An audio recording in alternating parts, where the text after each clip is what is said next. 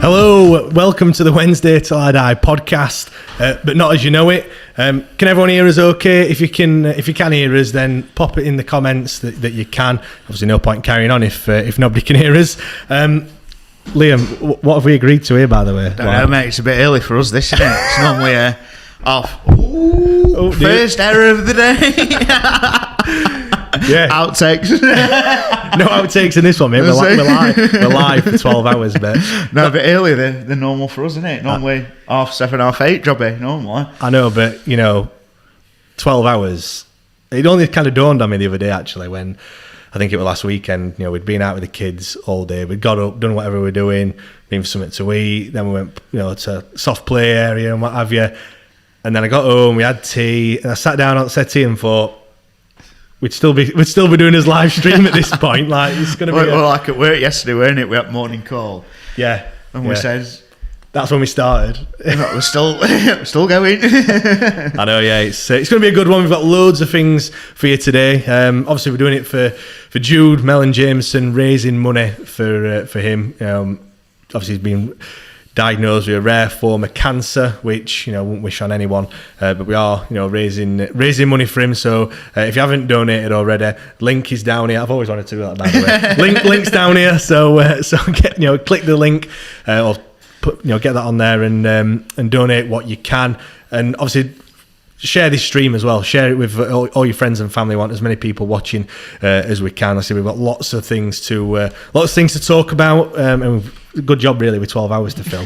We've got Lloyd Owusu joining us hopefully in about 5 or 10 minutes time, so we'll get him on live from Australia of all places, obviously where he's living now. Obviously we're talking about Sheffield Wednesday, but also we can talk about anything you want as well. Like I said, get in the comments as well, and we'll read some of them. Obviously, I just want to start with a few thanks before we get underway. I mean, first of all, Daryl, you can't see him, but he's over here just sorting all the stream out and everything. He's one of our Patreon members, so massive thanks to Daryl and Brent as well. Brent's just over there for letting us use this space, which really, really appreciate. And a massive thanks to everyone that's donated already. And not only that, everyone that's donated prizes to the raffle. We've got loads and loads of prizes, haven't we? Yeah, unbelievable, really, isn't it? I mean, we had to do a bit of digging, but a lot of it came quite naturally, didn't it? Listeners, Patreon members, friends, Yeah, we've got a couple of shirts. Where's one of them? This one here, signed 2011. Not sorry, 2014, 15. That one I think it is. Match worn. Yeah. Chris Maguire as well. There we go. Matt showed something else there, but anyway, we've got loads of shirts. We've got bottles of champagne. We've got vouchers for various bars and restaurants, haven't we, that you've sorted out. Tickets for comedy club. Oh yeah, I forgot about that one. I mean, if you click on that link to donate, there's a big list of all the things as well. So every £5 donation is one entry into the raffle. So yeah, that's How much have we raised so far? So we're ticking on for 800, aren't we? So far, just under 800. So. There we go. Daryl's brought it up on the screen for us there. So 800. No, I can't even see that. 817, I think it was. I need my eyes sorting there, but I might don't put them on. You'll get a headache. I might need them a little bit later on. We weren't expecting Giles, but he's obviously had to win the National League playoff final. Did a full John Terry, didn't he? I missed it. I weren't here, so I've heard about his full kit antics. Yeah, put his full kit on. We're saying he's probably full kit in airport with medal on. In bars. We're in Football League now, Do you know who I am? But no, he's in Portugal at the moment, so he's coming back today. So hopefully a little bit later on this afternoon he's going to join us because he has got something to bring along, which we will show you later on. Is Lloyd ready? It's not his medal. He might bring it. Oh, he might do. You never know. What do you think he's going to turn up in full kit? I hope so. It would be class if we can. Now we're going to bring our first guest on. Now this former Owl has played for a number of clubs, including Brentford, Brighton, Reading, and Adelaide United, all the way back in Australia. I'll not name them all because I'll be here all week. Let me put my headphones. Get your headphones on, mate, so you'll not be able to hear him. Now his nickname over here is the Minute Man, and I hope you all raise the roof because we've got Ghanaian international Lloyd Owusu. Everyone, Lloyd, how are you, mate? What's happening, guys? Can you hear me? Yes, I can hear you, pal. How are we doing? We can hear you and we can see you, Lloyd, as well. So, Lloyd, how's it going, mate? You all right? Yeah, not too bad, thanks. Not too bad. Good stuff. I know you've got a busy day today. Obviously, what time is it over there in Australia at the moment? Just come up to 6:10 in the evening. 6:10, yeah. Let's. Are you off to a party or something like this afternoon? Yeah, it's got my cousin's birthday dinner, so got to shoot there. 8:00 it is. So it takes me about 40 minutes to get there. So yeah, good. Well, do really appreciate you coming on, mate. First of all, let's just get straight into Sheffield Wednesday then. First of all, we did the little celebration. You know, the raise the roof. Yeah, raise the roof. Where did that celebration come from? It actually came when I was playing at Brentford, though. I scored a goal against Darlington. I scored a headed goal by my first year pro, and then all of a sudden I just automatically ran away and just sort of done it. I don't know why I did it. And then when I came out the next game, and then the announcer Peter Gillam shouted out my name, and when they called out numbers, all the players, he called out my name, and then all of a sudden all the fans were just raising the roof, and I was like, you know what, it's a nice little trademark here. So ever since then, since 1998. It's stuck all the way through. Get it straight in. Yeah, good stuff. It must be amazing seeing all the fans as well, like, you know, at Hillsborough and whatever, when you score the goal, doing the celebration. It's like a connection between you and us, isn't it, really? Yeah, that's what it's all about. For me, ever since my career, you know what I mean, it's always about that interaction with the fans, because without the fans, you know what I mean, us players wouldn't be there. They're the ones who pay our wages. So for me, it's all about giving back to them and interacting with them and appreciating what they do for us when we're on the pitch. Yeah, definitely. Just let's go back to when you signed for Sheffield Wednesday. And how did that move all come about, Lloyd? Do you know what? I was on the Bosman from Brentford. We'd lost the playoff final in the end against Stoke back in 2002. And I had an abundance of clubs, to be fair, because I was on the Bosman. My contract had finished at Brentford. So there was a lot of clubs that were interested in me. So I was speaking to Millwall, QPR, Gillingham, Stoke, obviously Sheffield Wednesday. Lastminute.com, Sheffield United came at the 12th hour. But yeah, I was speaking to a few, and then, like I said, I came up to Sheffield. And obviously, to be fair, I wanted to stay in London, to be fair. Crystal Palace was very close to sign. I was very close to signing to Palace. I was very close. But then I came up to Sheffield, and there's just something about the place. I went to the stadium. I met Terry Orth, and he just gave me a real feel about, you know what, this is something different. And I thought, you know what, let me get outside my comfort zone and move away. You know what I mean? Let me move 2-3 hours from down south to up north.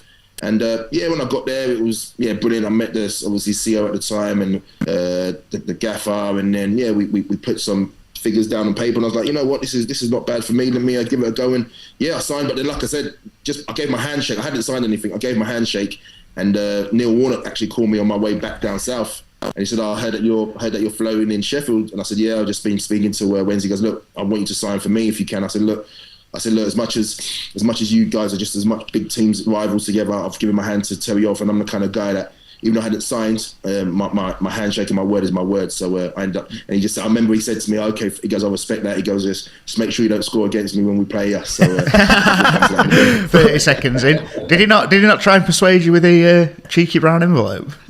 That I heard he's. I read something about this last week. Yeah, I heard about this story last week with a couple of players apparently.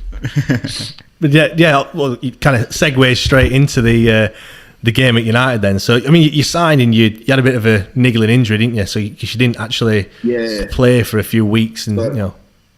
Oh yeah, it was a couple. Well, to be fair, I mean, because I signed the end of I signed around June, end of I think June, July time. I signed for Wednesday, but then I had a knee operation after the playoff final, so all the clubs knew I was out with a medial. So it was always going to be about a 6 to 2 month window of being out and just doing my rehab. And Wednesday done well with me with my rehab, but then I just had a vision that my first game was going to be in a local derby against United. And I told all the boys that, and they were like, "Shut up, Lloyd." I said, "Yeah." I said, "I'm going to make my debut." I said, "I had a dream that I'm going to come on and score my first touch." And I remember I was in the gym. and Quinny. It was there. It was Quinny, Macca, Paul McLaren, Derek Geary, Lee Bromby. They were just like, "Shut up, Lloyd. You're talking waffle." I was like, "No, trust me, I'm going to score. I'm going to make my debut."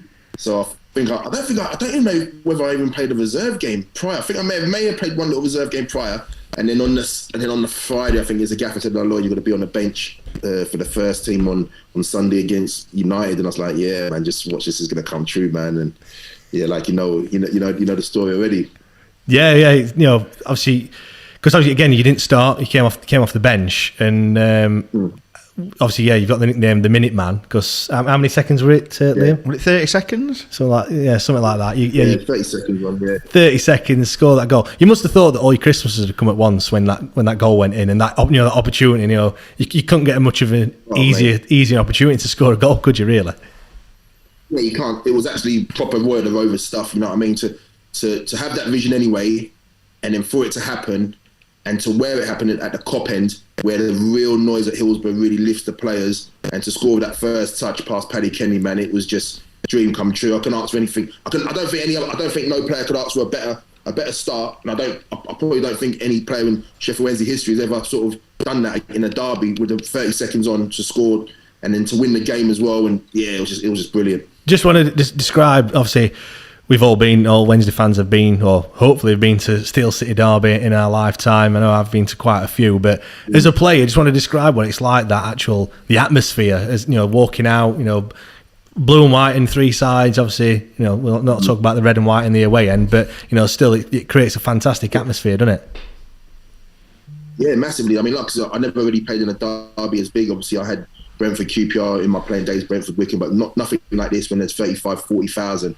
And like people told me about it. You saw it used to sit on TV prior, but then coming out there and you just feel the roar of the fans, just feel the elation and just you get goosebumps. I had goosebumps, and like the city was just quiet outside the stadium, but the stadium just a buzz, and the feeling's just emotional. You just feel such an adrenaline. You just want to do it for the fans, and yeah, that day we did. Yeah, it was to beat Sheffield United is one of them ones. Like you're right, what you're saying. You get nervous, don't you, Liam? Like just in the run up to the game. It's weeks, isn't it? It's even a month. You've got mates who are Sheffield United fans giving it big in. Yeah. Well, especially more recently. Well, yeah, we haven't played them for a little bit. I mean, obviously Terry Yorath, like I said, you've mentioned him already. What was Terry Yorath like as a manager? Because he wasn't there a long time, but what was he like from your point of view? Yeah, for me, I thought it was a great guy. A real honest dude, an honest gaffer who had the respect to the players. I mean, I had so much time for him. Like you said, he wasn't there for my time. There wasn't there long in the end, but he put his arm around me and he showed me a real father figure, nurture, and I appreciate everything he did for me. So he was a good guy for me. Yeah, just another thing. I know, obviously, when we spoke to you the other, quite a few months ago now, when did the interview, you're talking about how you had a bit of a routine, a bit of a ritual before the game. Obviously, it used to get nervous. Do you want to talk about that, Lloyd? Yeah, but I mean, prior to Wednesday, no. I guess it was when I actually joined Wednesday. I think the adrenaline from coming from playing in front of 4,000, 5,000, 6,000 every week to playing in front of 25,000, 30,000 was massive. And then obviously in today's society, there's a lot spoken about, what I mean, sort of mental health or I wouldn't say depression, but anxiety, etc. And I think back in them days, what we're looking now is nearly 20 years ago now, isn't it? 20 years ago, that wasn't spoken about. So when I look back at it then, I would put it down to anxiety and nerves, because I remember coming on the pitch and all of a sudden I just started puking up. But then all of a sudden from there though, it just became a routine. So from there it was the habit. It was just a habit. So every club I even went to, I wasn't nervous after that though, but because it just made me sort of feel relaxed and relieved, I just used to do it before every game. Yeah, and that continued throughout your career, did it? Yeah. From Sheffield Wednesday to maybe my last professional club, Barnet or Luton, whoever it was. Yeah, 15 years later. So I would, yeah. Crazy. Now, one player that was there when you was there scored in that game against United, Chef Kikuchi. What a player Chef Kikuchi were. Yeah, top lad. He's a great guy on the pitch, and obviously even better off the pitch. Me and him got along so well. He was a very, very reserved guy, to be fair. Not many people know. I mean, he he kept himself to himself. You know what I mean? He let his football do the talking. Like, he got a bit of stick here and there because, you know what I mean, big man with not the greatest touch, as people used to say, but mate, he would know where the goal was, and he was a beast of a centre forward. He would just batter defenders, and overall for me, he was a great foil to play with. What you didn't practice his celebration in training, did you at all? Nah, man, that skydive frigging land on your chest, man, that was nuts. Where did that? Do you know where that came from? Babe, I swear, Liam, I don't even know where he. It must hurt him because, like, without being rude, he's not a small unit, is he? and it's not as if he even lands to soften the blow with his hands when he lands. It just boom, pigeon chest. Oh. Do you know what? I can just see it now. Lloyd Owusu out for 3 weeks with broken ribs after trying his celebration in training. I'd puncture a lung if I tried that. Yeah, we're not going to be trying that today, boys and girls. We're definitely not going to do that. Just obviously, we mentioned at the top, international caps for Ghana. It's a bit of story about how that all came about as well, weren't there? Yeah, so I was at Reading, and I was doing quite well at Reading. I got a phone call from Sue, the club secretary. She said, "Oh, Lloyd, the Ghana FA want you to come and play for them in France. They got a friendly game in France." I was like, "Oh wow, okay." I said, well, never really thought about it, and then I thought, you're never going to really play for your country that you were born. So I thought, you know what, my motherland's calling me, why not? But as you can appreciate, London to France isn't a long journey, mate. No. Myself and Patrick Adjiman at the time was playing for Wimbledon. It took us about 2 to 3 days to get to France. Mate, we ended, because it worked out cheaper for the Ghana FA back in them days. We actually ended up going from. I got a lift to Stansted, and then I got Stansted, and then the flight got delayed to Germany. Got to Germany, and then we had to get a bus ride from Germany all the way to France. And I'm like thinking, why don't we just go like straight from, even just put us on the ferry or the train and just direct. So I think we got there like 2 days later, and then the day me and Patrick actually got there was the same day of the game. So the boys already had a couple of training sessions. We got there the day of the game, and then luckily it was a great experience. Yeah, playing for my motherland, and at the time there was a lot of young Ghanaian young players who obviously forged great careers. Michael Essie's of this world, Stephen Appiah, Asamoah Gyan, who else was there back in them days? Larry Kingston, George Boateng. So these are guys who've had a forged great Premiership careers and Champions League players, and Asamoah Gyan, Suleiman Matari, and it was a beautiful experience to train with these. I remember we were doing a keep ball session as well, and literally doing this keep ball session, I was in the middle, and I just stopped and applauded these boys because I literally stopped the session. Something else. They were phenomenal. They were. You could tell why they're playing at the top elite European and English clubs at the time, man. Yeah, brilliant. I mean, what were it like when you went into that setup then? Were you, you walked in and you're like, "I am Lloyd," or what's it like? Yeah, back in them days it was very, I wouldn't say clicky because a lot of them, because obviously obviously as you can imagine, a lot of the Ghanaian boys were from, obviously the majority of them were born in Ghana, but obviously gone overseas to Europe. So they've got that real culture behind them. Where a lot of the boys who were coming from England, who were Ghanaian from England, because we were English-born Ghanaians, we didn't really, some of us might not even really speak the language, but we understand it. So we're not really have that real cultural side that these boys have. So it was a bit daunting, to be fair, because the majority of them would be speaking in Tree, our national language. Yeah.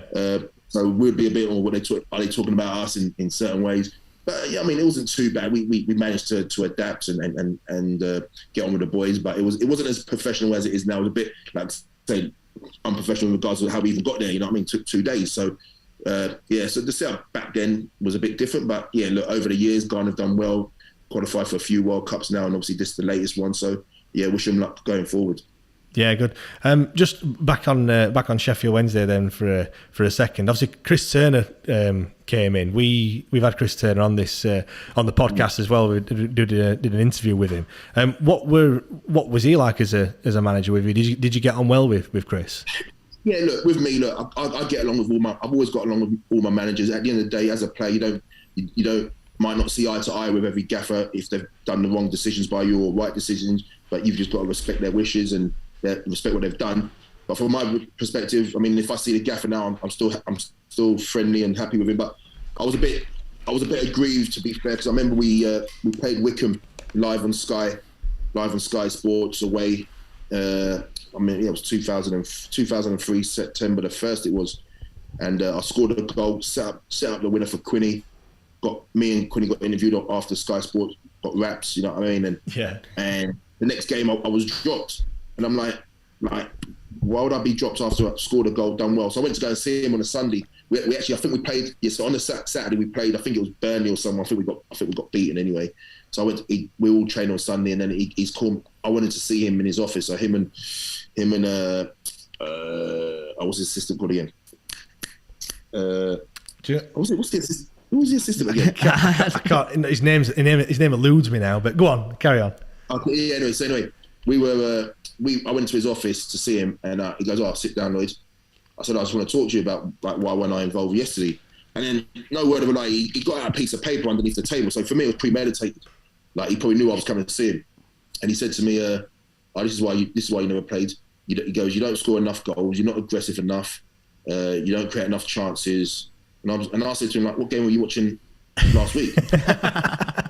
He goes, "That's how I see it." But I was just really pissed off, so I stormed out the room and then went out to train. And then my head was just frothing, and I was going out smashing players. And then after the session, he goes, "That's what I'm talking about. That's what I want to see." So it was more to get a reaction out of me. Okay. And then obviously, look, we didn't really see eye to eye too much. Then he wasn't really playing me, and for me, I needed to go out and play. So luckily for myself, I got the loan move to Reading, which was a bonus for me going back into the Championship from League One. So yeah, it was a blessing in disguise for me in the end. Yeah, I mean, how do you look back on your time at Sheffield Wednesday? Do you look back in fond memories? Because like I said, you had a fantastic time at Brentford. You know, you did decent at Reading as well. You know. Yeah. Look, fond memories in regards to the way the career started. You know what I mean? I signed a long-term deal, a 3-year deal, and me, I'm a kind of player who'd always want to see out that and do well. Yeah. But if things don't go to plan, you've got to look at other options. And obviously, if we didn't do well as a team in the first year with the relegation, and then obviously a new gaffer comes in, you've got to respect his wishes in regards of who he might want to play or bring in. And I've got to put my hand up to that and say, I respect it. He's got to do that. And if I'm not his type of player, I've got to maybe look elsewhere. And they gave me the opportunity to go elsewhere. But so overall, I don't regret anything at Wednesday. The fans, unbelievable. I remember when I was out in the streets or in the evening going for dinners or shopping mall, you know what I mean? They'd always stop me and ask for photos or autographs, which was brilliant. Doing the celebration, of course. Yeah, sometimes, exactly. I mean, so overall, it wasn't a bad experience at Sheffield Wednesday at all. Yeah, good stuff. Well, everyone listening as well, what's your fondest memory of Lloyd? Get it in the comments. What's yours? It's got to be the goal, hasn't it? Yeah. It can't be anything else, can it? No, not really. Just move it. Sorry, can't hear you. But yeah, it has to be that goal when you came. And I must admit, when I was there that day, and when you scored the goal against United, I thought, hey, we've got a proper striker on his hands now. Do you know what I mean? The scoring after 30 seconds. But yeah, it's been fantastic. And Lloyd, thank you very much for you coming on today and taking time out of your day. I know you've got a busy schedule and what have you, and with the timings and what have you, been over there in Australia. But before we do go, Lloyd, what are you up to at the moment? You're working in a school, is that right? Yes, I work at one of the top private schools in Australia called Cranbrook, where I'm the first 11 head coach. And here in Australia, in the private school sector, it's a very prestigious thing to play for the first 11 and be a coach. And then also I'm the general duty master. So in theoretically, I'm the discipline master, as they say. So I'm in charge of all the discipline at the school, the behaviours. I do all the investigations if anything happens. So I deal with a lot of stuff like that. So I'm more that middleman. So I'm that middleman between the teachers and the boys. So I'm like a big brother to the boys and like a liaison to the teachers. So when boys maybe have issues, instead of they feel a bit more comfortable talking to me because they know I'm a bit more street and a bit different. I'm not a teacher, so they come to me. So yeah, it's a really great role because it just gives me a sense of helping them and just giving them a sense of reality. Because the boys over this school, I mean, it's one of the richest schools in the country, probably even in the world. Okay. We've got the likes of the Russell Crowes, Nicole Kidmans, the Packer family. These are like multi-billionaire people. Like, there's the wealth. That's the kind of wealth that we're dealing with. So these kids are very, very entitled, but I try to give them a sense of reality. So it's very rewarding. I can imagine you cracking the whip when they're stepping out of line and what have you. Yeah, I'm fair, but I'm firm but fair, you know. So and they respect that, you know. Any talents that we need to watch out for then? In the past, I had a really good team 3 years ago. A couple of boys have kicked on in the local so-called NPL world here and in the professional game. With school systems, it's up and down. My next crop will be my current year 7. So I've probably got another 3-4 years until they come to me. Yeah. And hopefully, if they're still together, they'll be a good bunch. So it's swings and roundabouts, as they say. Australian football is kind of, well, I want to say it's on the up in it a little bit. You know, it's still new, I suppose. But obviously, they've had quite a lot of former professionals not former professionals, but sorry, like Premier League players that have gone over to Australia to ply the trade and what have you. And it's the standards getting up there a little bit, innit? Yeah, it's got better. You know what I mean? It's still up and down. When I first came back in 2009, it was very slow, robotic.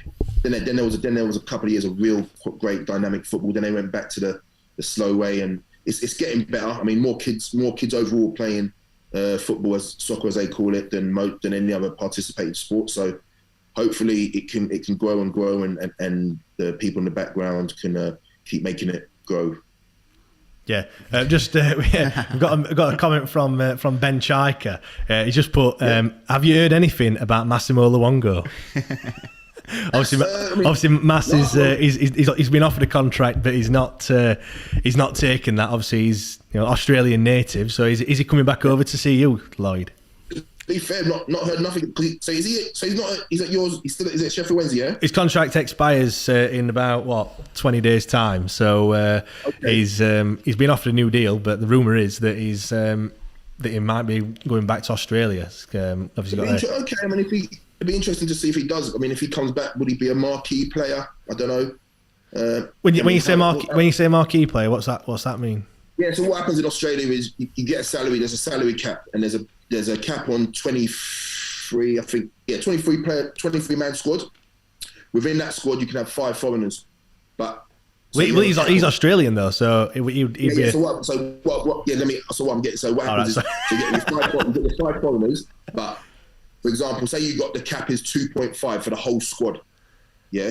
But outside that 2.5, you can have an international marquee and an Australian marquee. Right. So they get paid. They can get paid outside the 2.5 cap, for example. Right. So, for example, say someone like a Massimo was to come, would they deem him as a marquee player? Maybe. So he could get paid outside that 2.5, whatever the cap is at the time. So the chairman or someone will just pay him his own figure of whatever he might earn for that year or 2 years, whatever. So look, if he's coming back, obviously look, the A-League's growing. So I mean, how old is Mass now? 29? Yeah, around that, I think. Yeah. Just give you a bit of context, Lloyd. That Liam, like Massimo Luongo, is probably Liam's favourite player ever. We rinse him about it all the time. So yeah, if he doesn't sign a new contract and he goes, I'll be coming out to Australia. Yeah, have you got a spare bedroom, Lloyd? Because Liam might be using it. Lloyd, thank you very much, mate. Thanks for coming on. Really appreciate it, and enjoy your party. Don't have too many beers later on. No, I'm driving anyway, so all good, mate. All good. Great stuff. All the best for the whole day, guys. No worries. Cheers, Lloyd. Mate. It's only just begun. We've got another 11 and a half hours to go, so this is just the start. Nearly there. Take care. Cheers, Lloyd. Thank you, mate. Take care. Bye-bye. Yeah, that were brilliant, that weren't it? Mate, that was quality, to be fair. I'm calling you Lloyd there, but Lloyd Owusu, that's one of many guests that we're going to be having on today, which is going to be brilliant. Let's talk about we did. It seems a few weeks ago now, since quite a while ago, since the end of the season. Let's move out there, mate, just so we can hear you properly. It's all right. And but yeah, the season's ended quite a few weeks ago now. We hadn't done any end of season awards, but we sent there was a link for all the listeners to get involved in. So massive thanks for everyone that did get involved with those end of season awards. let's go through. We've got quite a lot of categories to go through. Best goal of the season, most improved player, biggest what the fuck moment. It's not even 9 o'clock, but I'll swear anyway, it's fine. Best signing, biggest flop, unsung hero, and then we've also got young best player of the season. Not a massive pool of players to pick from, I must admit. No. And then, of course, player of the season at the end. So we'll go through them first, and then we'll read out like what the fans have voted as well. So, goal of the season. Do you want to start or shall I? I'll start. Go on, for me, I mean, it has to be the Barry Bannon goal against MK Dons away. Because I think it's one goal League one goal at season. But if I had to choose another one, I would probably say Barry Bannon again, because I think pretty much every goal he scored were worldy, weren't it? The goal against Doncaster at home. Is that the one where he stopped it dead and... Yeah, stopped it. Left. Oh wait, Doncaster. Yeah, Doncaster at home. I missed that one, didn't I? I weren't very well. Oh yeah, well, third. That was the first game of the season. Yeah, it? First home game of the season. Yeah, after Charlton, weren't it? Yeah, bent it with his left foot, top corner. Yeah, I can't have that one because I weren't there. I must admit, it was one of the ones where obviously the season's just started. Obviously, we're drawn against Charlton.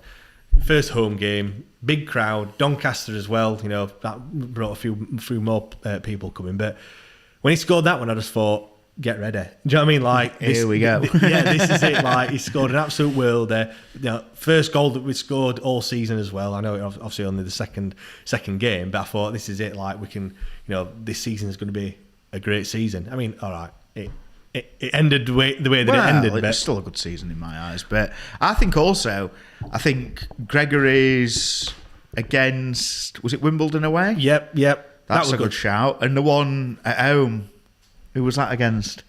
Which one? From outside the area, where he slotted it round the defender's foot. That were against Darryl. Can you remember that one? Do you know which one I mean? Bottom left. If you're in bottom left. Was that against AFC Wimbledon as well? It might have been at home. I can't remember, mate. We're shit at this, aren't we? I know. Bloody hell. I know which goal you mean, though, because I was sat right behind it on Cop, and it was the defender. Literally, he had like that. The width of the ball to put the defender headed it, didn't he? Ball up, defender headed it back. Yeah, he hung back, chested it, and then defender come out, hung a leg, and literally, like I say, the bottom corner was there, and he just It's one of them ones where he kind of that just showed his true qualities for me. Yeah. Like he knew what he were going to do. Do you know what I mean? He knew that he were going to, he weren't going to win the header, and he just thought, right, I'm just going to. And even just for the Pato at Wigan away. Do you know what? It's not the best goal, but for the situation, and I was there, obviously. Yeah. I mean, it was just.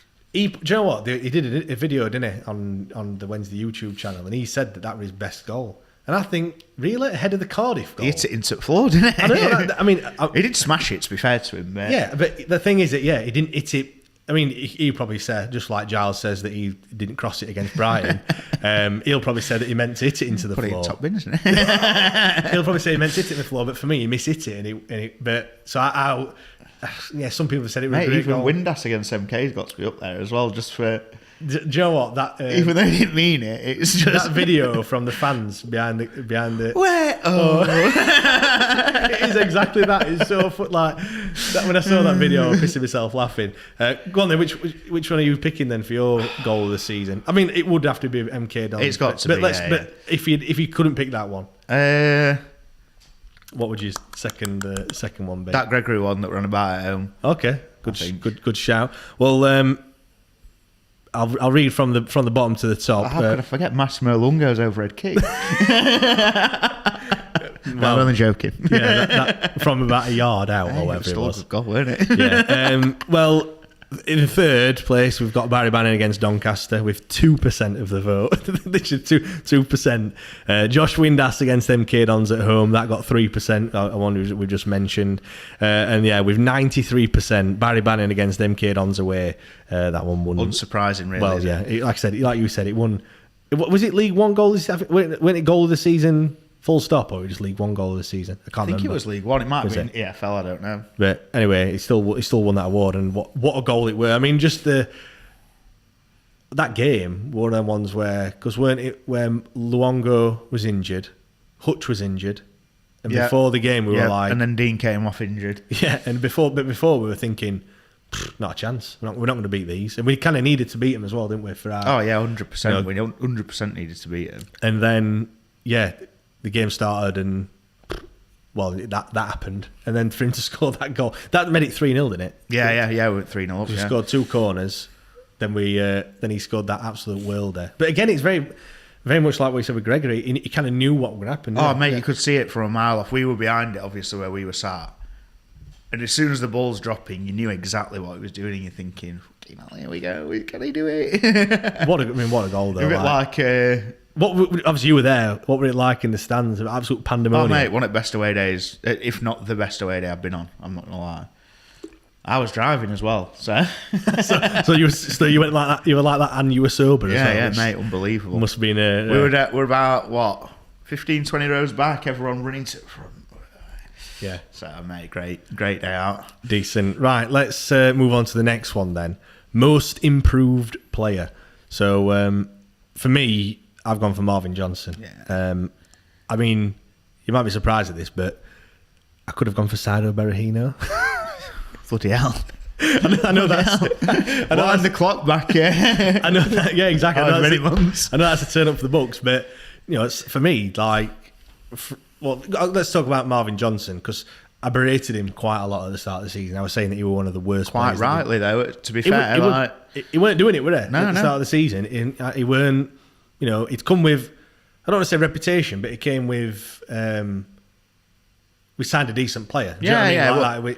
Bit of a journeyman, weren't he? Yeah. But he was playing a solid amount of games, wasn't he? So, and obviously he was at the dark side of the city for a bit. Yeah, we'll not talk about that. Only a few games, but now I'd heard a couple of good bits about him from some of my pals as well. So yeah, and he came in and, like I said, he just did. I wouldn't say did he look disinterested. I don't know. He just didn't look like he were doing it.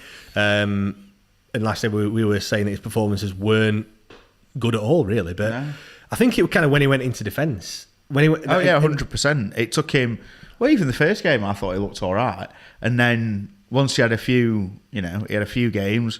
People came back. He went out to the left. Obviously, Corbianu went. I think within that time. What? Like left.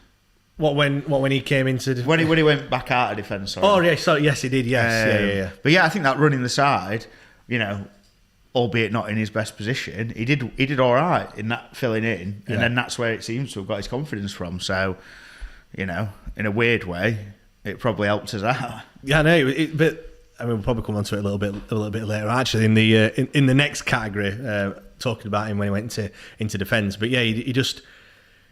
There were that spell of games, weren't there, in that second half of the season where it were almost like unplayable, weren't it? Yeah. It was a spell of it was quite a few games, wasn't it? Yeah.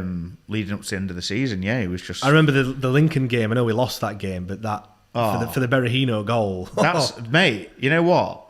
That could be the goal of the season for me, purely because of the assist essentially. Yeah, because didn't he like flick it over the Didn't he flick it over? Mate, in his own half, Keane ran all the way down. Yeah. Well, the other one was that he did with Doncaster, weren't it? For, again, Saido Berahino, where he absolutely schooled him on the touchline. But yeah, for me, Marvin Johnson has to be. Yeah, I think you could throw Byers in there, but obviously, I just think for the amount of games that Johnson's played, and his progression over the season, he's got to be number one, hasn't he? For me, yeah. Well. I mean, yeah, you're right there. Byers, again, he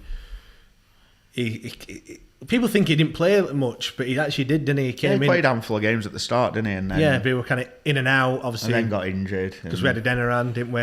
Deli Bashiru as well. And then, when he were injured at the same time as Mass, they kind of both came back at the same time, didn't they? And when we were talking about it for pretty much every single episode at the second half of the season about the midfield three. The three musketeers. Yeah, and it was, wasn't it? And that's like, he's obviously put the hard work in and everything, getting back to full fitness and to play the well. It were almost, we just, when we were talking about who we were going to play, it were just them three, weren't it? Yeah, they were first three on sheet, weren't they, really? Yeah, so let's, so you would say, what are you going for? I'm going Johnson as well.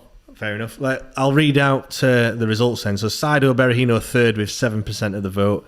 George Byers 15% and Marvin Johnson 65% of the vote. I must say that most of these are quite resounding wins for it's quite obvious for most of them. But yeah, everyone voted Marvin Johnson as most improved player. So next one, biggest what the fuck moment.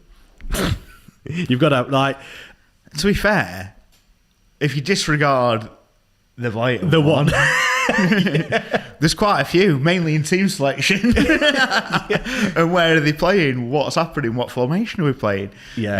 Especially in that period where we were lacking defenders. Yeah. But obviously, I think after that period and after Christmas, we pretty much settled on a formation. But yeah, whether it's Johnson at centre half, but it's got to be. Well, it's got to be Ipswich, hasn't it? Do you know what?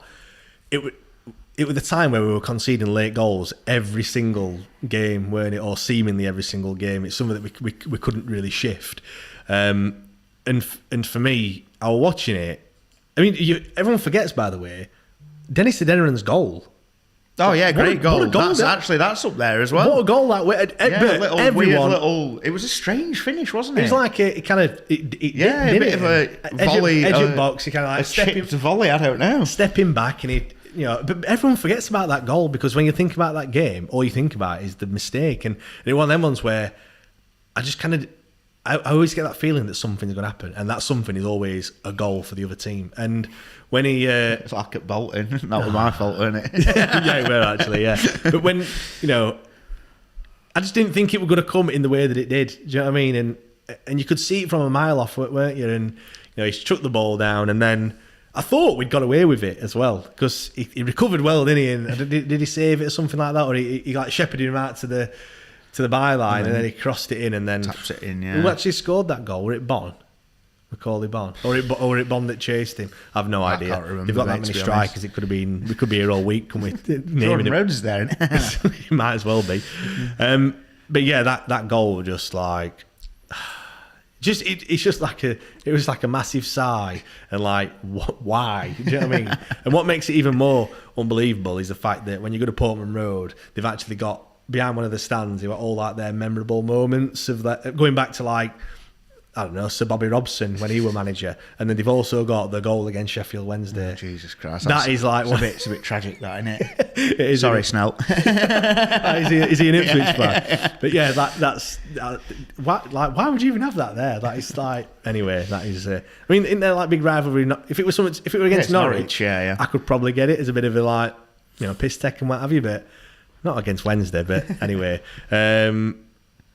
Well, which one did you say? Mate, it's got to be that, hasn't it? All right, they are quite resounding, aren't they? Yeah, Marvin Johnson playing left centre half against. I thought it was against Bolton, but it weren't against Lincoln. It was against Lincoln. Oh, was it? I thought it was Bolton. Bolton were the game where Hutchinson and Gibson both got injured, and they went off at half time, and we had to like change it all up. But no, it was against Lincoln. That I can remember. I don't know about everyone else that's listening, but before the team sheet comes out, you're like, it ticks to 2:00 on a Saturday afternoon. You're quickly refreshing on your phone, aren't you? Like trying to, and then it comes through, and you're like looking at it all, and then you always like go right, who's playing where, how many changes, and that I can remember that game going. I just remember reading team out and getting halfway through, thinking, what the hell's going on here? Yeah, because obviously it doesn't come out with a formation, does it? No. So you just lists the players. So you're reading them, and you're like, Johnson, playing left, playing left side of midfield. Or left wing back or whatever, and then you're like, I don't know if Corbiano were playing that day. Corbiano, and then you're thinking, wait a minute, like, are they both playing in the same position? And then I don't think anyone knew where anyone were playing, did they? Like, obviously everyone had got the rumours and what have you, but then it went on when they came out for the game. Everyone's looking, where's everyone playing? It's like thinking, what? Like, why? Why is Johnson? He's never been a defender in his life. And he's tipping up at left centre half. What were you like when you saw him? Well, it was surprising, but then at the same time, we'd not got many to pick from, had we? So it was like we had to do something. Yeah, exactly. Just to everyone as well, everyone listening. Thanks everyone that is listening at the moment. We are raising money for Jude, Mel, and Jameson. Obviously, it's got how much does he need to raise for his treatment? Something like £350,000, It's a lot. So. Which is absolutely crazy. So yeah, if the link is down here, the link is also in the description. So if you can donate, anything that you can donate is massively appreciated. Every £5 that you donate does go to one entry into the raffle. We've got loads and loads of prizes. We'll be showing you some of those prizes a little bit later on as well. But yeah, massive thanks to everyone that's donating. Just want to put the total up, Daryl. Let's just have a look how much we've raised so far. That'll be coming up in a second. I set the target as 1,000 initially, but how much do you think we'll raise today? I don't know, mate. I don't know. Ambitious. Could be the comic relief moment, couldn't it? Mate. I don't know. I think we'll do all right. Two? I think 2.5, 3? I don't know. I have no idea. Mate, I'm not gonna lie. I'll be happy with 1,500. Yeah, they asked me on radio. But anything more is more to be fair, a bonus. Obviously, as much as people are willing to donate, obviously, once we show prizes later, there might be a bit more interest. Yeah, we have got some good prizes that we've actually not shown everyone. So here we go. Let's have a look. Just have to touch it up a little bit, Daryl. Just go onto the website page and just scroll down a little bit, and it'll come up. Go on, Daryl. Just on here, mate. Whoa. Let's have a look. There we go. £817, mate. Right, we're getting there. That is absolutely crazy. £817 that we've already raised. Get over the grand by 11 o'clock. That'd be amazing, wouldn't it? Yeah, definitely. Well, let's carry on. We have got some other guests coming up. Let's have a look. Next one, best signing. So loans and freezing loans. Loans and then t-shirt. Yeah, that's a great shout. That one, freezing loans. Well, not anymore, mate. It's big spenders now, isn't it? Like 10 million for Jordan Rhodes coming. We're going to sign him. Christ, it's happening. It's happening. Go on, the best signing then this or last season. Who would you say? I said include loans in that as well. It's got to be Silas-Out, isn't it? Florian Canberra, who by the way, I don't know if you saw that message I put in the group yesterday. He scores better off the pitch than he does on the pitch. If you've seen his Instagram, you'll know exactly what I'm talking about. What I'm talking about on that one. Go on, best signing. For me, it's quite obvious to be honest. Yeah, I mean it's Gregory, isn't it? But you look at you say that Johnson, Byers. Yeah, there's a lot. There's some good ones, as much as there's been some rough ones. Yeah, there's been quite a few that have been a bit like, Lewis Wing. And then we've got biggest flop. Obviously, you look from Christmas as well. Story. And it's not over the whole season, but we've had some that have worked out really well, haven't we? So, but yeah, it's got to be the main man up top on it. Yeah, Lee Number Gregory. 9. Yeah, he's our striker. He's our number 9, of course. It's when we signed him, I was like, what a signing that is. Like, do you know what I mean? When you think he's pulled, he hasn't just pulled rabbit eye out. He's pulled, I don't know, tiger. He's pulled whatever. Well, yeah, and you think, well, obviously, like I said before, he'd not played a lot over the last couple of seasons, but you think if he gets it right in this division, he'll do well. And I mean, we missed him for, was it a month, 2 months? It's something like, it's more than we think. 8 games? Yeah, it was something like that. Because I can remember it would literally Saturday, Tuesday. Yeah.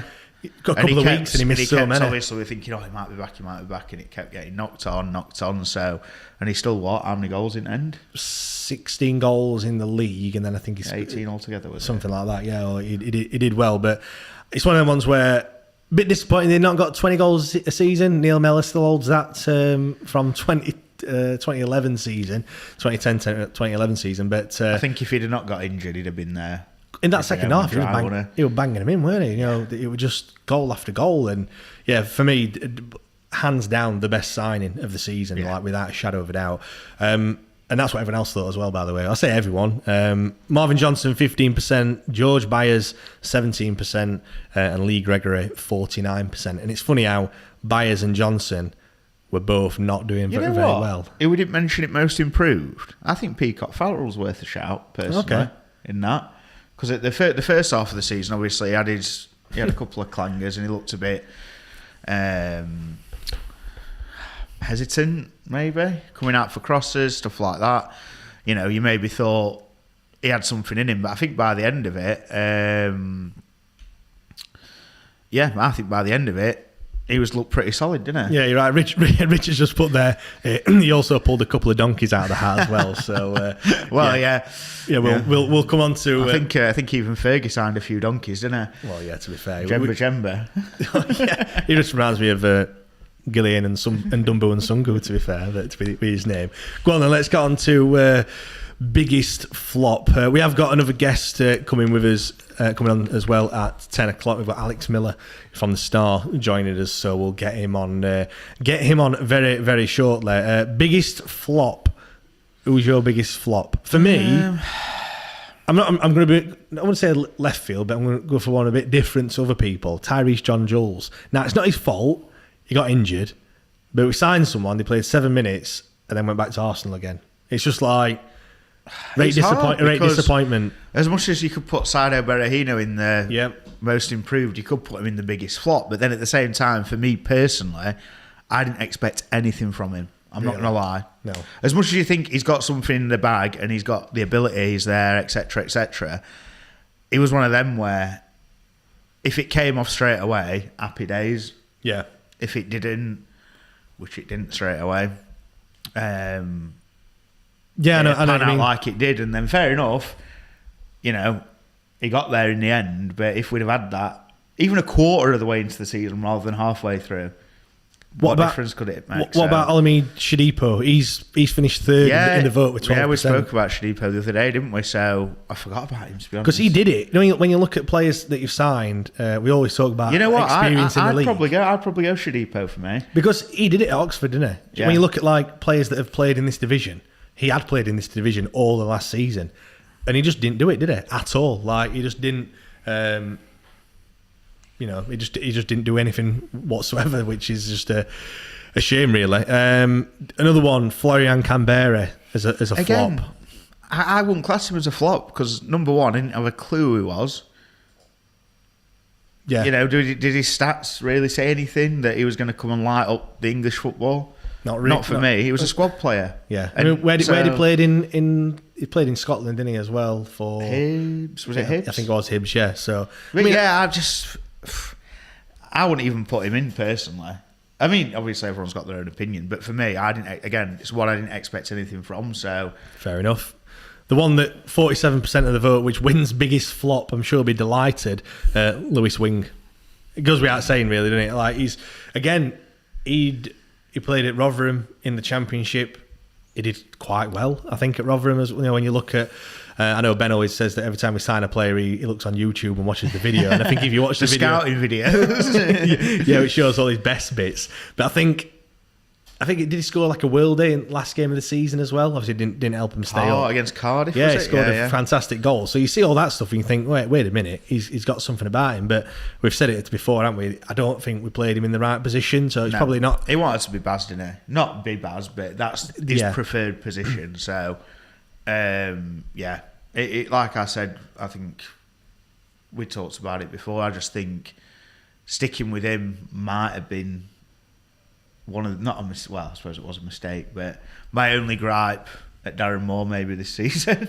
Yeah, he did stick with him for a little bit too long, didn't he? Really, and I think everyone were crying out like, "Don't play him, play someone else." I know we had injuries at the time, and it didn't help, but for me, he just didn't quite do it, and didn't do the business. But yeah, right. Next category, we've got unsung hero, we've got young player of the season, and then we've got player of the season, and then hopefully.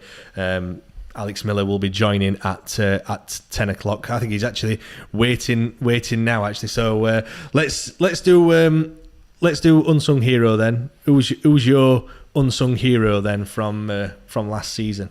Ooh, there's probably two big candidates. I think. Do you know what? My two, Pato and Palmer. Yeah, do you know what? Patterson is a shout because I know he gets so much stick. And yes, he's not the best player in the world. We know that he's not the player that he's not going to play every single week. But he's got us out of some shit, hasn't he? Some big shit. I obviously had my rant it was after mid-season, weren't it? It was more towards the end of the season for both of them. They've played here, there, and everywhere. They give everything every time they step on the pitch. Yeah. You know, if it weren't for Pato this season, I mean, fair enough, he filled in at centre half, right wing back, did a job at centre mid one game when we changed it up a little bit. Yeah. Obviously up front, scored, and he pitched in with some 6 or 7, I think 7. But they were important goals as well. You talked about the Wigan goal already. Do you know what I mean? So that they are important. So and nod down for whichever goal it was. Was it a Berahino goal or was it a Gregory goal? He nodded it back across goal, didn't he? Gregory last minute, that against Wimbledon. Can't remember now. You know what? They've all merged into one. Since we've been looking ahead to next season, which we're all going to be talking about with Alex Miller in a couple of minutes, it's kind of all just all a bit of a blur, isn't it? When you go back, but yeah, people forget that he just come on and. Not many people would have probably done that. You know, to have the vision to actually pick him out. Whether it's something they've worked on in training on, I don't know. And again, both of them, Palmer as well. I think he missed a game because of COVID, and another one with illness or injury. He's only missed a few games. Yeah. Same with both for him. Pat only really gets injured when it's head injury, which for the first game of the season weren't against Clare, because that's just the way he plays. So yeah, I think those two are the top contenders for me. And again, Palmer's right wing back. Right centre half, left centre half, left back. Yeah, you know. George Byers 12% of the vote in third. Jack Hunt, 25% in second, and then 27%. So very close. This one, Liam Palmer has won the vote for the unsung hero, and I think that's right. You know, he does get probably a bit of unfair criticism. Let's say. Let's zoom on to young player of the season then. So I've gone for under 25 because if I did like any older or any younger, there'd have been about 2 people. Brennan and I don't know, maybe Bailey Cadamarchi might have won it. But yeah, so like I said, they weren't a big pool to pick from. I'm going to go with Jordan Story for this one because it's no surprise that when he came into the team in January, we went on that amazing run. Yeah, do you know what I mean? And people were saying that the defence needed it. We needed centre backs. We were desperate for him. And he come in, signed him from Preston. I must admit, not one that I kind of knew about. Not one, but he did play for Preston. Yeah, he's played a decent amount of games, hasn't he? So, but we signed him, and I was more excited about the Harley Dean one. I know he's a fantastic player as well, but he got injured. But to say how young is he? 23, Jordan Story? You're asking me now. I'm not sure, mate. To be honest, he's definitely under 25 because he's in the under 25. Yeah. Peacock Farrell, does he fall in that bracket? Yes, he does. I think. Well, he must do because he's on this list. So, right, okay, yeah. Who was saying for that tells you he doesn't. Who was saying for young player of the season? I'd agree. Them two, Peacock Farrell or Story. Because I think obviously Peacock Farrell had his moments, but penalty save. He's made some great saves. He has. Mate, the one against worst time for my memory to elude me. Was it the one against Pompey? The one. Yes, he did. Top corner from an header from right close. Yeah. He's good with his reactions, isn't he? It's just his mistakes that do let him down a little bit. But we've got another goalkeeper to talk about, which we will be talking about with Alex in a minute. The other one we've got then is. I'll read the results out then. Fizeo Delabashiru, 15%. I think that's a shout. He was unlucky with injuries, I think. Yeah. Bailey Peacock Farrell, you've mentioned him, 32%, and then 48% of the vote, Jordan Story. There can't be many more because that nearly comes to 100. Adding them up. So yeah. Right, player of the season then. Wow. I think it's just a non-event, isn't it? Really, like when you think about it. Go on then. Without Barry Bannon, who else would potentially be with the shout of Gregory, of player of the season? Yeah. Hunt, Johnson, Mass. It's funny because I don't think this season there's been, other than Barry Bannon, I don't think there's been that many stand out. Do you know what I mean? Not for the whole. Well, Gregory. I'd say Gregory. Yeah, across the season. Johnson for the majority of it, because like we say, you've got to remember he played in a position for 5 games or however many games it was that he wasn't familiar with, and actually did really well in the end. Might have taken him a game or 2 to get there, but so yeah, I think there's quite a few contenders. Jack Hunt, But yeah, But it has to be Barry Bannon, doesn't it? To be, yeah. I mean, with goals and assists, like it was best season, isn't it? His best season that he's ever had as well. Like, what were it? 9 goals, 12 assists. And do you know what? I'm not going to lie. Throughout halfway through the year, I was questioning him as a captain. Well, we all were, weren't we? And by the end of it, you know what? Was it MK? It must have been MK. Or was it Bolton? One of the ones that we were at. I think it was MK. He came up to the fans before the game even started. Yeah. And we're giving it big and like. Yeah. And at times at the start of the season, I know it was because he was frustrated and probably because he weren't playing in position. He seemed to be just doing things at the wrong time. Yeah. Obviously, we don't know. Trying too hard. This as well. is trying too hard, shouting at people, and it came across a bit. For me, it came across a bit like. And then like. Just that bit where he does, obviously, at corners, he goes up to the crowd and whatever else.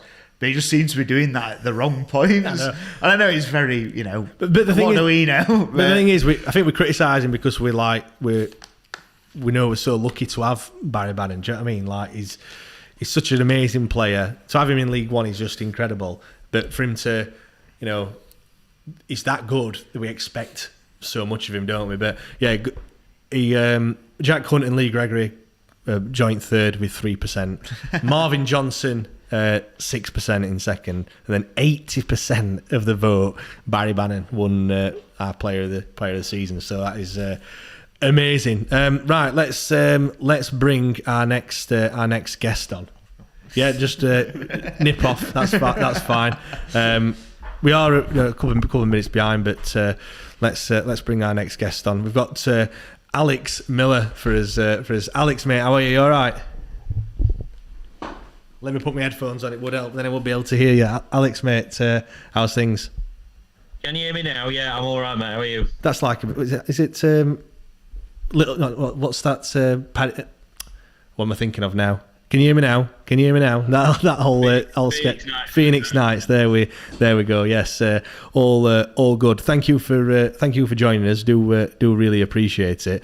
We're gonna talk about the upcoming season. Obviously there's still a few weeks until the season gets underway. But before I do that, obviously you work for the Star, Alex. I want to talk about, like, first of all, how did you get into journalism and sports journalism, like, and what was your journey like to get to where you are now? Oh, you don't want to talk about me, James. We do. We've got it. Look, Alex, we've got 12 hours to fill. We've got a lot of time to fill. We've got. We've got to talk about everything and anything. We can't just whiz through it, like we. I'm looking forward to that last hour when you get on to. So, what's your favourite colour? Well, no, the last hour is England playing it, aren't they, against Italy? There you go. So that would totally by fluke that's happened. So we'll be watching the match later on, and but to be fair, if it's anything like the previous two games, we might turn it off and just talk about Coronation Street or something else. Get on with the Go on, yeah. So. What I'm into, I will be in a couple of days. It'll be the third anniversary of me joining the Star, which sort of came as a bit of a surprise. It came a secondment opportunity. I was working the news desk at the Halifax Courier. I was doing a lot of freelance work because I always wanted to do sport rather than news. I was doing a lot of freelance work on the weekends, on evenings and stuff, and doing some stuff with the Yorkshire Evening Post. And the setup of the company at that time, they're sort of one of our sister papers, and the opportunity came up to be Dom Howson's number 2, which obviously, a dream job for any human being out there. Yeah. And so, initially sort of did it as a secondment and did it for a month, and then the opportunity came to do it full time, and luckily they foolishly picked me to do it, and I've been in it for 3 years now. Obviously Dom's moved on, and I've got a good working relationship with Joe Cran, who's the number 1, if you like, on the Star desk for Wednesday stuff. So Joe will be joining as well, by the way. He's coming down at midday, talking about all these kits here, so we've got plenty of kits to talk about. He likes the football shirt. He likes a pair of trainers, does Joe? Get him on the trainer. I mean, about 3 hours content sorted there. I have seen some of his trainers as well. It's quite an impressive collection. Not for me, I must admit. I'm not one of them ones, but each to their own and everything. it's hard enough, being a fan, trying to keep calm with all the rumours that are flying around. Obviously, we do our show on a Wednesday, and it's like I say, it's hard enough trying to gather all the information and everything. But it must be an absolute nightmare, in the silly season, let's call it. Yeah, it's just non-stop, and I think Joe actually wrote a piece about it in January about sort of the process and all that sort of stuff. You've got contacts and people that you trust, people that maybe you don't trust so much, and yeah, it's this constant balancing act. Are you being fed a line here? Who do you trust? Because your reputation sort of lives and dies on transfers, really, rightly or wrongly.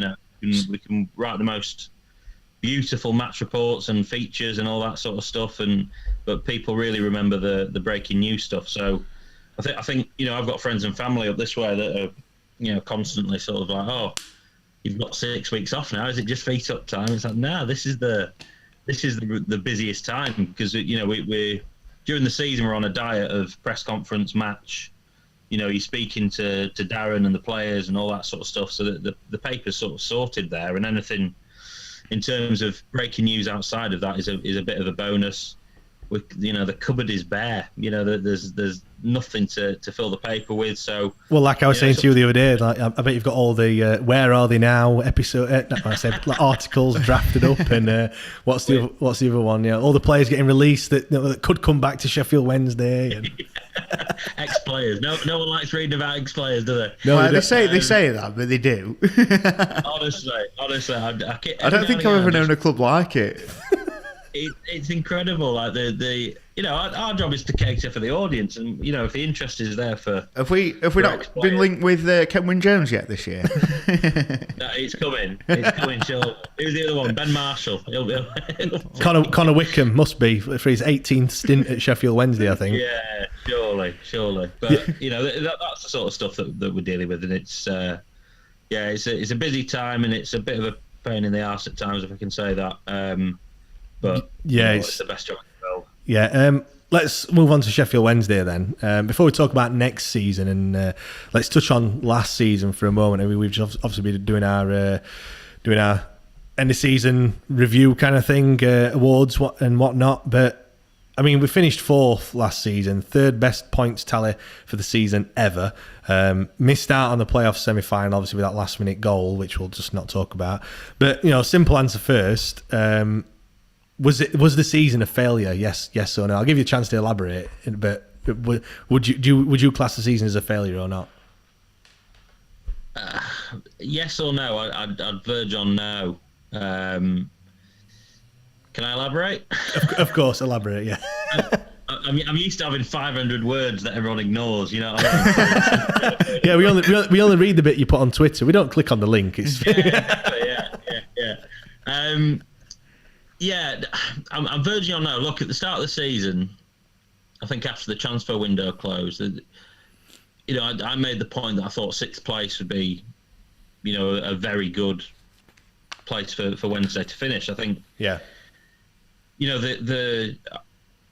Me and Dom were the only people lucky enough to if you can call it a pre-season tour, but that game against Celtic in Newport. Yeah. You were looking around, and there's teenagers on trial that were literally there to make up the numbers. Yeah. And this is like 3 weeks before the season starts. Yeah, it looked bleak, didn't it, at times?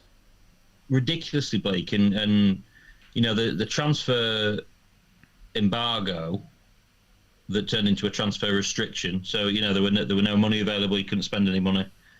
That only lifted that night. So you're looking, the work that they did to get a squad of championship quality, as so many people are calling it, and rightly so, was very impressive. And kudos to the club, the chairman and the manager for what they managed to do there.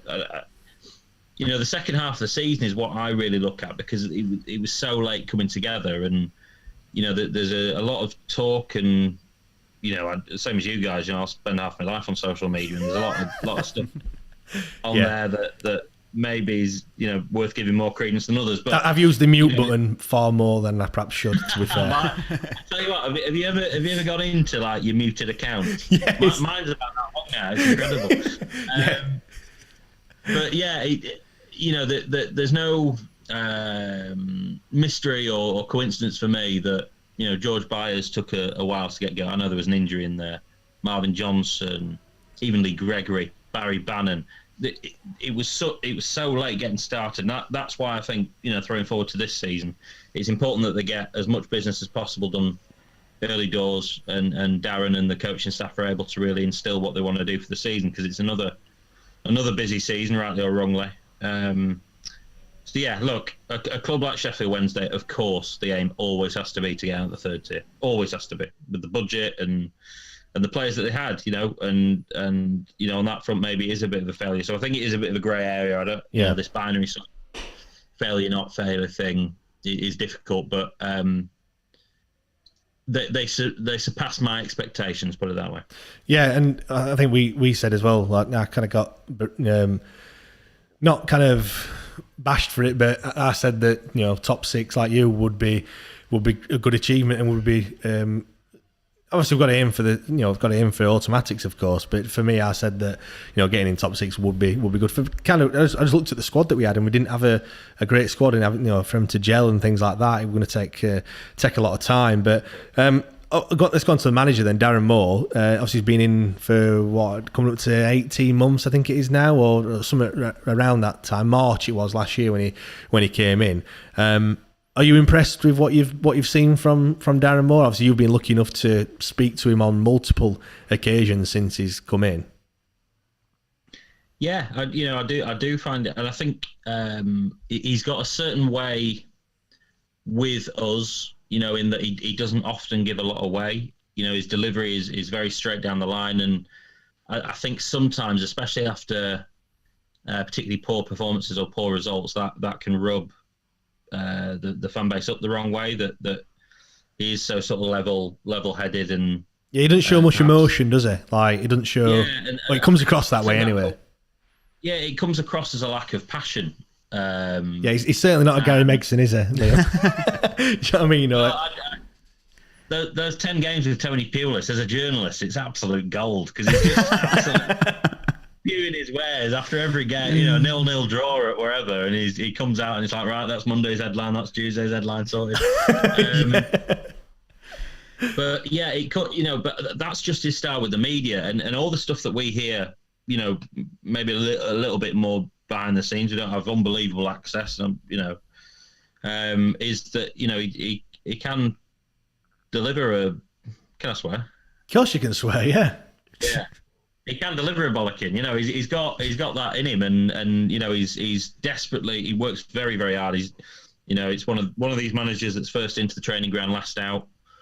And yeah, I've been impressed in all that stuff that I talked about. I've described it in a couple of pieces as a bit of a dumpster fire.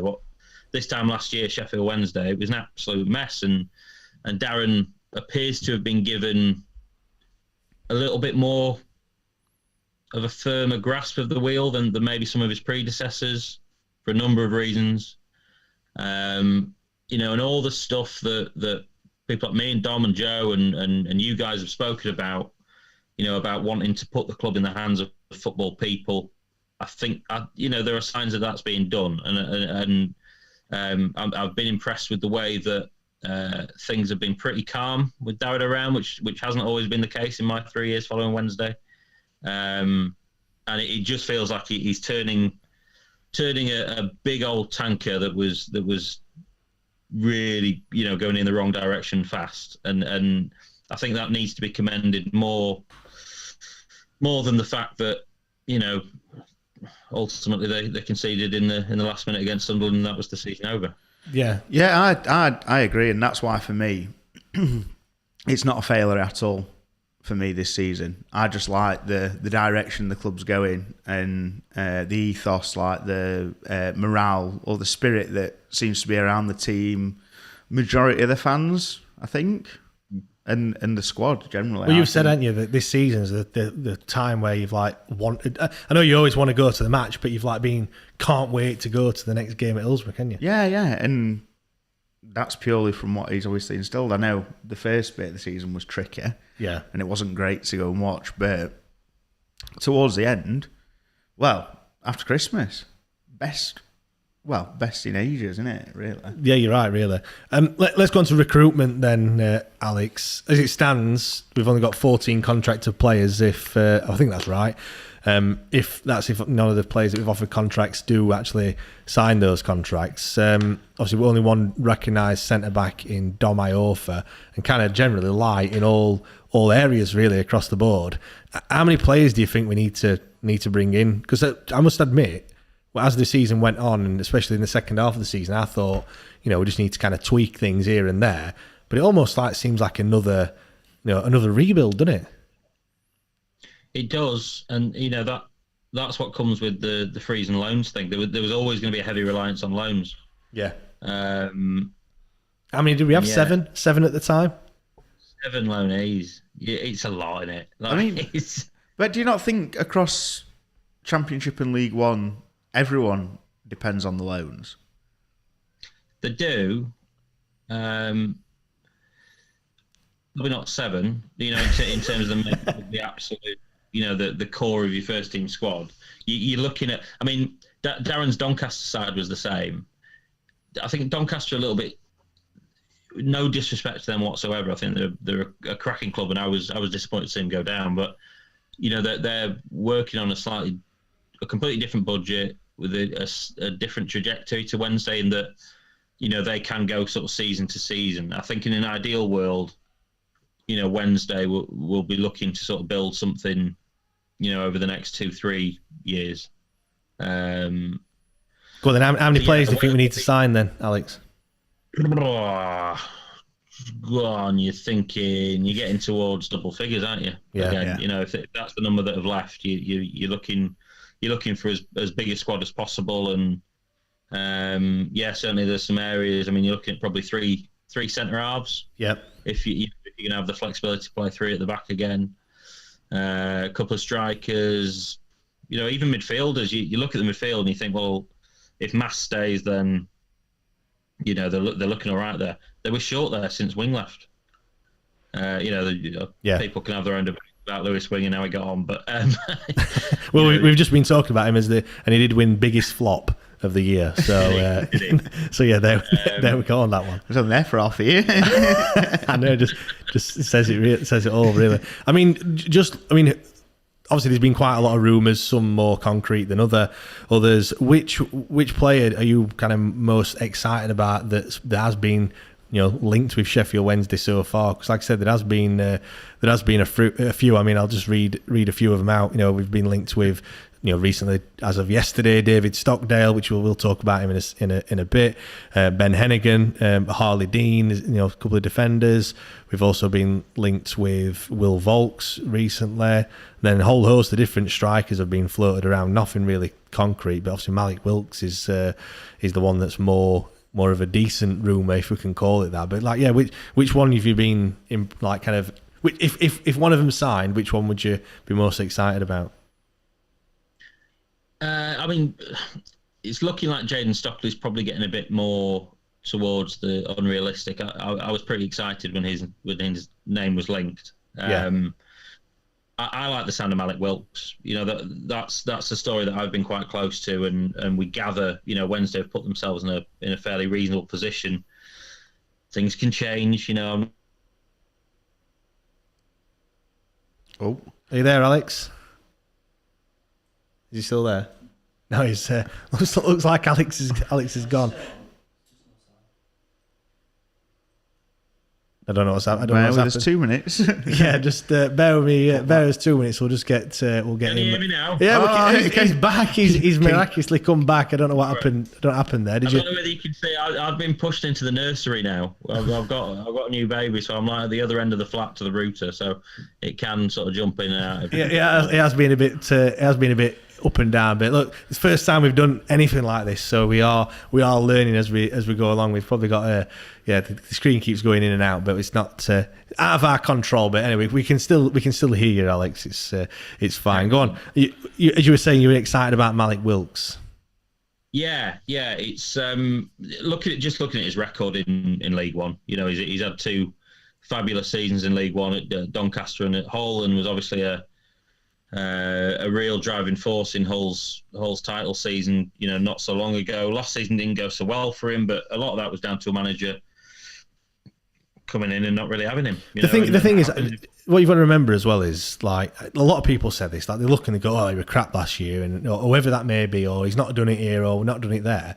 You've got to remember that we're not like, you know, we're not Chelsea or Man City. We're not going to be able to just pick whoever we want to sign, do we? The players that we're going to be picking are going to be either transfer listed or they've been let go or whatever, because they've not done it at that particular club, unless, of course, we're going into, you know, League Two or, you know, or lower down in our particular league. So it just really frustrates me when people say, no, I'm not going to sign him because last season he was crap. And it's like, you know what I mean?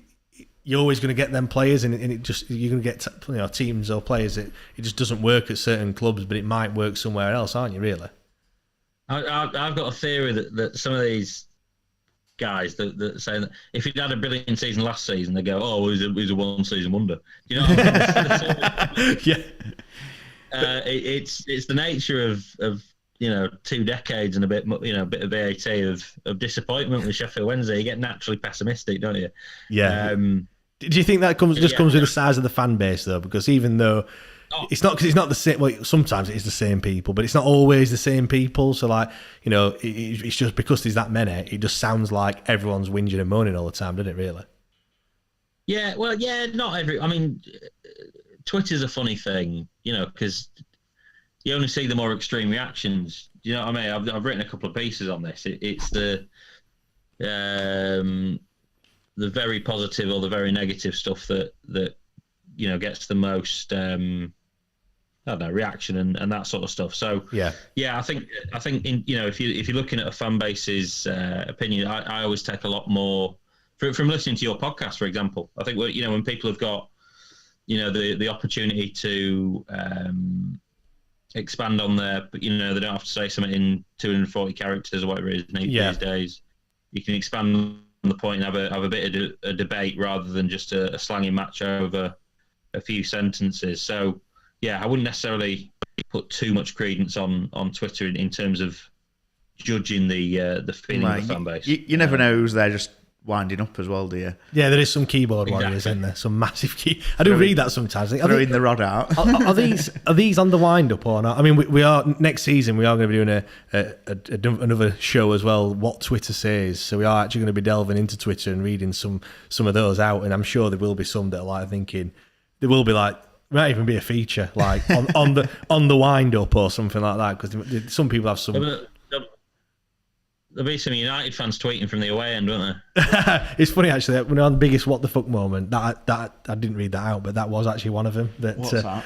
You know, United fans in the Rotherham end, Rotherham. So just to make up the numbers and what have you. But yeah, so just obviously on next season, then what. I know it's difficult to say because we've hardly got any players at the moment, but what can you know, we just need to kick on, don't we, from last season? We finished 4th, we just need to, you know, press on and obviously automatics and champions, that has to be the aim, doesn't it? I mean, I'm sure that was the aim last season, but even more so this year. Yeah, you know what? Last season there's a funny thing because, you know, they went on that brilliant early run and all the players one by one were queuing up and you know, saying, you know, we're here to win the title. Darren was always very straight down the line and you know, respectful of the league, and it might be top 6. So yeah, I'm not sure whether that was ever discussed at Wednesday. It always felt like maybe the players got a bit carried away and a bit like some rumours us really. Well, yeah, I mean, all of us, you know, we're the same in press box. We get that first few games, we're thinking, you know, HMS Pistol League's going to be a lot of fun to come. Yeah, we all had the hats, the t-shirts, captains on board. It were full steam ahead, weren't it, at times? Good job we didn't get date printed on them. Yeah. But yeah, I mean, the people that we're speaking to, you know, it suggests that that's very much a conversation that's been had at the club, that they are aiming for the automatics, and you know, obviously there's a lot of work to do, and I think automatic promotion could be not necessarily won, but it could be lost in the next month or 6 weeks. Well, I'm confident though. I mean, you saw the players that. I mean, contrary to what Giles thinks, Darren Moore's brought these players in. He's attracted the likes of Lee Gregory, Dennis Adeniran, Marvin Johnson, Jack Hunt to come back, and you know, Harley Dean, Jordan Story in January. All these players that have come. Giles seems to think that they've come just because of the club, but you know, quite a lot of players have said that it's Darren Moore that's brought them here and everything. So I'm confident that if he can work the same magic, you know, not every single one's going to work, but you know, he's got some that have come that have stayed. If he can do the same again next season, I am more than confident that he can bring in the right players to do the job. I think so, and I think do the job is probably the 3 words that we'll be saying over and over again over the next few weeks, because I don't think it's going to be a sexy transfer window. You know, it doesn't feel #sexy transfer window. I saw you posted that yesterday, Alex. Yeah, I don't know. It doesn't feel at the minute with the players that have been. You know, Wilkes will be a fab player and all the rest of it, but you know, those big championship names, the ex-Premier League names that maybe Wednesday fans have been used to seeing linked with Wednesday over the last few years. I think there might be a bit more of a focus on players with League One experience, which, you know, the net linked at the minute, that seems to be a bit of a box ticker. It's funny. I was going to say, do you think if we can we'll look to obviously sign players permanently in positions we need, mainly, like you say, more League One, with more League One experience. Do you reckon that we'd then utilise the loans to try and get some sort of Premier League youngster that might bring that spark? Do you know you're what looking I mean? at Premier League youngster or Championship out of favour player with your loans, aren't you, really? You know, like, what's his name? Elliot. Ross Barkley. Well, Barkley when he was with us, but yeah, we've not had anything like that for years, have we? So do you think Darren would be able to do that if we can obviously secure players in the positions we need first? I think so, and there's people on Twitter that sort of take the mickey out of us going on about this all the time, but he does have an excellent reputation and excellent contacts at those sort of clubs. Yeah. I remember Gary Monk getting a bit shirty with me because, you know, I basically asked the question, you know, do you have the contacts to bring it, you know, that Wednesday haven't been linked with a Liverpool loanee or an Arsenal loanee or a Chelsea loanee. Yeah. You know, do you have the contacts? And I think, you know, it was sort of a bit of managers take that sort of stuff a little bit personally sometimes, I think. But yeah, I mean, he's already brought Tyrese John Jules in, hasn't he? So, you know, he's got a bit of a link there with Arsenal. He must have, surely. Yeah, and, you know, you look back at Donny and, you know, there was players from Villa and Palace and Brighton and, you know, just off the top of my head. So, there was a decision taken last summer he called them solid citizens, you know, maybe more experienced, late 20s, 30s, championship players. You know, I think there will be, you know, maybe an attempt to bring in a couple of X-Factor players in, you know, the Theo Corbeanu, Tyrese John Jules sort of mould, and you know, that could be really exciting. I think exactly right, Liam. I think that'll be the way that, you know, maybe later on in the window, you know, when we're getting towards the end, you know, a couple maybe from left field that. Yeah, I just think if you've got the squad there that you know, if fit, we can go out with. It's worth a punt, isn't it? And I suppose he tried to do it last season, like you say, with Corbeanu and John Jules, who just didn't work out, I suppose. Yeah, obviously with the injury. Let's move on to goalkeeper situation, because this is one that's constantly evolving and changing seemingly every single day. Obviously, Cameron Dawson's returned from his excellent loan at Exeter City. Is it Exeter City? Exeter. We'll just call him Exeter. Joe Wildsmith's obviously been offered a new deal. He's not taken that yet. As of now, but I mean, you can't deny, can you, that Cameron Dawson's had a great season, and like I said, the loan couldn't have gone any better, really. You know, 18 clean sheets, promotion to League One, but yet still there's a section of the fan base that wouldn't be happy if he were number one. I know, obviously, like I said, it's changed a little bit with Stockdale also being rumoured as of yesterday. But take that aside, where do you stand with the whole Cam Dawson situation? Because one thing that I said is if we'd have signed, the League Two best goalkeeper with all these many clean sheets, a 26-year-old, everyone would be absolutely buzzing. But because his name's Cam Dawson, it don't really, if people aren't as excited, are they? The fact is, he does come with that baggage. You know what I mean? I think there have been sort of reservations with Cam over when things aren't going so well. His confidence drops through the floor, and that's exacerbated by the expectation on the club. Perhaps the fact he's a Wednesdayite. He's got friends and family in the crowd. All this sort of stuff. So I think that's where the reservations come from. But I think you're right. Spoken to a couple of people down that way, and he was absolutely fantastic. There's extra fans saying he's their best ever goalkeeper. that's some accolade, that one, isn't it? That's, I mean that's a club that's I don't know 100 years old or whatever. It's not a bad thing to be tagged with. So look, if the season had started and Cam Dawson was the number one, I personally wouldn't have had huge reservations about it. It would be a bit of suck it and see, in terms of how it would have panned out, which I don't think is Darren Moore's way. I think he'd prefer to have a bit more of an idea exactly what's going to happen, if that makes any sense. Yeah, I know. And that solid citizens thing.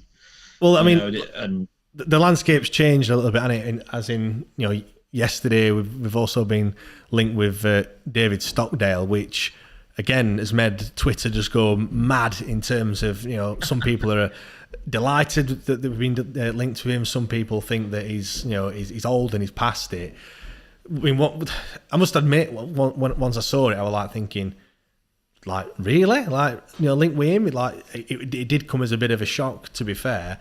But I've had a think about it, and actually, when you look, in effect, we're signing, if we do go to sign him, we're signing the best player in League One, because he's he won the Golden Glove last season, and I think you've got to look at that. And yes, he's old. He's 36, 37 is he now?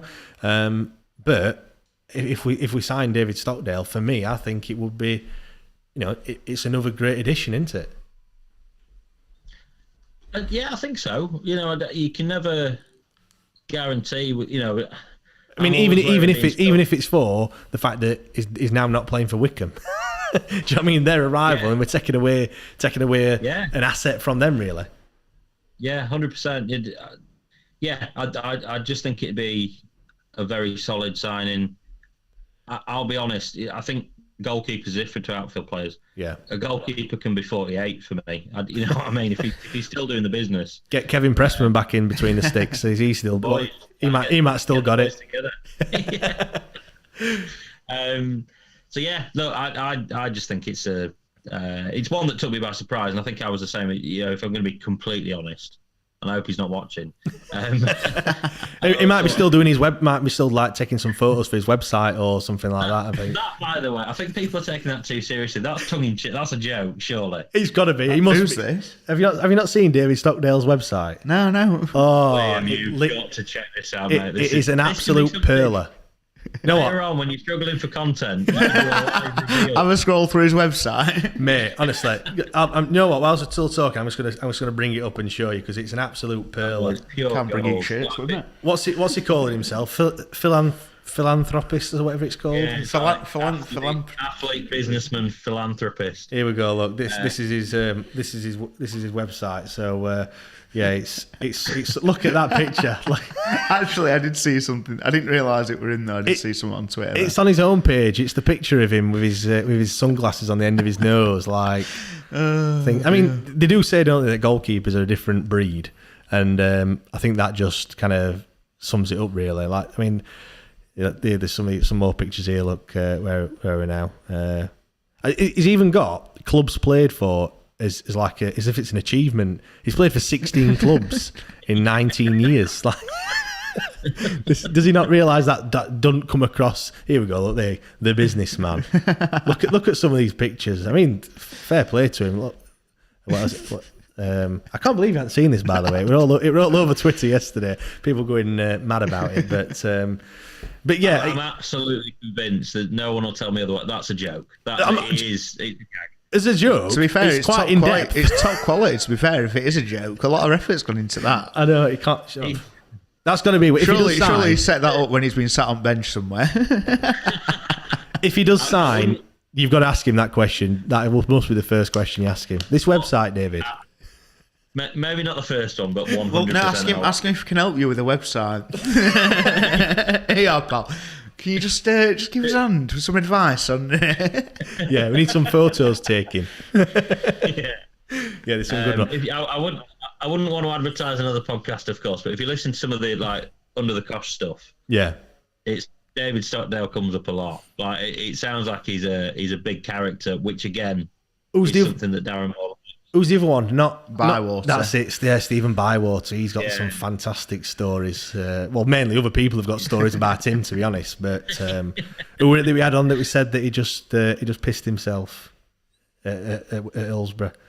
Well, not Hillsborough, in training ground. It was one cold day, and he just yeah, I can't remember it was. Just pissed himself, and he said, "Oh, it's better now. I'm nice and warm." You're thinking, what? Absolute nutcase. He's crazy. He's crazy. But then he also the one with, I can't remember, with Bywater. You're talking about the balloons. Did he play for Derby? Yeah, he did play for Derby. Under Clough. Clough that were there, or someone, but yeah, had the balloons attached to in the boot of the car, and they all came. Anyway, it's a crazy story. So yeah, I mean, if Bywater, I'm calling him Bywater now, if Stockdale came in, would he be coming in as a number one? Do you think if Dawson's still there? Do you think that means that Dawson's then going to perhaps leave, maybe go back out on loan to Exeter again, or what? If Stockdale came in, what do you think would happen? I'm not sort of saying no, I don't know, and it would be, Darren's. We asked him a couple of times about Cammy towards the end of the season. He said, he's going to have his opportunity to come in and earn the place. So, look, put it this way: if they had them both in, well, exactly. Because great competition. I was thinking the same, as it one or the other, but then you've got to remember Wildsmith's. Everyone thought he was going. Fair enough, they offered him a contract, but I don't know what his. We don't know him personally. I don't know what his situation is, but like you say, is it because of that, or is it because Wildsmith's going in and we're going to have two front runners, and it's keep your spot possible. Basically. Yeah, I don't think much has changed on our understanding. I think as it stands out, I would be expecting Joe to move on. Yeah, obviously there's no confirmation of that. So yeah, it always sort of felt like there would be in the market for a goalkeeper, and he's another one. He's not going to break the bank, so if he comes in and he does spend time as number two, it's not like he's spending 25 grand a week on a goalkeeper to do that, and Darren's got the pressure of him playing all the rest of it. I just the more that you sort of stare at it, the more it starts to make a bit of sense. Oh yeah, it wouldn't bother me at all. It's not. I don't know why people are getting so. I know it's surely got to be a good thing. I mean, I think people have just been looking at his age and just getting a bit too caught up on how old he is. And like you said, goalkeepers are different. I mean, they're not running around like they are. I mean, look at Ben Foster. How old's he? 39. Yeah, so 38, 39. He was playing in the Premier League last season. So yeah, I don't think it's that much of a issue. We've got to talk about Massimo Luongo. Obviously, there were strong rumours that he were going to back to Australia. If he leaves, how much of a blow do you think that's going to be, Alex? Big blow. I've listened to enough of the pod to know how Liam feels about him. National Day. He's gonna have a day of mourning if he does leave. I'm going. If once you break the news that Mass is leaving, or if he's leaving, I think I'll just leave Liam alone for a good day or two. Well, I was going to ask Giles if he could get me a match worn shirt. I might have missed the boat on that one. yeah, you might have blobbed on that one. He might have got a few. You never know. But yeah, it would be a blow, wouldn't it? Massive. I mean, I'm not saying that anyone's irreplaceable, but it's going to be difficult to find someone as good as him to do what he does. It felt like it maybe took a little bit of time, and obviously because of the injuries and all the rest of it. I remember his first stint, you saw just how important he was in terms of his attributes and all the rest of it. But, I mean, far too good for League One. We saw that when he put that run of games together last year. It's a cliche, and I hate using cliches, but Rolls Royce is the absolute. Yeah, there was no surprise worst, when he came back up from injury that how we kicked on, didn't we? Then that's when we did. The second half of the season, it meant that Baz could play a lot further forward, which he's had the best season. In terms of goal contributions, and a lot of that did come in the second half of the season when Mass were playing. So yeah, he does the dirty work, doesn't he? He does the stuff that I suppose other players don't want to do. It's the legs and stuff as well. It means he's not got any legs, has he? According to Giles. Shocking statement. Well, no, he gets about. He does. Shielding, it is side to side. It's not when he first came into Wednesday. He was sort of box to box, and he was getting a few goals. I remember he scored 3 and 3 at Hillsborough or something. Off the top of my head, but he's obviously not played that role now. And I'll tell you something. We've spoken about this to him with Barry a number of times. Barry Bannon loves playing with Massimo Luongo. Yeah, you can see that. You can see that as well. Yeah, and he's completely honest about the fact that when Mass isn't playing, he can't go and do what he.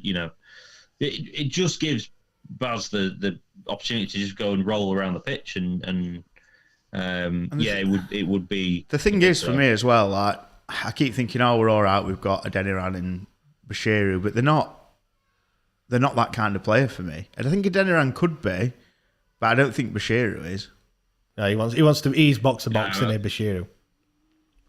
Yeah, I mean, Dallas, he's all about like the bursts from midfield and those little, in broken play that that's when he sort of comes alive a little bit. I think he's still got a bit of a way to go to be a real sort of week in week out first teamer. But yeah, it's certainly really really exciting, isn't he? And the same with Dennis. Dennis is could he become that player maybe? But again, you wouldn't want to stifle his running. His first sort of 6 or 7 games for Wednesday was fantastic, wasn't it? Really exciting and got about the pitch and all the rest of it. So look, the Will Volk stuff.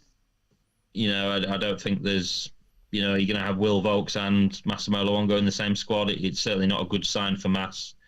I mean, I suppose we've got to be looking because we don't want to be caught off guard doing, we don't know if Mass is going to sign. Obviously we only know what you tell us kind of thing, or what the club are telling you, or what you find out. But if nothing's been heard about Massimo Luongo, we can't just wait to see if he does sign or not. I suppose Darren's got to be looking at other options. He's got to be talking to players, and that conversation will be had when it. Look, if Massimo Luongo doesn't sign, I want you. You know what I mean? He's got to be doing that, because if not, it could get to a situation where Volks goes somewhere else, and then you are a bit of where you're thinking, could have signed him. He would have been a replacement. So it certainly doesn't look good when we are being linked with other players that that would kind of replace him, or at least play in that same position. But again, I mean, it's still good that we've been linked with the likes of them sorts of players as well. That it's certainly good for us anyway. Let's talk about games that you're looking forward to then. Now, I mean, I must admit, I'm not looking forward to playing Wickham.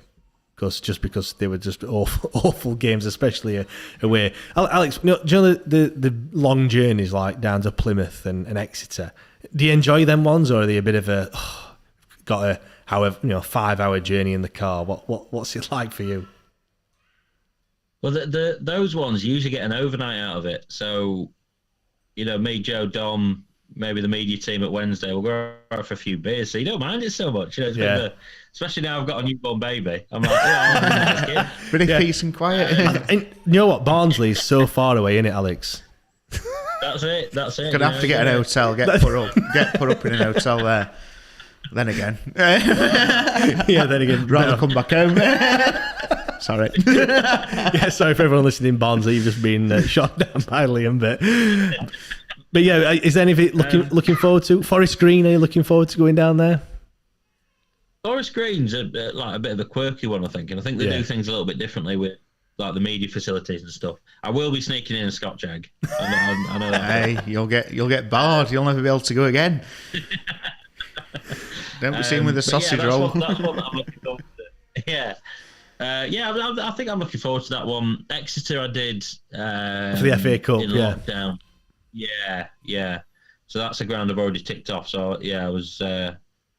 Well, the other Bristol Rovers, they're coming up, aren't they? So that's. I forgot about them. Yeah, I was looking at. I've got mine. I'd flagged Forest Green, Port Vale, Barnsley. To be fair, because it's just always a good little. Yeah. I think Derby could be interesting if they're still. If they're still around. I know it's not good, that is it? Not really at all, but yeah. Peterborough, they've come down as well. I mean, which one was your best last season in terms of I suppose the game really, but just as a day out, I suppose. Which one were the most memorable for you last season? I'm trying to think. We had a few beers after Plymouth in the FA Cup, and that was a few. The worst trip. I'd have had to have a skinful, to be fair, just at half time, just to get you through the rest of the game, because that was awful. That one. Joe wasn't around. I think it was when he was stuck in South Africa. So it was sort of me, Dom, the club photographer, a couple of the media team. We just sort of sat there like, what are we doing? Like 3-0. Everyone got injured. I'm going to say, I bet you're glad he was stuck in South Africa. I'd rather have it stuck in Plymouth. But it was it pissed it down. Everyone got injured. The Plymouth fans were singing "San Marino are better than you." We just sort of went for it. It was like you were dazed and confused. It was like we'd got back from Vietnam or something. It was like, what's going on? PTSD. Yeah. Yeah, it was that goes down as one of the worst games. Yeah, go on, best one. Yeah. Oh, it was it. Best one. Early doors, Morecambe. Okay, by the seaside and all that. Bucket and spade. I mean, they lost, so it's a bit left field, obviously. But it just felt like something was really. I got the train across and sort of I went down a bit early, walking down the seafront, was sort of speaking to a couple of Wednesday fans. That really felt like there is something building here. Well, yeah, because we were top of the league and we'd not conceded a goal by that point, if you remember, because we just beaten Rotherham, and yeah, like I said, it was almost like this is easy, this league. Like we've won. I think we've won 4, drawn 1, top at league, and then we had Morecambe, and then that happened, didn't it? An own goal by Adeniran, I think it was on that day. But yeah, I can remember all the fans. I think there were quite a lot of fans in the home end, but the stewards, fair play to them, just ushered them round to the. Obviously, they realised and ushered them round to the away end, and they were all stood in front and what have you. Yeah, it's just a shame that we couldn't do the business on the pitch, and we missed out a little bit. What's your expectations then? I mean, I know we've spoke about we need to be aiming for champions and what have you, but realistically, what do you think that we can do it? And like I said, I know it all depends on the players that we bring in and what have you, but what's your initial thoughts? It's difficult, isn't it? I don't think I'd like to go on the record and say this is where they should be before we know what the squad's like. But yeah, like we've said, the aim has to be automatics. I think it'll become clearer over the next probably 2 or 3 weeks what sort of budget Darren's working with. Yeah, I think it will be reduced on last year, perhaps quite heavily. And I think, again, we've sort of seen that with the sort of players that have been linked with already. So it'll be a different way of getting the job done. But a club, like I said before, a club like Sheffield Wednesday has to be aiming for that top 2. Would top 6 be, a horror show? Absolutely not. Anything outside of that, I think would be failure. Go on. How much? So obviously we've been talking quite positively, like, but if things don't quite go to plan, like how much time do you think that Chancery will give Darren Moore and kind of, for example, if we I don't know, if we slipped into the bottom half of the table at some point in the league, like at what point do you think the alarm bells will be ringing, and Chansiri's going to panic and hit that big red button and get rid of him. Like, what do you think it'll take for that to happen? There's a little bit of a misnomer, I think, with Chansiri in terms of, being trigger happy. Obviously, Pulis was 10 games, but yeah, it was 10 games too long. Let's be fair. I think you look back at Gary, and I mean, Yoss was before my time, but from everything that I've picked up about that, there were times earlier where he could have done it. So I don't think it'll be if they're 6, 8, 10 games in, I don't think there'll be any appetite, from the top to panic necessarily. I think he'll have an appreciation for behind the scenes, the work that Darren's done, the stuff that we've already spoken about. And they do have a good relationship. I'm not going to say, it's fairly well publicised. I don't necessarily have a line to Mr. Chansiri, but from everything that I do know and that I pick up, he's got a good relationship and he likes Darren a lot. So that will certainly be in his favour. And yeah, there's a lot of stuff going on behind the scenes. Stuff that we don't know as well. That is encouraging and that Darren's been a big part of. Yeah, just got a comment here as well from Chef Lad 22. A good start to the season is a must. Imagine if we started last season as we finished, and yeah, it's a good point to make. That we did do really well last, especially in 2022. I think we finished with like one of the best records in the football league from 1st of January onwards, which is incredible, really. But yeah, what do you think in terms of when do you think he'll? When will we start panicking? I don't know, mate. I really don't know. I said to you though, if we can get the squad that we want, or the calibre of player we want, I don't think we'll be anywhere near panicking, personally. Yeah, I'm back here. I back him. I mean, obviously it might happen. I just think if we're out of the top 6. Then I think he'll be on not borrowed time, but I think things will be. He needs to think things need to step Christmas, up. Or? I think at any point, well, yeah, after the first 4 or 5, 6 games, I know things have got to settle down, but you know what I mean. We need to be there and thereabouts, like for much of the season, and then as time goes on, we need to be pushing it. Once there starts to be a bit of a gap, like there were times last season where they were.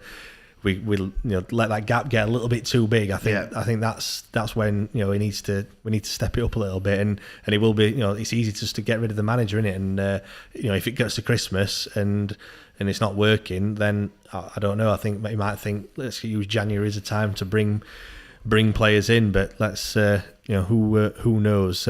Alex, thank you very much for joining us. Hey, I'm just going to interrupt quickly, and I'll probably get told off for this, but are you playing cricket today, Alex? I am, mate. Where are you today? Benridge CC. I've got a home game today. Who's kicking toys out? I'll leave you talking today, about cricket. I was trying to be quick. Yeah, first 3 second today, so it's a big one for the boys. Sound very good. Well, go well, mate. Go well. Liam played the other week for the first game of the season, and it was the first game of the season for me. And you weren't. I said like, I must say looking forward to it, but you weren't that bothered, were you? And then what did you knock? 52 off about 35, I reckon. Stop it! Nine fours and a 6. But then what happened next week? But then yeah. So then the following week, our opposition pulled out. So I went on loan, and I got a second bowler. He's got a funny way of biting you this game. He said we were at nets, and I was explaining. And another lad went on loan, and I says, "Oh yeah, it ducked in a little bit." And he went, "To be fair, mate, you did try and flash it through covers on one knee." I was like, "Yeah, you're right." So yeah, that were cricket. That were that. Yeah, Alex, thanks, mate. Thanks for joining us. We do really appreciate it. Obviously, we'll try and we'll still be here come 9:00 tonight, which is going to be a big old slog. But yeah, obviously, trying to raise as much money as we can for Jude. It's a great cause, isn't it, Alex, as well? Yeah, I wanted to say that before. It's a great thing that you two are doing. It's all fun and games now, but it's going to be hard work for you boys getting on. talking about this mad little football club for 12 hours is going to be nuts. But yeah, we've got. It took a lot of planning. We've got loads of things to talk about and everything. So yeah, it's just. I mean, you've spoke to a few other. Have you spoke to Liam Palmer? I thought Liam Palmer's doing his 10k runs in every day this month. Have you spoke? I think you spoke to Aaron as well himself, haven't you? Yeah. I've spoken to Aaron a few times, and it's been humbling really to. It's that thing in it of it's not only parents, but certainly it's hit home with me sort of the last 10 weeks. With having the little one, and I know Liam, you've got kids as well, and it's just unimaginable. And Liam and I have not to his knowledge, not that I know about. A string of illegitimate children, right? But yeah, I've got 2 kids, and you're right what you say. He does hit home, and you think like that is just the one thing that you wish that everyone's all right. And unfortunately, Jude's being diagnosed with that rare form of cancer, and it's 300 and however many £1,000 that he needs to raise. It's just an absolutely monumental amount of money, and shouldn't really have to do that, but. We're trying to do our bit as and try and raise as much money as we can, because I think he really deserves it, especially when you see if you follow him on follow his mum and dad on Instagram and what have you, and social media and all the things that he's doing, you just think he's just like a normal kid. And I'm sure he does know what's happening and everything, but we just want to raise as much money as we can, and yeah, thanks so much for coming on and helping us on. Well, we've passed 1 hour anyway by talking to you, Alex. So it's been great. I bet it was the longest hour of your lives, isn't it? No, it's not. It's been a pleasure to talk to you, Alex, and yeah, keep doing what you're doing, mate. Nice one. Cheers, lads. Good luck with the rest of the show. And like I say, it's a fantastic thing that you're doing. And everyone get their hands in the pockets. Difficult time, obviously, with everything that's going on, but. It's a fantastic cause, and I know, as you guys do, the family and certainly Jude would really appreciate it. Cheers, Alex. Cheers, mate. Thank you. Cheers, mate. Thank you. Right, we're just gonna pause for a couple of minutes before we do pause. Just if you're on, get sharing it with everyone. Anyone you think that is interested. Little £5. There's other prizes on there that aren't Wednesday related as well. So yeah, well, when we come back, we'll probably go through the prizes before we talk about our next piece, which is top 10 worst Sheffield Wednesday players. So I don't like worst, so I'm going with most disappointing. Okay, yeah. So get whilst we do that, get in the comments. Who was your most disappointing Sheffield Wednesday players? So yeah, share the stream, share the link to the donation as well, and we'll see you back in a couple of minutes.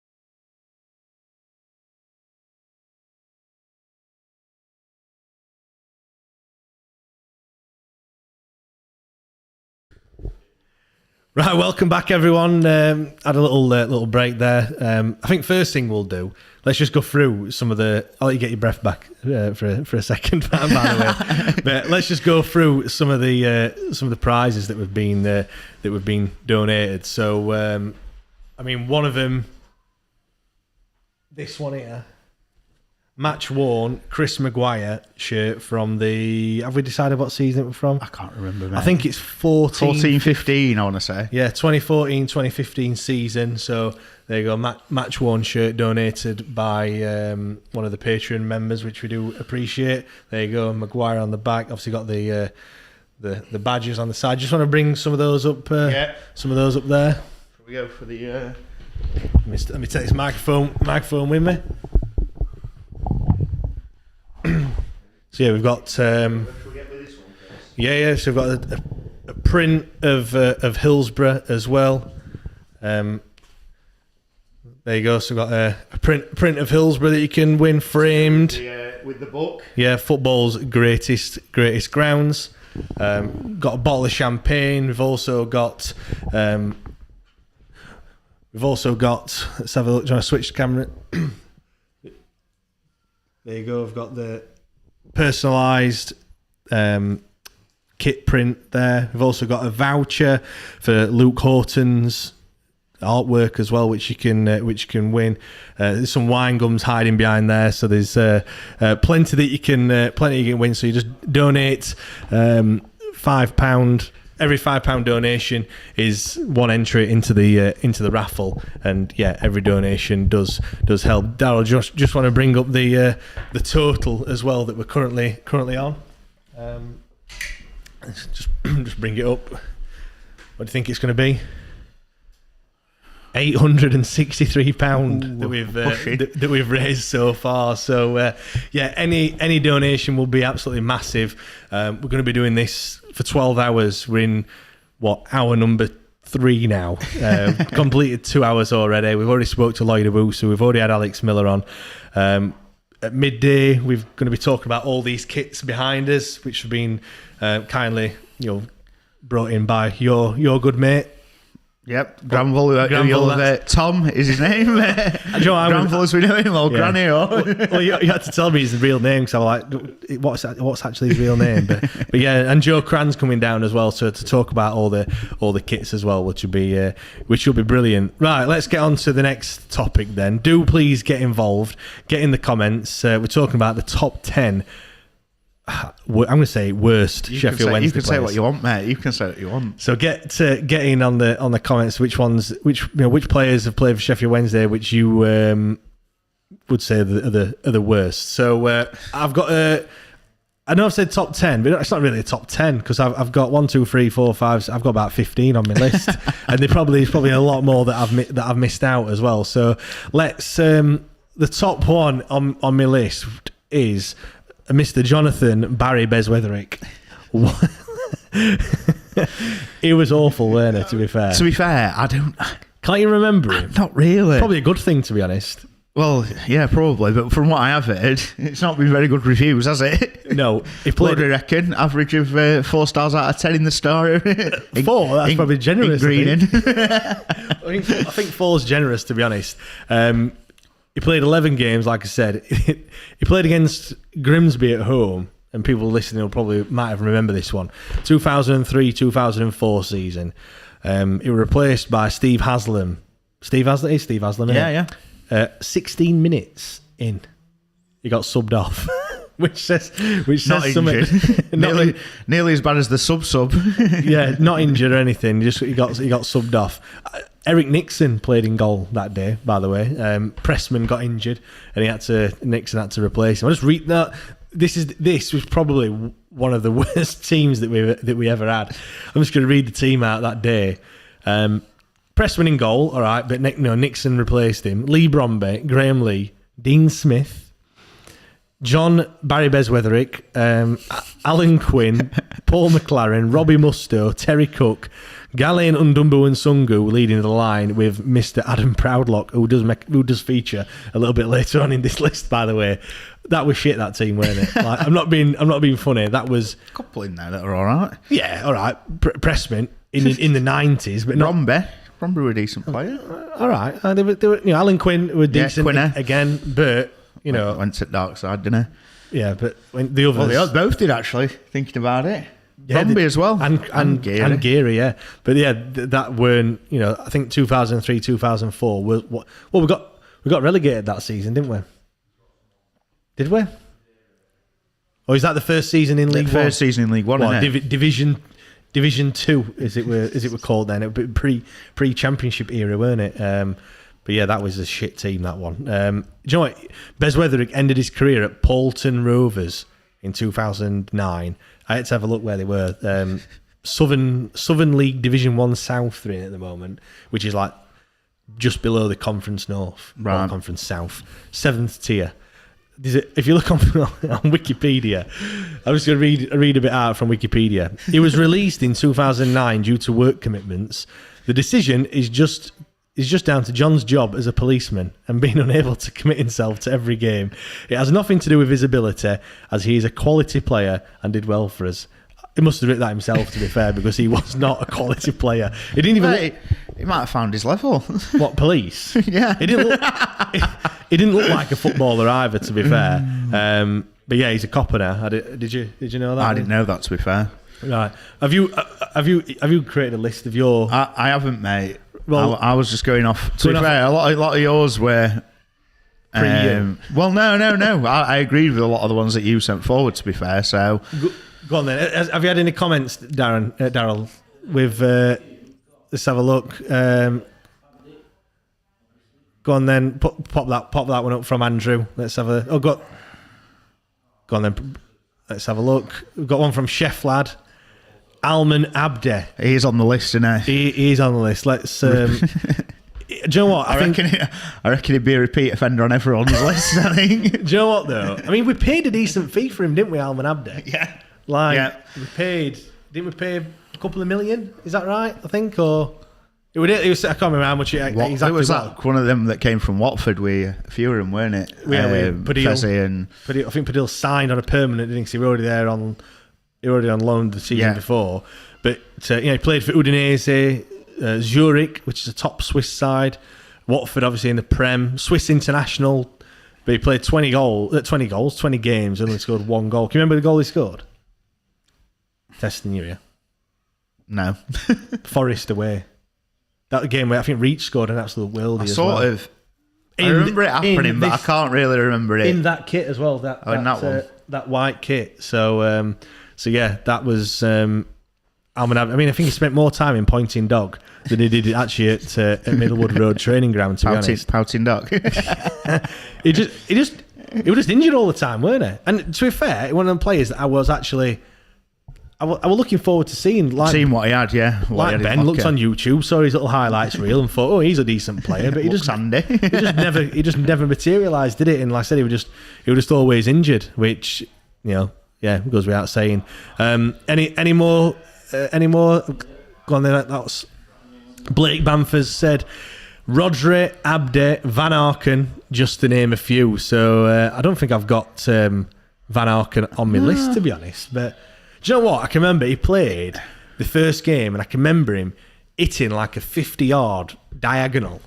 And I thought, fucking hell, he's class. Here we go. And then, just as like we do normally, we are Wednesday players, he just slowly got shitter and shitter, and to the point where, well, he just never played, did he? But can you remember? He hardly played, did he, Van Aken? Really? He were in the. Yeah, he was a bit. He just seems to get thrown in and then taken out. Who signed him? Ooh, that's a good question. Was it Joss? I'm thinking Joss. I think it was Joss. Him and Peliapessa. Oh yeah. Yeah. Less said about him the better, to be fair. But yeah, let's go down the list. Another one I've got. Again, get in the comments if you've we all talk about the worst Sheffield Wednesday players. Oh, we've got quite a few as well, which is good. Do keep them coming in. Ola Tidman, I've got on my list. He always pops up as a one of the awful goalkeepers that we've had. I mean, not one of Chris Turner's finest moments signing him, to be fair. You can't really remember this one, can you? He's not one that I remember. Good. You clearly only remember what is it, mass or no one? Is that it? Yeah, that's it, mate. Only got ice for one. But no, he actually played 16 games, believe it or not. But he conceded 27 goals, which is like nearly 2 a game. Well played. And he kept 3 clean sheets. I was looking at it. We actually started with him in 2003 season. Pressman must have been injured for that one. That was our first season in Division 1. Played 5 games and they were dropped. And then I thought he played a handful of games in 2004. So we played Peterborough 1-1. Next 3 games, lost 3-1, lost 3-2, draw 2-2, bench, not in the squad. So that's kind of how his kind of season with Sheffield Wednesday, or career with Sheffield Wednesday went. Next one. Yeah, this is a resounding. This is one. Look, we've got a comment there as well. Go on, put that there up. we go. Put this one up. Gemma White, who you've probably heard on the podcast already. A few weeks ago. Francis Jeffers. Oh, mate, this is one that falls into the bracket of disappointing. Yeah, because he just thought he would come and do a job. I thought we were signing a superstar at the time. He'd done bits at Everton, Arsenal, and you thought, bloody hell, we're picking him up. But, yeah. I mean, it weren't he billed as like the next best thing at Everton as well? Yeah, he was one of them that was like a young superstar type thing. Yeah. So were he before Rooney? Oh yeah. Was there? Yeah. Well, yeah. Yeah, because if you think he was coming towards, they were bringing good players. Yeah, through, he was coming they? Towards his twilight years, wasn't he? When he came to us, I think. Was he late 20s, 30s? He's got to be close to that when he came to us. They were knocking on a bit, weren't they? But yeah, he was just one of them, like you say, big expectations. To be honest, might have been the start of their coming for a last hurrah, bit of a payday. Well, Brian Laws signed him, and when we spoke to Brian Laws, I remember him saying that he was on his list. He gave Dave Allen a list of players that he wanted, and he were like, well down the list. And apparently Dave Allen said you can have whoever you want, obviously within the budget. So he gave him a list, and next thing, I've signed someone for you. It's Francis Jeffers, and he were like, oh. Do you know what I mean? Like a bit disappointed. So yeah. Is your? I'm just keeping an eye out. Sorry, I'm. It's all right. Are they there? They can probably let him in. I'll let you know when he's here. Sorry, that's fine. But I think just like looking at his career, 54 games he played for Sheffield Wednesday. He doesn't seem that many, does it? No, not how many goals? About 19? Not even that. 5 goals. Fucking hell, I'm giving him some. Actually, no, 19 would been all right. Actually, yeah. I don't know where I got that number from. Daryl can let you mate him when he comes. All by the way, so just give us a nod, and we'll let the next guest come in that we've got lined up for 12 o'clock. I mean, looking at 235 career appearances as a striker, and he scored 40 goals. That is it, 40. I mean, even Atinuu's done better than that. He was one of them, weren't he? I think, like we said, I think he was a bit of a Micah Richards burst on the scene. Yeah, but he got I can't remember this, but he got sent off for headbutting another player as well.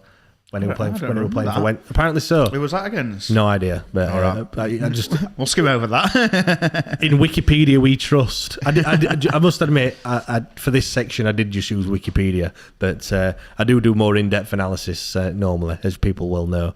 But yeah, he signed for Maltese side Floriana. Apparently, he says. It says here, on the 12th of October, he signed for 26-time Maltese Premier League winners Floriana. I mean, it must be a quality... quality outfit. Quality league over there. After only 2 appearances and 1 goal, I mean, that's prolific for him. He left the club. He was then involved in a minor Twitter scandal as a fake Twitter account posing to be Jeffers claimed that the Maltese league was the worst he had ever played in. So, oh dear. So yeah, that's him. Have we got any more? Crusty T-Bone, here we go. It's Herbie Emanuelson. I've got that. He was on the list as well, wasn't he? I've not got any notes about him, but is he the one that played for AC Milan? Yeah, I think so. Ajax as well, I want to say. Dutch. Was he Dutch? I don't know if he's a Dutch international, but again, like, when you sign someone and you look and you think, fucking hell, he's played for AC Milan, he must be decent. But he was just crap, weren't he? Yeah. Again, is that disappointing? He didn't even play, did he? He played one game. One game, I think. At the end of the season. I don't know what happened. Was it at the end of the season? I've no idea what happened with that one. There's another one there from Lee. In the same mould of Herbie Emanuelson, Royston Dren. Do you know he turned his hand to DJing? Not being funny. Weren't that like Etienne Assayas? Didn't he like bring a song out or something back in the day? I've no idea. It wouldn't surprise me, to be fair. Yeah. He's from. Didn't he play for Real Madrid? Yeah, Real Madrid. You know what? He's won as well. I'm sure it was the under-21s Euros or World Cup for Netherlands, and he was absolutely unbelievable. I watched it and I was just like, this kid, unbelievable. Blah, blah, FIFA, signing him on FIFA, one at Young Prospects, all this and other. And then next thing you know, Wednesday eliminated like a few years later, I'm thinking, bloody hell, he was unbelievable. Like at one point. And then he went. Then he came to Wednesday. Oh, yeah, exactly. Do you know when you said that, like, sign him on FIFA and what have you? I know I talk about Football Manager a few times. I used to play it religiously when I was younger.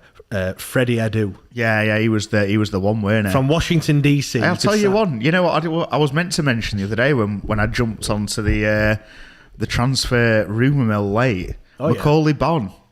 Yes. I signed him. In lockdown, obviously, I got back into Football Manager because there was nothing else to do, and obviously Wednesday. Yeah. Signed Macaulay Bonne from Charlton. Absolute worlder. Well, so there you go. Get Darren. Wait a minute. Darren's on the phone now. Darren. Here, I'll have a look how many goals he scored for me. Darren, Liam said Macaulay Bonne scored 40 goals for him in a season. Get him signed. There Fantastic on Football Manager. Do you know what? Weren't they a kid who got a job as a manager? Because he would just play. I don't know how true that is. I've heard that story. He played on Football Manager, and in the end, they actually signed him as a manager. Look at my career. Yeah, due to his how well he did on Football Manager. Accrington Stanley, it's a Champions League final. Get me signed up. Another one. We've already mentioned him already in that infamous 2003-2004 squad. Adam Proudlock, remembered only for his hair, I think, for nothing else, because he was awful. We had him on loan from Wolves, 2 goals in 5 games, and then God knows why we signed him, because we signed him on a permanent deal. I mean, to be fair, 2 goals in 5 games, you probably think that's all right. It's not, take that. Not too shabby. But then I think I've not got how many goals he scored after that, but it can't mean that many. But I mean, he did break his leg when he were at Wednesday, so I mean, got to cut him a bit of slack, I suppose. But still, he weren't the best. Like I say, I remember him being there, but that probably says that he weren't that good because I don't remember what else about him. Yeah, you're right. Here we go. We've got another one from Elliot, Jacob Butterfield, David Jones. Apart from that banger against Sunderland, yeah, we've got both of them on the list. I told you about David Jones. You said exactly the same as me. You put it, it's like the crab. It is literally. All he does. He just sideways and backwards every single time. Like, I mean, we've had some shit centre mids in our time, haven't we? To be fair, and David Jones is just. Well, yeah, but the thing is, right, you've got centre mids who obviously you have the ones that do a job. O'Connor, people, gave him a bit of stick, but he was the one. He'd break up play, he'd do the job that no one else wanted to do. Semedo did the similar thing, you know what I mean? A bit more class, obviously, but yeah, he was supposed to. Well, at the time, I remember him being touted as a bit of a playmaker. Yeah, and Jesus Christ, I don't know what plays he were making because they were. He was just terrible, really. Like, I mean, he still turned out for Wrexham. He were obviously an half decent player. He did a job, didn't it? He's not like he's made a career of it, hasn't he? So he can't be that bad. But it just seemed at the time he wasn't pulling up trees, was he? No, not really. I mean, I have to say, I used to sigh when I saw the team sheet and he were on it. I mean, he started his career at Man United. So again, it's when you sign these players and you look, where have they played? Man United pops up and you think, this guy must be. Even if they've not even made an appearance for him. I think he played if they've come up through that route, there's got to be something about him. I think he played in the cup, or like FA Cup or something like that. Actually, he did. because I've got a little piece here which made me laugh. And again, on Wikipedia, top research.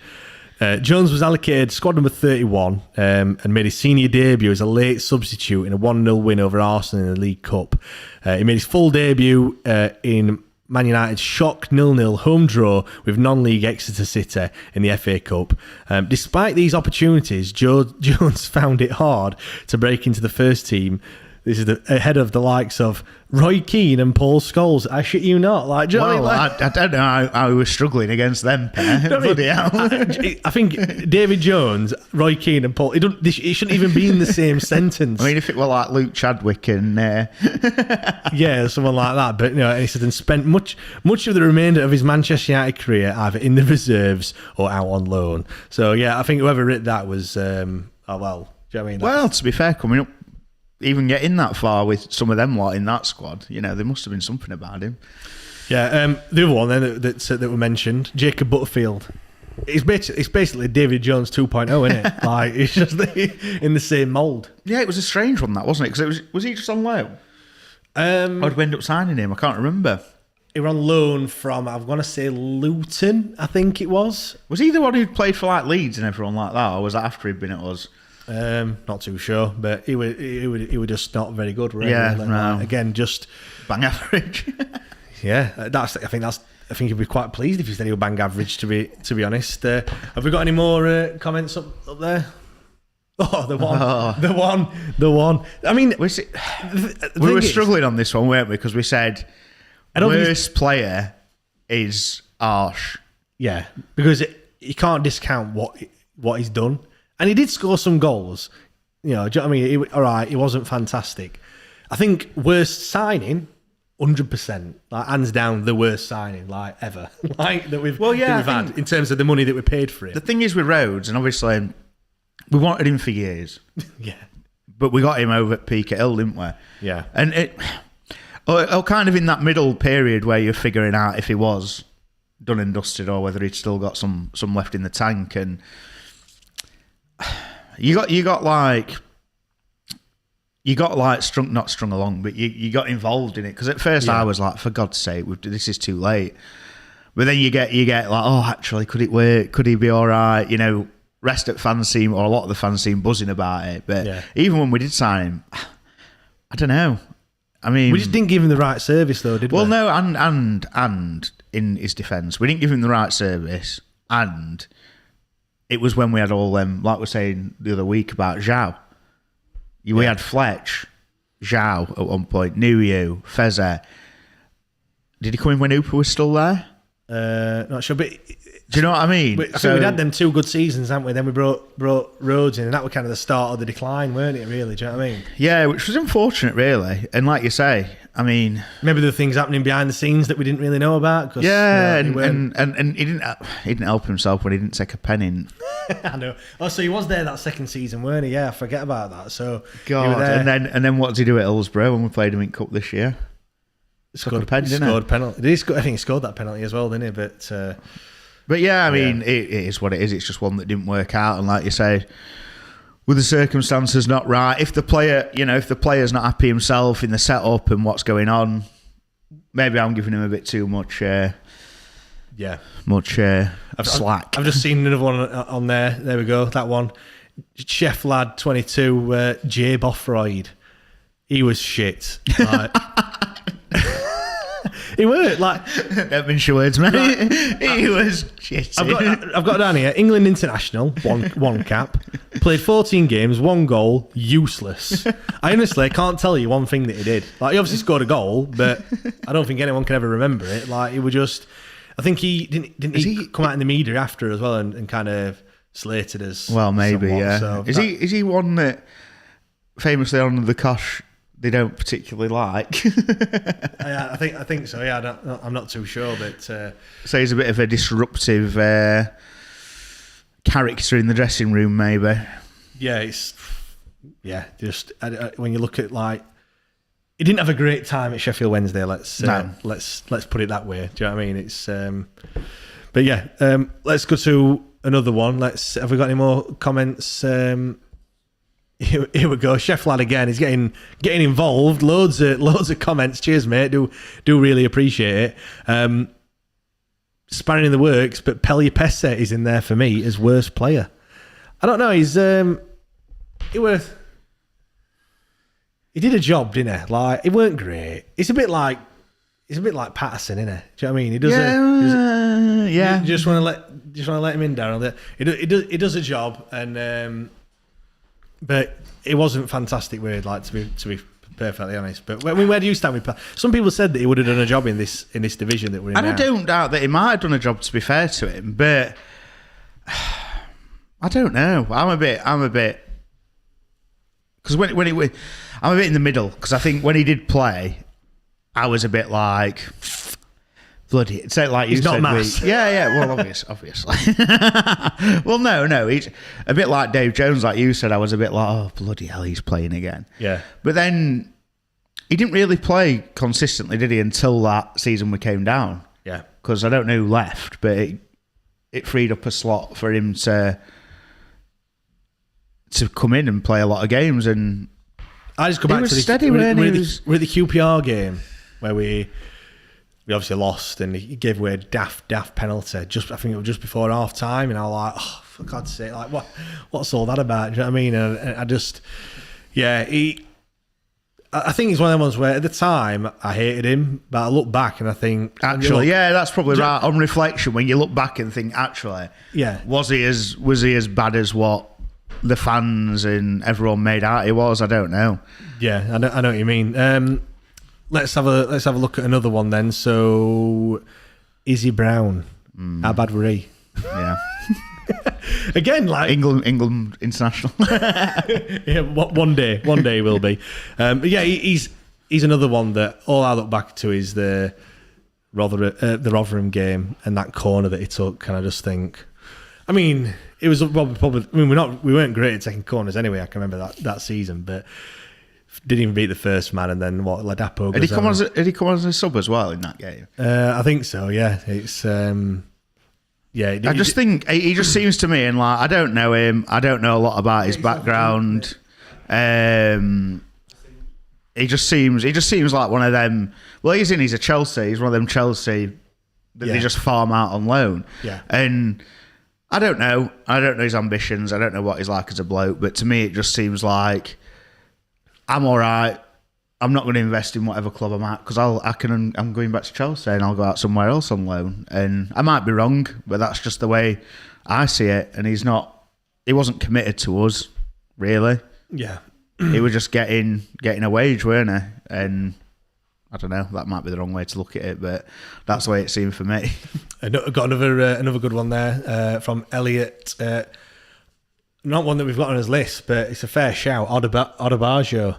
Odebaggio is another one. He gave away penalties like sweets on Halloween night, and I think he goes down in history for the little cheeky high five that he did to Lewis Grabban against Forest when they scored, which just absolutely blew up on social media, didn't it? With all celebrating with them? I'm not gonna lie, I was kicking off at the time.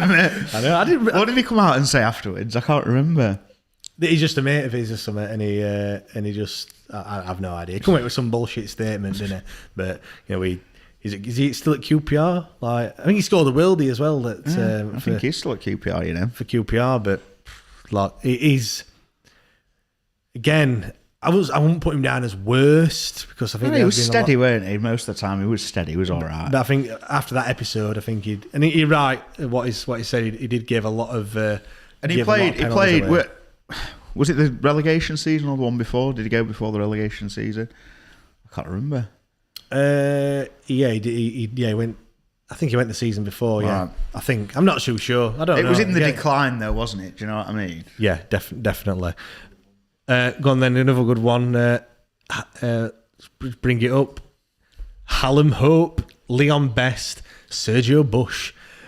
He was Leon Best. Yes. So you are. Not plugging another podcast, but he's under the cosh is fantastic. when he's talking about getting paid with a big bag, he's one that actually openly says, at whatever point it was in my career, I was just going to get a wage.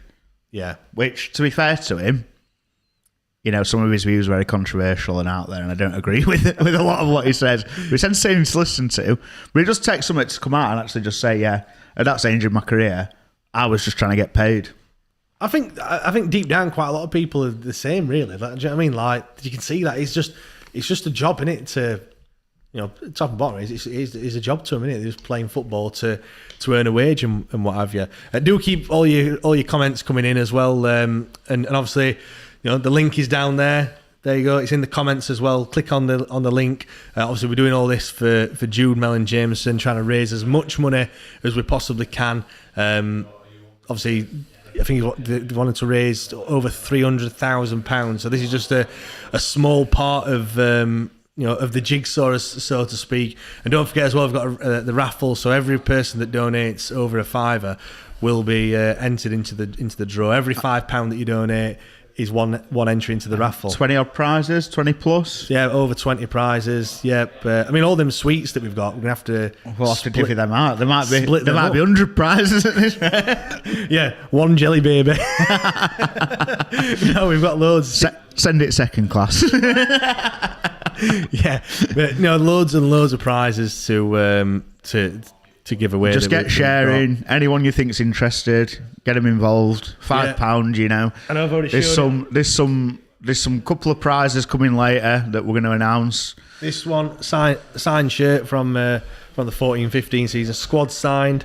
Look at that. You won't be able to pick it up on camera, but even got a Giles Coke signature on there. That puts it up at least 200 quid, doesn't it? Mate, that's like gold dust. That to find one of his signatures on a Wednesday shirt.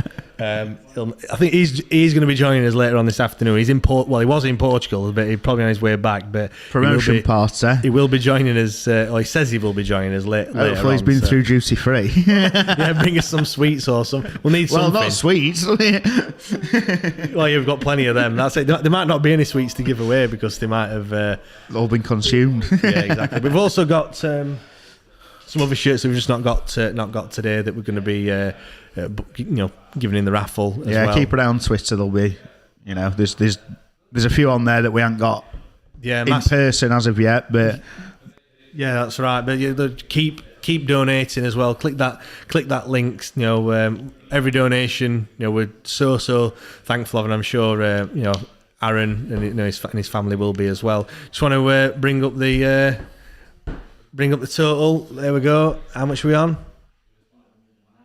£898, nearing that. Someone get us over that 900 mark. Yeah, well, get us up to the 1,000. Well, yeah, £102 off £1,000, which was our initial goal. £1,000 was our initial target. We're only we're not even we're just over 2.5 hours in to our 12-hour marathon, which.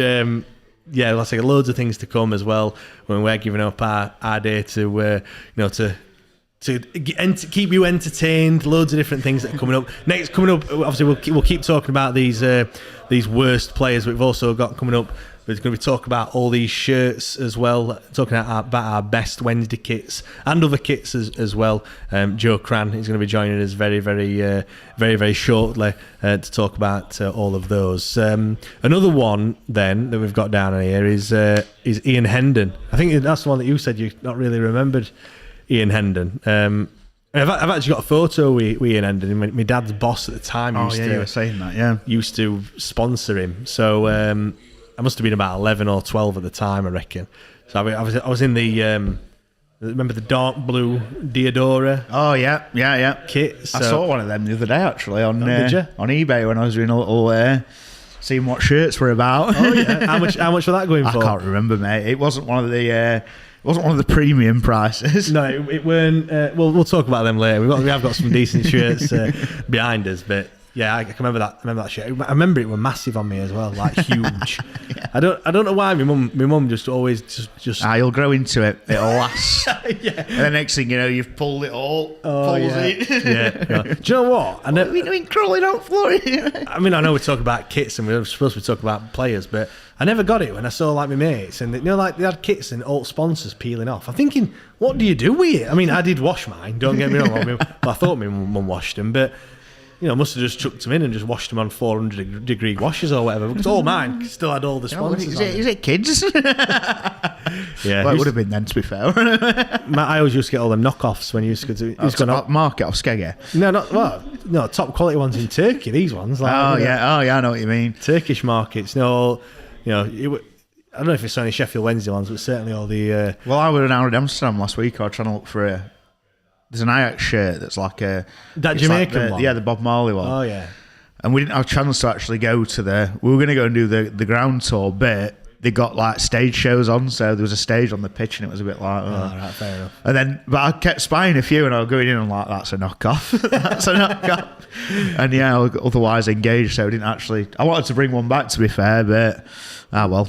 Fair enough. Well then, let's carry on with these worst players. I've got one on the list, and then we'll go to the comments.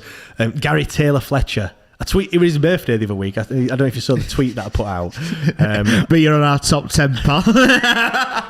Happy birthday, but you're crap for us. No, I put something like signed in whatever year, played 5 games. How many games did he play? I think I've got it down here. 6 games, no goals. Waste of time or waste of space or something like that. But it was literally like, was that before or after his Blackpool? We signed him from Blackpool. Right, from Blackpool. So he'd already done his business because it was good for them. Yeah, I feel sorry for people that had his name up back at shirt, because one, it'd cost you about 150 quid, and 2, we were crap. So like, I don't think have people. Do people have loan players on back of the shirts? I mean, that's a bit risky move, isn't it, really? Oh, massively risky. I can't think that I ever have. I mean, I did have Akpo Sodji though, as we discovered the other week. So, I mean, like, I was trying to find that, to be fair, to bring with me, but I don't know where it is. Lost it. Yeah. But no, Gary Taylor Fletcher, like, you bring him in to do a job, and I said played 6 games, didn't even score a goal, and then went back. I think we had him on loan, and then went back again. So was it one of them emergency loans? Yeah. Go on, the next bring another one up, Daryl. Crusty T-Bone, what a name, by the way. Darren Potter? I know, like, do you know what? All these interviews that we've done, his name pops up all the time. I thought he were all right, Darren Potter. Yeah, I wouldn't really have him as a worse player. No, maybe disappointing to a certain extent, maybe. Because he was another one that came from Man U, weren't he? I think so, yeah. I think Man U, Chelsea, all these players that we signed came from. Kieran Lee, he played for Man United, didn't he, as well? Chris Eagles. Yeah, that was a good shout. He was a decent little loan signing, to be fair. Yeah, what happened to him, by the way? Burnley. Spent some time at Burnley. And then I don't know, to be fair into to him. the abyss. Might have gone abroad for a new challenge, as they say. Also loosely translates to a bit of money, or just some money, I suppose. Let's have a look. Another one I've got on my list, Kenny Lunt. That's rhymes with that. Jack Hunt. Yeah, definitely. I don't remember it. I remember him, but I don't remember him being particularly bad. But I might just be wrong. I don't know. It's not one that I think what you've got to look at is like the ones that you remember. And I suppose you could say you remember him for all the bad reasons, but also there's a lot of players that played for us that you just cannot remember. Yeah, and I think at a certain age as well, like for example, 05 season, around that time, you don't really remember them. You just remember who's there. And the way that you look at the game is completely different to how you look at it now. So unless they were really shocking, you're not going to remember them, are you, for being bad. Do you know what I mean? No. Whereas if you speak to our parents or my dad, it'll be like, God, he was crap, weren't he? I don't know. Was he? I know what you mean. One here from Dazza as well. Stevie May and Sergio Bush. Obviously, someone else mentioned Sergio Bush. We didn't really talk about him. But he was one of them players that I'm sure he was doing it in the youth team and what have you, in the under-23s. He was scoring. Where did we get him from? Because he came from. He's a Romanian, I think. Yeah. But I don't know where we got him from. But no, he was scoring. He was scoring goals in the youth setup, and I can remember being like, "Why don't we play him? Like, why don't we get him in? Like, he's scoring goals. Let's see what he's like." And I think he played like one game, I think, or he played a few, didn't he? I think, but yeah. Yeah, again, another one not to write home about. But Stevie May, that is a. Hey, we managed to get a fee for him though, didn't we? Just over $1 million. So yes, it was it. Someone on debate show the other day says, "I'm surprised we didn't get done for fraud." That did make me laugh, that one. Yeah, massive. Oh, here we go. Look, Adam Eccles, massive thanks, Adam. Just donated 20 to get you over the mark. Thanks, pal. Do really appreciate it. Keep spot on. Thank you. Yeah, keep donating. Let's see how much we can raise by the end of the day. We've still got another 9 hours and only a few 15 hours, minutes mate. left. It's all right, that. Oh god, only a few games of football. just a few. Yeah, right. Obviously, we've talked about worst players. We've got another 10 minutes or so until we go on to our next piece. But let's talk about some of the best players then, if you want. Let's. Who stands out as like your other than Mass? You can't say Mass. Mass. Who stands out for you as like in our time? So I know we've said this quite a few times. So like 2000 onwards, because of course I bet there's people screaming at us, going David Hurst, Chris Waddle, all them, Terry Curran, going back even more Nilsson. years. Roland Nilsson. Yeah, I've not. It's tricky that, mate. On the spot here, you know how decisive I am. Just all Can we right, do top five? One of So like, all right. So obviously Brunt and Whelan.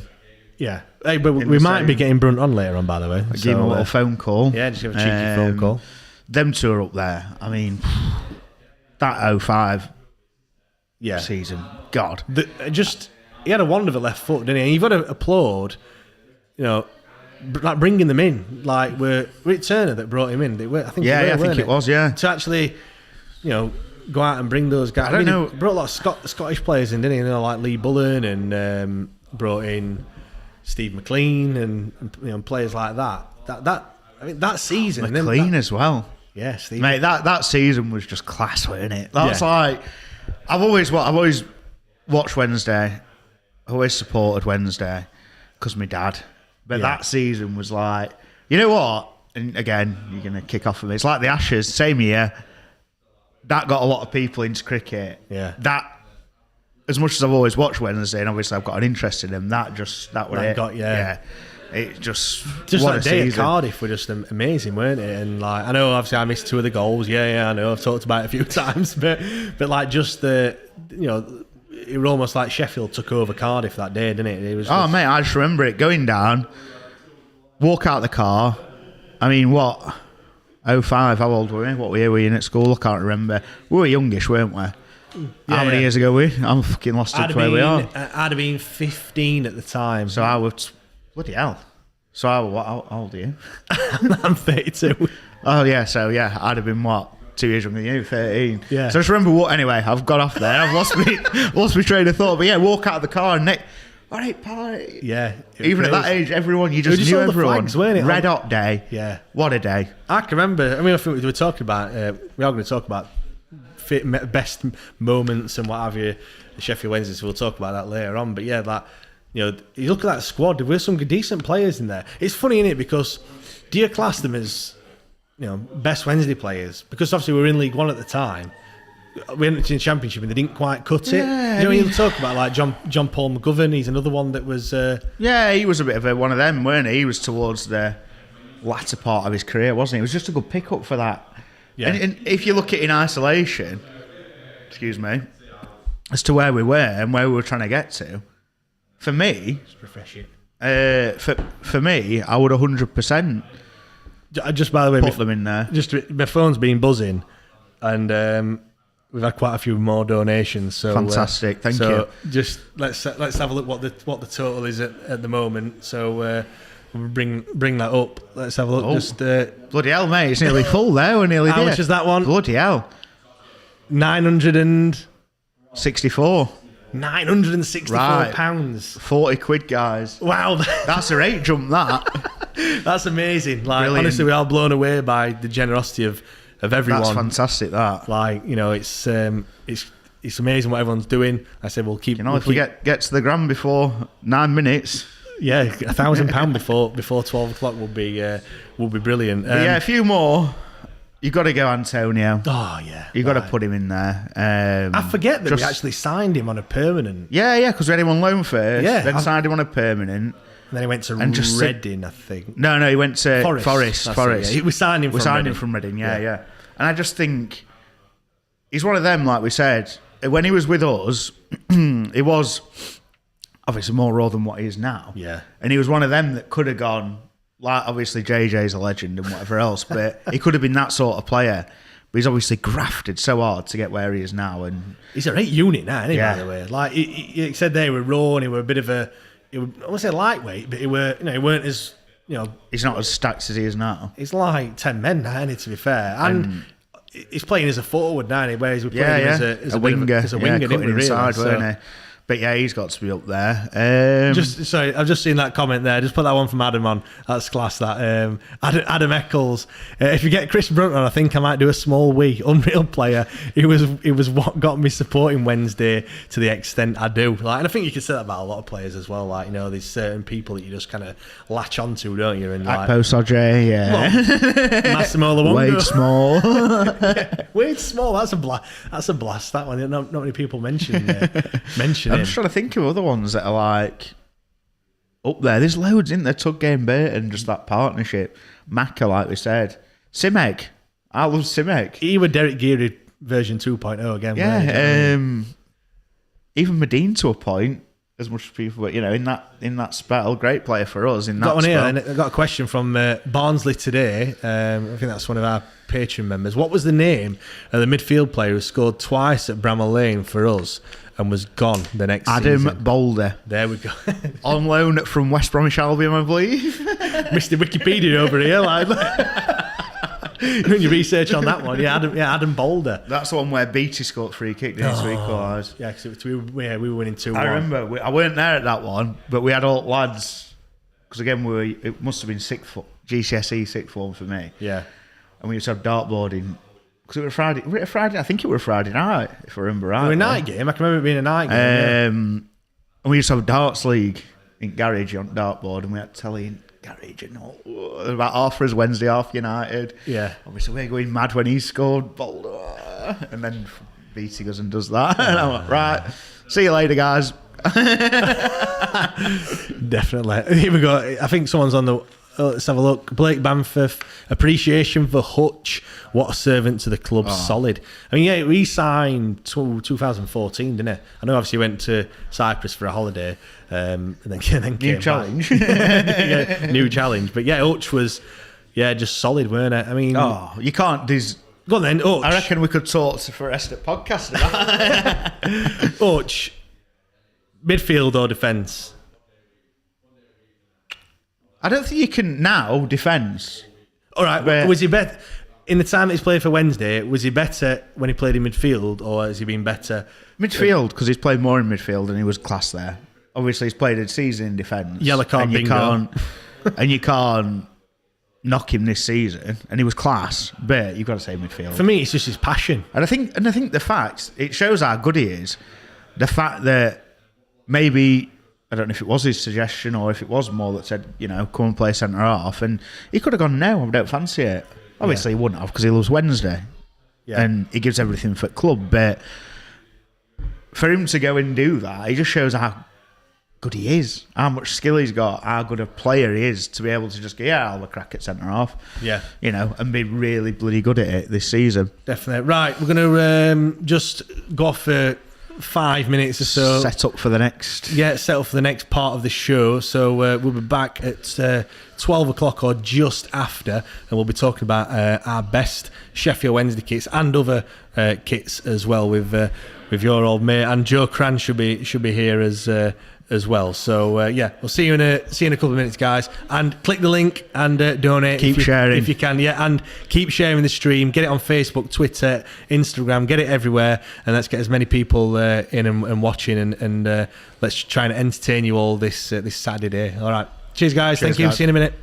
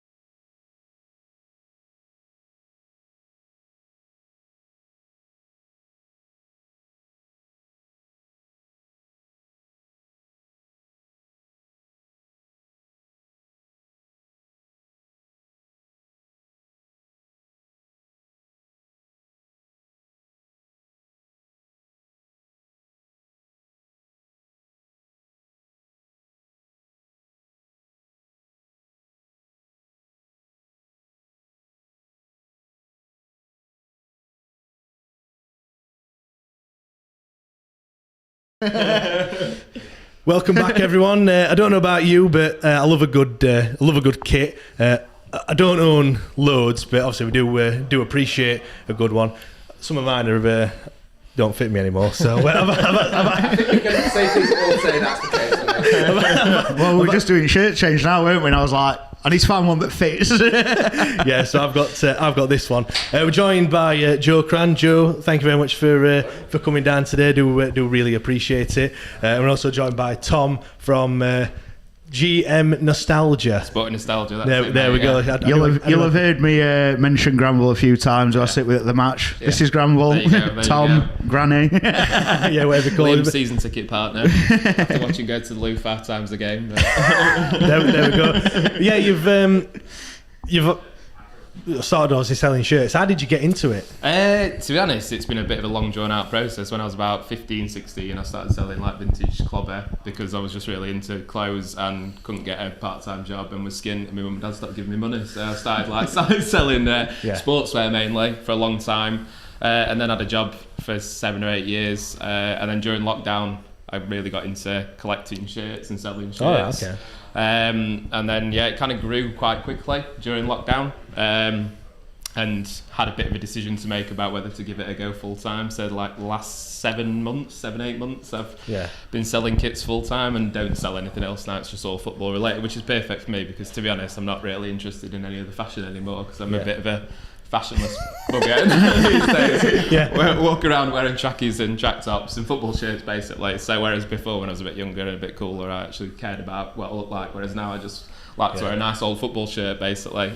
So that's how I basically got into it. Just decided I'd been selling on like reselling platforms for quite a long time, and then I thought I'm going to give it a go, set up a website with absolutely no experience, and it went from there, and this is where we are now, 7 months into living the dream, I suppose. But I mean, it's hard work, but I still love doing it. I think the best bit is just being a massive Wednesday fan. We've had some cracking kits over the years, from like late 80s, early 90s, probably my favourite era of Wednesday kits. Obviously probably aligned with our success during that time, even though I wasn't born during that time either. But then the other kits as well. I've always been obsessed with football, so anything that comes, it's just that nostalgia really, and that's partly why it's included within the name, because when you think back about memories, it's all about the kits that the players wore. So for me, it's all about getting that memory back from wearing a shirt or seeing other people's enjoyment from a shirt because they remember an iconic player, an iconic moment, etc. So that's where it all started. So I have to bring the mic up to you. Yeah, sorry mate, a bit further away. It's all right. Joe, when we talk about like best kits, what for you makes like a good kit? Is it the design? Is it the memories? Is it? It's got to be collective, isn't it? It's got to be all of the different aspects of it. You can have a really nice shirt. I mean, a good example for me, and I know it sort of for a few people split opinion, but the away kit last season, like the camouflage grey kit, I absolutely loved that shirt. Yeah. But it will forever be the shirt that got relegated in probably the worst season in the league. So that shirt will always have those. It doesn't matter how good the shirt is, people forget it. Yeah. But I think I've always liked shirts that have got something a bit weird about them. This shirt, it's not the nicest Wednesday shirt by any stretch. It's just fucking mad. Isn't it? So much it's that design below the sponsor. It's that's what always gets. Why are there 3 different badges on there? Yeah. What's the point? That's what the 90s was like though. The 90s was just put everything on a shirt and see what it looks like. The stripes are different sizes. But you look at sleeves are really long. Nothing makes sense about this shirt. It's wonderful. But you look as well like the badge. Yeah. Like, why has it got the stripes on the badge that don't match up with the stripes? Even though it's the same size, basically, they could quite easily have done it. Oh no, we won't bother with that. No, that's fine. We'll just this embossing. Why is that there? I don't. This logo never got used again. I don't think. No. Ever. No. It's like they went for the central logo, but then thought, oh, we need to put something up here, and like they make ones that didn't have this like embossing. I've got one. There's one on there, I think. Just a different shape. There you go. This is it. That one's gone purple. there we go. That's an interesting one. That's the same shirt as that, but you see the tag. That was made in Argentina, South America, which is another thing. There's an absolute minefield with shirts in the 90s, especially. You basically got local manufacturers making shirts on behalf of Puma, on behalf of Adidas, on behalf of Nike. So you would see quite significant design variations. So people think, oh, that's fake because it doesn't look the same as what was released in the club shop. But actually, yeah, that'll have been made in Argentina by some local manufacturer at the time, which is why it's Safe to say we know I got that shirt off. Yeah, definitely. Also, like, why are the sleeves this length? Like they're weirdly long. Like I've got quite short arms. It's like it's almost Three quarters. I love that boxy, baggy look though. That's just what the 90s side. Overweight people. Yeah, exactly, mate. I've spent my entire life as a chunky lad, so having 90s baggy shirts has definitely been a bonus. Can I borrow that one then next time? Anytime you want, mate. I try not to wash it, so I try not to sweat it too much because I'm genuinely terrified that if I wash the shirt once, all of this is coming out. Yeah, definitely. Well, the new kits you have to get like 4XLs for an XL and stuff, especially the ones that were made in house, the Elevate ones. Oh yeah. They were by the drinks tiny. company. Yeah, they were tiny, really small shirts. I mean, I think I've had a 4XL one, but it fit like an XL, and that's Macron are pretty small as well. They're nothing like the old Puma or the old Umbro ones. It's not Wednesday related, but I've got a shirt that was given to me by one of the guys who plays for the Kiwi national team, the All Whites, and it's a match worn shirt. Yeah. And he's like, oh, I have this. Gives it me as a present. It's not good. It's like that. It literally cuts off the circulation in my entire Really, that bad. What was that one you had in the Oscar one? Was it Oscar? Chelsea? Oh yeah. So like, well, if you look at the players' shirts now, obviously times have changed quite a lot. But like players' shirts now, they'll have a replica version, and then they'll have a player version. But then they also have like so you'll be able to buy a player issue version from Nike now. You'd be able to buy an authentic, they call them. Yeah. A lot of money. But then the actual ones the players wear are often different from them as well. Like that Oscar one, tiny, innit? Fit or something, and it's literally like it's goes in at the waist, and that's what that's what all the players wear is basically skin tight stuff now. So I can remember. Remember the Roma when they had the Kappa. They were the first to do it. Yeah, and they changed the design of football shirts. And because I'd never seen it like before, I think that was like XXXL because obviously it's designed to be really fitting. I weren't particularly fat at the time, but I had that shirt and it was a baggy shirt on me because I didn't realise that. The idea was that it was meant to be it's meant to be tight. This is what Kappa used to make, baggy 90 shirts, and then just in 2000, I think it was those Italy shirts, was it? Italy had the shirts, and that was the first time when footballers started to wear skin tight stuff. Players that it just looked unbelievable on as well. I always remember Michael Essien. Essien was just ripped. Well, if you've got a good physique, then it's all right. For anyone else, for a fan, it's not. We're all right, aren't we? Yeah, exactly. Let's obviously you've brought some Wednesday shirts down. We've got some in ours as well. Yeah. Let's just go through a couple of them. I don't have as many kits in my collection as I'd like Wednesday wise because they are hard to get hold of because there's massive fan base. People collect massive. Did you just say? Just a bit massive. But it's English shirts I tend to find are a lot harder to find, especially good ones in good nick. So that's probably I think that's the first year that I ever was maybe a season ticket holder, was going regularly to Wednesday as a very, very young child, and that's got. That is a great shirt, by the way. Yeah. That shirt is just. Yeah. It's, we talk about niceness. Yeah. That is just a beautiful football shirt. If Wednesday were to bring that back and go that length, that size of stripe. Yeah. The all. Blue, it's aesthetically very pleasing, isn't it? It's a lovely shirt. Some good players in that shirt. I think. It's a bit associated with a pretty awful time, obviously, when we first dropped out of the Premier League. But actually, it's probably one of the nicest kits that Puma did. So that's one of just. I can't remember when I bought that. Probably a couple of years ago, but that's a bit too big for me now. But the long sleeves as well. Always had a bit of a thing for long sleeves because a lot of the players wore long sleeves in the 90s. I know Carbone is on the back of it, but what's the first player you think of with that shirt? Didn't De Builder playing that? That was exactly the one I would have gone for. When he got his 11 goals in the Prem and then was absolutely terrible. Because that's the season we got relegated. Yeah. That's the season we went down. I don't know why is that? Like why have we all thought De Builder? Yeah, there were so many better players in that side than Giles De Builder, but that's the one. That's the one I go for. Yeah, well, exactly. Yeah, for me, maybe I don't know. A bit of Des Walker come towards the end of his career as well. I used to love Des Walker. Who didn't? Yeah, exactly. But he was one of the first players that I think of when I think think late 90s Wednesday, because he was getting on a bit, but he was still a Rolls Royce of a defender, wasn't he? So yeah, well, that's the first one that I brought down. And you said about long sleeve. I'm not a fan of long sleeve. You know, see, in the collector's world, people are obsessed with them. I think probably because a lot of players wore them. So a lot of players Chris in the 90s Brunn. especially. Yeah. When you think Is it because people feel like it's a bit more formal? you can wear it out somewhere. Yeah. You know, when you look at the like with Chris Brunn, I think long sleeve, and I just think of that shirt.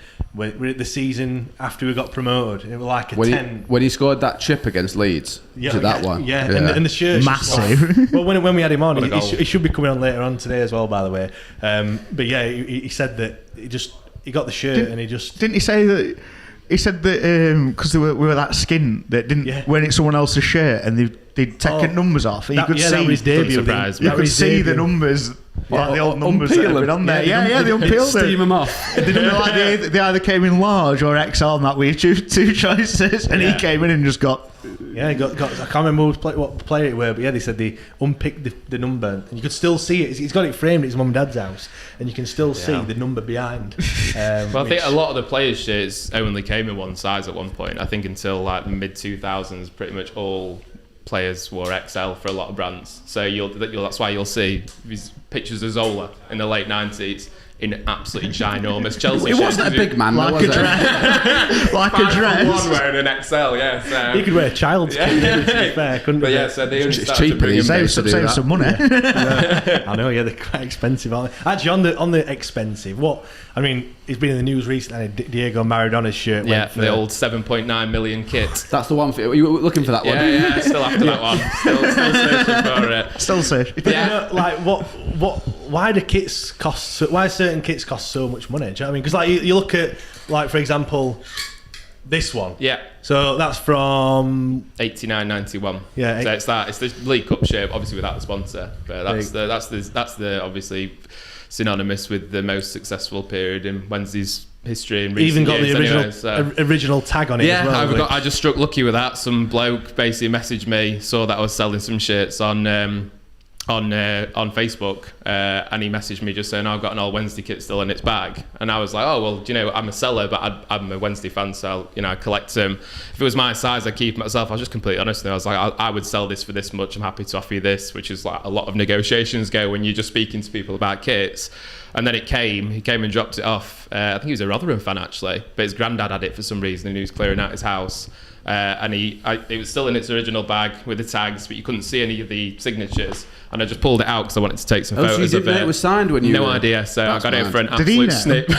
snip. Do you think he knew? No, he didn't know. He had Sorry no if you're idea. watching now, pal. I think being a Miller, he probably isn't, but maybe he is.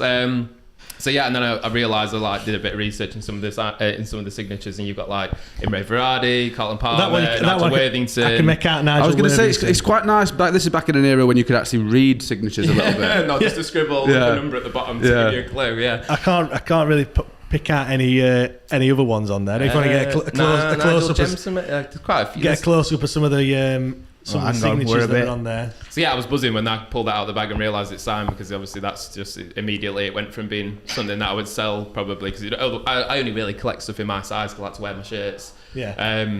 But if it's something like this, obviously it's a frame jobby or something that's going to hang on the wall. So yeah, as soon as I saw it was signed, I was like, right, that's staying. definitely going in the collection. So Yeah, definitely. Another one, iconic. This one. Oh, what a shirt! That is like, I don't know if it's a sweater or whether it's I was going to say that the thing with Material, this shirt, the material on it is the worst. It's literally like wearing How would anyone play a paper football in towel. that? Yeah, it's ridiculous. it's, Looks lovely, but it's absolutely hideous to feel. obviously Di Canio on the back as well. Is he the player you think of? No.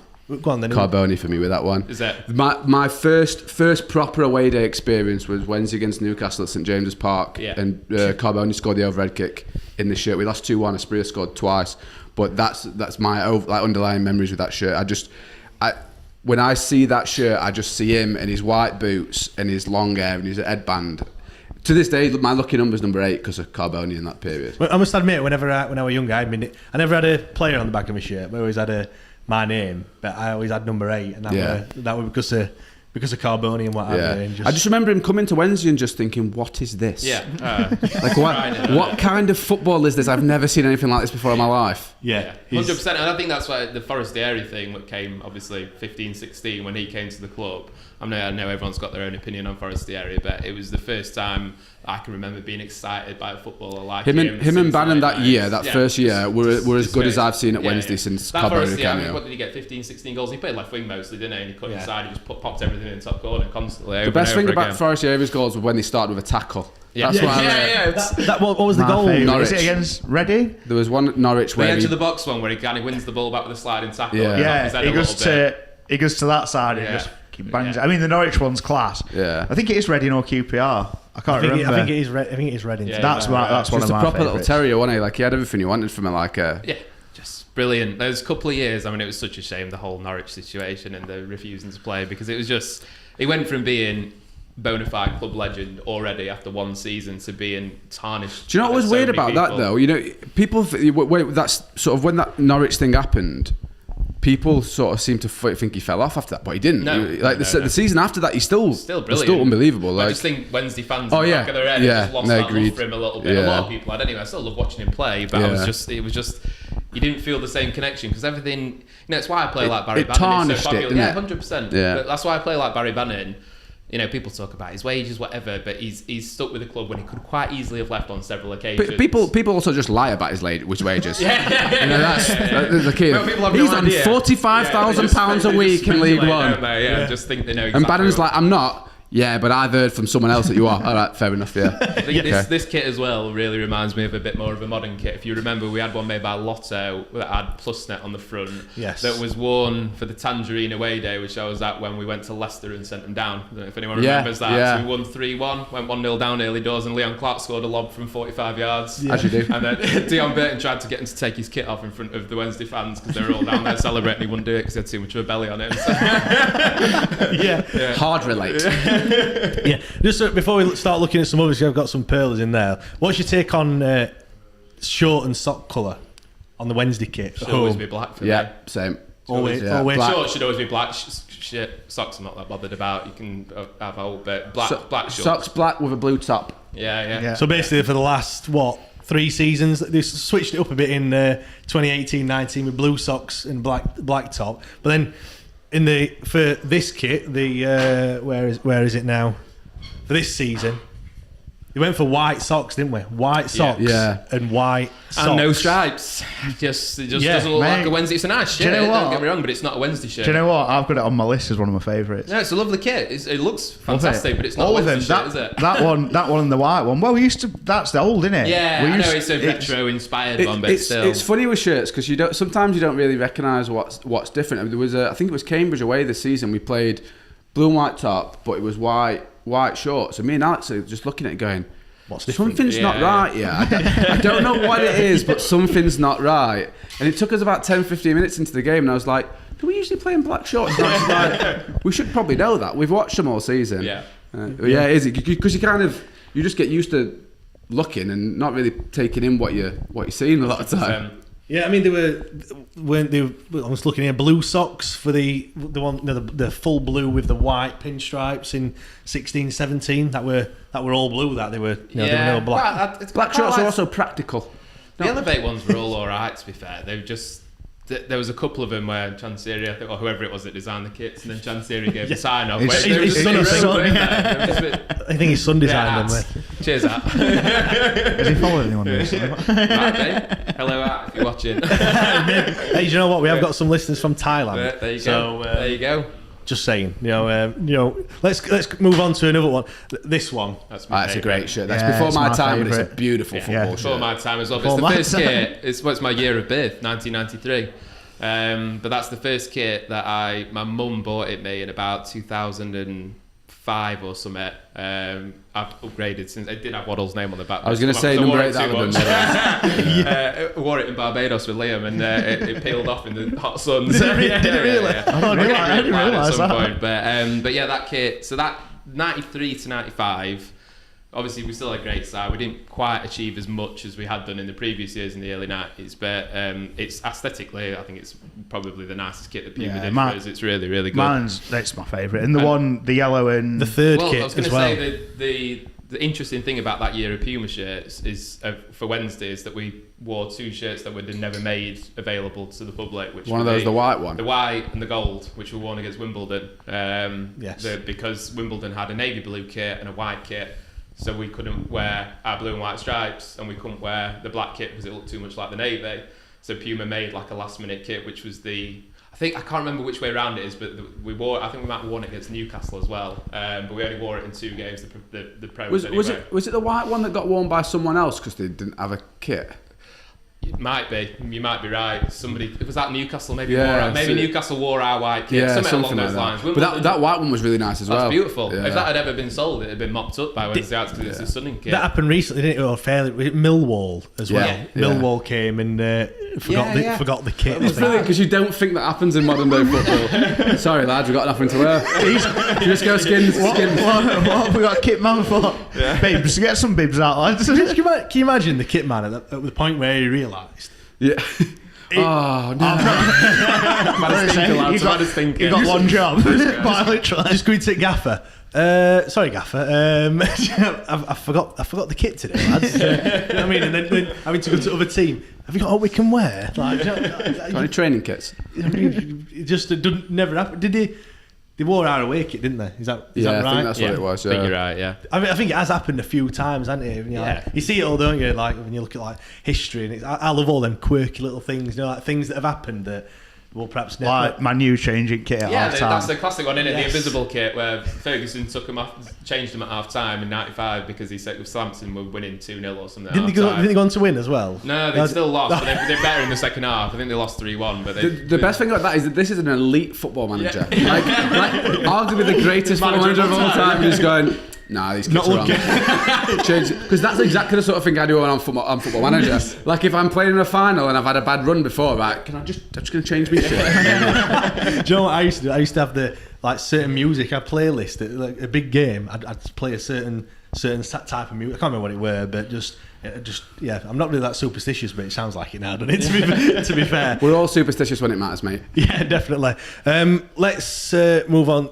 We have got. Should we talk about these other kits? Yeah, sure. Let's move on to the other. Well, you've got one that you're wearing. Like. Yeah, I mean, I stuck this on because all my Wednesday shirts are on the rail, and I thought, since I'm talking about football shirts, I should probably wear one. But yeah, I collect other kits as well.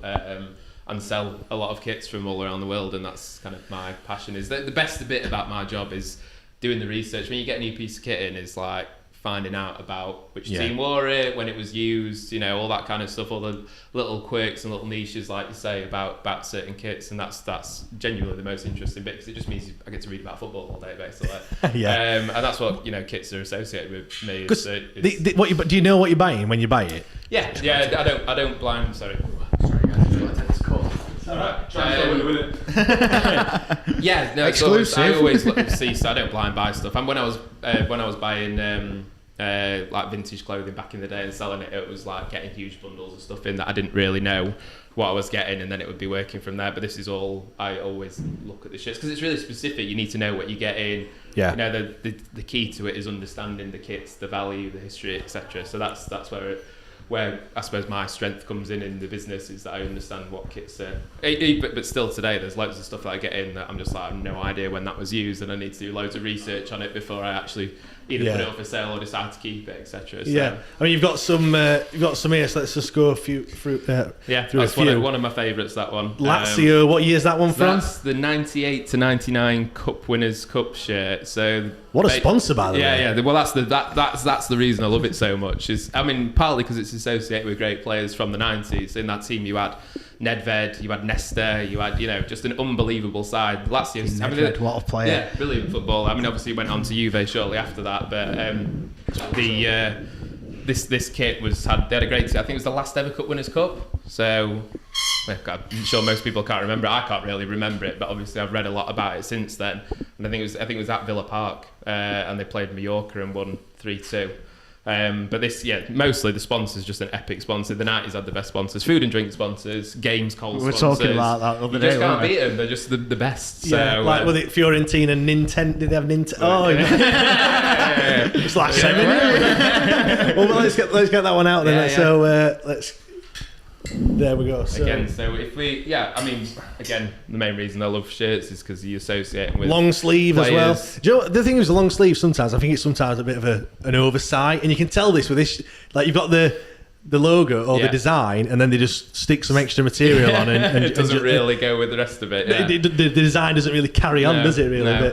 But I mean, that, for me, I don't know about you, but that just screams Gabriel Batistuta. And for me, like, I'm wearing a Ronaldo shirt now, but like the two players that I've watched most videos of in the entire world are Ronaldo and Batistuta. But purple. How many purple kits? Exactly. Well, there's probably. I mean, there's a few. I think Anderlecht will wear purple, but there's not many. There's not many teams that are famous wearing purple. So you just think Fiorentina. That's I do look. Is it Werder Bremen? They had what would you call that? Just the quadrants. Yeah. The green and what we call orange, weren't it? Yeah, light green and orange.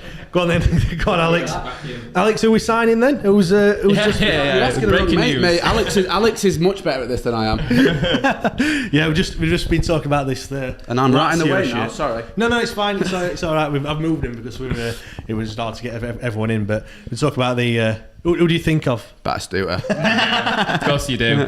I mean, Rui Costa or Batistuta, that Fiorentina side, because I think they won. I mean, they finished in the top 5 or 6 in Serie A quite a few years in a row. There has never been a bad purple shirt. No, ever. No, we were just saying there's not many though, is there? Yeah. You know, but they all look Anderlecht, beautiful. he said. Who else? Anderlecht's a great shirt. Yeah. Who else wears purple? Oh well, because one That's here. another Fiorentina one. So that was the year, so 1992 to 93, they got relegated from Serie A with Batistuta in the side. With Stefan Effenberg in the side, like iconic players, somehow got relegated from Serie A, and that's the shirt. That's actually a match-worn shirt. That looks like the itchiest collar in the world. Yeah, Uhlsport. You don't see many Uhlsport. And the sponsor as well, 7 Up. Yeah, Another good that's another. We were talking about food and drink sponsors and games consoles. That was why the 90s was brilliant. Now it's just all bloody Do you gambling. know what you said about gambling in crypto? Yeah. More off. Do you know what Seriously. you said about you like things that are a bit mad? Yeah. That is That nuts. I think. Look, what is it? sort of is that design? What is it? Like what? Look at you. You've got the little Fiorentina emblems like in the shirt. Oh, that's nice. I didn't see them. Yeah, so It's they're good, like that. within the shirt, which I just think is a super cool But way to design a shirt. this literally just looks like someone's just like when you Spat out paint on a shirt. when you do a test on your printer, like we used to do tests on the printers. That's what it looks like. Yeah. Maybe that was the inspiration. Who knows, really? And obviously, badges as well. I always like a stitched on badge. 100%. Stitch badges all Bit day. for the others, the sponsors as well. Yeah. Just looks classy, doesn't it? Looks Yeah, classy. What is a controversial one? What's your take on changing the colour of the badge to match the shirt? I don't mind that. No, like the blackout kits and stuff. Like, so I saw on Wednesday's away kit last year on the grey one, and on the pink one this year, and I think it looks banging. Yeah, I really It's like it. aesthetically pleasing and it looks good on the shirt. I've not really got an issue with it, but yeah, People feel so strongly about kits as well. If you go on the forums, which is an absolute minefield, by the way, it's like don't like that one. Full of sensible people. It needs to have a central blue stripe. Has to have a central blue stripe, and The stripes have to measure. too thick, too thin. Like Yeah. it's like I think people just look back to like 91, and then just if it's done like that, then they don't really want it anymore. There's certain people. There's definitely people of a certain generation that rightly they saw us when we were actually really good, and they're like, if we just replicate all of that, maybe it'll work again. if we repaint the Presto sponsor on the top. That should be a national monument. I'm all for never painting over the Presto thing. The good thing about it is that obviously the away fans can't see it. Do you know what I mean? But like, It's just ours. It's just ours to enjoy. No, but you can imagine going to the ground and looking and thinking, like, what is that? Here's a Like, question: do you know what Presto was? Because I have no idea. I've not got a clue. No idea. Anyway, Ask my mum and dad. They don't know either. if anyone knows, get in the comments. Yeah. What was Presto like? To be fair, They've had 40 years of sponsorship. I'm going to bring us. I'm going to rename the podcast the Presto Podcast. Yeah. It's just free sponsorship. In it, really. Went bust 39 years ago. Guaranteed they don't exist anymore. They won't do, will they? Well, if they did, they would probably paint over it. Even though they had free advertising, they still didn't make it. It's doomed from the start. Yeah, definitely. Let's move on to a few others. Look at this one. Let's put this one back.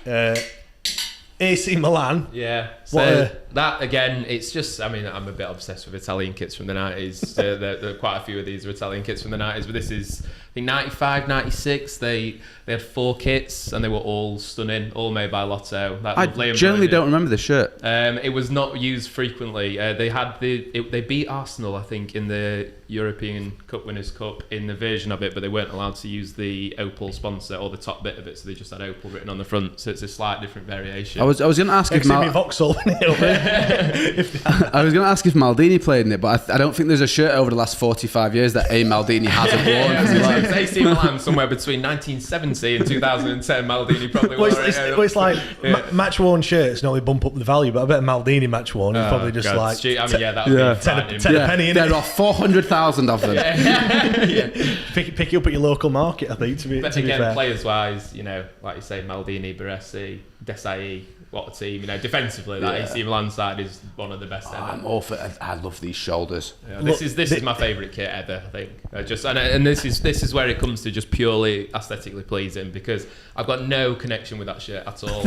I had to look who it was at I first. don't really even like international shirts, or I'm not really a massive international football fan. It's all club football for me. Yeah. But that shirt is just absolutely stunning. So it's Portugal's shirt from 92 to 94. I mean, it's even got all like the little embossed Adidas apparently, logos so on it as well. Got that off a big Portuguese match worn collector, and it's a little bit of a link as in terms of an iconic player. It's when Luis Figo first broke into the Portugal team, and they got to the final. Who was 18? I don't know. So the guy who I bought it from, he basically has an agreement with players that he doesn't disclose where they've come from. So that's the thing in the match worn scene. I'm not a match worn collector. I just bought that shirt because I bloody love it. Yeah. Is that sometimes people will not be able to say who it's come from, but apparently it's an issued or match worn shirt. So I've got one of Romelu Lukaku shirts from when he was playing youth football Really? at Belgium, because a friend of mine played against him back then. All right. And it is absolutely massive. That's what you were saying about small kids. No, this is literally from when he was a child. There's Really? footage of him when he's that big. 13, like standing next to 3-foot children, and he's 6 foot tall. Absolute monster of a footballer. Yeah, he's still a monster now, isn't he? To be fair. Big lad. Was that template used? Did anyone else use that template? Orlando Pirates had a shirt with sort of It will have been. things on the outside. Was that the one I It's think quite- of is the Germany Germany, I one? was just going to say, it's very similar to the Germany Liverpool one, had one as well, didn't they? When they had stripes on it, but it was just one shoulder. Liverpool's. Were they the Adidas equipment ones? I think. I think it was like 95, 96, something like I that. think you might be right. But that's the other thing. Well, the next shirt that you're going to pull out as well. Do you know what? Adidas, when they had those trefoils, the old badge, I don't know why they ever got rid of it, because it just is the nicest looking badge. I'm going to be honest. I thought I was picking a jacket up here with the collar and everything. I thought that was that was a jacket. PSV's 90 to 92 away shirt, which again for me is it's a beautiful shirt, but Romario. Like Romario, it's very plain. But yeah, it is very plain. It's the colour though. Baby blue football shirts. All day long. 1860 Munich for me. 1860 Munich shirts are stunning. I prefer a plain shirt. I like Tottenham. No. Madrid. Tottenham have got the worst kits in England. Madrid. Classic. Well, that links into the prize. Oh yeah, the giveaway, the raffle prize, front one, I think. Yeah, all the way here. Pure Galacticos. So this, Real Madrid shirt, kindly donated by Tom. Thank you very much. So this is one of the prizes for the for the people that are donating in the raffle. Every £5 donation is one entry into the raffle. There's no maximum limit, so you can donate as much as you want to, really. But yeah, this is one of the prizes. So this is go on, Tom. Pinko 3 or 4 away. So it's obviously Zidane. I was going to say pick Ronaldo, one. just that team. It's got the La Liga badge on and it's still got its original tags. I've got the packaging at home as well. Yeah, so it came in its original packaging and tags, so it's literally never been used by anyone. So beautiful kit. That kit and the white one as well. Like that one, I think I've got somewhere in my kits that have got lost somewhere. Yeah, Liam's missing kits that he's been telling me about for 2 years. Mate, I've got a suitcase of loads of retro shirts. It's the only reason he's sticking around, isn't it? Only reason I go to match with him. Again, he's forgotten again. It was like, I found this suitcase, because basically, long story short, I came back from Australia. My mum was selling out, so everything was packed up. Some stuff went to storage. I said, there's a suitcase at my auntie's garage or whatever. got them out the other day. I saw one football shirt, which was Children's Hospital Wednesday shirt. Yeah. Got excited. All the rest were like rugby, England rugby, Lions, Yorkshire cricket shirts. I'm like, I thought I got him, mate. Motherload. The away. I've got the away one. The one before that, I think. Yeah. And just even the white shirts, that Siemens logo. Really it's nice just, kits, yeah. Just on Real Madrid, I don't think there is a team that has been so consistently good with football shirts for so long. Yeah, But they just scream don't- Real Madrid, don't they? They don't miss. Like, No. no, I don't The ones remember this year. That away shirt, the one, purple- the bluey one, with the Oh, so the purple one that's coming for the new season, the third kit, that's amazing. Last year's one, that one's beautiful as well. Yeah. But last year's one where it's got like the design all through it, blue. I've got that in long sleeves with Benzema on the back, which is good considering now that they've just won the Champions League with it. So I'll keep that one definitely. Hey, there's one more in there that we've missed. Yours, Granville. The front one. The classic one, that one there. I lied. So this is my favourite. Talking Oh of- yeah, no, that's So this is my favourite kit of all time. Again, obviously boring old me, Italian 90s, but there is absolutely nothing boring about this No. shirt. Just There's a boring lot- about my habits of collecting shirts. but there's a lot going on though, isn't there? When you look with the. It's a great But shirt. they did, so they redid this kit or based on this design a couple of times after. So was this? Because I can remember Adriano, but I don't think he played in that. later. Yeah, So this is obviously This is Ronaldo era. Ronaldo, So yeah. it's 97, 98 was when he got that massive move. OG to Ronaldo, OG Ronaldo, the not- real Ronaldo. Because the Adriano one, they had thicker stripes in Yeah, it. yeah, I've got that one at home. It's a beauty. But this one was probably like my first like memories of watching football is watching Ronaldo in an Inter Milan shirt. Is just because he was just a phenomenon. Like there was nothing like him. I still think he's the greatest player of all time. I know that's probably a bit of a controversial thing to say with the whole Messi, Ronaldo, Maradona stuff. But if he hadn't got that horrendous 3-year injury where his knees snapped in half, I think he would have gone down as the greatest ever. There's that great video of the French national team talking about him, isn't there? When like before the game, and they're just like, "There's nothing we can do." Yeah. Well, Leicester said it against. Of course, they beat in the final of the UEFA Cup in '98. They beat Lazio, and Nesta, obviously one of the greatest ever centre backs, said, "I've never seen anything like it. There's just you couldn't get anywhere near him. Fast, strong, technically good finisher. He just had everything. He's the perfect forward in any era. He could have played in any era." Throughout football, and he still would have been the greatest striker at that time. I think that's it with players like him. Is I think you look at certain players and you go, they're good for now. Yeah. Whereas with Ronaldo, it's I find it really interesting. I watched some videos of Jimmy Greaves when he passed away recently, and like you look at Jimmy Greaves, then you're just like, oh, he could play now. Yeah. Like everything about it. He was a modern footballer. Yeah, exactly. So yeah, that for me is just. It sinks in with my childhood, but also he's my favourite ever player, and it's just also a really nice kit as well. But yeah, they made the one 2 years ago. They made a similar design one as well with these grey black colours, which Lukaku wore in the title winning season for Inter as well. So they've had like 3 great forwards for Inter: Ronaldo, Adriano, and then Lukaku, who scored bags full of goals from in these iconic kits. I was in Milan a couple of years ago, and I went into there's like where the Duomo is bang in the centre of Milan. There's like a really cool football shop out back. I went in there and I got the Inter shirt at the time. It wasn't a retro one, but I got the Inter shirt, and I go in and I said to the woman behind the desk, "Can I have a name on the back?" And she's like, "Yeah, what do you want?" And I said, "Adriano 10." And her face just lit up. She's like, "You absolutely fucking yeah. I mean, it's Umbro as well, which are not like. The kits now are. To be fair, they made some better ones recently, but I think they got bought out by Nike at some point. Didn't they just get bought out by Nike so Nike could take England, and then they sold them again? Yeah, I think potentially that might be right. But in the 90s, they were unrivaled. Like, I mean, they made some of the best kits ever in the 90s. But if you look at Umbro kits from any time after about 2003, they're pretty shoddy.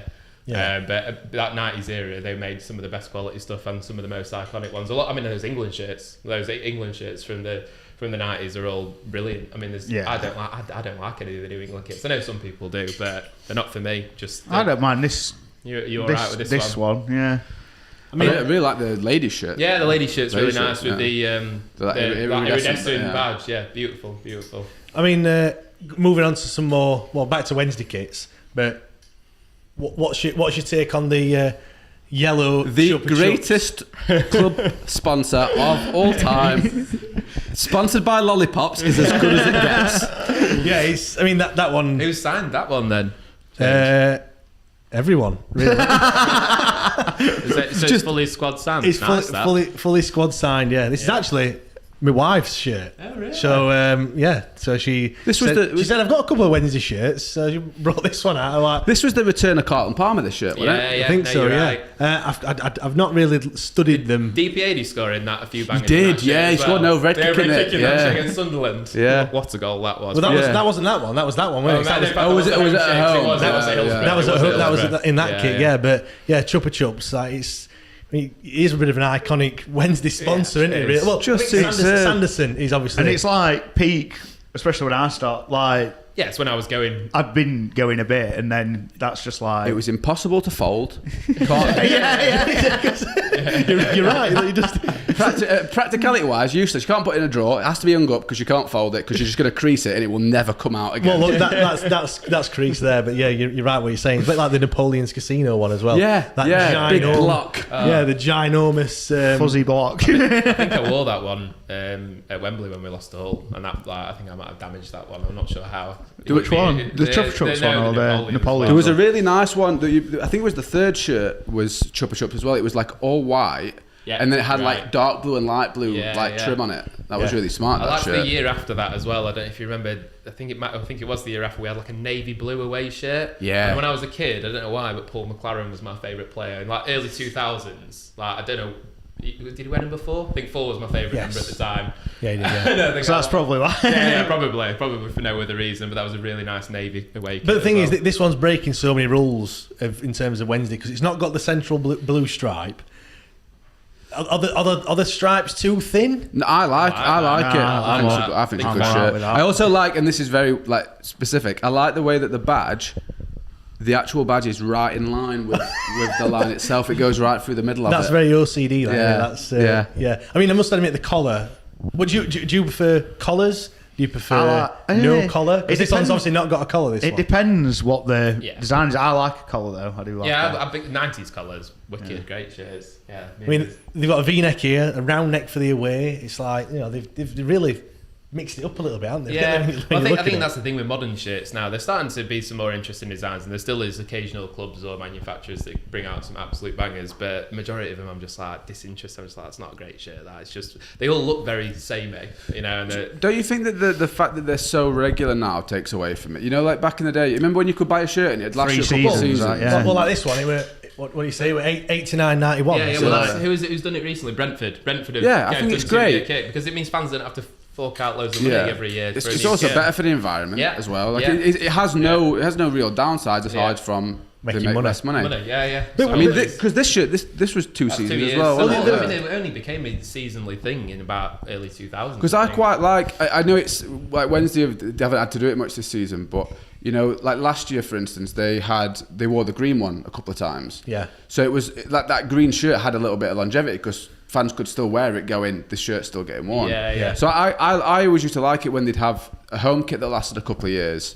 And then the away kit that sometimes changed. Sometimes that'd last a couple of years, and it's just Well, often the away kit would become the third kit. I think Yeah. that was. Yeah. I think the black one we looked at That- earlier, the that- yellow one. yeah. I think that was the away in 93, 94, and the third kit in 94, 95. Yeah. So, but that's cool because it's still being used by the players. You've got a new kit to be excited about at the same time, but you're still, keeping a bit of longevity on an older kit. Well, So- one thing I didn't realise as well. So, when the players, I thought players got new kits every single game, but they don't, do they? They get charged if they lose it or give it away. Julian Burner when in that green kit, Reading, he got sent off. Yeah, when he ripped it. Yeah, Did he get a bill? He got- from yeah, Dutch It is the We were most struggling then, weren't we? it's the most perfect picture of last season. That just Julian Burner ripping his shirt and everyone going, "Yep." We all feel exactly the same. Yeah, but no, they have, I think they wear them for 3, 4, 5 games or Do they? whatever. Yeah, they get washed. They have 2 kits, so they have a kit they can change into at half time. But you see that sometimes. Wednesday come out with clean kit on. And you see other teams who clearly can't afford to have new kits every time, and they come out and all the sort of muddy and what have you. you. Can guarantee your Fleetwoods and the likes of that won't be forking I out like- a new kit every game, will they? So. I like it when players end up getting bloodied and stuff, and they have to wear a shirt without a name or number on the back. I just think, But now some of the top Straight out teams, of package. but some of the top teams have. nip over to the megastore. Why is it taking so long? Speak to Sue or whatever her name is, who's worked there for God knows how many years. But Bloody hell, I've had to get a triple XL, aren't you? But no, but some of the top teams have another shirt from, don't they? Like they have already ready, so they can. Half time, yeah, they the swap players will over have and- about 6 prepared for. Like Ronaldo will have loads of kits. Probably has different different designs on each kit or modifications on them because he can and because they can afford to do it. So, but yeah, when it goes further down the leagues, it's not the same, is it? Let's. What about this kit? This for me Lovely is shirt, that. Loved it. is What a shirt. probably one of my favourite Wednesday kits in terms of like the away kits and what have you. Yeah. I mean, Screams Barry Bannon, doesn't it? Screams Barry Bannon. But the problem is, it says Chancery on the front, which is and then it also made by Elevate, who also make sports drinks apparently. Do they? So, like, Do they? Apparently. Have you ever seen an Elevate sports drink? Hey, it's got an embroidered badge though, James. Look, I'll put it this way: I've seen the same amount of D-taxes have I have Elevate sports drinks, which is Oh, none. there's some But- shady sponsorship deals going on there. See, I was very optimistic there. Look, XL, I realised never I felt been like worn. Unworn. Well, Yeah. actually, I think they went on. I think you've got that one. haven't Yeah, I you? got the long sleeve one, but I think I bought like a 3XL. We bought when it was on. It went on sale, didn't it? It was the same as the grey one you were talking Look at about. I them bought there. that from the Wednesday shop for 16 quid last year. I hate the shirt, but I thought 16 quid, can't turn that down. I'm Yeah. still waiting for the Macrons to go on sale. If it's ever I, gonna my happen. only thing that is bad about this shirt was it's a little bit too thin. Yeah. I always feel like you have to wear, like, if you don't have the physique for it, I feel like you have to wear a white t-shirt underneath it. Yeah, A little bit because see-through. if it rains, Bit of nip showing through. Definitely. yeah, if it rains a bit, then it could be dangerous, couldn't it? We've also got, I think, where's the other two shirts from that? What was that blue one we're talking about The earlier? IKEA weren't kit. it? The IKEA kit. This is probably the worst Yeah. kit as well. Just a bit mad, but not in a good way. No. It is IKEA, isn't it? That just reminds me of Moses Odebajo, definitely. Just- Wasn't there was a reason for that kit, right? Wasn't it meant to be It like was- a link back well, to it's like something? there was one in. I've got it on here. 92, 93 was it? Well, oh yeah, I suppose it's a little bit like that. Obviously that, Yellow with the the yellow with the thicker black stripes. It's nothing like it at all. No, it's really nothing But like it. And is it's that- hideous as well. is that what they were going for? Is it supposed to be that? No. The year before away shirt was a thick yellow with the black Black. stripes. Black. Do you know what shirt we haven't Black seen or badge, spoken weren't it? about? Yeah. There was that Nice shirt that kit, was that. yellow and purple. That's what I was on about. That before, shirt yeah. was- That was the same third. same as that, but yellow and Yeah, purple. that was a pretty banger, much, that yeah. shirt. Yellow and purple. Yeah, I'd like purple stripes. one, for that one. That reminds me of Des Same Walker, template actually. as that. Yeah. I'm trying to think. Can't remember. Yeah, I think of Des Walker in that shirt. Yeah, you're probably right. To be fair, I mean, same year, the 150th anniversary. This one again controversial with no stripes. Again, Liam loves it. Yeah, I love it. It's a nice kit. It's a Ross Wallace shirt, that. Yeah. But also, definitely. I think it comes down to like material as well. Now you're wearing a kit, and that one, I sweat quite a lot anyway. But I just sweated so much in that kit. It was just just not the. These are really niche like complaints because I remember with the Elevate shirts, you know the 2015-16 one that had that really big plastic logo on the back. Yeah. Back of my neck used to get dead sweaty. This is a lovely podcast topic. No, but it does make when you talk about best kits, when people say, "Oh, I like this kit, I like that one." These are things that come into it. Do you know what I mean? Like definitely. these are different things about it. Like you said, I love that the badge is in the middle. Like such a. I love that this shirt makes me feel like I'm wearing a towel. Yeah. There's like 3 things that make up a kit in there, I suppose. It's like how it actually feels as a piece of clothing, the memories it gives you from the time, and I think probably players as well. For me, it's either like matches or players, and then is it actually a nice looking shirt? Yeah. That's like the things that come with it. This one, Obviously, that's a remake, but Beautiful shirt. That's late 80s, isn't it? Yeah. I mean, the originals of these are worth. I know you've got one that you're probably going to show in a bit with the away shirt, but the originals of these are worth a lot of money. Yeah. they don't because the replicas weren't popular until the 90s. Obviously, you forget that the Premier League basically turned football into this monstrous commercial output where replicas, everyone was wearing the kits. You know, before that, people didn't wear. You'd have a Wednesday scarf at the match. You know, not many people would wear replica kits at Hillsborough. I mean, this is obviously a modern remake by the Terrace, but what's your take on this kit? I think it's lovely. Yeah. For me, it's just It should be horrible, but it's not. Yeah, it shouldn't work. Yeah, but for me, it just screams not Wednesday. Like I don't. No, it's not. It's not a Wednesday shirt. In many ways, it's not a Wednesday shirt. But it's just a really nice football. didn't we have when did we have another shirt similar colour to that? Was it a Naps one? Yes, the one that had the big embossed. Yeah, and Owl. was that the year we had the Children's Hospital on the shirt? No, I think it had. I think it had it on the sleeve or something, or the back of the shirt. maybe. Wore a grey shirt, didn't he? I think there was a Children's Hospital logo on the back. Might have been, yeah. okay. I think we've had a couple because we've also had. Didn't we have the one that had the Deodora with the reflective little? Yeah, there's little dots. Yes. Yeah. And when you washed it too much, it just weren't reflective anymore. Yeah. It just disappeared. Just like a spot. Just like loads of little spots. You've just mentioned it. Well, we might as well bring it out. It's one of the best kits. This one, what a kit! Like, I mean, it's so rare that it's ridiculous. yeah, Who's that signed by? The one and only. David Hurst. Yeah. And As it goes, it's not bad. and this shirt is also part of the raffle as well. So Nice. You got a, So, I'll be entering a couple of times just to try with So yeah, if you want to donate to the raffle, you can win this shirt. So yeah, Is signed by 88, 89 maybe? 88, 89. Yeah, late 80s. like rocking all shit apparently. Yeah, even without a David Hurst signature on it, you'd be looking at spending more than £200 on buying a replica version of that. Well, when we floated the idea of doing when we announced doing this live stream to raise money for Jude, a guy just tweeted me and saying, "I've got a shirt if you to donate if you want it," and I was like, "Yeah, happy days, more that'd be fantastic." Great story that they made it from Liam. And then he sent me a picture of it, and I was like, I sent it to Liam. I didn't reply to him at first, and I said, "Liam, like this guy's just, he wants to donate this shirt. Like, what do I?" Can we take it off him? And honestly, I was like, what do I do? Does he know? That's why I asked him. I said, "Are you sure? Like, you really want to donate this shirt? Are you aware of like how rare it actually is?" And he said, "No, like it's just in my wardrobe, just sat there." And That's class. there's a story behind the signature as well. So he said his sister worked at the hospital, and she said to him, "I've got someone in that you might know." He's like, "Oh, really? Yeah, David Hurst." He's like, "No way." So yeah, honestly. So he gave her, like when we got to Wembley, the shirt that it says Road to Wembley or whatever. The 91 it is. cut one. Yeah, and he took it in, he gave it to her, and then that got signed. So he thought, right, I'll take. I filled my boots. So he gave With him a briefcase full of stuff. So he actually went and met him, and he got him to sign the shirt and everything. And It's great because it's a shirt that you obviously wore as well. There's quite a lot of people who get like an iconic player on a remake or a later shirt, like a 2010 shirt with a Chris Waddle signature on it. It's not quite the same. But you look at the. I mean, at first I thought that the badge was wrong. Like, There's another example of what you were saying before, badge being changed colour. Yeah, I like the eyes are a different eyes, colour. yeah. It just doesn't look. It just doesn't look And it's right. just not a Wednesday shirt, is it? No. I mean, obviously it is, but the colour's like, it's just.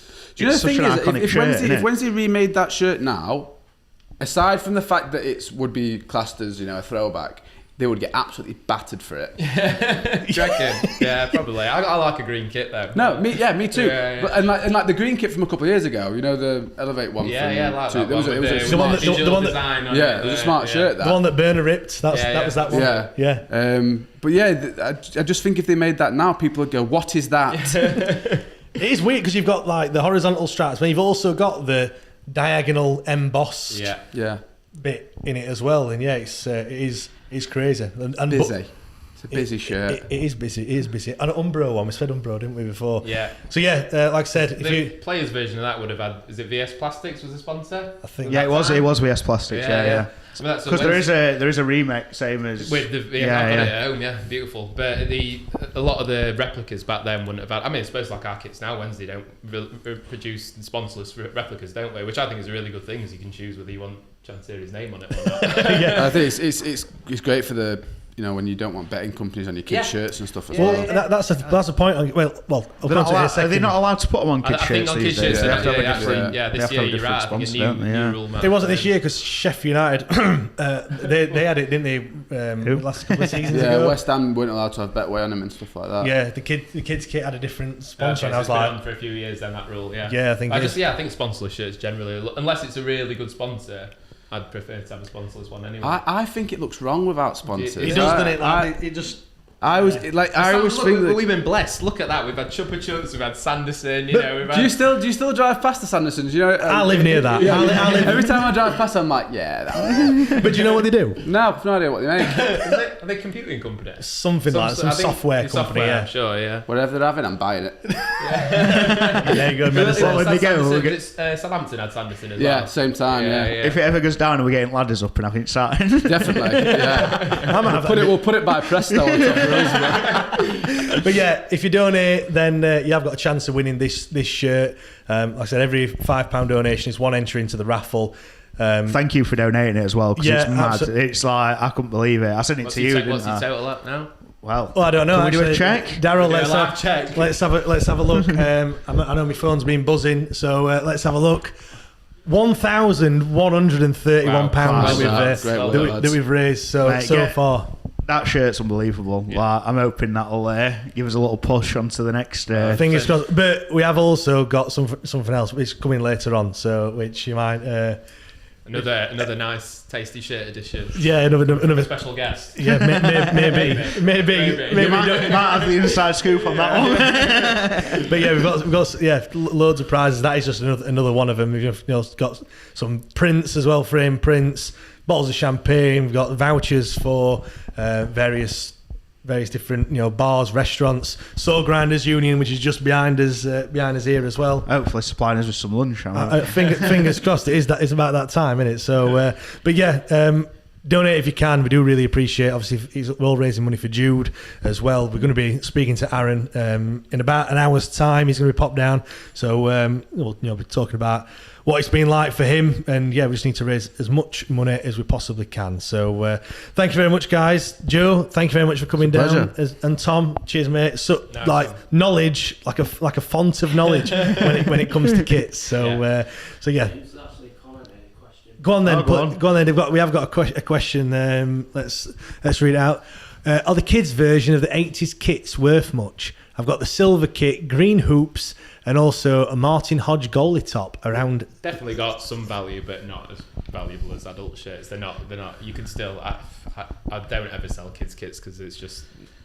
People don't really collect them in the same way, but they definitely got some value. 100%. They're not. Probably best for framing or something. Yeah, you know exactly. What I mean? People will buy them display. to frame them, or if you want to frame them yourself, yeah, definitely. Don't throw them away. 80s kits are just really hard to come across at the best of times. So definitely got some value whether they're kids or not. Before we go, what's the kit that you've sold for the most? Good question. I sold a shirt, a really famous shirt, Fiorentina again, a couple of weeks ago. For £400, which was the band shirt. So it had and I don't know if you've heard of it, but it had a bit of a naughty historic emblem in it. Yeah. Yeah, you know the one, which they only figured out after about 5 or 6 times of wearing it. Did you vet the person you sold it to? No, but I'm hoping it's not some sort of neo-Nazi somewhere. What's the one that you got in recently? The one that's only been worn in one.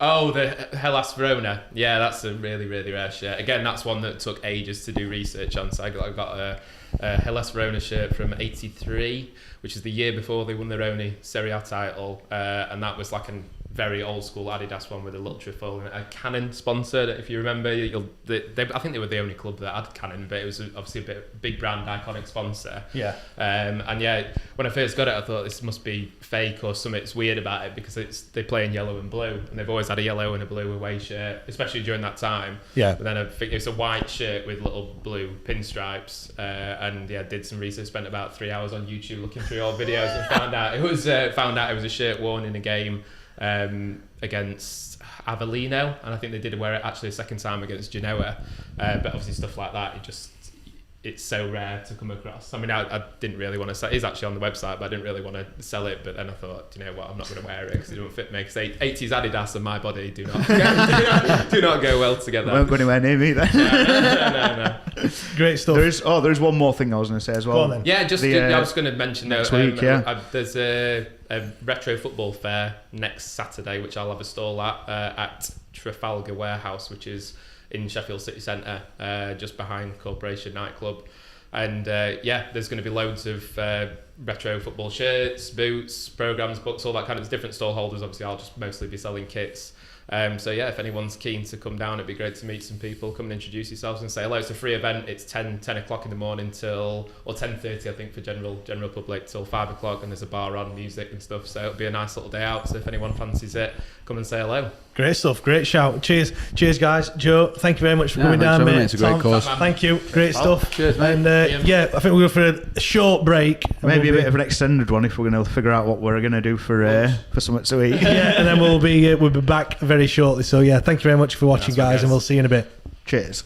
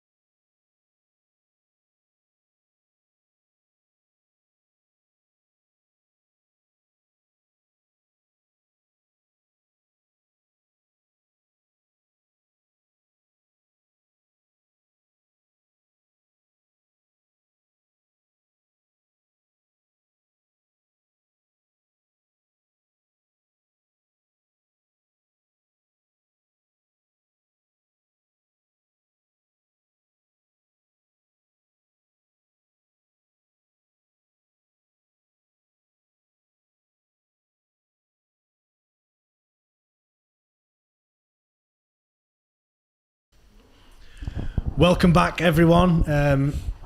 Thanks for everyone for listening so far. We do really appreciate it. Just going to bring the camera a little bit closer if we can. There we go. So yeah, thanks everyone for listening so far. We do appreciate it. We've raised over £1,000 already, which is absolutely incredible when you think about it. So yeah, massive thanks to everyone that's donated already.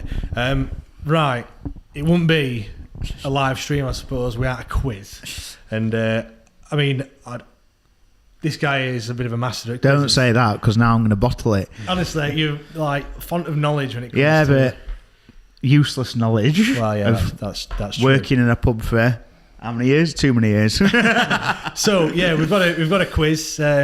Daryl behind the camera is helping us out, so he'll be reading the questions. We've got about 16, 17 questions. We've got Aaron Jameson joining us from 2:00. So yeah, we'll take us up to there. We might slope off. We've not had anything to eat yet, have we? So No, I'm starving. So the order's in. The order's in. So yeah, we all wait. So we'll fill the time with the quiz. So Daryl, take it away. The first question then. Okay, the first question is, what year was Sheffield Wednesday founded? That's an easy one, that one. It is where you should know. Right. Have you got yours down? Yeah. Go on then. 1867. Correct. God, Bloody hell! Thank God for that. do you know what? I think we'd have just. That'd have been it. I'd have been gone. I'd have been sacked. Well, to be fair, P45. I think it's written on about 10 of the. Well, Yeah, every I single might have shirt had a pee in it, just so- to make sure. Right, let's go on, move on to the. Just adjust that there. I Right, feel like I'm on weakest link. come on. The next question, Next Daryl. question. Who was the last player to score 20 goals in a season Oh, for Sheffield we've Wednesday? already referenced this, haven't we? Oh, we've already talked about this guy already. The big dog. Neil Mellor. Correct. Neil That's Mellor, a bit get bigger, him. don't I think. Yeah, right a bit bigger. They can't read it. They'll be needing your glasses to read it. So let's. We're all right, mate. 2 out of 2 so far. 2 out of 2. Yeah, let's go on then. We'll have a point if you get it, and then the other person done. All right. That's just easier to add it up, really. Go on then. Ready for Next the next question. Next question. Go on, hit us. Which club did we sign Jos van Auken from?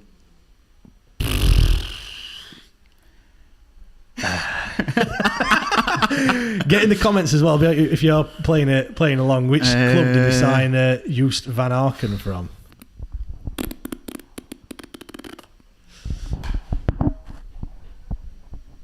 I think this is going to be wrong, but it's the only club I can really think of, really.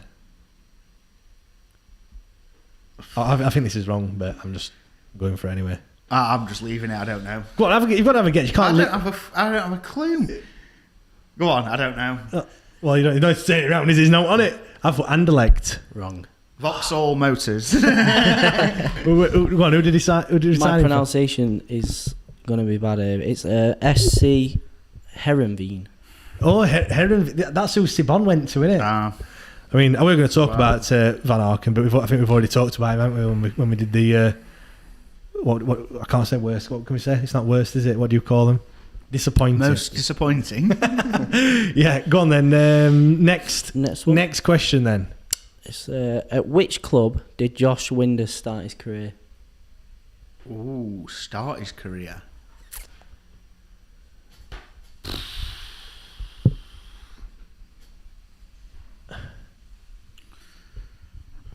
I've just gone with I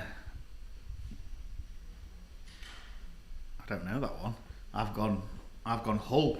Just an educated guess from where his dad last played. I don't know. Accrington Stanley. It is. Oh, exactly. Who are they? That's you, one up. Yeah, Bloody well, hell. I spoke to the Accrington Stanley chairman, didn't I?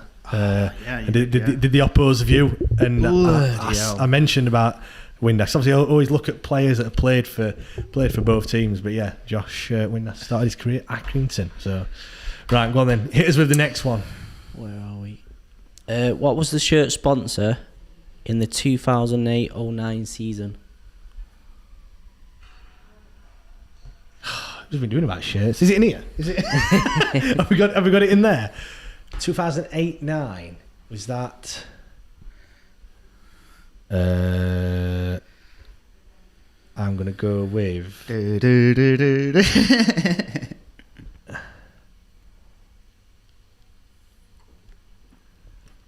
Plusnet. Yep. Yes. Fuck's sake. Thought I got one over on you. Do you know when you look at that? I mean, we've just been doing about sponsors, aren't you, really? But who else have we had? Obviously, Chupa Chups we've spoke about already. We've had Azerbaijan. Well, that's on that one there. That's the T-shirt that you can win in the raffle as well. Azerbaijan, Land of Fire, the sponsor that infamously never paid. So yeah, that's I don't know if it's a match worn, but doesn't sound like Wednesday that. Huh? Player issued Maguire on the back as well. So if you donate, every £5 is one entry into the raffle. You can win that. We've just been speaking about it already as well. The that shirt, 88. What they call it, Holy Grail. The Holy Grail of Wednesday shirts. Yeah. So yeah, donate what you can. Do really appreciate it. Go on then, Daryl. Hit us with the next question. We lost to who in the semi-final of the League Cup in 2001-02? I know this one. 2000. Yeah, 2001, 2002 season.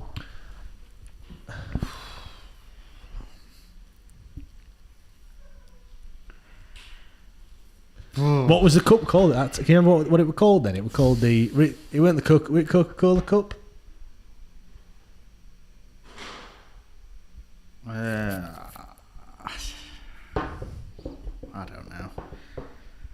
Adam's playing along. He got Accrington. He knew where Josh Windass first started. So I've got Arsenal. I don't have a clue. Blackburn Rovers. Correct. Again, right. One of the Blitzing me, yeah. well, Carlos Cavalier was linked with Blackburn. Oh, the other day, yeah. And I had one of the Blackburn podcasts reach out to me. So, can we do an episode on Carlos? So I'm quickly looking through all the, all the like news and what everything. Has he signed for Blackburn? But obviously, it was only a rumour. They were just kind of setting it up, and apparently, he was going to be there. But he went to. Has he gone to now? Somewhere in Dubai, Al Ali or something like that. Yeah. Well, what is it? What we kept saying? New challenge. Yeah, but so yeah, it's a bit mad that because he wasn't he with somebody else as well? Was he mentioned in the QPR? I think so. Yeah, but so obviously I was doing a bit of research on Even Burnley. Was it? It was Burnley. Was it Burnley? Detroit with Burnley actually. Yeah. So I was doing a bit of research on my Blackburn knowledge, and that one popped up. So Blackburn actually went on to win it against Tottenham in the final. Well, there you go. Look at that. I'm getting rinsed here. Thanks for your. Go on then. Right, Daryl, next question. Who scored the opening goal in the 2-1 defeat to Arsenal in the 1993 League Cup final? I was 4 at the time. Not a clue. I know what Man at Match was. That bonus point. Who scored in that? No. For us? Yeah.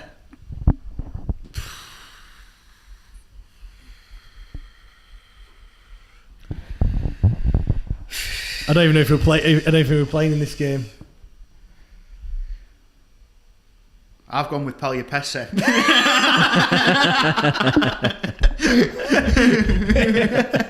Sorry, we're there. I've gone David Hurst. Go on. It's actually John Harkes. John Harkes. Oh, flipping heck. Merson was man of the match, I think. Why do you know about Arsenal man at match, and why do you not know who scored the first goal? Don't know. I might be wrong though. It might have been in one other cup. We played him in final, didn't we? Who did you say got man of the match there? Merson. He was one of the scorers. It's one of the scorers. All right, fair enough. I think I looked at it before when we were looking at when we had someone who played in that. Was it Emerson Tome? Was he around in that? No, I think he was later. Yeah, he was later. Who was it now then? I can't remember anyway. There was someone who we were talking to. I did some research and I remember who the man of the match was for some reason. But fair enough. There you go. Right, go on next. Andrew got it right. Andrew, well done, mate. John Harkes. We're just not as good as you, or maybe not as old as you. It might come down to that, to be honest. Down. Yeah, go on then. Next question then. Next question. Who was in the other playoff semi-final in 2015-16? Well, it was obviously Hull.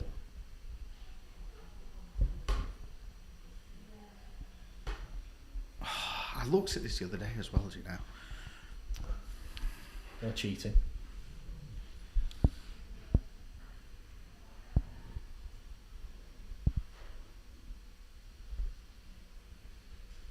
No look. He's looked. I've seen him. He's cheated. No, I didn't see it. I put Cardiff.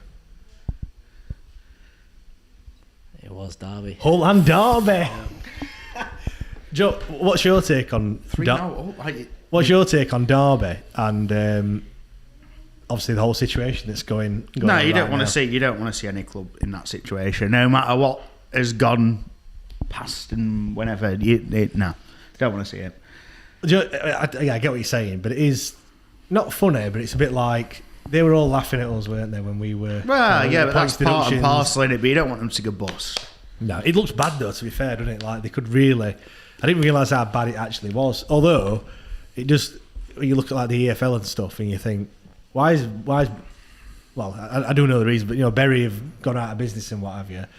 I think a lot of people have been saying that, but the difference is Derby have still got money to run the football club, whereas Bury didn't have any money. I don't know if they have for much longer. That's when it gets to a problem. That's where they have to. They only just got over the line with this proposed takeover, and they were going to wind them up before that, weren't they? So sad times. I mean, Derby are one of the teams that we always do bad against Derby, don't we? We've only beaten them something like once in however many years. But yeah, don't look great for Derby at all. Go on then. Next, I'm 3-0 down here, by the way. yes. Comeback of all comebacks required. Right, next question. Who were the 3 teams to be promoted to the Premier League in 2015-16? Sorry, could we repeat that? Yep, I will do. Who were the 3 teams to be promoted to the Premier League in the 15-16 season? That's when we were when we lost so that's one of them. Oh God, I can't remember. There's got to be this team because they always. I'm trying to remember who won the league that year. I'm crap at this, mate. Well, I'm going for these two because these, just based on the fact that they always get promoted and they always get relegated. So, and you know what? It's in here. When we were talking about parachute payments, I looked at the last however many years that have gone up and gone down. But you can get one. Clearly, you can get one. Well, I've got one, but do it. If we don't get them all, do we win if we get one of them, or do we have to get all 3?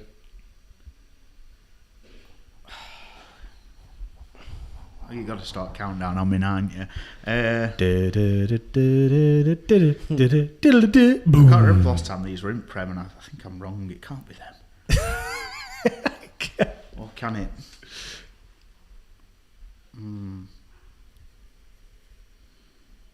You have to push you. I've gone West Brom, Wolves, and Hull. I've gone Norwich, West Brom, and Hull. You've both got Hull. The only one.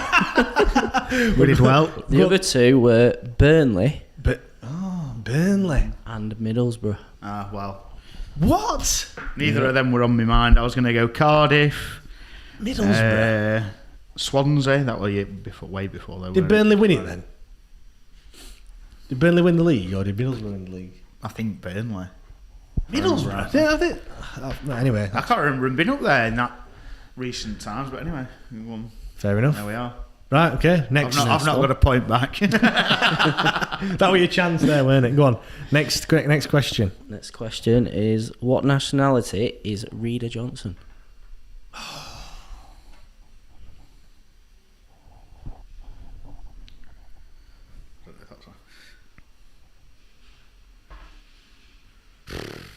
Oh, it's like one of them it's one of them really obscure countries. I don't know. I'm not sure that it is. It might be. I just thought. Oh, right. Okay. You're doubting me here now. Or am I bluffing? I can't think what it's called. I'm just going to put. I know this is wrong, but I'm just going to put it anyway. I know it's. We've had quite a few players from this country. Is it Belgium? Nope, it's Benin. Oh, Benin. I thought it was Belgian. Did he well, come from the Belgian? Because he speaks French, doesn't he? Yeah. I put Congo. I know it weren't Congo. Yeah, Benin. I know it's a small country. I've not really heard of Benin. Well, I thought I was back. I'm not. Reader Johnson is not Belgian. Francis Jeffers on this quiz. Disappointing. Top 10 worst quiz performances. Go on then. Here's the next one. Our longest unbeaten run came in 2012 and spanned over 2 seasons, but how many games was it? Oh, for fuck. Oh, dear me. Well, we were unbeaten, weren't we, after Megson come in? After Megson left. And there were quite a bit of that season left. I've no idea. We're going closest to? Yeah. I've gone 22. 17. 17. It was 19. 19! Oh! I've done you by 1 point. Andrew thought 21, look. I was going to go 21, but I put another one on for some reason. Well, we'd have drawn in that case. So, yeah, exactly. It's better than bloody 4-0. That is true. Right, go on then. Next question. Next one. In which year did Atiniwifu sign? Ooh. You were there. You know what? You were there quite. I'm gonna. Let's go. What year are we in now? What year did he leave? All right. Go on then. 2013. 2012. Leo's got it. Yes, he's on the board. He's on the board. The comeback is on. That is it. This could be a better comeback than. I was going to put 2012 as well. Better comeback than Wayne Rooney's airline. This one, if it comes off. You know, I could do with some of that. Mate, like, don't talk about hair. Wash and go, and it went. Miracle grab. Yeah, man, need some of that. Go on then. So the next question is related to the same player. All right, go on then. Who did we sign him from? Oh, for God's sake. Inter Milan. I don't know how you spell it. Oh, wait a second. It might be this team, I think. Oh, fucking hell, here he is. I think it is, you know. Statman. I've gone AZ whatever. Alkmaar. AZ Alkmaar. That's a shout. Just a random team I could think of. Is it Vitesse Arnhem? Nope. It's Rapid Wien. Oh, Rapid Vienna. Oh, Do they play in the same league, Vitesse Arnhem? I'm not sure, to be fair. I've no idea. But Vienna, Andrew, he's got it right. Well done, Andrew, mate. Well, Rapid Vienna, but I'll give you that one, Vienna. That's what are you doing over there? Right, let's just going to check in on our next guest, see what time he's going to be joining. Going to get Aaron to come down. So Aaron Jameson, obviously the father of Jude, so it should be good to speak to him. Obviously, yeah, we're raising money for his son, aren't we? Exactly, mate. To get him the treatment that he needs, which is going to cost over £300,000, which is just unreal. That's like me working for, I don't know, 16, 17 years. Forever. And not like just all my money going on that, which is just crazy to think about it. Go on then, next question then. Where are we? Which club did Sam Hutchinson play for after he left Sheffield Wednesday for the first time?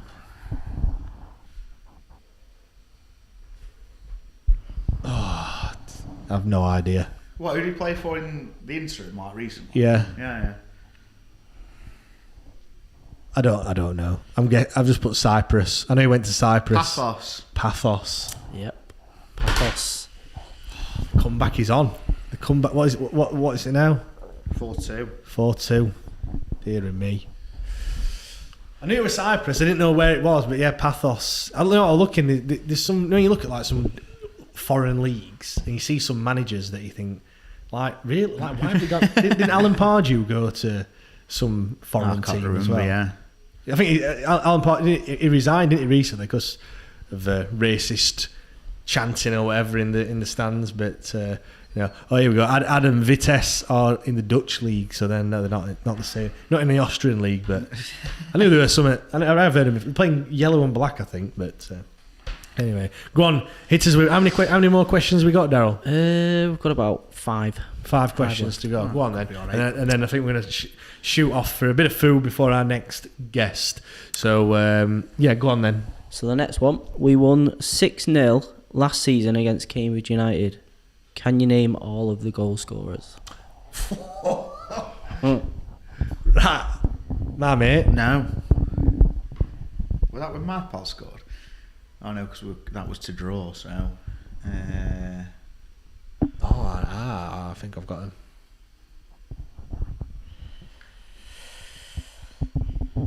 Oh wait, that's only 5. Because they're all different. Were they all different? No, they weren't. No. I'll give you a clue. There was a hat trick in there.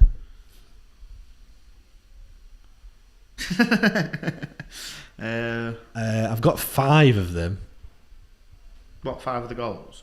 Yeah, just need one more. Was it that game? Oh, I'm having a mind blank. I've gone. Go on. Right, well, I've gone Saido Berahino hat trick. Oh shit, I've missed. I can't count. How many have you put down? We got 5. Well, I've lost. I've got Saido Berahino, Barry Bannon, George Byers, and then I couldn't think of the last one. I've got. Was it the game that Hunt scored? Well, What have you gone for? I've gone Byers, Hunt, Sido 3. Bannon I'm sure Bannon scored. So that. I've got to just pick one more, haven't I? Sow, was it that game, that deflected goal now? No, I don't think it was. Go on then. You're not far off. There was an own goal by Jones. That's the one you've missed. Own goal. Own goals avoid. So what were the others? Sido hat trick. Yeah. And then you've got Bannon and Byers. Oh. And an OG by Jones. OG. Hunt, Jones, I thought it might have been that game when Palmer scored that collector's item. Because I bet on him the week before, didn't I? Oh, right, okay. Do you remember? Yeah. It's amazing how something so soon and you just forget about it. Do you know what I mean? It's mad. On the spot. It's mad. Go on then. Adam's just berating his memory. He's saying, "My memory, man." Right. Go on then. Next one. question. Yeah. Gregory finished as the leading goal scorer last season. Who finished second? Oh, easy this one. Baz. Barry Bannon. Yep. Yes. 9 goals he scored. Go on then. Who went next one then? Sido. Were it? Yeah. What, with how many goals did he score? 8. Because then after that it would be in what? Pato maybe? with 6. Oh wow. Byers must have been up there. He got 4 or 5. Go on then, I think we're going to do one more question and then we're going to have a bite to eat and then we're back around about 2 o'clock, I think, for the next part when we're speaking to Aaron Jameson. So go on then, next question. Next question. Which current Wednesday player started his career at Staveley Miners Welfare? Current Wednesday player? Yep. Oh, I know this. Ooh.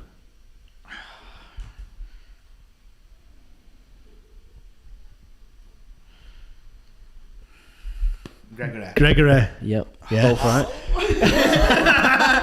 Do you know what? I couldn't think, and then I thought. Do you know what? Then I thought He's from the only, round here, yeah, isn't he? he's the only one that's from round here. I know Staveley's not a million miles away, is it? So, Well, 4-2. I didn't disgrace myself. Are we doing one more? We said one more. Oh, we'll do one more. All right. One more question. One more question. Oh, close the gap. Which Scottish city was Barry Bannon born in? Oh. There's only 2 in there in Scotland. between two. Is this even in Scotland? Am I embarrassing myself here? Go on. I'm going for air. Sterling. It was air. But that's where Bullen's gone, isn't it? Right, I'm gone. See you later. You'll have to carry on in your own. Magic.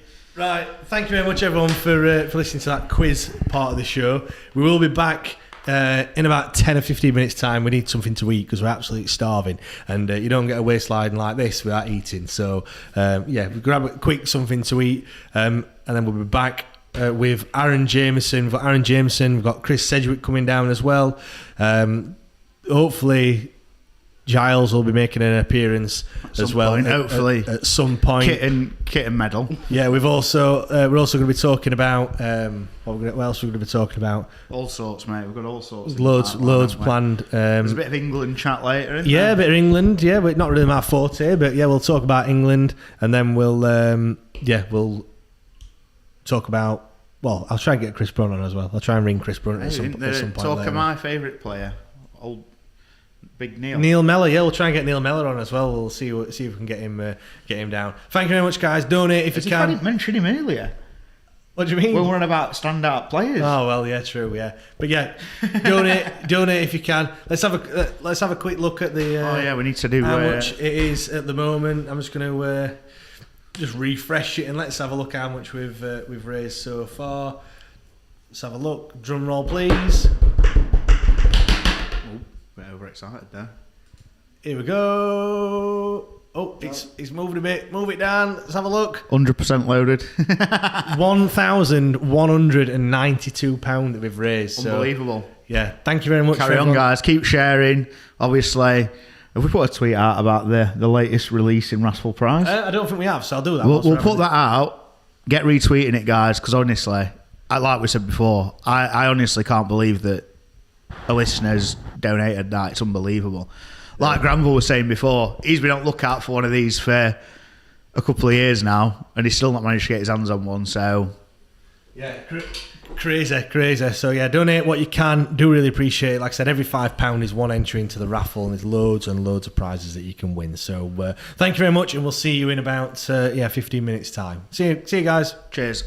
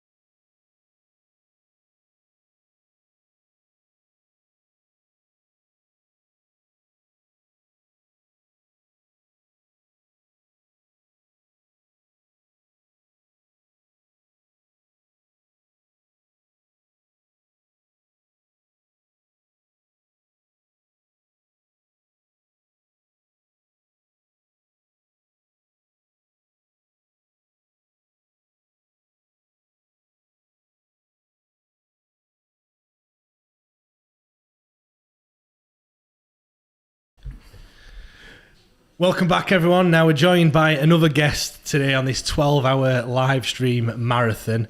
Quite important guest, maybe one of the most important guests that we could have on today, to be honest. We're joined by former Owl and father of Jude, obviously the boy who we're raising money for today. It's Aaron Jameson. Aaron, massive thanks for coming on, mate. I do really appreciate it. No, thanks for having me on, chaps. I just want to say thank you for doing this, fundamentally. I think it's amazing. And it's some effort, so well done. Yeah, like, it were you, weren't it, Liam? You were saying like we need to do something for Jude when you yeah. There are a few things mentioned, weren't there? But I think this was the most feasible this year, weren't it? So yeah, it just took some planning and what have you. But no, we're here, we're doing it. We're not even halfway through yet, so we've still got another nearly 7 hours to go. Good job we can talk shit in it. Yeah, definitely. Yeah, we've raised nearly £1,200 so far, which is absolutely incredible, really. So massive thanks to everyone that has donated so far. Aaron, now before we talk about football, obviously let's talk about the real reason why we're here. Obviously for your son. I've got 2 kids. Giles has got about 26 that he's got. Like, you know, it really hits home for me. You know, when I heard about it, which is why we're doing it, and it's one of the things that you think, no, I hope my kids are all right. I just want to like go back to, because it was nearly a year ago now when he was diagnosed. Yeah, so the day before his 3rd birthday, so coming up to 11 months now. Yeah, 11 months. Yeah. So what was? Cause did he have anything, you know, that were kind of untoward beforehand to make you? I think we probably started off sort of start of June. Sort of like night sweats a little bit. It was uncomfortable walking. Yeah. Things like that, and then it sort of culminated in we went camping up in Whitby, and he got bit by a tick. A tick bite. So after this tick bite, he started off with sort of real night sweats and pains in the night. And we thought he'd got Lyme's disease, which you can get from a tick bite. Yeah. And it sort of snowballed from there. So, in a nutshell, we're thankful for the tick bite that we. Yeah. That sort of started the process for us. So, yeah, when you found out, what was that like? Because for me, I'd feel like my whole world would just gone falling it was. apart, So I'd got a few days booked off work. So it was the obviously end of July, and the hospital's brilliant. Obviously, Jude's in there at the minute. I'm going to fetch him a little bit, but Children's Hospital, that is, Children's Hospital Sheffield, yeah, just up the road, absolutely amazing. But yeah, he'd been in and out for the whole of July. Obviously, football was on at the time, so I'd sit outside in the car because it was only one parent because it was COVID. Yeah, I'd watch football. They'd come out. He'd be all right. And then towards the end of July, they said, you know, we'll keep him in for 3 days. We'll do everything. Yeah. Until we find out what's going on. And they thought it was going to be an infectious disease or a bone infection. And this was the Thursday, and I'd got the Friday off, and we were going to go to Camp Bestival, music festival for families down south. So it was Thursday night. The last test was an MRI test. And I actually said to my wife, we're going to do an MRI of his hip. Do you want us to do it of his abdomen as well? And she said, yeah. So anyway, I did this MRI. And we were waiting for the doctors to come back up and tell us the results and stuff. And I saw a doctor pop his head in the curtain and spin back round. I thought, I've not seen that doctor before. Anyway, I went to get a coffee, and the doctor walked past me, not knowing who I was, and said, oh yeah, it's a little boy in bed 18. And I just stopped and turned around and I said, that's my boy in bed 18? He said, oh, you come with me. And yeah, he took me and Lucy and a nurse and another doctor into like a side room. And that's when you start, your heart's racing. Yeah, you're thinking, what's happening here? I couldn't hear anything else around me. Yeah. We went in there, and you know, they struggled to break the news to us because they've all got children themselves. So it was tough evening. Yeah. So then, obviously, I suppose at that point you're just thinking, what do I do? Don't you really? Like? Yeah. Do you know what I mean? It must be. What did happen after that? Do you know? So they broke the news to us as best they could. We went back into Jude's room. He was, as he was, playing, messing about. My wife had to sort of start to make the calls to family. You know, how do you break that news to your family that you know, that's the grandson, that's the nephew. I went home to get the bags. At the same time, I knew that I had to make the drive to my parents to go and tell them that the grandson had been diagnosed. It was 9 o'clock at night. It was a tough evening, yeah. Yeah. Then obviously, you know, things have like gone on, and what like day to day, what we were just talking beforehand. You were saying, you know, he's at the hospital now having his, you know, bag of medication changed and things like that. Is it literally things every single day? 'Cause that's what it seems like. That it's literally something else every. Yeah, it's pretty intense. I think that's the nature of the type of cancer. He's got neuroblastoma. It takes every type of treatment to try and cure it. So, you know, surgery, chemo, radiotherapy, immunotherapy. And it's quite a rigorous protocol that you follow, so it's got a timeline. So even on the first couple of weeks, we got a timeline drawn out for us, and we've pretty much stuck to it. And we're actually lucky that we've stuck to it, because that means it's gone to plan. Yeah. So yeah, he's moved into a period now, the next 4 or 5 months, a little bit more relaxed. He's got a bit more freedom. I was saying he'll start school in September. But yeah, certainly the first 2 or 3 months, I think we spent probably 40 days out of 90 odd in hospital. So he's coming up to 4 years old now, is he? He's 4 on the 29th of July, yeah. So I mean, my daughter, she's 4.5, so I know what it's like with a younger child. But does he know? Does he know what's happening? He does. He's pretty switched on. He knows he's got cancer. He knows even the name of the medicine that he's got going into it at the minute and what it does. He doesn't understand the gravity of it. Yeah. Probably, and we wouldn't want that. Yeah. But yeah, he's switched on, and we wouldn't do the injustice of trying to keep anything from him because he'd work it out himself, I think. Because he just, I watch all the videos that you put out on Instagram and what have you, and you look at him, and I know like the other day we were at the acting school thing, acting class. Razzmatazz, yeah. So dancing and drama class, which he did before he was diagnosed. Yeah, the way he puts himself into things.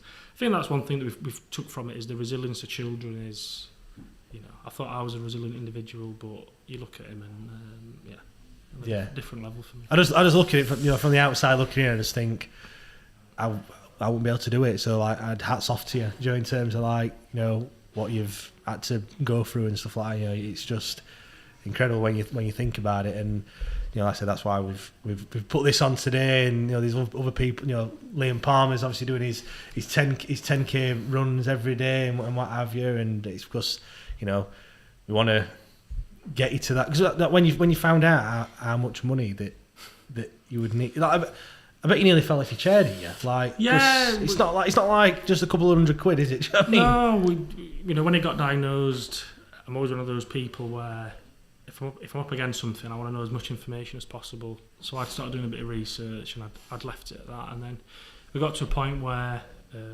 Lucy had started to think about things, and when she brought it to me, I sort of said, yeah, there is options that we can look at. So we looked at them together.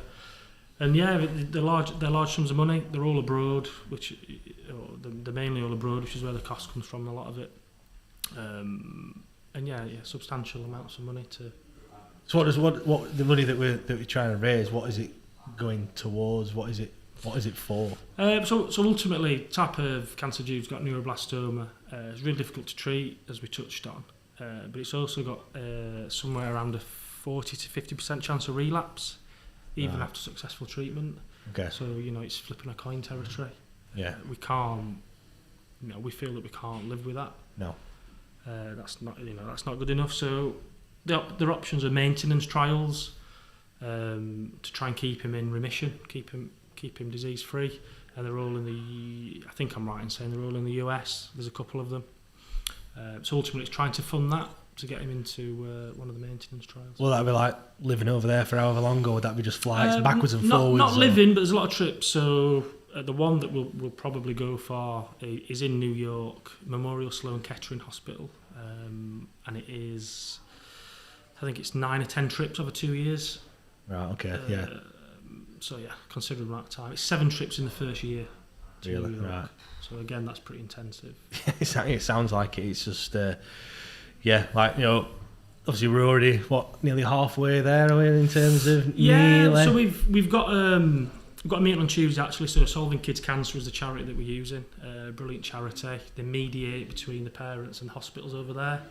So if we weren't using the charity, we'd be looking at. We approached the hospitals direct, and it was about £700,000. Oh Christ! And actually, the treatment Jude's had in the UK on NHS is close to £2 million in America. Really? So it puts things into perspective. Yeah, when people say about the NHS and when you need them, I know there's a long waiting time for GPs, but when you or your family need them in times of crisis, I wouldn't want anyone else backing me up than the NHS. But yeah, so we've got a meeting on Tuesday. We've got a complete budget now, which includes everything: scans, travel, treatment. So we're probably looking at about 252,000. So it's reduced from what we originally thought. Oh, that's massive weight off your shoulders, isn't it? So we've still got a long way to go. I think I've checked before we walked up, around about 125 grand, which is some going from the middle of February. Are you constantly checking it? Yeah, I think we've calmed down a bit on it. Maybe not every hour now, maybe every day. I mean, it's amazing. Obviously we're doing this, but just I suppose the generosity of so many people that have put their hands in the pocket and, whether it's a pound, 50p, whatever. I think, whatever. Yeah, it's a good point. I think when we first started off, we probably got hung up on the larger donations. Actually, look at it. As of today, there's something like 2,020 separate donation lines. Yeah. So that is the power of the people of Sheffield and beyond, the football community, family, friends. That's how we're going to do it. 2,000 different people actually like is this one? Or, Yeah. Or do you mean like individual donations? Individual donations. Oh, right, okay. 2,000. We've probably had about 30 fundraising events, of which this would be one. So yeah, it's the power of the people, and we're forever thankful. Yeah, let's hope we can help you get there, and everyone that's listening, then click that link that's in the description and donate whatever you can. Like I said, not only obviously all the money is going towards Jude's care and everything, but there is some prizes that we've got in the raffle as well that you can win, because who doesn't love a raffle at the end of the day? some amazing prizes. If you didn't, obviously we've got this shirt as well, which if you didn't see earlier on, it'll be raffled away, the 88-89 away shirt. So an amazing prize. Let's talk about football then for a little bit, because obviously you've played for Wednesday. I've not. Neither has Liam. But obviously born in Sheffield, brought up in Sheffield. Born in Sheffield.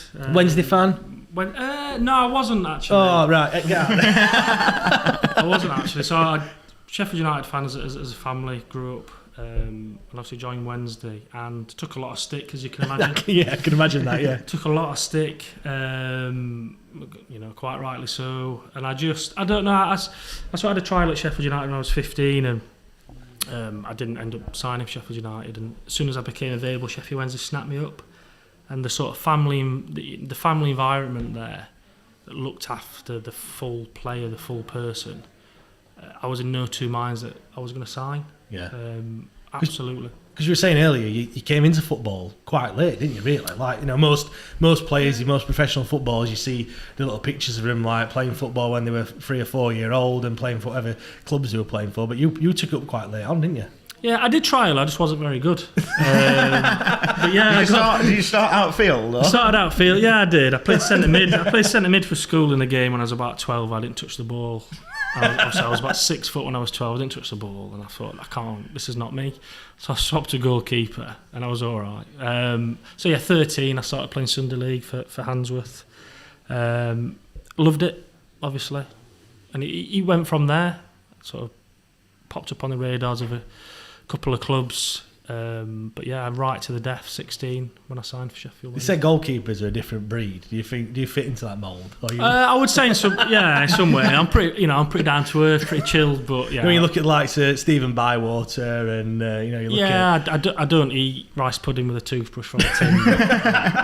Was he there when you in your? He was. Yeah, I've got a lot of time for Steve. I listened to. Was he as mad as everyone makes out? You can mention other podcasts as well. Yeah. He's a funny guy. He's got his quirks, but yeah, eating rice pudding in his Range Rover with a toothbrush would be up there. But a great guy nonetheless, and a great goalkeeper. But yeah, 16 I joined Sheffield Wednesday, so late on. Yeah, like, do you remember when you signed you obviously? So you signed in the academy, I'm guessing, and then when you signed your pro.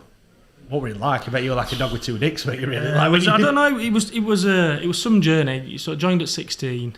I'd got my place at sixth form. I was ready to go. I was sort of in two minds. Like, do I do this? Do I go to sixth form? It was Sean McCall at the time, great coach. Said no, you're not.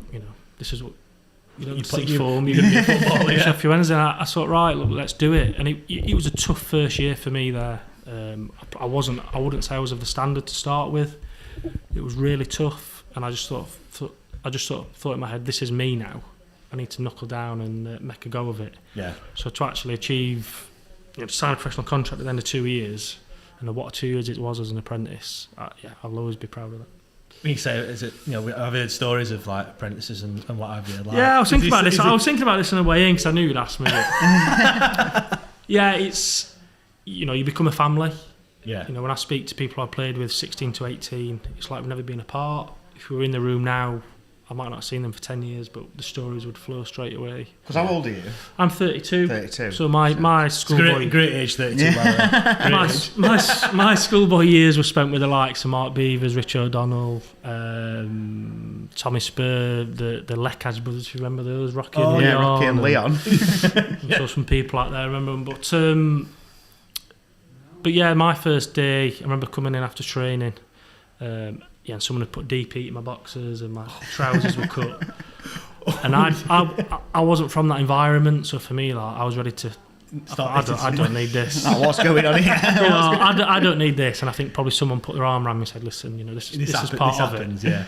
And obviously 6 months later, it was me putting DP and putting people's shoes up. But the thing is, you would do that, someone would have you'd have a bit of a back and forth, but when you went out on the pitch the day after, you would have died for each other on the pitch. Yeah.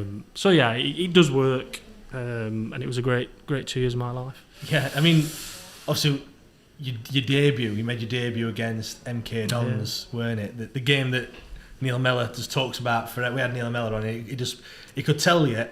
It was mad, weren't it? I mean, I wasn't actually on it yet, I listened to it as a listener. He could tell you every player. He could tell you what number they were wearing, what blade of grass they were running on. He could tell you everything. It meant so much to him about that. Well, just generally any game. He's who was playing on the team? Who was on the opposition? Against? Yeah, exactly. What minute someone was substituted? He's very analytical. I can see why he's now at Sky Sports News. He's just a good fit, yeah. Like, it just works. But obviously that were your debut again. Like, because who was we talked about Weaver and who else? So there were me, Weaves, and OD, Rich O'Donnell. At the time, I was second choice at the time, and Andy Rose came in one day, he pulled me to one side and said, "Nicky's not going to be ready for the weekend." This was Thursday. I think his knee had flared up.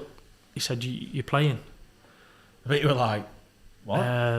He said, "You're playing." So I was 20, just before my 21st birthday. You're playing. I was like, right. So I trained. I trained as best I could. That was Thursday. Came into Friday, did shape and stuff. And I didn't tell anyone on the Thursday. On the Friday, I rang my parents and stuff. I think I told Lucy, but I told my parents, I said, I'm playing tomorrow. My mum was like, "Oh, right, but what is it? What, you playing reserves? What is it?" I said, "No, I'm playing." "Oh, right, you're playing." a bit of an underwhelming response. Yeah, you're playing, and I think my mum and dad were already out on like a birthday meal for someone. So actually, they didn't come. My mum and dad didn't come to that match. Oh, right, okay. But a lot of Lucy's family did. But yeah, an amazing feeling. Yeah, a lot of nerves. Just walking out. I mean, it's obviously we were at Stadium MK, weren't it? At the Stadium MK, and a lot of it. You speak of Mel's and stuff. There were Darren Potter there at the time, Nicky Weaver, some strong characters, Clinton Morrison, Giles. I think that was just before Giles came. Just before, I think, yeah. So those big characters would have come up to me and said, you'd be fine, just do what you're doing. Yeah. So they were already they were building my confidence already. Were you confident? Were you nervous? What were you like? I don't know about you, but. Well, you've done it, but I'd be shitting my pants. I would be absolutely shitting my pants. Do you know what I mean? I was confident in my own ability to a level, but ultimately it's the unknown. You've never done it. You've never played competitive professional football. Yeah. At that standard, and neither had I at that time. So I walked out onto that pitch not knowing what to expect. Obviously, I think I touched the ball once, then Luke Chadwick slammed one in the bottom corner, and that was minute 4, I think. And I managed to make a good save straight after that. But yeah, it was an unbelievable experience. Go on then. Obviously, we said Mellor scored 3. Who scored the other goal? Oh, I'm not going to get this right. Can I have a clue? I don't know. So the clue is it were an own goal. Goalkeeper. No, you just mentioned him. Luke Chadwick. Luke Chadwick scored an own goal. Scored at both ends. Scored at both ends. I thought he went down to the keeper though. Well, Wikipedia says. I don't think you're on Wikipedia. It was BBC Sport. I found this one. And when I did my research, Luke Chadwick scored an own goal. So that's always a question that you're thinking of a Wednesday player, but no. Well, we had one earlier, didn't we? I think even that being on the pitch. I know he wasn't the most decorated man he spoke about him earlier. Probably the ugliest player I've ever seen in my life. Yeah, I mentioned him earlier, to be fair, because we were talking about the lads that came through Man U that played at Wednesday. Yeah, that's what I was listening to. Was Potter? Was it Potter or I can't remember. But anyway, I know what you mean. He's a. But yeah, I remember. I player, remember being stood in goal and he got the ball and I thought, I've got Luke Chadwick running at me. And there's 20,000, whatever, 18,000 away, and that. Yeah, it was special. I mean, we always talk about like the away fans and whatever. So you witnessed it there. Like it is like an home game, isn't it? At times with the away fans. Yeah, I remember running out and running up to the net, tapping the bar and stuff, and I could hear the odd come on Aaron and stuff like that, and the clapping. Yeah, it's a powerful force behind the goal there. Yeah. The other game then was also against MK. Yeah, Dons, no, I did November and February, I think. MK Dons franchise. I mean, think you can't play against another team. Like, you know, it's another game against MK, and we were 2-0 down in that game, weren't we? Fairly. Yeah, I gave a penalty away. Got a yellow card. I'm sure you've got down there. Yeah, got a yellow card, which they scored. It was really, really wet day. He was chucking it down. I gave a penalty away, and then they scored a tap in pretty much. And yeah, backs against the wall sort of thing. It was Gary Megson's. It wasn't his first game, but he was in the dressing room. All right, okay. Go on then. What's he like? He'd come in before the match to say. Introduce himself. It was literally the first time we'd met him. His zip flask. Did he have a zip flask? He didn't at that time. That'll come later on. But little brandy. Brandy, ain't it? He introduced himself. So I'm gonna keep myself to myself today. I'll be in the stands. Lo and behold, half time. Gary Megson's and people's faces. appears. We were 2-0 down at that time. And maybe it worked because we drew 2-2, didn't we? Yeah. But yeah, again, I enjoyed it. Again, I think I made a decent save at the end onto the bar. 2-2. And yeah, I was injured shortly after that. But well, Giles played in that game. Yeah, no, Giles. Yeah, I remember Giles playing in that. Yeah, I've got that one. Got that one down. Mellor and Clinton Morrison scored to make it 2. But the interesting fact in that game is that MK Dons only had one shot all game and they scored twice. So I don't know that. You said he made a good save, so must have been shots on target. I don't know. Yeah, it was. He played across in the second half and it was like point blank and it went up onto the bar. But yeah, I think it did get maybe the analytics back then. I'm talking like it was like 50 years ago or something. But you know, it's not as in depth as what it is like in recent years, is it? But what was it like then walking out of the tunnel like in front of 20,000 fans? Like it just when I.O. Silver Lining starts belting out. It's. I think it's one thing. The dressing room environment's one thing. That's your comfort zone. You're used to that. If you're not used to walking down, once you've got used to it. Once you've got used to it. I think walking down the tunnel in front of whatever were there that day, I can't remember now, 26,000. It's goosebumps time. Yeah, it's goosebumps time, and I think it adds to it. I think that nervous energy. Everyone's different, aren't they? But it's nervous energy, and what you do with that, you make a break, don't you? Flight, make a break. But yeah, it's an incredible experience and one that I'll forever be proud of you. What was Nicky Weaver like? So we've heard some stories about Weaver. Like, likes to drink. Likes a Guinness, doesn't he? Likes a Guinness. He's brilliant. Weaver's brilliant. Do you still keep in touch with him now? I haven't spoken to him for a bit, but I've no doubt I could pick up the phone to him and we'd have a chat. He's a good guy. He was a great keeper to have as number one in front of you. Yeah. For advice. What a wealth of experience he's got. He's got some stories. I liked his Guinness. I don't know if he does now after doubling, but. What's it like? Because as a goalkeeper, what's it like in terms of? Are you thinking, I hope he has a stinker because then it means I get a chance, or are you all really supportive of each other? Like, yeah, it's literally like an injury or a really bad game, and then you get a chance. It's not like a centre mid or whatever. Yeah, you get subbed on. You don't really, a keeper don't get subbed on unless there's an injury. Like you're in or out. Yeah, it's an interesting dynamic. To be fair, I think for me, obviously starting out, I was really surprised that I was number 2 that season. So they set it out then when you were there, like. He's number one, you're number 2. Yeah, well, yeah, not so much. You know when you get your shirt, don't you? It was the first game of the season. Alan Irvine was the manager, and I was convinced that I wouldn't be on the bench. And the name is number 2. And I just thought, all right, well, is that how it's going to be every week? And it was for that first bit of the year. And I think because I was just starting off, I was happy to learn from Weaves. Yeah. I didn't wish him ill whatsoever. I think you just need to be prepared to take. Football's all about chances. It's all about opinions. So when that chance comes, you need to be prepared to take it. Yeah. Otherwise, you've got no chance. Yeah, exactly. And I think I just tried to position myself in that respect. Because there were a lot of goalkeepers came in and went, didn't they? 'Cause how long were you at Sheffield Wednesday for? You were quite some time, weren't it? Yeah, so 2006 to 8 was apprentice, and then 2008 to 2014 as professional. So I had 6 years as professional. You went out on a few loans as well, didn't you? Yeah, What were they? Because like, are you thinking when you get a loan, you're like, right, it's my chance now to like proper, have a good time, put some good performances, and then and then try and obviously break into it first. Is that what you were thinking at the time? Or? Yeah, again, that's another interesting one. I think as a younger player, you do wonder, you're wondering if actually, is this the start of my journey out of here? Or is this being used or utilised for me to develop? Yeah. And I think, to be fair, I think a lot of the early non-league moves for me were really where I did develop. So like Harrogate Town and Gainsborough Trinity and stuff like that. Being thrust into men's football. You've played in the youth team, you've not played first team yet, so this is your competitive men's football. So I think that sort of non-league, lower league loan sort of spell has got a place in football. I think it really has. Completely different to being at Wednesday, obviously, in terms of like the standard of facilities. What's the changing rooms like at Gainsborough? Gainsborough's not one of the worst, to be fair. There's a couple out there. It's like walking into a scene from Saw 2.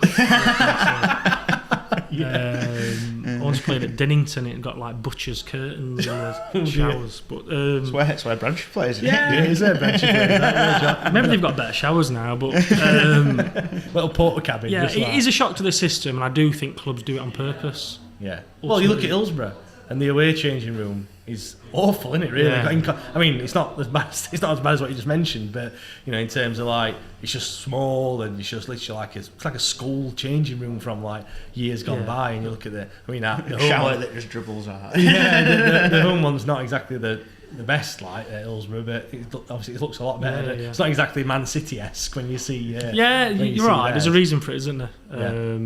But yeah, it is different. I think you're used to getting looked after. You're used to your kit being rolled up and handed to you.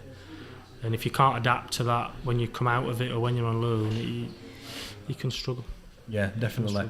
Who were the characters then at your time at Sheffield Wednesday when you were in the first team? You mentioned a few like Clinton Morrison. We have heard Darren Potter's name mentioned quite a lot as a character. A proper lad. Like on a night out, he was to be fair. Because as a player, he doesn't stand out to me as being like the best. Do you know what I mean? But everyone's mentioned him, hasn't he, Liam? In terms of like his banter and just being about and. Yeah, no, he was. To be fair, he was a great guy, and I think technically a really good player actually.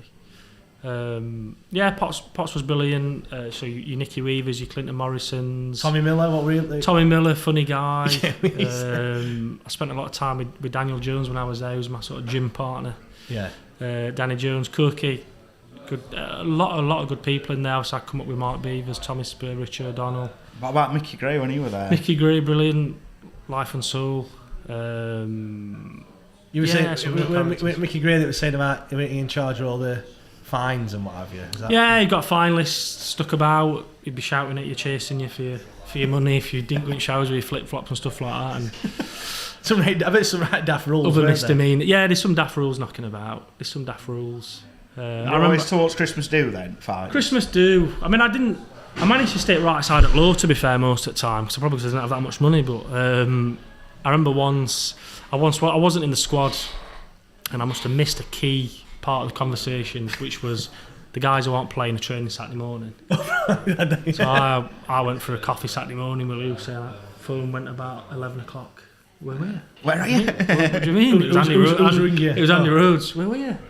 I mean, where am I? Saturday. I thought we were off. No, you were training.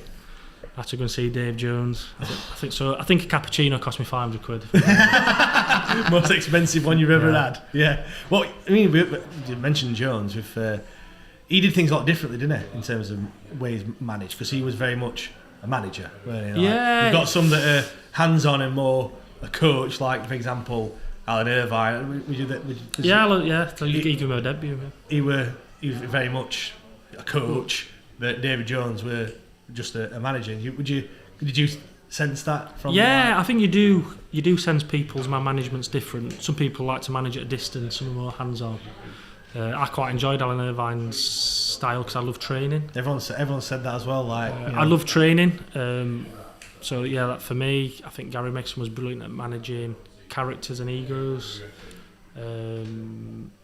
Dave Jones, I was out of the club for a lot of time. He was there, but ultimately carried on that trajectory to get us promoted.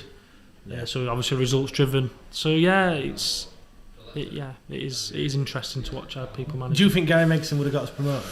I would probably say yeah. Actually, I think everyone says, people say like, Gary Megson would have got us promoted. It was Gary Megson's team that got us. Yeah, up there, if I think about the time I was there and the managers that I witnessed, I think the players were more invested in Gary Megson, I would say. Yeah. What were you like in the dressing room? He gives some verbals, didn't he? Yeah, he could. I guess you've had the Spanish Onion thing with. No, we haven't. Go on. Spanish Onion. Go on. No, I'm not hearing it. No. So I've told you about him coming down at half time and stuff like that for MK Dons. Yeah. I think we played Bury away once. I think he was in Kirky's face saying he was doing him a favour. I'm sure he's told you about that. Is after he got subbed at half time and never played again. You're playing like you do me a favour, son, and stuff like that. Yeah, and Kirky give him some back chat, didn't he? And the next minute he's getting dragged at half time. That's because he were playing on right side of midfield or something, and he's like, I don't want. He wants him to hug the touchline, and he's like, I'm not doing that. I'm more centre mid, so he kept cutting inside, and yeah. That's when. So there's that one. Spanish Onion, I can't remember who we were playing, but I think we're obviously losing. I think Miguel Leary missed a good headed chance, and before half time, we come at half time. Nicky Weaver have told this at a time, and he said, Miguel, will you get your head on it, you big Spanish onion? Stuff like that, and you just remember it, and it's just he could give it out if he needed to. Yeah, do you respond to that, or do you know what I mean? Like, cause this. I think that's a good point actually. I think because some people don't, do they? Do you know what I mean? It gets the backup, or do you? I think at a time I wouldn't. I think probably my upbringing through the academy with Sean McCauley and stuff, he really instilled that mental strength. Yeah.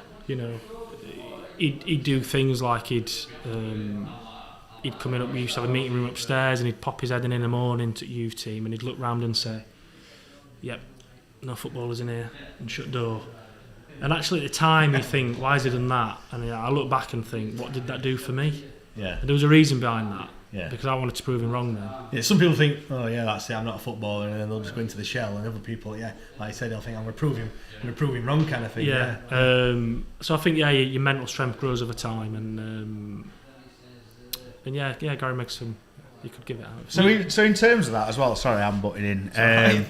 But obviously, like you say, some people need arm round, others like a rocket up their ass, whatever else. Was Megson good at that, at knowing who needed what, or was he just one? I think on a match day he was pretty direct, but then you'd get times where he'd go into the gym, and if you're in the gym on yourself with him, he could have a chat with you. He could switch to that soft mode. If you needed it. Yeah, so I think as a people person, I wasn't there for 15, 20 years, but I didn't see much better. From a people person point of view. Were you there when John at the Summer Bowl? Sammy, yeah. Reader Johnson. Yeah.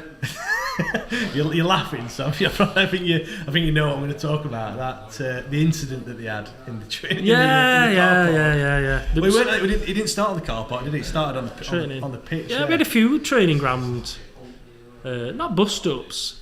That sounded like handbags. Yeah, I think in some ways, I guess it's good that you train at that tempo, that it means something. Yeah. That people aren't swanging about at training. But they could both be highly strung in training. So he caught him, didn't he? Slashed his face. His nail scratched his face or something, and then. So I think Semi went home and put his fighting gear on, put his underarm on. Came down went home and got changed. Yeah. Came down his fighting gear, mouth guard. I wouldn't want to fight either of them, but especially not Semi, to be fair. Yeah, came down and he's. It didn't come down to it though, did it? No, I think again, like most of them, calm down after. Who you backing if it did come down to it? I think Reeder's got the reach. Semi's. I can just imagine the stats coming up now. He's height, reach.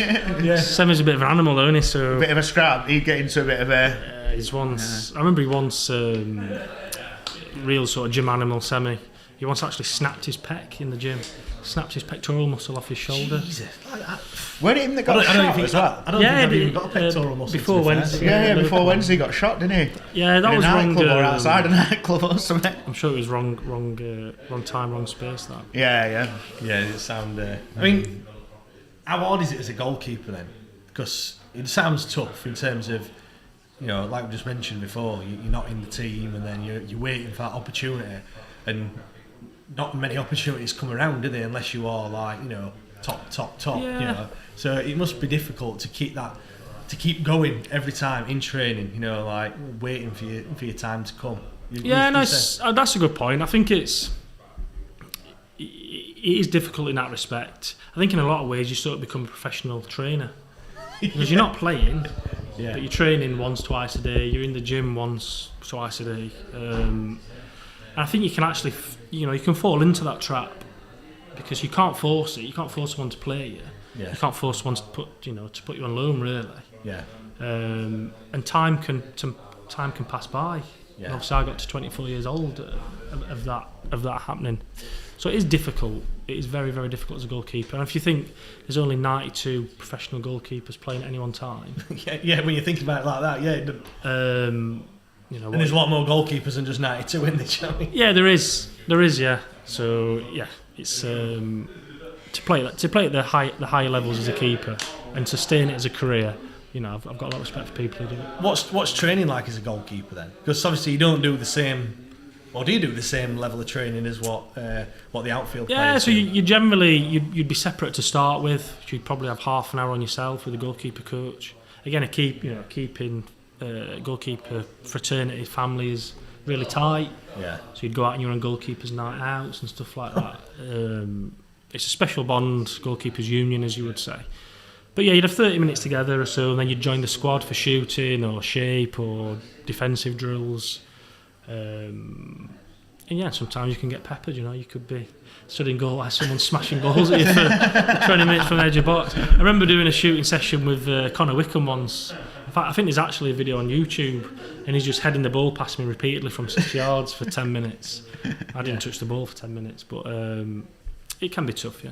Great stuff. Right, I'm just going to just pause it there. I'm just going to bring our next guest on. So we'll be back in 5 minutes, and we'll have Chris Sedgwick joining us. So join you guys in a quick minute.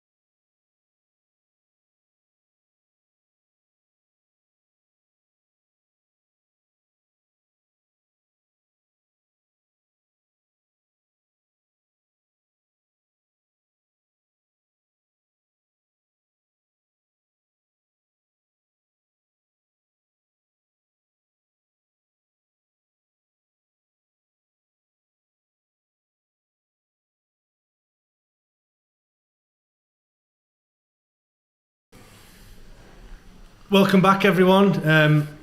As you can see, we're joined by another guest, Chris Sedgwick. Chris, hello. Thanks for joining us. I'll just move the camera because it looks like I can't see. You don't have to see me. It's all right. Can't see you there, but there we go. We're all sorted. Chris, like I said, thanks for coming down. Obviously, we're raising money for Aaron's son. Actually, let's have a look how much money we've raised so far. So bring it up there. How much is that? I can't read that. £1,380 that we've raised so far, which is incredible. Thanks everyone that's donated. All the people that donated prizes as well. It's a massive effort, and like I said, we really appreciate it. We're doing this. We're just at the halfway point now. Just past 3 o'clock. We've been doing this since 9 o'clock this morning, and we've still got another 6 hours to go. Which halfway house, mate. It's all right. Yeah, on the final running now. Does it get easier after this point or not? I don't. Graveyard shift, this, isn't it? Last few hours will fly by, won't they? Hopefully, I think. Well, I don't know because England are playing later on, aren't they? So yeah, true. I think we're going to be watching the England game, so we might turn it off and put Coronation Street on. I think it'd be more entertaining. Some live commentary on Cora. Chris, let's talk about your Wednesday career then. So you signed for Wednesday quite late on, didn't you? So yeah, in your prime, would you say? No, definitely not in my prime. No, but I would probably. I'd have loved to play for Wednesday in my prime. It's all right. I'll probably, obviously, I was 30 when I signed. So yeah. Obviously coming towards that back end. But yeah, we never really at best. Wednesday fans never really sort of best me. I always kind of did really well playing against Wednesday when we were at Rotherham and Preston. And it probably just never worked out how I wanted it to Wednesday. Obviously I had some good times and things like that, but I never hit that kind of form that I would have liked to have hit when I probably hit 10 years before it. Yeah. How did the move come about? How did you... So Alan Irvine had obviously become manager at Preston, and it was that season when they went down on last day to Palace, and I was coming out of contract at Preston. They were I was going to sign a new contract before that early on, and once Alan had kind of moved, I'd kind of made my mind up, and I wanted to try and get to Wednesday if I could. So I kind of sat tight and waited. I turned a few offers down because I knew kind of that there were better interest there, and ended up signing for less money and less years than I could have got I think it was Brighton at the time that I could have got, because I just wanted to. I couldn't have turned it down. Do you know, one of them things I'd always wanted. Are you glad you took it on as well? Oh, definitely. Yeah. Do you know, I look back and it was the right decision at the time, and I've got a promotion medal, and I've scored at Hillsborough, which was what I dreamed of as a kid, kind of going to watch every week. So I wouldn't change anything. You said there you scored at Hillsborough. What were it like then? Like you said, you dreamt about it as a kid. Oh, it was an amazing feeling. Do you know, like you. Describe the goal. What were your celebration? I just kind of run off with my hands up. I didn't score that many. I didn't have any synchronised celebration. We've already had Lloyd Owusu on. Obviously, he give it the old raise the roof. Yeah, so, I didn't score enough to kind of practice my celebrations. But no, I just remember I think it was David Bugwan's Christmas do as well that night. And we won. First round on you then? No, definitely not. Dublin then? I don't know if it were. I think it was Newcastle. One before. I can't remember which one. It might be Newcastle. I can't remember. We were wandering, and then we were flying at that time. We won 6-2. Then it kind of all went pear shaped after that season. It were all downhill. But no, it was just good feeling and great to kind of be involved in your club that you've supported. You know, all your life. It were at Hillsborough, wasn't it, when you scored? Yeah, that what, in front of the Cop? No, it went away end. No, away end. You didn't get the whole cup in the. There were only about 10 Bristol Rovers fans in there. So no fighting there. Yeah, I mean, what were team dynamic like? Because Aaron's already said that quite close knit and everything. It was good set of lads in the dressing room in terms of like who were in there. It was a complete new team that year when I went in. Like there were a lot, and like I think I mentioned before that probably a lot of lads who'd had good careers. Yeah, probably wrong side of 30. A lot of lads who'd come in, and you look at a lot of clubs now have got this running power and things like that. Yeah, we'd got a team full of lads who were great lads, great pros, but probably were just wrong side of 30. I mean, we had some great characters in the team. We got Tommy Miller.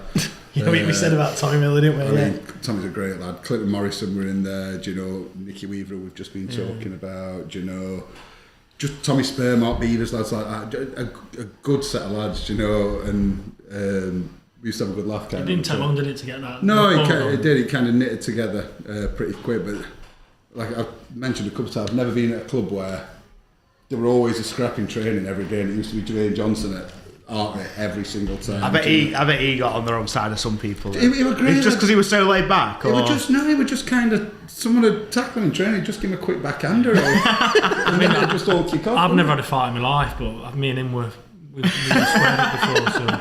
I think he had, Tommy Spur had a fight. I think he had a little... I can't see Tommy Spur having a fight ever in his life either. JJ is just... He just used to just give people random clips, didn't he? It were nuts. You know? I couldn't believe how many games JJ played for Wednesday. 240 odd games he played. Jesus. It's like, I think someone's been on Wikipedia and edited that, to be fair. He didn't played for years though, didn't I know, he can't... No, when I think back, I'm like, really? He really played that long? But yeah, he's played... His best period always used to be when he were coming out of contracts and it were like that 10 games before. He were unbelievable. Unplayable at times. I remember one game watching him and he were like the Jamaican Pele. He were unbelievable. And if he'd have been... Someone would have signed him for about 10 million that game if they'd have seen it. But yeah, the ability he had. Was Liera there when you were there? Yeah, you were there. Because JJ and Liera had a bit of a to-do, didn't they? It would have probably been one of them that. Yeah. In the when he came in with a spike, that goes in, the thing that goes in the ground. Oh yeah. That you run round. I've heard the story that he came in with that and smacked him on the arse with it. I think I remember that. Liera just really nearly tore him a new arsehole kind of thing. Yeah. Oh no, Liera. JJ were giving him something about Liera's family or something like that, or his wife or something like that. Yeah, he could wind people up wrong way. It was funny, Jay. He had this old BMW that was the oldest thing in the world, and it actually had a tape, had a cassette thing still in its radio. Did he bring it over from Jamaica? So I don't know. I think he drove it back. It was horrific, wasn't it? Yeah, I forgot about that. Well, what car were you driving then? I've never been. I think I just had a Golf or something like that time. What were your first car? When you signed wage. When you signed your pro, what were you like? I bet you were like, right. No, I think my first one, mine were a Rover 214. My first one. It were pretty sensible. I'd saved up as a YTS at Rotherham. I'd saved all my wages up, and I'd managed to put some towards it. And I bought this Rover 214. It was quite sensible, like. But I bet there's some players that have some Larry cars, haven't they, that you've seen? Oh yeah, I've seen some. Preston. In fact, Teely had a. Did Teely have a Bentley when he turned up? Yeah, Teely had a Bentley. Middle of relegation scrap. Yeah, it was. I remember. No, it weren't. It were when they were all that good. Howard Wilkinson was manager, and we just played, and it were all coming. I think we'd lost, and it were. There were a big thing outside players' entrance, like all fans had turned up, kicking off and going nuts. And someone shouted, Howard Wilson's trying to calm them all down, and someone shouted, "Club's going tits up, and that thing is driving around in a Bentley." And Howard Wilson went, "Who said that? Who said that?" He had that before he signed. Yeah, it was. But in terms of car, there weren't many that later, I mean. No. What's your car history like, Aaron? Mine. I'll tell you mine. Mine's Citroen C1. That's what I'm currently driving. A really sensible car. The thing is, when you're especially as an apprentice, you can't have a nice car because it just gets full of leaves and cones. You know what I mean? So I had a Corsa, I had a Grande Punto, I think. Some of the lads have got it all wrong though. They don't have an house and they're spending £1,000 a month on a Range Rover that they're going to end up living in. Yes. And I think people from the outside don't realise that, but I guess when you're on the inside and you know how much things cost and probably how much people are getting paid, you realise that some people do get it wrong way around. Some people are desperate to look like a footballer, actually. And once you're on that conveyor belt, it's hard. It's hard to get. The amount of lads you come across who are like, I mean, Sean McCauley was calling washbag footballers, didn't he? Just walking around with a Louis Vuitton washbag. So. Yeah. Well, I mean, no, Giles not here today, but he always says, like, you know, he did it wrong because he got a kid really early on when he was young, so he couldn't really start, you know, throwing the money around. And Giles used to, Weaves used to batter him, did he, about everything he got. He used to say to him, because Giles always used to try and get, him and Dan Jones used to try and get Weaves a bit all the time. Yeah. and they just whatever they threw at him, he had nothing for him. He just finish him every time. And he once battered him, and his banter's not great, is it? He just kept saying he was trying to have weaves off about. I can't remember what it was. Something about his something to do with money anyway. And we've just gone, okay. You rent everything in your life. You rent your house, you rent your car. I bet you rent your clothes. He says, that iPad, I bet you've got it for about 12 hours and then you've got to get it back because you've rented it. And he just sat there. Yeah. We've already spoke with Aaron about Gary Megson, but like, what character Gary Megson were? Yeah. Great. Listen, I wish I'd have had a camera. Joe, if you'd have had one of them fly on the wall things like it would have been. That would have been a feature film. That Netflix would be all over it like a tramp on chips. Wouldn't they really like? And do you know, like I know Mego kind of polarises opinion among supporters, but he did what he said he'd do. Do you know what I mean? He got team to a position where. Well, it was his team that got promoted. Basically, he'd done all that. We talked about that, didn't we? But what were his pre-seasons like? I've heard they were brutal. Tough, yeah, they were tough. I bet you used to like him, didn't you? You said you like training. Yeah, not that side of training. Not jumping about and letting goals in. Yeah, they were tough. Alan Irvine's were tough as well, but he kind of disguised it a little bit with a ball where Mego were just running. Like, do you know, first week we went up to Grenna Woods, didn't we, every day, and we built it up. It were a 30-minute run, then a 40-minute run, then a 50-minute run, then an hour. And it was the entire club, weren't it, who did it? Yeah, everybody went up and did it through. So you got like under 14s, 15s at Woods and getting lost. There were like 200 players going through Woods. It were carnage, yeah. And then we went to Austria for a week, didn't we? And we used to be running. He used to be on his little bike outside. It was tough. No, but it were good. We had.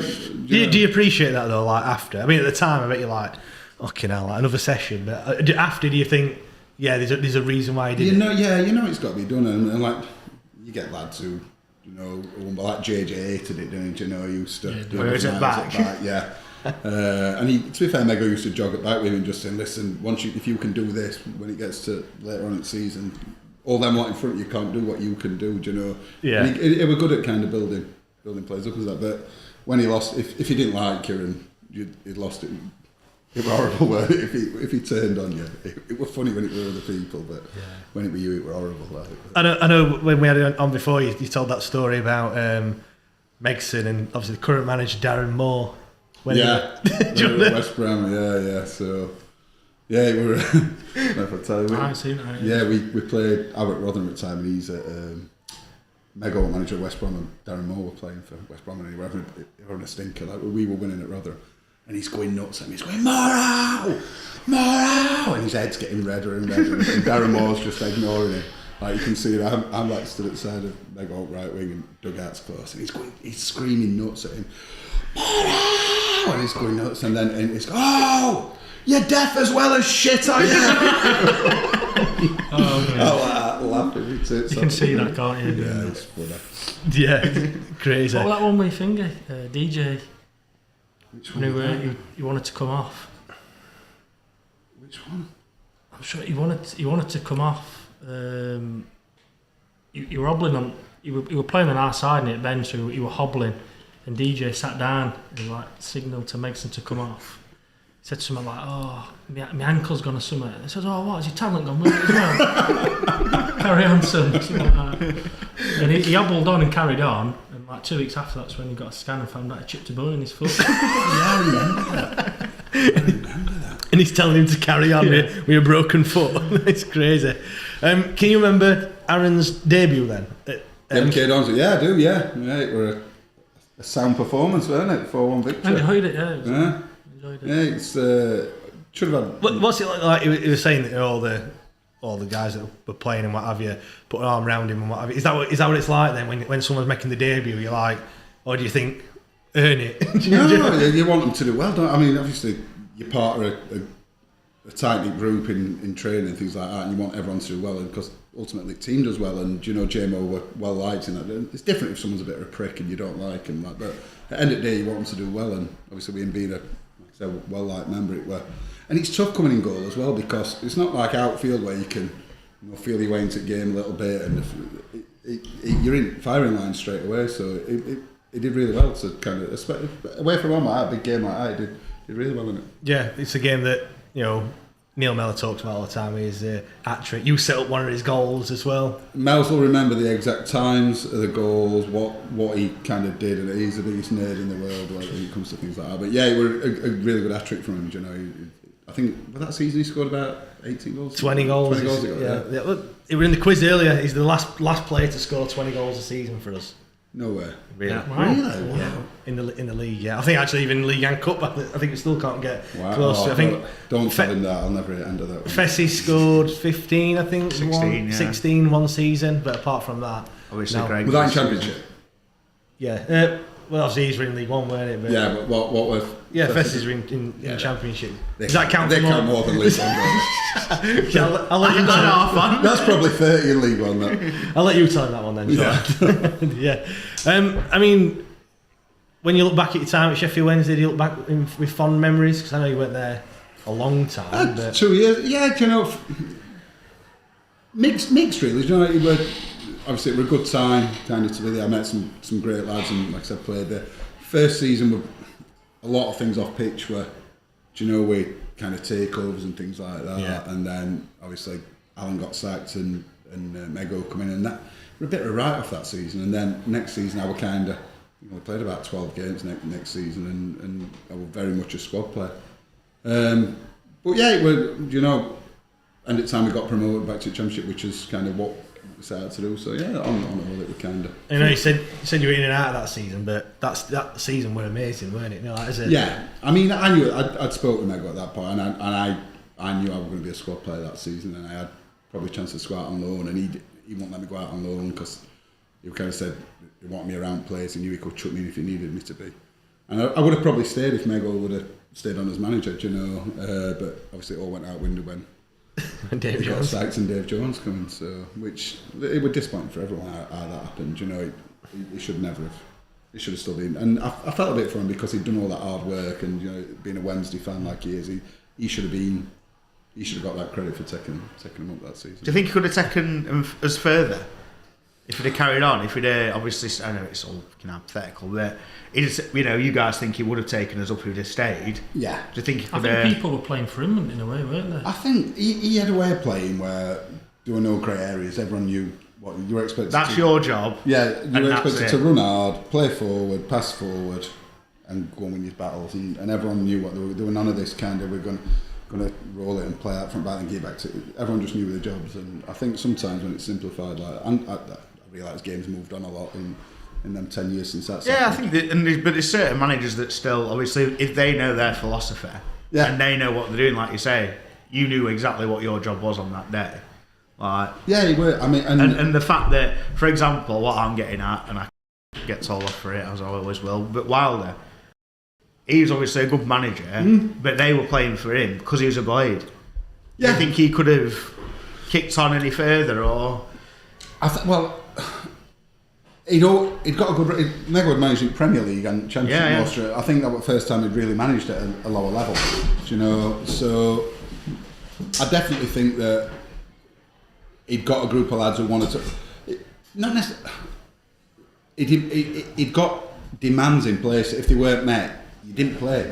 Yeah. He used to put like running distances up, didn't he? That you had to hit, and if you didn't run so far in a game, or do you know.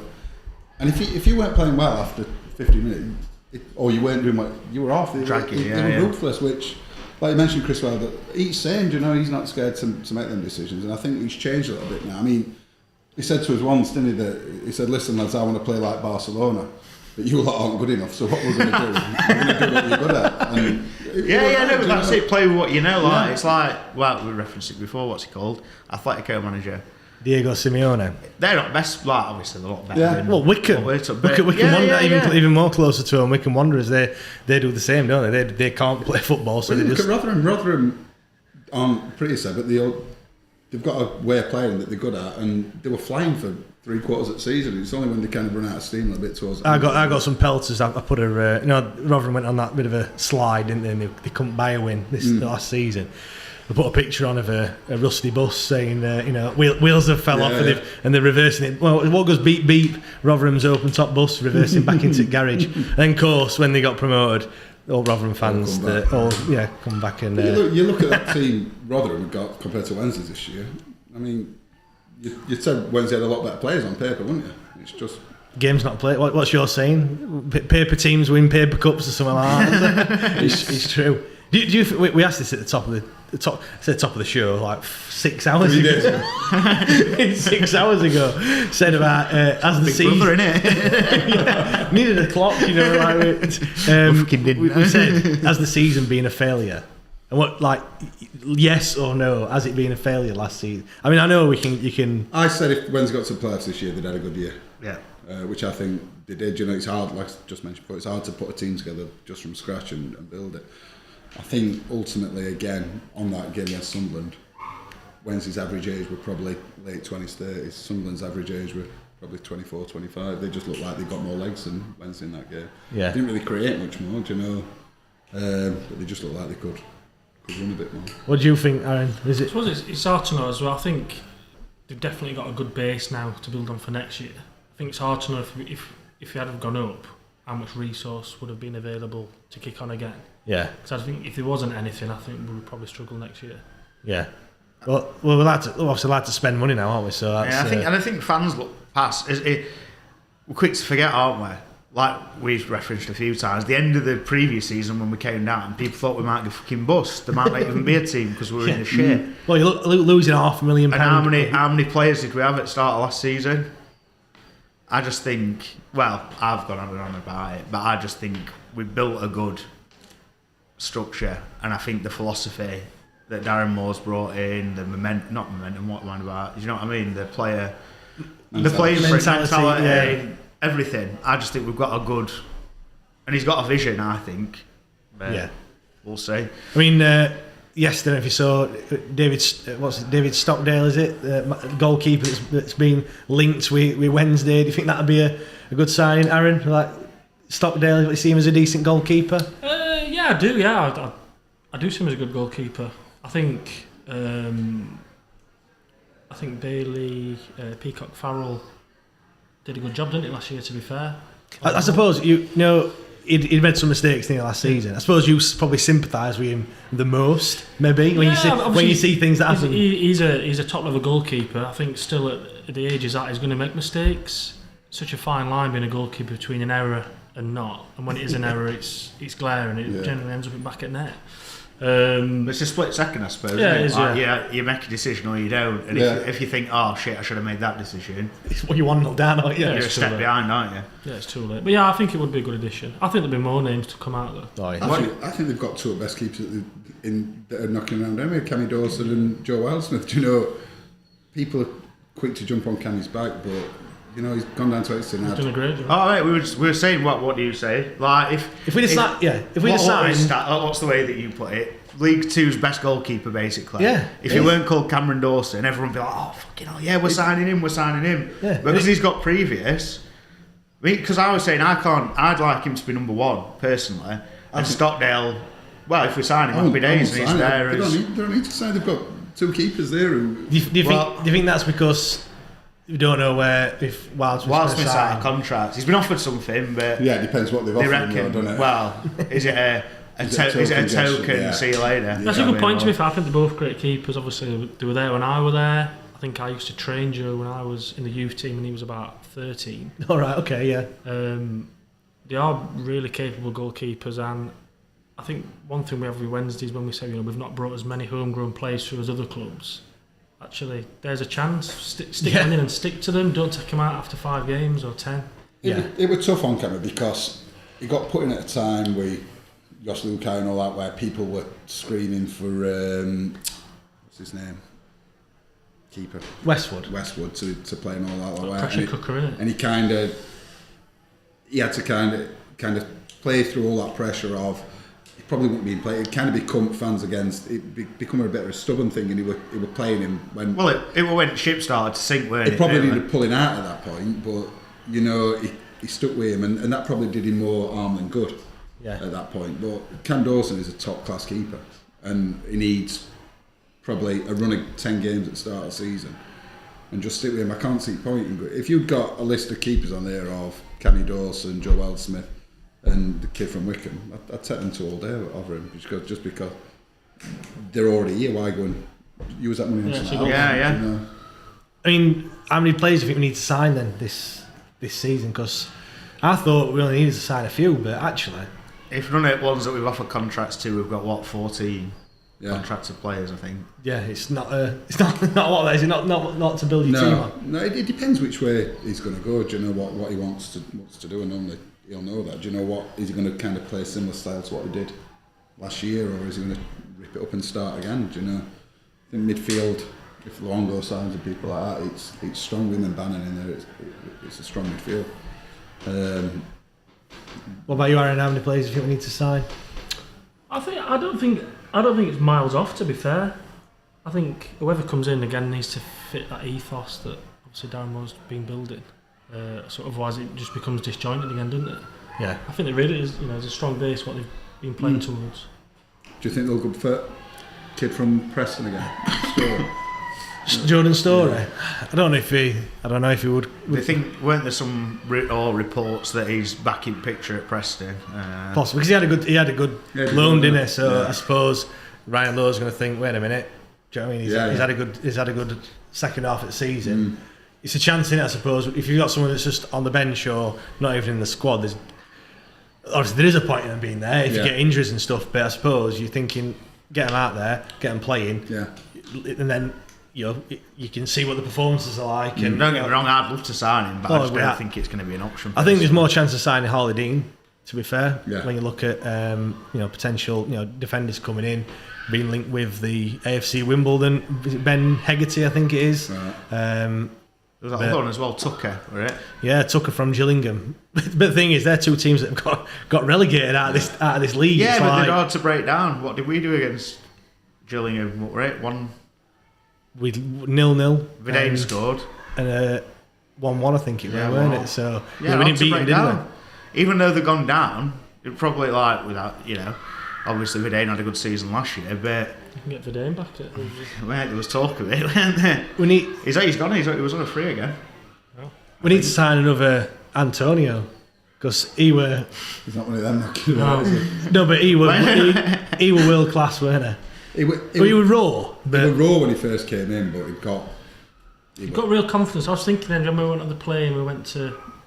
He was saying there was someone. They're on about playing at a certain level. Don't know about who played most championship games, weren't they? He's gone on to. What even Giles? Giles already gone. I think he's going to have played 4. And I don't think Corky. I don't know. Had Corky played in champ at that point? Would he? It was a daft hour. They had a drink in the airport. We were this daft hour. I think Weaves finished them both off. Weaves. I once played 4 in a week. They're looking now what he's gone on to do. I've got X amount of Premier League games, pal. And now he's gone. What is he now? Leading goal scorer for West Ham, all-time Premier League goal scorer for West Ham. I never see so. Listen, he was good, and I never saw him going on to. Were he a grafter then? Yeah, he worked his tits off, kind of thing. He was powerful, and he because I was saying, I've heard him on something, I can't remember what, but didn't he get? Were he non-league? Or he got released from someone in like London team, wasn't it? Dagenham and Redden. No, it wasn't. Reading or something like that. Yeah, Central London, wasn't it? Yeah, but it's a good story to be fair, and brilliant. It's unbelievable. Like you said there, I think even though we knew how good he was when he was playing for us, I don't think you saw that as the. He got that inconsistency at that time where that final ball weren't quite there, or we made wrong decision. But obviously, as he's gone on, he's fine-tuned. He's massive now, he's a tank now. He's an absolute animal. He tortures defenders. Well, did he go to Forest from? Yeah, from us, yeah. And then did he go to? Where did he go after that, Rick? Was it straight to West Ham? I think it might. It might have been. Can't remember, but we were saying earlier he had the percent when he was at us. We were talking about it earlier. Without being rude, but he could have He could have been JJ. Yeah, In terms exactly. of no mixed end products. Yeah. Stayed at that level. But he must have, grafted Yeah, up no, to get where he is he's now. done amazing. I mean, sometimes you play with players sometimes, and you don't sometimes see that where they're going. Like I never saw him go up to that next level. But I mean, when I was at Preston, Andy Carroll come on loan from Newcastle. At one bit we had Andy Carroll and Danny Welbeck on loan playing up front. And if someone had said to me, Andy Carroll, he couldn't get in the team, do you know? And he obviously got that move to Liverpool and played for England. And I saw him a few years back, and I said to him, I'm not going to lie to you, I did not see that happening. And he went, I didn't either. know. Scored the best disallowed goal ever. Did you see that? Which one? Who was he playing for last season? West Brom. Was he at Reading before and Reading, then went yeah. to... That I was saying that Andy Carroll disallowed goal last season. No, Last season or he season scored two. before? He scored two in that game. Two disallowed goals. I think one were a belter from outside the area. Was it the one over Red kick or something? It was something ridiculous there. Go on then, Antonio Tootingham Mitcham. Is that what it was? That's where he started. Then he went to Reading. Yeah. And then he went back on loan to Tootingham Mitcham. I'm guessing that must have been a. So it was Reading that released him and he went back there. That's what I was Did he go to thinking of, Southampton at one bit? Then he went to Southampton, Yeah, I think they're not Samuel Cheltenham played in for between that, Colchester. Then he came to us. Then he played 64 league appearances. Then Forest, and then West Ham. Some journey that. And then he were in England set up. He got called up to England, didn't he? Never played. When did he make his pro debut? Because I'm sure it was later than, for the age that he is. I think it was quite late, if I remember rightly. I don't know, 2008 here at What did Reading. Forest pay for him? About £1 million or something like that. Not enough. And I don't know how much he paid, but like I think that's the thing, it's always hard to know what trajectory a player will go on because a lot of it's down to opinions, isn't it? You don't know what someone's going to think of them. And what they, I mean, how many lads you see will get a move and then they kind of just think, oh, I've done it. Do you know, I've made it now. Do you know, They stopped working. Stop doing what they. Or they stopped the like the hunger maybe dies. Once that fire goes. Well, that's what I was saying. Like, so do you need to get off past? I'll go whenever you're ready. No, you can. If you need to get off and pick your lad up, then that's fine. Right, we're just going to pause for 2 minutes, and we're back on in about 5 minutes' time.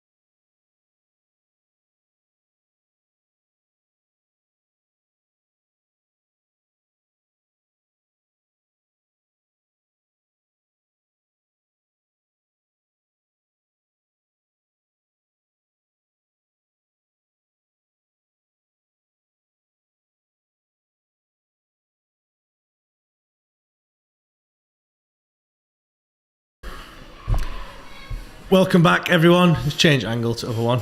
Welcome back. I've lost count of the. Wait a minute. What have we? Good at main one, main shot. Wait a minute. Crime watch picture that. What's happened here?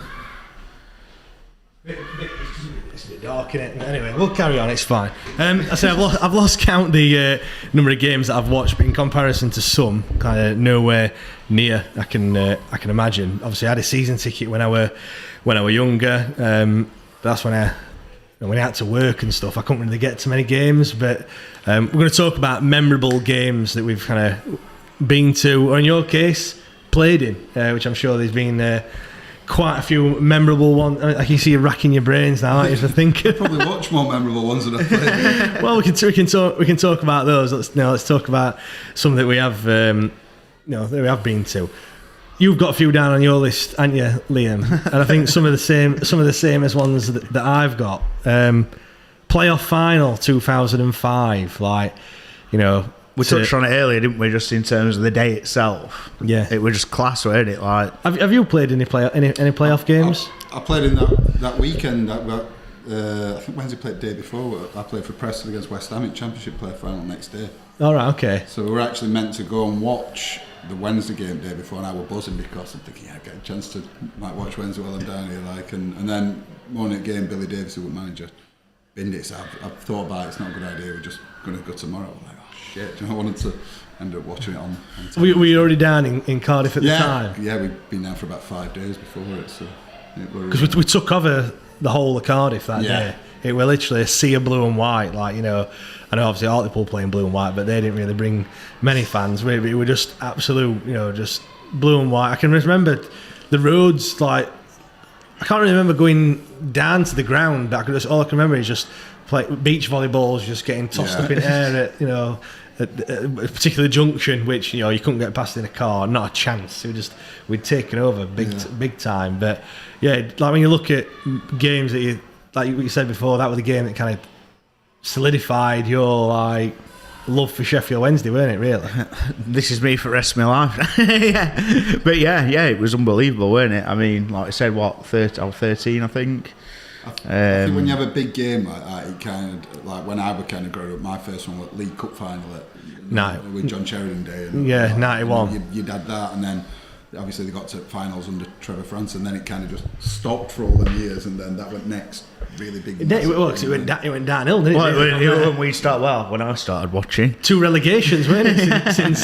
since that. So we always have a joke that I'm 32, you're 30. You went to Caribbean, didn't you, for your 30th? But we've not seen the likes of Waddle, Hurst, Carlton Palmer. All right, he came back briefly, didn't he? But no, all the Nigel Worthington and all Mel Sterling, all them players.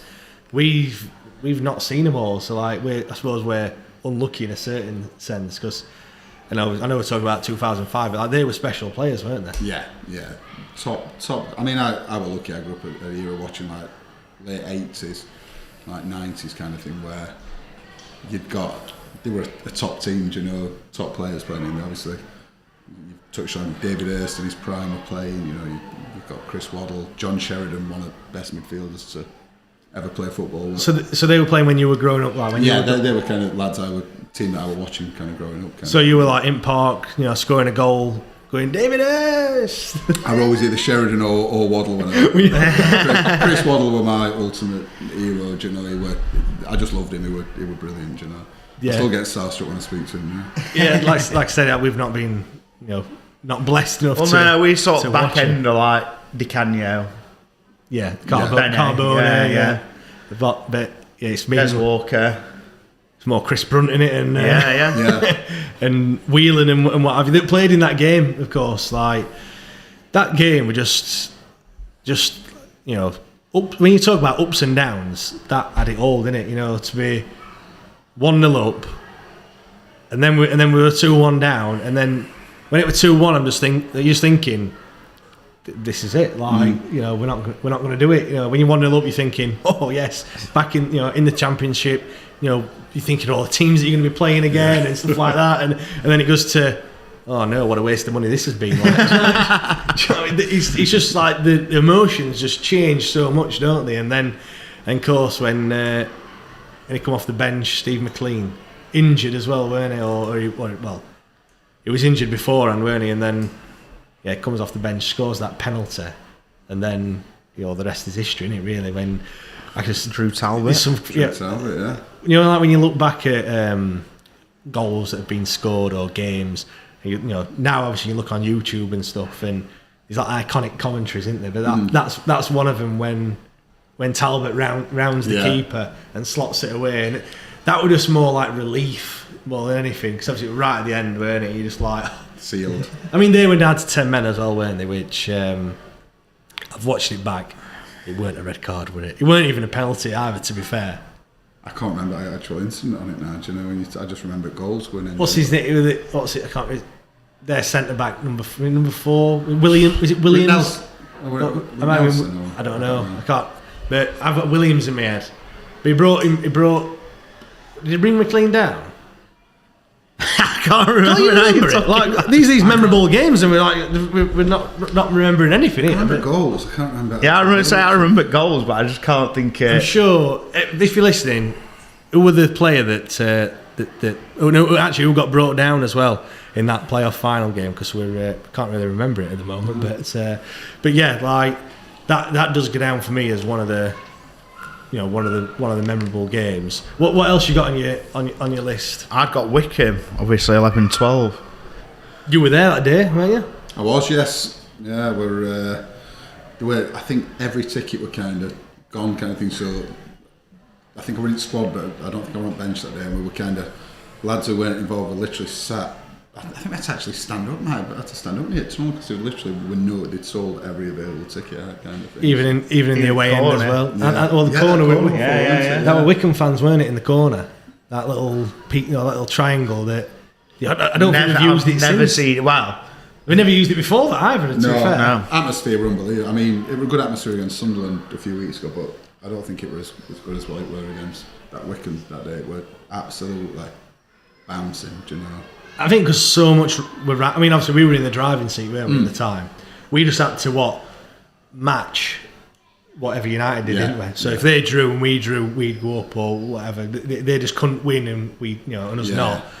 So it were weird, like it was like excitement, but also nervous at the same time, because you're thinking. It's Sheffield Wednesday here, do you know what I mean? Like, I know you were in the squad at the time, but still, as a fan.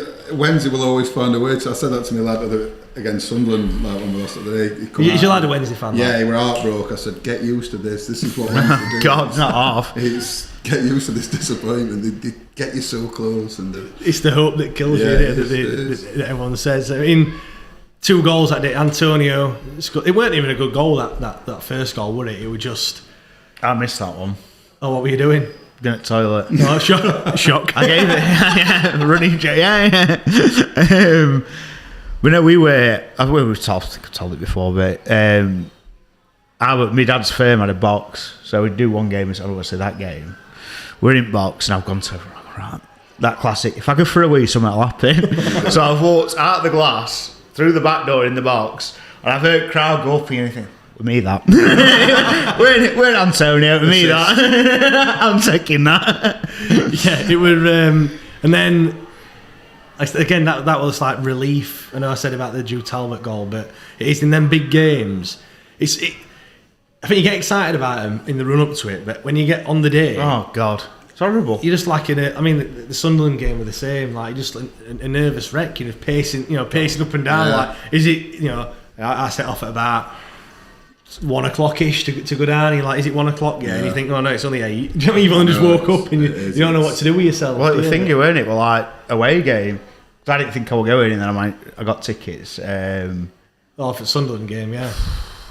And I weren't even nervous until I knew I was going.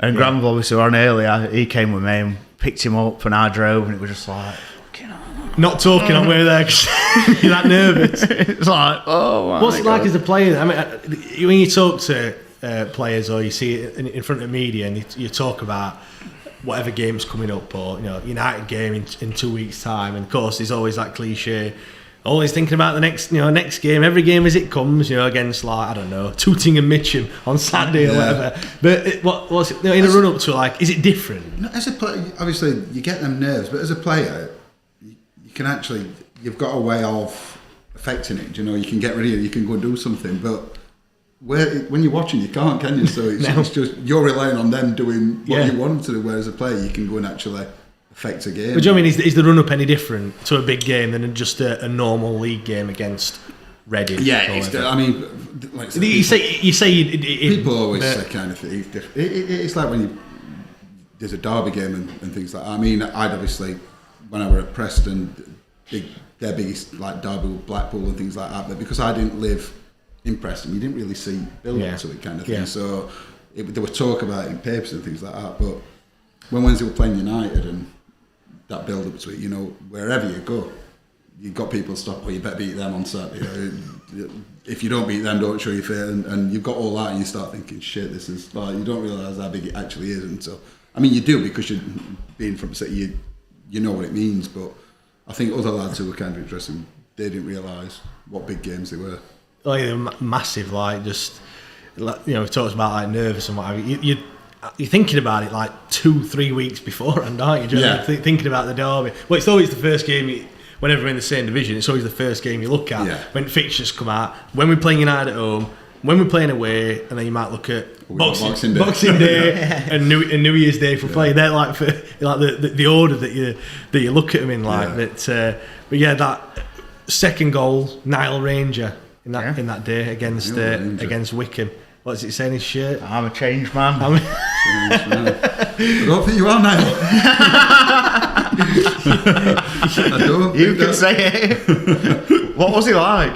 Do you know what? He were nice. Like, he was just really quiet. Do you know? He were. I would expect. So he weren't getting it big in. No, he weren't busy. He had a kid who drove him in every day. He had this driver who kept himself to himself. He didn't really get involved with lads that much. He were.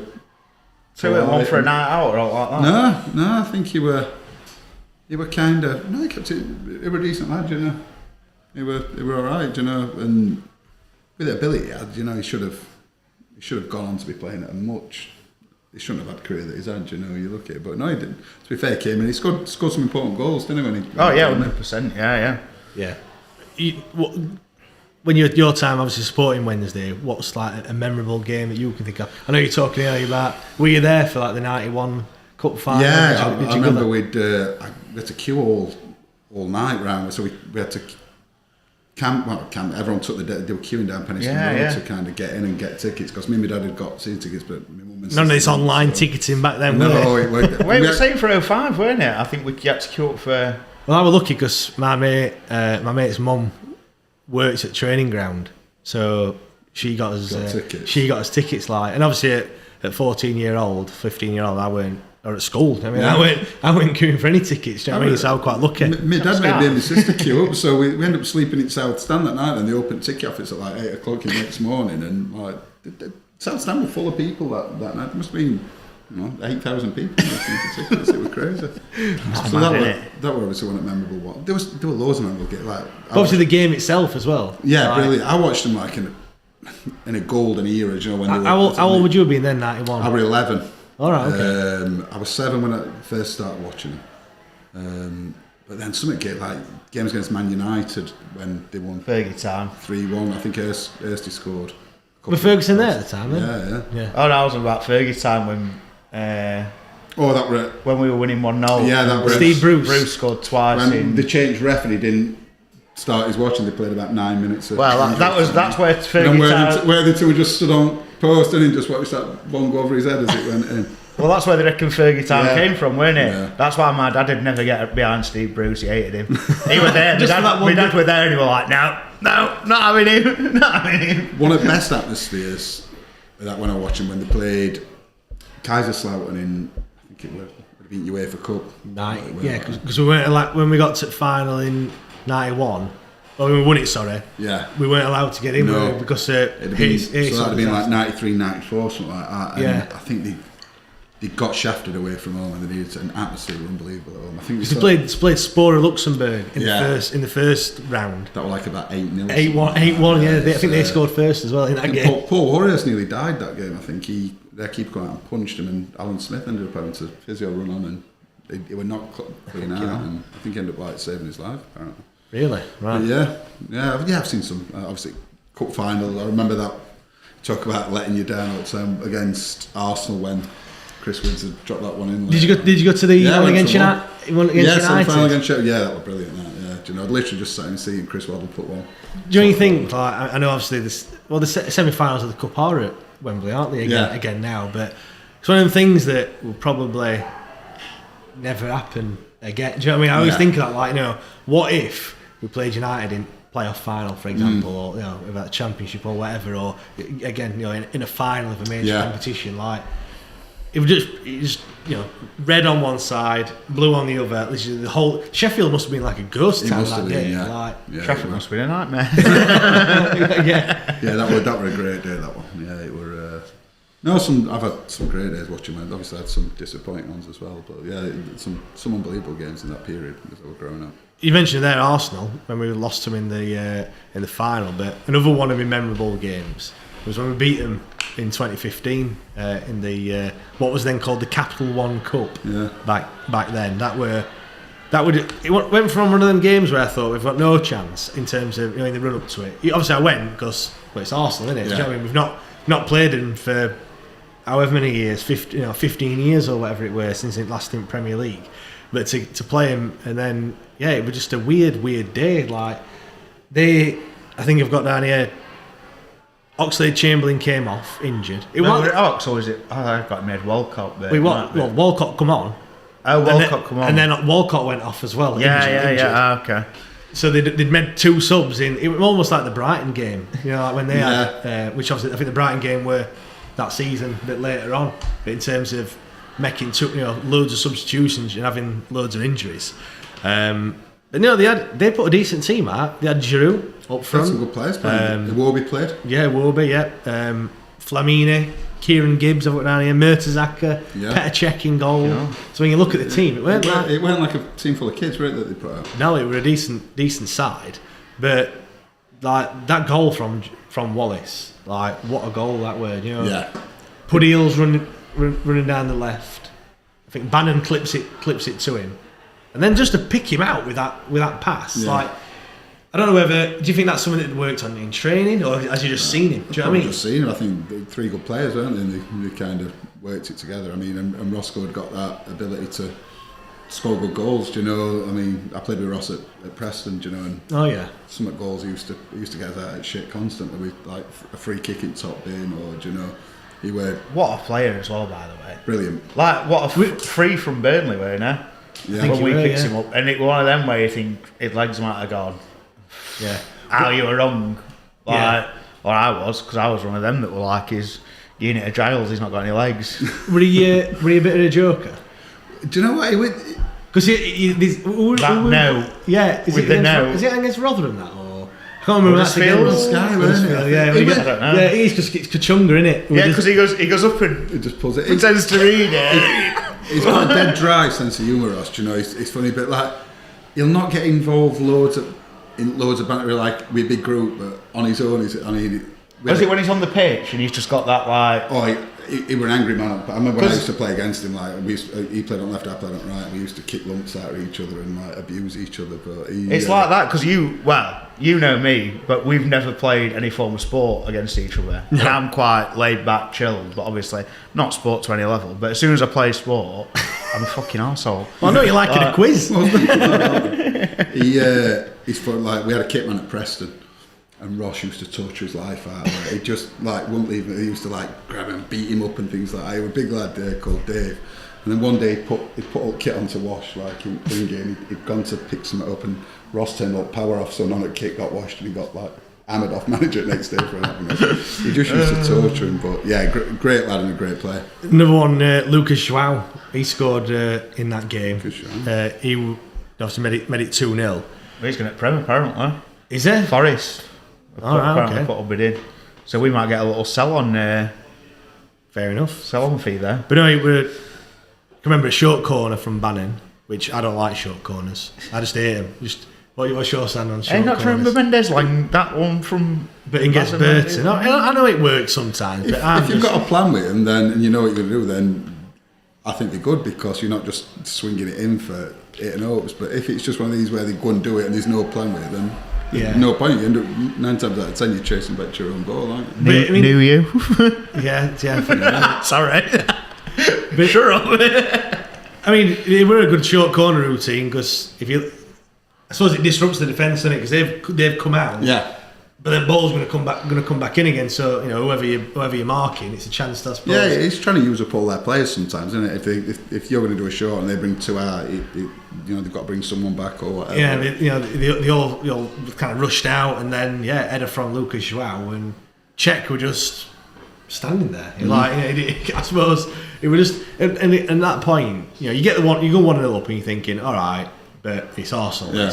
They're going to come at us now. You're going to come back. Do you know what I mean? And he'll finish 4-1, but we've had his heyday. But to score another one, and when you're cheering, you're like getting it. I was like laughing to myself, like when I think even more so for the third goal. But you know what I mean? You're like thinking, are we really 2-0 up against Arsenal? Like because Arsenal at the time in 2015, I know they've been on a bit of a decline, but they were still decent side. Do you know what I mean? It were.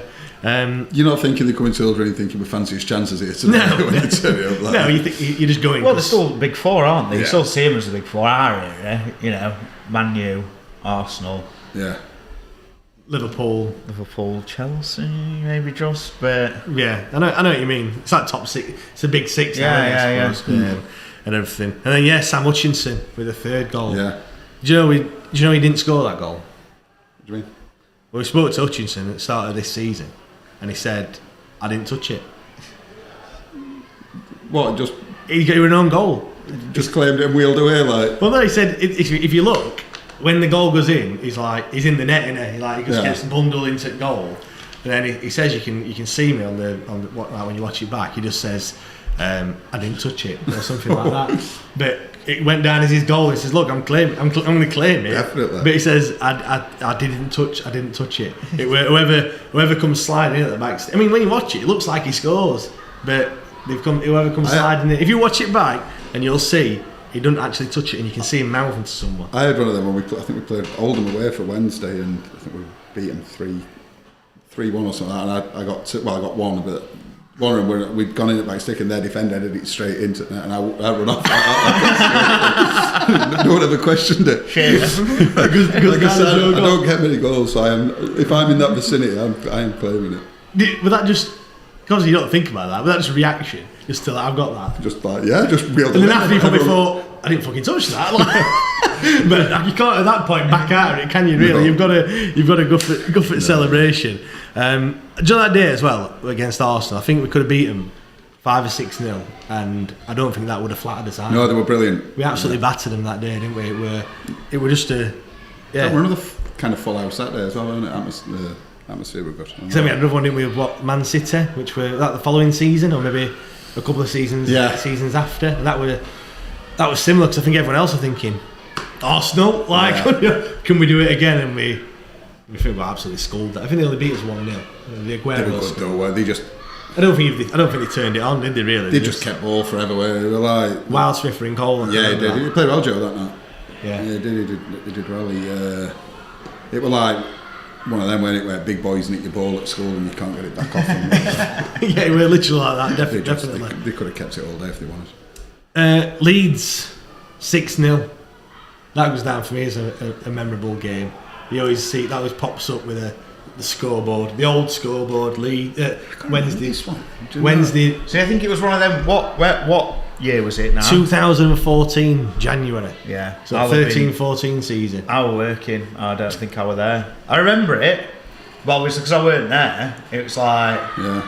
It were Reader Johnson scored one of his 25 goals or whatever they scored. I think he scored more than you, didn't he? And he played left back, which Ati Nuiyu, Connor Wickham in I don't know what stint that would that have been his second stint? Second stint, yeah. Then Maguire, whose shirt we've got just in there that you can win in the in the raffle, and then Keelan Lavery got 2 as well. Really? So Paddy Kenny were in goal, which makes it just It's even. a shame, innit? It just makes it even better, doesn't it, when it's against Paddy Kenny. Getting dogs abuse from our fans. From the cop, yeah.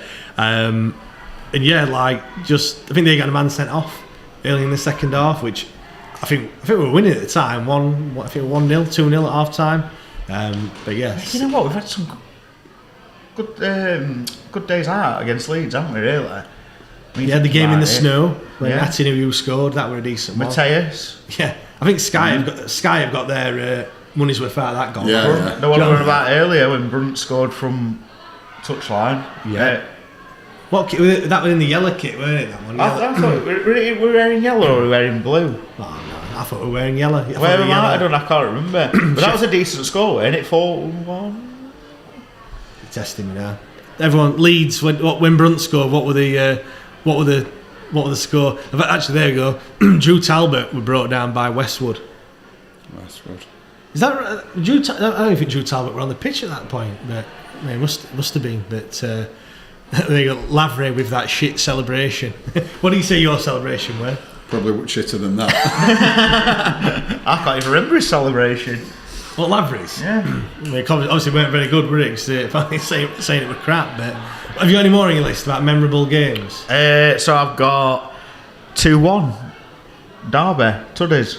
Oh, I've got that on. That's actually my next one on the list. I think we just got exactly the same. Should I go same for my game. other one first? So we copying each other. I don't know. I said to him to write some memorable games. I didn't tell him what mine were. Do you want me the other one then, Go on before we do that one?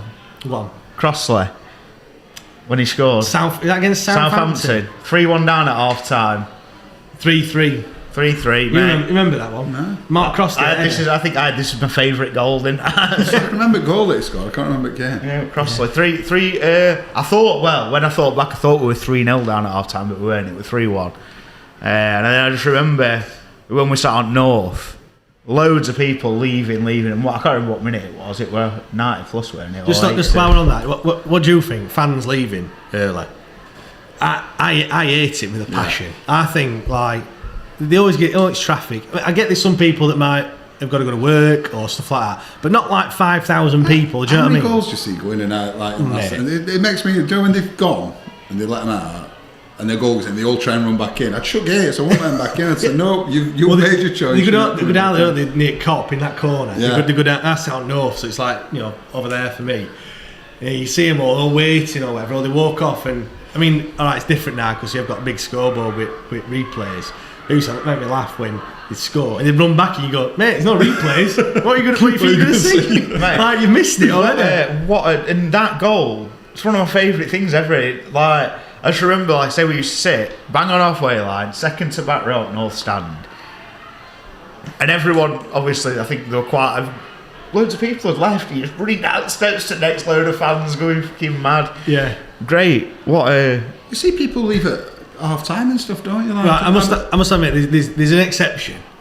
Blackburn the other year when we lose 5-1, I think it were. That game, we were like 4-0 at half time, and I think I know, but you don't know. You never know. You know what? I'll admit it. I might have told it before, but I left early once when I was young. Like, I must have been early teenager, and I think it was West Brom.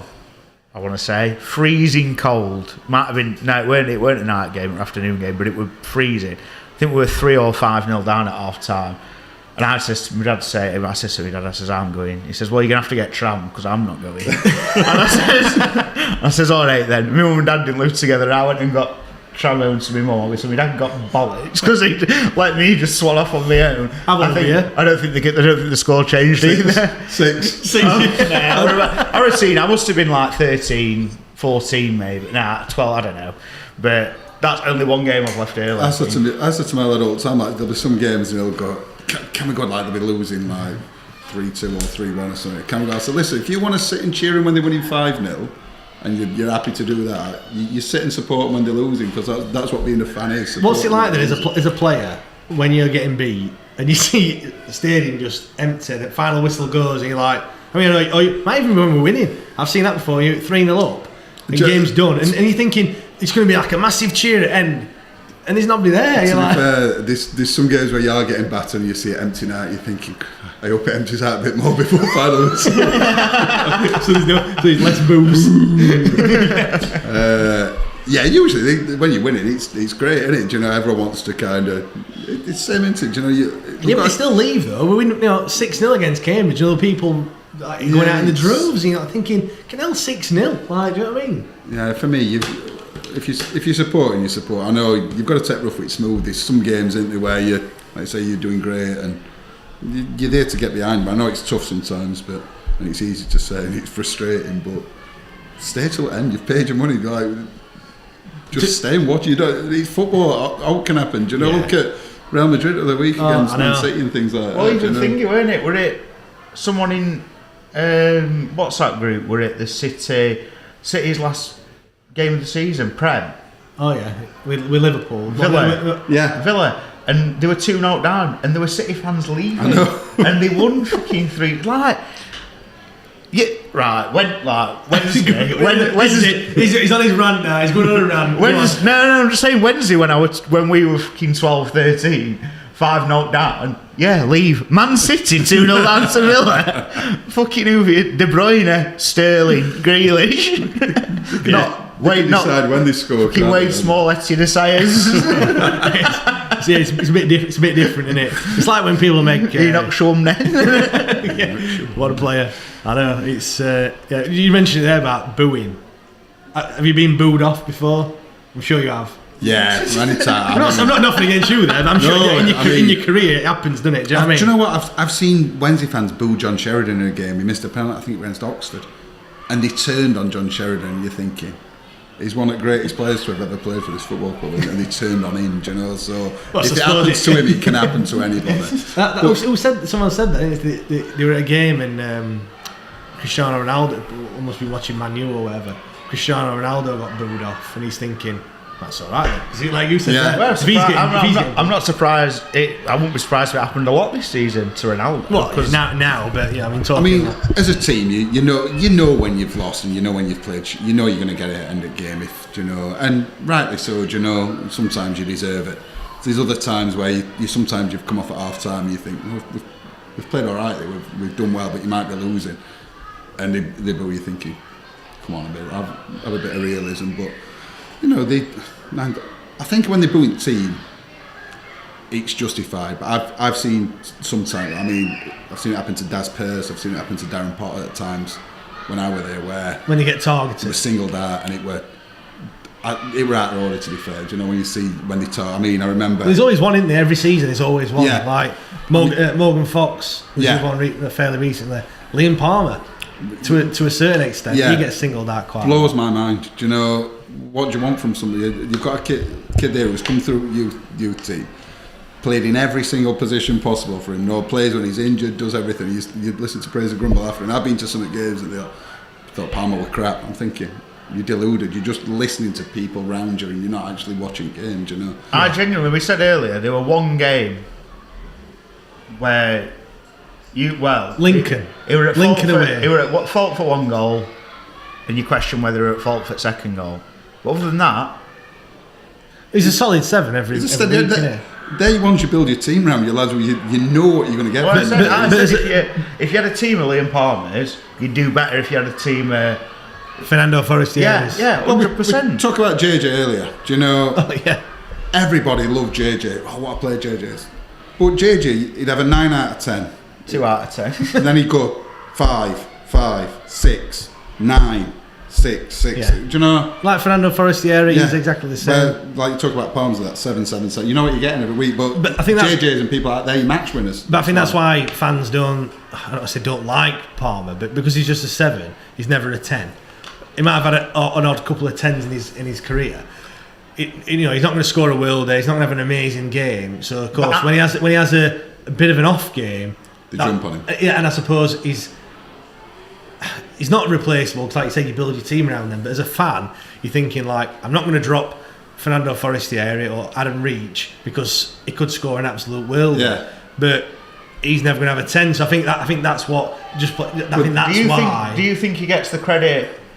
So, for example, we always say he has a 7. He has a 7. Do you have a 7? If he had a 9, people probably won't think he had a 9 Yeah. because he's Palmer. Yeah. I think you're right. Yeah. But there, you ask any kind of player or manager like about what they'd want in the team. Well, I remember Nick Montgomery at Sheffield United. Do you know? Yeah. Monty used to get pelters off all the Sheffield United fans. Do you know? They used to batter him.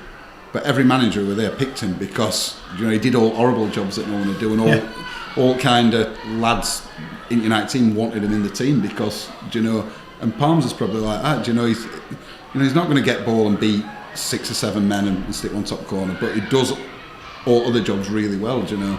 And I think can do a job in a lot of positions. Exactly, which is worth its weight in gold. Yeah, definitely. Any other memorable games then you can? We're going to talk about the 2-1 Oh yeah, go on then. 2-1 at the Lane. What Tud Guy's goal? Do you know what that game?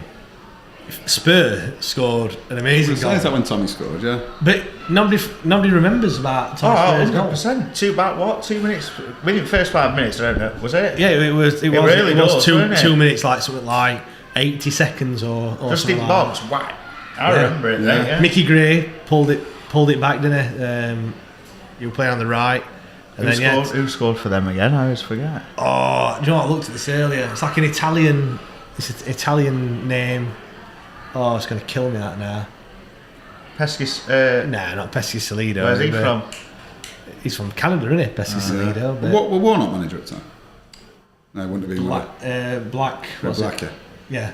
Anyway, unbelievable. I was there, and it was funny. That goal, Tugge's goal, we're about 10 rows back behind goal, and it were at other end. And because you're obviously that close to the pitch, you lose perception of half height. I thought he reached it from just after halfway. It looked like it were miles out. So it was even better for me when I was there. Because I mean, what the fucking hell's he hitting it from there for? Beckham-esque. Yeah. And he smashed it. Is this a pile driver from 87 yards? Yeah, mate, it looked mild. It looked like literally just in there. Just edge of our box. It was funny because me and my mate, obviously we were younger, so yeah. You could see your seat. Obviously, you stand up. You had a few shandies. But we were either side at the stairwell, and now you just go, sorry, just stand on end. But then obviously you're younger, So we've jumped in middle at stairs, nearly ended up on pitch. Yeah. Just what a. I mean, I think the first time we'd done the double in about, I think it was something like 90 something years, weren't it? That we. But even that first game, his goal, Watson. When he lobbed keeper. Yeah. 1-0. That was another goes down as one of the, I won't say all-time great goals, but that was great. Kenny in net for them though. I think it was. Yes, it was Paddy Kenny in net. It was for Watson goal, wasn't it? Yeah. What Paddy Kenny got nowhere near that Tud Guy one. The Radio Sheffield commentary, that goal was fantastic, isn't it, when you hear it. But yeah, it's always good beating Sheffield United, isn't it? In any, it always goes down as a top game, no matter. Even I know that were a worldy goal, but any time we beat him. No, we had Lloyd Owusu on earlier. Yeah. Obviously, when we beat him 2-0 with Cucci as well scoring a goal. Did he mention why you're always sick on side of pitch? Did you touch on that one? Yeah. Was that like a ritual? So it started at that game against United. Right. So he'd he just said nerves, but then afterwards he felt like he had to do it after that. Yeah, but it'd become a ritual after that game. I don't know whether that's because he scored and we won. I have no idea, but yeah, he said he'd always chuck fingers down back of his throat and what have you. So yeah, any games that you played in then that are memorable? I know you obviously had spent a long time at Rotherham. I mean, obviously I played in quite a few playoff games at Preston, playing 3 championship semi-finals and 1 playoff final, and they were all kind of big games. Probably involving Wednesday when I were at Rotherham, played at Hillsborough twice in that time and beat them. Rotherham beat Wednesday 2-1, both games in last-minute winners in both kind of close games kind of thing, and they always kind of stick in memory. I had 2 really good games when in them games. I think it was, if you remember him, a kid called John Besweather. He played fullback for. I come from Plymouth. Remember him, right? We did top 10 worst players for Wednesday. He was like number 1.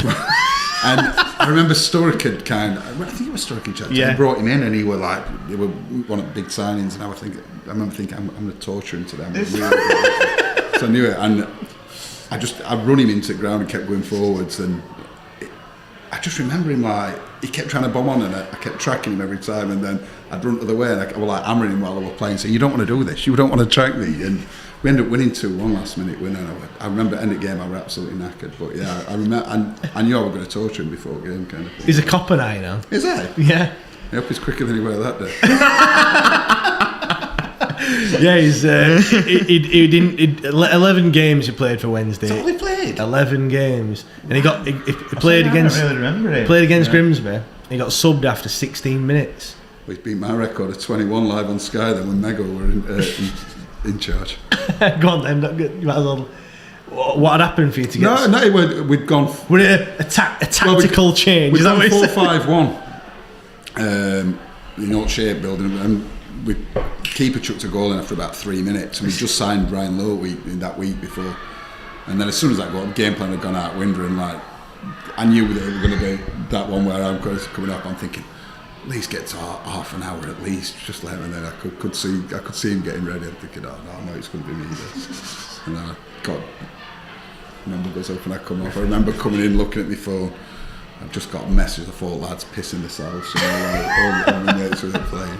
What is that? Getting subbed in first half? Does that go down worse? Is that worse? Sorry, than being a sub? No. Subs, like I don't think there's any way back from it. If you've gone on as a sub, might as well retire. Yeah. Obviously, unless you're injured, but if you've gone proper on, sub, if you've been subbed, you're done. There's no going back. There's no way back from that. There is no way back from the sub. You just go home and you just walk down Sutherland and get in car. I'm not even gonna dress in a There's no way back from that. Definitely, Chris. Thank you very much for joining us. Massively appreciate it. Some of your stories you've got are amazing. Before we go, we're just going to let's have a look what the total is so far. Go on. 1,000. How much is that?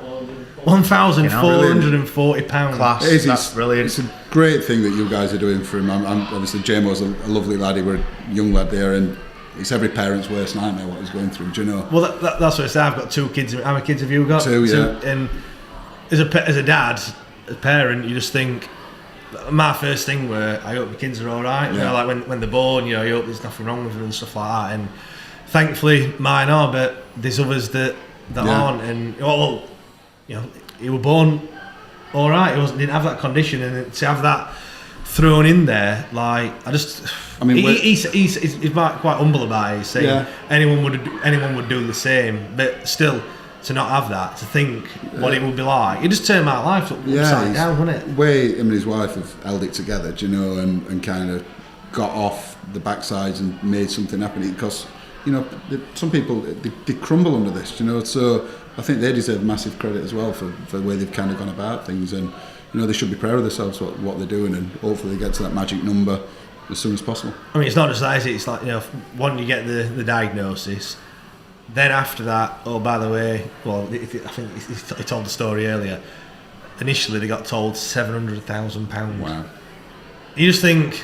I think that's what he said. If they weren't going through, if they were to go out on their own, that's what it'd have been. He was saying, I think treatment they've had already has been about £2 million on it on NHS. Yeah, which is just scary, isn't it? Yeah, hats off to those guys as well. It's mad, isn't it? It's crazy. But that's why we're doing what we're doing. So you know, if you can donate, you know, as much as you can. Obviously, the link's in the description. Donate. Like, we've got loads of prizes to give away. Obviously, we announced that 88-89 away shirt signed by David Hurst, which is like rocking all shit, which will be going to one lucky person. Every £5 is one entry in that raffle as well, and that raffle will be drawn middle of next week or middle of this week coming up. So I think that all next weekend. I don't know. We'll confirm it. At some point. Corky's donating his Grimsby playoff shirt unworn. It is worn, isn't it? But, podium worn. Yeah, podium worn. Giles John Terry Coke is now known. He got some pelters in It's a good job he's not here, otherwise might be scrapping in here. We should have been here. He's in our we've got a members WhatsApp group, and he got some pelters. Did he? Yeah, he did. Yeah, he got some. He said, "Have you done a John Terry?" Giles has left the group. I thought he were on a date with manager after he hugged him that much. But no, it's great that you've come on, and hopefully we can raise as much money as we possibly can. So Brilliant, Chris, nice one. Cheers, thank you very guys. much. We'll be back again in about 5 or 10 minutes. So cheers, guys.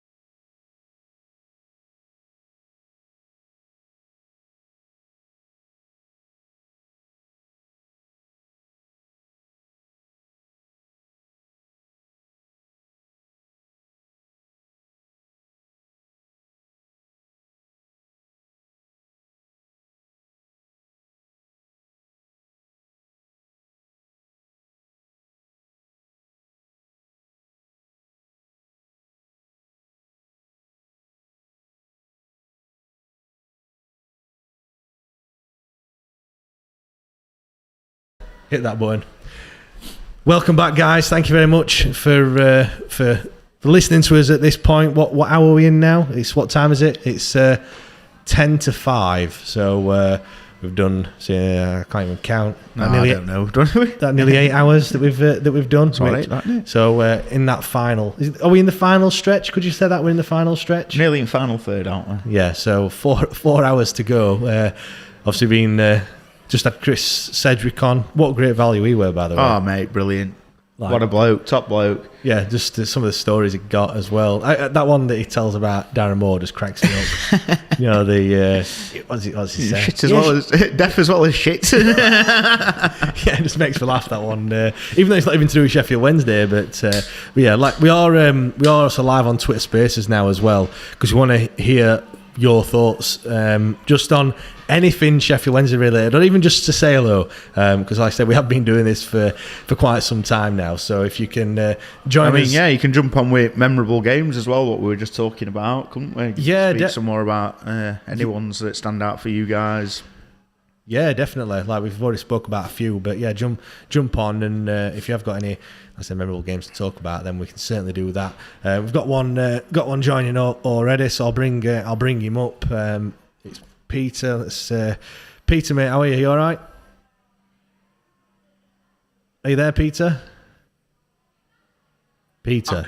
I'm good, thanks. How are you? He's there. Look, he's there, Peter. Yeah, cheers, mate. How are you? You all right? Yeah, I'm good, thank you very much. Sorry, I couldn't come down. We had a last minute emergency crop up, so I'm stuck in the house, unfortunately. But no, don't worry about it. It's absolutely fine. But have you been watching along on YouTube? I've been watching in between bits, and yeah, you're looking and sounding good. And it's nice to put a face to a voice, so to speak. Definitely. Well, I've certainly got the face for radio anyway, so put it that way. But no, it's been great. You know, we've been. What bit have you seen? Have you seen the kits? I thought that were quite a good section that we did. Did you miss that? No, I've not seen anything since. I think I went off just before kits. You were talking about players and or the least favourable players. Oh yeah, the shit ones. The crap ones, yeah, as Liam called. Disappointing, as Liam called it. Yeah, that's right. I took 3 names at you, but you guys are far too young. So that's another story. Yeah, it's funny because we've just been speaking to Chris Sedgwick, and he brought up John Besweather, believe it or not, when he said he played against him when he were at Rotherham. He said he taught him a new arsehole. And he said, yeah, funny that we spoke about him as being one of the worst players. So yeah. Go on then, Peter. We were talking about memorable games. Which game sticks out for you as like the most memorable? Well, when I first started getting into football, going to away games was a luxury, and I remember sitting listening to my transistor radio, listening to the coverage on Radio Hallam. Hallam had the football, did they? Well, what they used to do, it was a midweek game. This was an away game at Aston Villa, FA Cup.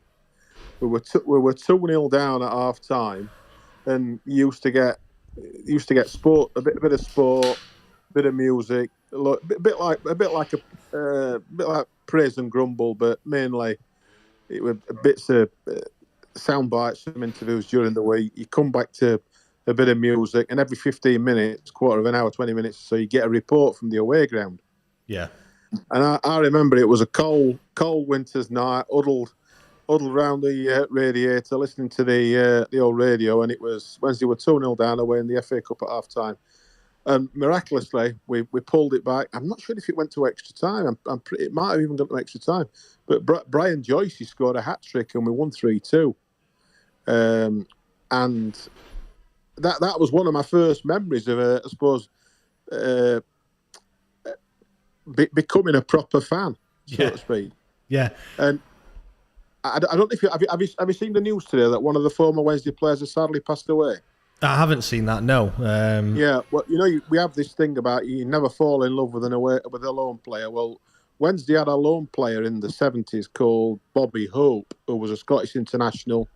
Played for West Brom about 350 games, and he was the last English club that we played for in this country, and he came for us. He played for us for virtually a full season, but he'd got a fantastic left back. It was he was an old-fashioned Bannon, but he scored goals. He scored 40 odd. He scored 7 goals in about 40 games, but it was a bad side. So he must have been a hell of a player. Yeah. And sadly he's passed away today. All the West Brom fans have been mourning about him apparently, but that sort of news broke early afternoon today, and I thought it's quite sad really, because he was another one. You know, in those days, we talk about lone players now, but in those days we still had lone players, and they used to come and have a serious impact because the side was so poor. You get players like you guys would have heard of a guy called Eric McMurdy, will you, from Middlesbrough? Have you heard of him? No, I haven't. I mean, you mentioned some of these players the other day when you tweeted me, and I was like, yeah. I've no idea who these are. Like, did he even play for Sheffield Wednesday? Do you know what I mean? Like, oh yeah, you have a look at the name Eric McMurdy, McMordie, and he came and I think he scored about something stupid like 10 goals in 8 games, almost unheard of. But he sort of, I think he almost saved us. Or you know, he made a bad season into an half bad season, so to speak. But you know, they were my early memories, and so the game at Villa away was an outstanding result for us, and winning 3-2 away from home. I was also at Highbury when you must have heard the five games against Arsenal. You must have heard against that. Yeah. I was at Highbury when Liam Brady scored in the 19th minute of injury time. Right. So, okay. Talk about late goals. That is a late goal. Peter, I'm just going to bring Adam up as well. He's been patiently waiting. So, Peter, I'll come back to you in a second. Adam, mate, right, how are you? All right. I'm very good, thanks, mate. How are you? I'm fine, thank you. Thanks for jumping on this Twitter space and also live on YouTube as well. Adam, mate, how are you? Have you been watching us this for these 7 hours that it's been so far? Yeah, I tuned in at about 9:30, and I've been listening whilst I've been doing stuff at work ever since. Oh yeah, great stuff. Hardcore listener, but it's been all right, and it's been decent so far.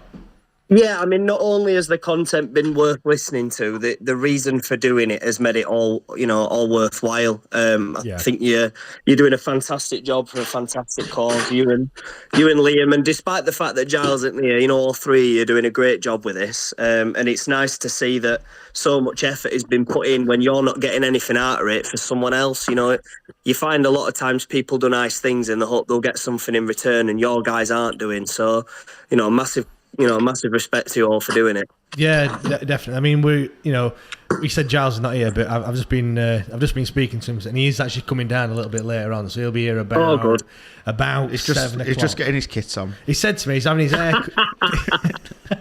Yeah, I've told him to bring his medal as well if he's got it, but he might even wear his boots. But anyway, he said he's having his hair cut, so he said, and I said, well, that'd be about 10 minutes then, won't it? To be fair, and he said, he's barely got any. Well, exactly, that's what I said to him. But no, he's coming down because he's bringing something with him as well, which everyone will be delighted to see. Which it's not his medal. No, it's sorry, he's going to kill me, isn't he? He'll probably be listening. No, sorry, we rinse him all the time, don't we? To be fair, but no, he's bringing something down that we are going to be adding into the raffle, which I'm sure people will be delighted to see as well. But we'll talk about memorable games. Adam, what goes down as your memorable game? There's two really big ones for me for different reasons. I mean, my first one that I immediately think of is one that I think it was Liam that we were on about earlier with the Southampton 3-3. That was one of my first proper games I remember attending. My dad put me in South Stand with him when I was really young. And I can't remember much from the game other than last minute goal by Crossley, beating Gareth Bale at back post with an header. And we had no idea that Gareth Bale were going to go on to become one of the greatest British players of all time, but unreal. I had such an headache driving home from screaming that much. I'm probably the same as you, to be fair. I don't remember a lot else about it, other than being behind at half time, and then that goal. Brilliant day. I don't know how certain people remember so much from certain games, because I can't really, my memory's crap anyway, to be perfectly honest. But mine ain't much better, to be fair. Just anything in general. But how people can go back and say, yeah. I mean, I talked to my father-in-law who I sit with, and it's a bit like, we talk about Neil Mellor. He's like him, really. He'll tell me 91 cup final. He'll tell me all about that. What minute goal was scored in, who got the assist. 93 as well, and in the semi-final against United. He'll tell me everything about it, and I'm thinking, Christ, that's like, how many years ago is that? 20, like nearly 30 years ago that he's talking about. And I think, Jesus, I can't even remember what I did last week, let alone or even what did I have for tea last night? No, but when we're doing this podcast every week, and I'll have some, writing my notes down, and I've only been to the, I generally do them, Saturday night or Sunday throughout the day, and I'll be thinking, who played yesterday? Like, who were we playing? Do you know what I mean? It's mad, really. Like, mine's memory's a bit. Hit and miss, but were you there for the the 2005 playoff final? Were you there that day, Adam? I was, yeah, but I was incredibly young. It was yet another one of those instances of needing a Calpol at full time because my head was banging and screaming. How old would you have been then at the time then? 2005, I was 7. 7, right, okay. Yeah, so I don't remember much at day other than my dad picking me up and nearly throwing me a couple of rows down when Talbot scored. Yeah. And then my mum giving him a bit of a dig inside, saying, be a bit more careful with our kids. Yeah. And a couple of Calpol. I mean, I'd have probably exaggerated how bad Edic were because everyone loves a bit of Calpol, but my kids definitely love it. To be fair, I don't love it when I'm giving them at like 2:30 in the morning, which I've been for the past 3 days. So I might be flagging in a little bit. If I've got to 5 o'clock, I'm all right, but maybe 8 o'clock depends how this England game is. Whether I'll be fast asleep. To be fair, you're going to need a Xanax, not a Calpol for that. Well, I know, yeah, definitely. But yeah, my other memorable game, there's been a lot. There's been some unreal games. I've been following us home and away for about 6 years now. So there's a lot of good games in there. But there's one that sticks out for no apparent reason other than the fact that it was absolutely beautiful how it ended. And it was such a random game, 1-0 down at home to Fulham. Mate, I knew you were going to say that. I got that in my head. I knew you were going to say that. Fletcher. Yeah. No, knew you. Oh, it knew you, sorry. Knew you, yeah. Fletcher, you're thinking of Charlton when he scored that last one. Yeah, Charlton. No, it were Fulham, and it were all time wasting, and I think it were Alfie Mawson constantly throwing in horrible tackles and didn't get yellow carded all game, and it were horrible to watch. And we're all sat in stand going, for God's sake, just kick ball forward. Knew he was up top, just get it on his head. The one time we threw a cross in, throws a diving header and heads it into the bottom corner at last minute. Pandemonium. But yeah, they were being shithouses all game, weren't they? And it was one of them where you just think, I really hope we get one. It was like a winner, weren't it? Even though it were. Yeah, it were. It were absolutely fantastic, and you just saw the look of disgust on their fans' faces when it went in. It were bliss. So yeah, you have some good times and some bad times following Wednesday, but moments like that stay with you forever. Yeah, just to mention, if you're listening on YouTube or watching on YouTube, even we're just on a Twitter Space at the moment as well. So if you want to get involved on the show, then join the Twitter Space, which Peter and Adam have done, and you can request to talk and speak to us. Because I would say I'm getting bored of listening to Liam's voice, but we have actually spoken to other people throughout this live stream today. So, but yeah, get involved. We'd love to hear from you. That's what it's all about. This or doing all this, need things to talk about, and we love talking to fans. I was going to bring Peter back in. Adam, do stay there. Peter, we were talking earlier. The only reason why I'm saying this is I put a poll out on Twitter, and it just said I've just been given the results. We were talking earlier about David Stockdale when we were talking with Aaron. What's your take on the whole Stockdale situation? I'm a bit confused by it because unless there's obviously stuff we don't know that's gone off behind the scenes. As Cam Dawson come back and said he wants to go elsewhere. Why has he gone out and got somebody like, I don't know.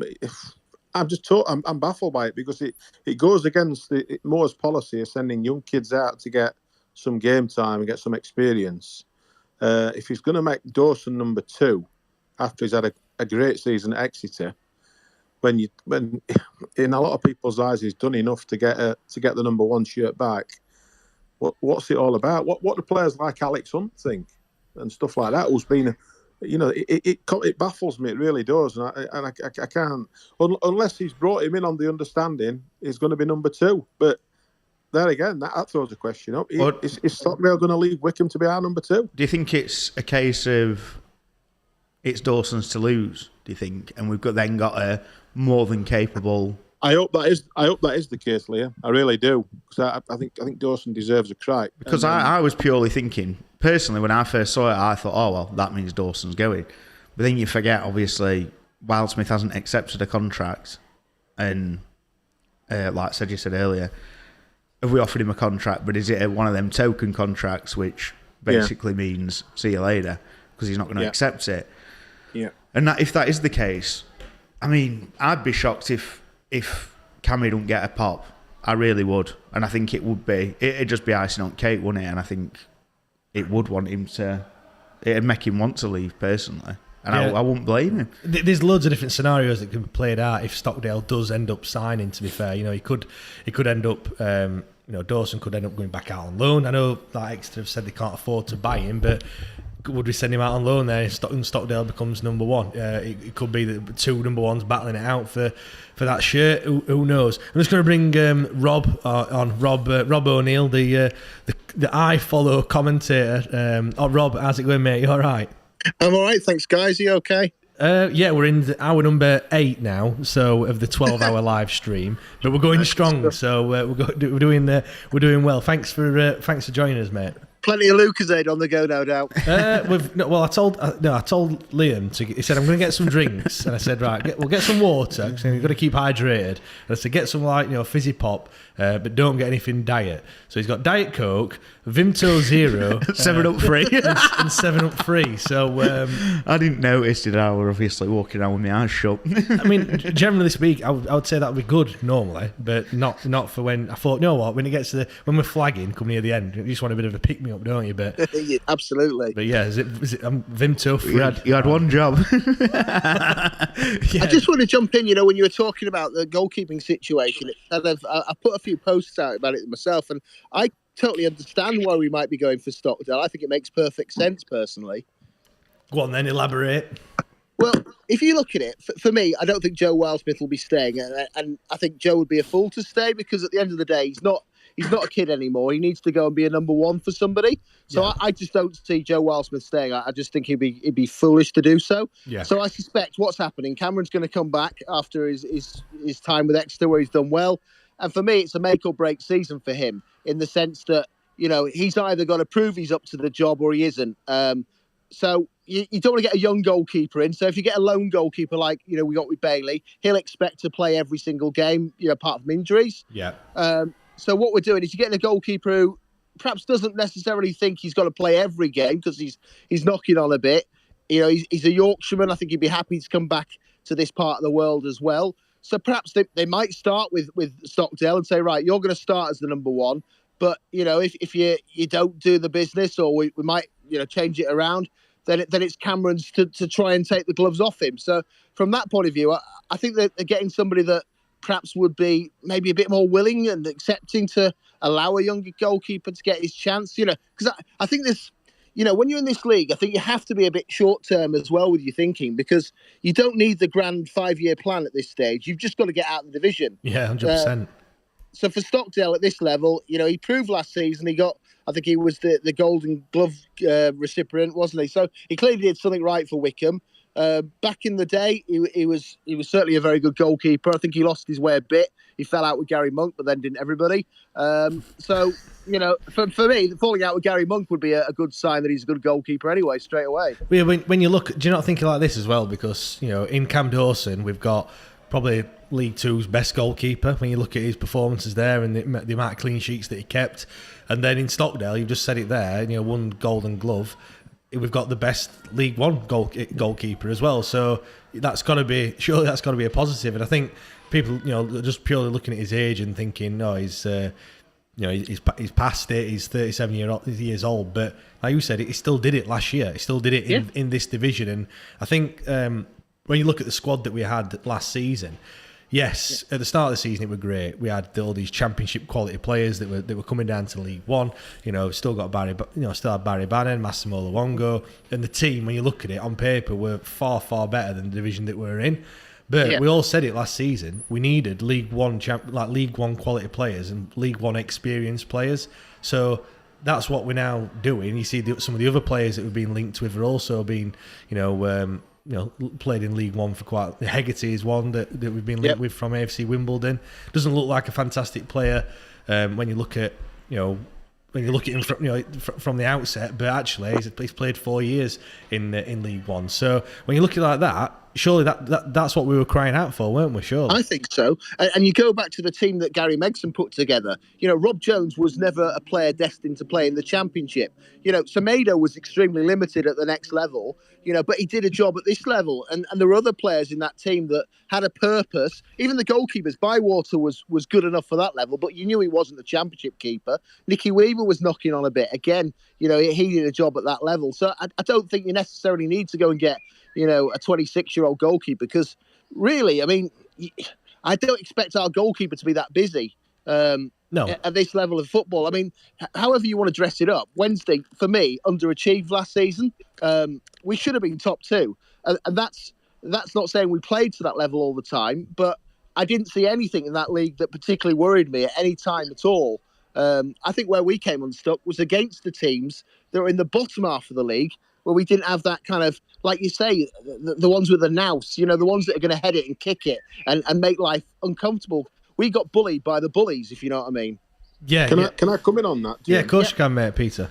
Yeah, on that, just a question to Rob then. On that, if you're following that train of thought, then Rob, if Wednesday had gone up, on that train of thought, Wednesday would have needed to compete in the Championship, I reckon, a minimum 15 new players, because of the current of last season's squad, very few are good enough for the Championship. Do you want to come in on that, Rob? If you follow that train of thought, I think we've lost Rob.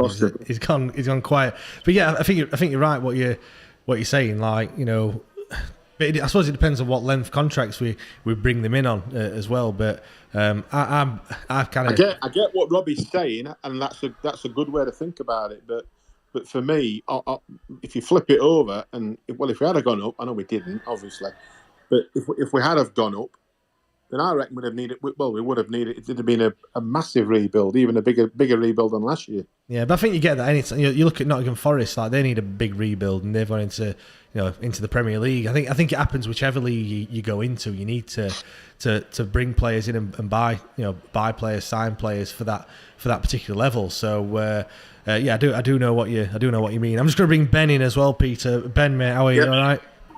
Yeah, good mate. You? Yeah, I'm fine, thanks. We're not flagging yet. We're all right. We're still going strong. Still going strong, mate. Yes, good stuff. I knew you'd come on and join us. I know you always do. But yeah, what do you want to? Well, having a break from the darting, mate. Darting a minute and playing crap. So I'm having a break. Oh, sack it off, mate. It's you're playing crap. That's it. Do what you do on FIFA. Rage quit on FIFA. Just do the equivalent and just walk out and just slam door or something. But yeah, cheers for joining us, Ben. Do really appreciate it. Go on. Mate. It's a no-brainer for me. Statistically. Yeah. God, that's a hard word this time of afternoon. I think we're best keeper at league. It's 36. Win League One. Main aim next season, mate. Get promoted. We don't want to be in this league any more than we need to. So I think it's a perfect signing. End of the day, if we don't go up next season, he'll probably be moved on. So yeah, I think it's a no-brainer. And the one thing we're not going to be able to do, I don't think at this stage, is sign a top young keeper permanently when we're in League One. So I think it's just a case of get out in this league and then get your Championship and above plays then. Just one, I think it's one thing I want to mention on Stockdale as well. I saw a lot of people saying that, because everyone said, his best goalkeeper, he's not, he's kept the most clean sheets and things like that. But then everyone said, yeah, but Wycombe were a solid defensive side, so he didn't face many shots or anything like that, or didn't have a lot to do. you looked. I brought it up yesterday, and I looked at the stats, and obviously, a stat man, of course, got to live up to my name. Got to be done, pal. Got to be done. And I had a look, and he faced 20% more shots than what we did, and we were saying that our defence was crap last year. But yeah, we can face more. But then I've seen people caveat that by saying, but the XG of those shots won't be as high because they've been playing a low block. I don't know what a low block is, by the way. I've heard that being spouted around quite a bit. But they'll be having shots from outside the area. I don't, which you can look at, like, you can always have arguments for and against with all of it. But top and bottom is he still faced a lot of shots and he still kept them on those clean sheets. And I think Darren Moore's looking at that. He does look analytically with quite a lot of the decisions that he does make. He looks and thinks, what is on average what does best, if you know what I mean. And he's looking at Stockdale and going, on average, well, he is the best goalkeeper. And you can also look as well. Yeah. I mean, I don't know. It looks like we might be able to sign him on a free. So I don't know what's happened in terms of with his time at Wickham and what's happened there, but it's going to make Wickham weaker as well with him, with us having him as goalkeeper. So yeah, it looks like Rob's rejoined us as well. I had a bit of a mishap there. Did you, Rob? Yeah, sorry about that. I lost connectivity. So you were just asking me a question about if we'd got promoted. That was the last bit I heard. Yeah, Peter, do you want to ask Rob that question again, mate? Yeah, I follow your train of thought, Rob, and part of me does agree with you. But on that train of thought, if we'd have got promoted into the Championship, then surely we would have needed to be able to compete and stay up.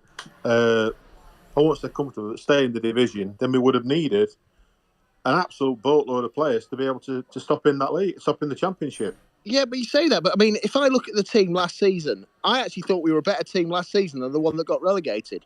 I look at... Yeah, but we were... To be fair, on the season we got relegated, we were absolutely awful, weren't we? Yeah, I know we were, but the recruitment for me wasn't that bad.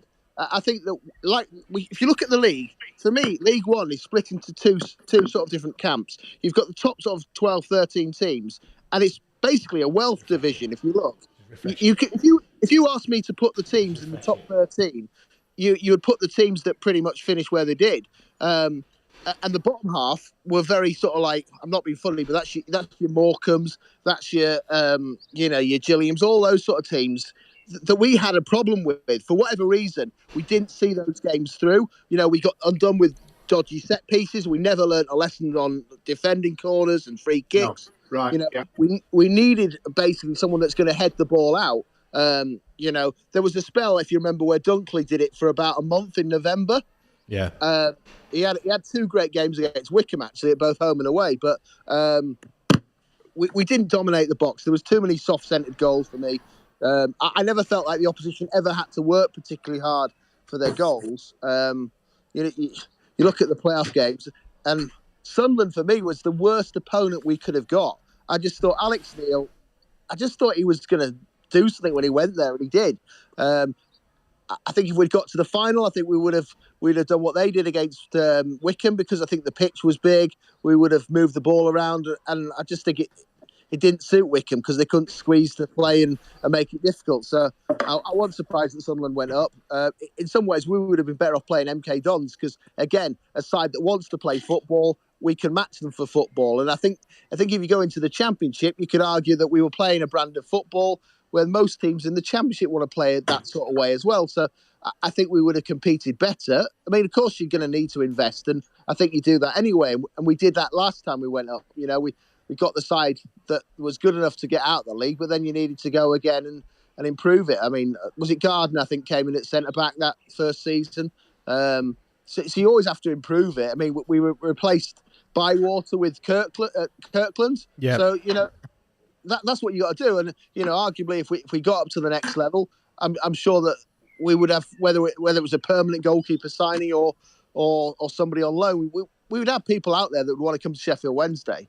So I just think you've just got to get out of this league first and foremost. That's the thing. It's no good planning for the future, like you said, Rob. And you've got to get out of this league first. It doesn't matter, does it? Really, it doesn't matter if you've got players that can play in the Champ.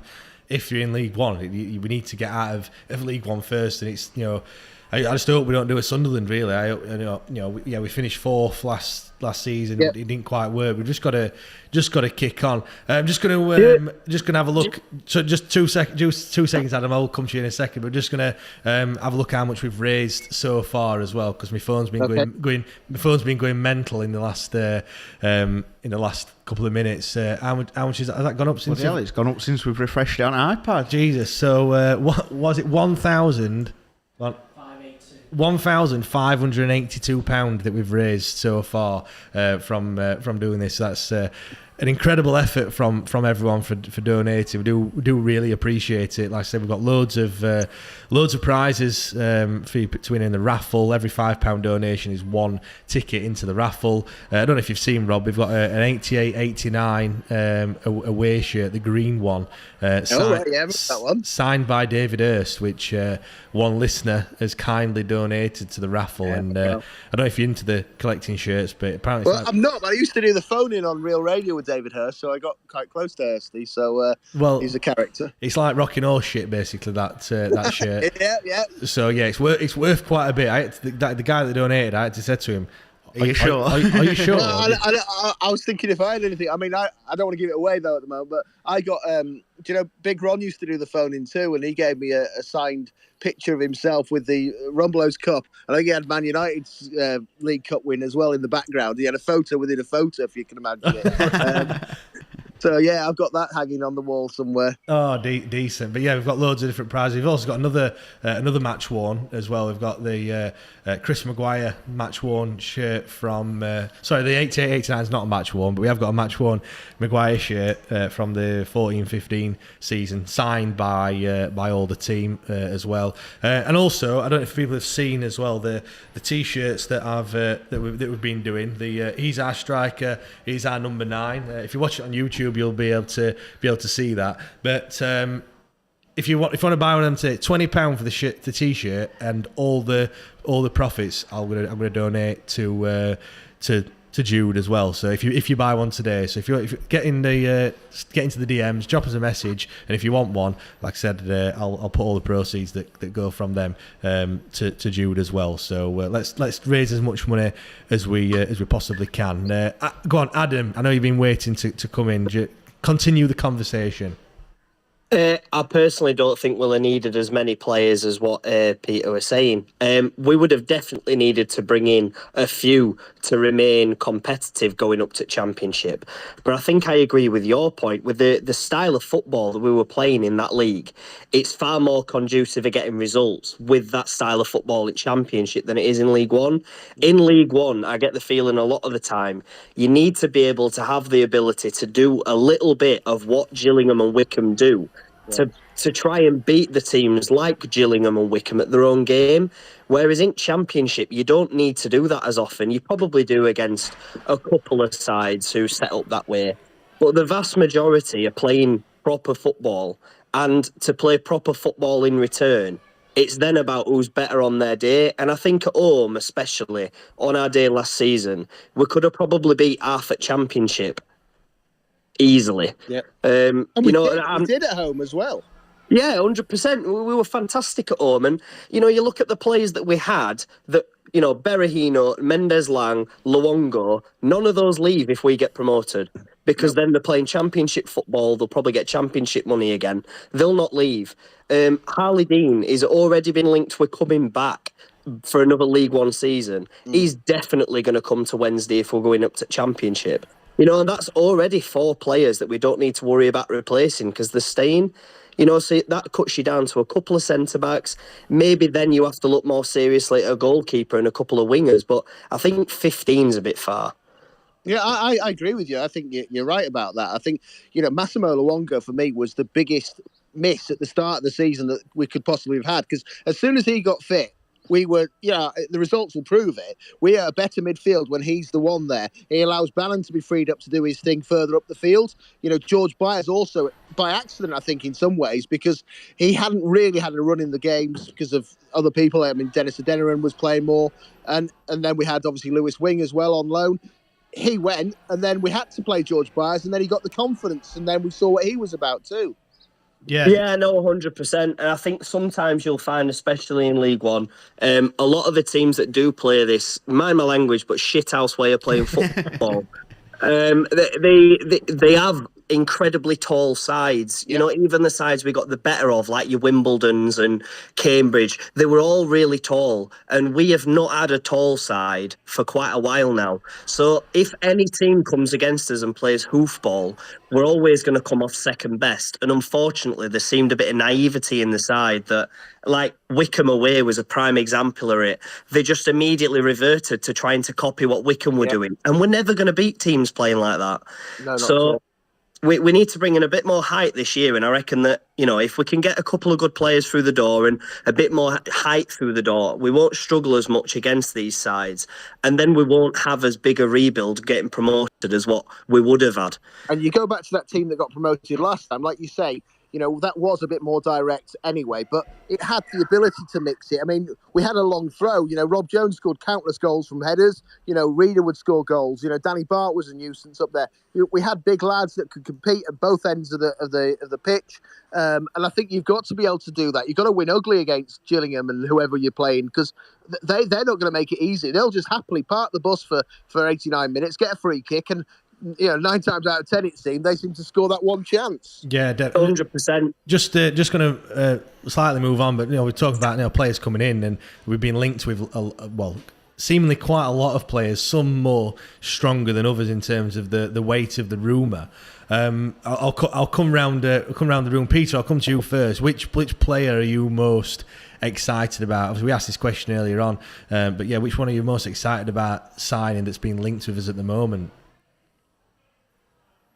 Oh, it looks like Peter's dropped off. Rob, then I'll start with you, mate. I think there's a few out there that I've seen sort of mentioned. I think that the lad at Plymouth, Kamara, could be a good fit if we are to lose, because that's the key for me. You've got to replace Luongo if he's going to go, which I think he might because of his pedigree and his capability. I think that's the important one for me that we've got to plug. I don't know whether it's a rumour or whether there's any truth. I think that the lad at Alfie May at Cheltenham for me would be someone that I'd be looking at because he's very mobile. Stockley's always been good whenever we played him. I don't know if you remember the Preston game when we were playing matches without a crowd, but they kind of used. It's interesting because they've changed it now, haven't they? With the 5 subs. Back then, that was brought in to kind of make life easier for players having to play so many games in a short space of time. Which is coming back in, by the way. Yeah, that's what I was saying. And do you remember the Preston game? I think it was 0-0 again. Alex Neil. They picked a team that started the match, and then on 60 minutes, it was kind of like American football. He turned to his bench and he brought on Stockley, who changed it and scored. I think Sinclair come on, I think as well, and there was another centre forward. Nugent came on as well in that match. So it was almost like you played the game to a point to keep it nice and tight, and then you brought the cavalry on to see it off. Yeah, it was a strange one, that one, weren't it? So you're saying what? Is it Panucci Camara that you? I think he's probably the one that I would like Stockley as well. I think if I was going to pick 2, definitely. Go on then, Adam. I'll come to you. Which one excites you the most? Macaulay Bonne. If there is anything in that rumour, 100% him. Obviously, replacing Luongo, like Rob said, is a huge job. I think we're going to be hard-fetched to bring in any player that will be able to do the job that Luongo could to the level and consistency that Luongo did. Linked with Will Vaulks. I can't see him coming. I'd love him to, but all Cardiff players, I've been reading all their replies to their tweet today with all their announced players that are leaving. I'd have Josh Murphy, I'd have Aidan Flint. They were half at Championship side that they had from a couple of years ago. I'd love all of them. By the way, guys, what do you think of Dale Stevens, who's been released by Burnley? I always liked him at Brighton. Dale Stevens, I must admit, it's not one that... Central midfielder. He was in the Brighton team that played against us in the playoffs. All right, okay. Well, we beat him, so he can't be that good, can he? He's knocking on a bit. He's a bit 32, and we're not allowed anyone over 30 anymore. Well, like I said, I'm just looking at him now. Played for Charlton, 213 appearances for Brighton as well. It just looks like he struggled at Burnley. 6 foot 6-foot central midfielder. What is he? He's saying he's what replacement for Luongo if he goes? Yeah, he can put a foot in. I think he's a handy player. Will you fall in love with him if you sign him then? Just like if he's doing the same job? We'll have to see, won't we? We'll have to see. Yeah, Rob, I don't know if you've listened to us, but... Rebound. Yeah, on the rebound. Yeah, Rob, I don't know if you've listened to us much, but yeah, Liam's got a bit of a man crush with Massimo Luongo. Not for his looks or anything, just because he's his favourite player. But so, well, yeah. I thought, do you know what? I thought he was really fit, as in athletically fit, last season. You know, the season before, I did think he was carrying a bit of timber. I thought we saw the best of him last season. Yeah, especially when he came back in, it was like you said earlier on. I've looked at them stats as well. We scored more points with him in the side than we did with him out of the side. So based on that alone, you said that he does make the difference. Is he replaceable? Obviously, yes. No one is irreplaceable, but he's at this level. Can we get someone better than him? There was a game, I can't remember. I'm trying to remember which one it was. He was on the bench. It was a midweek game, and I think Josh Windass came on as well. MK Dons. And they turned the game, when they came on in the midweek game. And, the match was even, Steven, and we might even be behind, I can't remember. But as soon as they came on, within 5 minutes, Massimo would just start dictating the midfield for us. Yeah, I say that with MK Dons when Windass scored that last-minute goal, which we forgot about, didn't we, a few weeks ago? I've seen a video where the MK Dons fans are all celebrating, weren't they? And then Yep. Yeah, we've already referenced that already today. Wait, That was exactly what happened. Yeah, it was good, that one. No, I think the thing is with Mass as well, until he had a run in the side, until people started shouting about what he's good at, it goes unnoticed a lot. Yeah, and it does for players like that. Yeah, definitely. Like I said to you, we referenced it when we went to Bolton away. Obviously, me and James don't sit together at the match. So, whereas Granville, who was here earlier, he loves Mass as much as I do, but we'll go on all game, fucking hell, he's great, isn't he? Oh, look at him, he's getting in there again. And when we were at Bolton away, I was pointing out to you, and I says, it's him again, and then it was actually a running joke, like, there was a tackle, like, oh, is it Mass again? And he got up, it's like, oh, it actually was. Yeah. Ben, I'll come to you. There was a game, guys, earlier in the season where there was a fan behind me who was constantly criticising his performance. And I did have a couple of barbed comments when he scored for us that night. And that's the one that always cracks me in the back. I don't know if you ever heard. He gets a bit irate, shall we say. One time he was getting annoyed and he threw his elbow in the air or whatever, and he cracked me on the back of the head while I was commentating. And then another time we scored a goal, and again he was losing it, shall we say? And again he nearly knocked me over the desk where I was commentating. Well, I've seen some of the videos, you Rob, when we score, and it looks like you don't need. It looks like you're gonna chuck yourself over the desk yourself anyway. But I don't expect to get challenged from behind while I'm commentating. Well, that's a red card, then, isn't it? Surely. It was a red card offence all day long. Ben's got his hand up. Ben, mate, what do you want to have to say? Yeah, in regards to Luongo, we've already got a replacement for him, pal. Deli Bashiru, he was awesome. He was awesome last season. I want him starting every single game when he's fit next season. When he played, particularly towards last half of the season, MK Don's away, phenomenal man at match for me, apart from Bazza scoring that screamer. Got robbed at man at match that game. I think he's been awesome. He's got power, strength. Forget Luongo. Forget Luongo, rubbish. Do you think? But no disrespect to the lad, but but genuinely, do you think he's got it in his locker to be that defensive player? Because I don't. He's a player that bursts forward. Yeah, but bursts forward from back, mate. He can collect it, and nobody can get a ball from him. He just barges through power, strength. Yeah, but the bit that masters what he's done all season, well, second half of the season, is the tackles, going back, tackling, breaking the play up, and I just don't think. I love Deli Bashiru. I think he's brilliant. I think he's a different sort of player like you. Yeah. I mean, Luongo lets Bannon play. That's for me what he does. He does the kind of nitty gritty stuff, like you say, gets his foot in. Deli Bashiru is better when the ball's sort of at his feet and he's striding forward and he's going. I think he needs to believe in himself more. I think that's his only problem. Certainly in terms of his physique, he's a unit. The amount of times this season where Bashiru's been on ball and you think, oh, he's lost it there. Oh no, he hasn't. It's still at his feet, and then he just bursts forward, and no one can get near him. He's so strong, isn't it? If you play one game, sorry lads, if you play Football Manager, like Deli Bashiru would be box to box, and I don't think Massimo Luongo is box to box midfielder. So I kind of agree with you, Liam. Really, like I don't think they play the same position for me. I can't see Deli Bashiru doing the mass job. I probably see Dennis Adeniran, but Dennis Adeniran as well. Like I think he would probably do a better job than what Deli Bashiru would in that role. I just want to bring a game up, lads. Wimbledon away. All right, it's Wimbledon. They're garbage. But I'll tell you what, Darren Moore made a massive cockle back. No disrespect that they are. They're down there for a reason. Got relegated. But Wimbledon away, we were, playing better than them. And he was playing awesome, Del Bashiru, best player on that pitch. And Darren Moore, for whatever reason, took him off that pitch, or we collapsed. He brought Patterson on to play midfield, and we collapsed that game. So as he took him off, that midfield just collapsed. I'll tell you, mate, it is a future next season. We've got, is it Adeniran coming back? I think he's our own player, Adeniran. He weren't on loan. Yeah, we signed on a permanent. He's easy to forget about as well, so because he's not been playing. So and go on then, Ben. We've asked the question to everyone else. But what would you who are you most excited about that we've been linked with at the moment?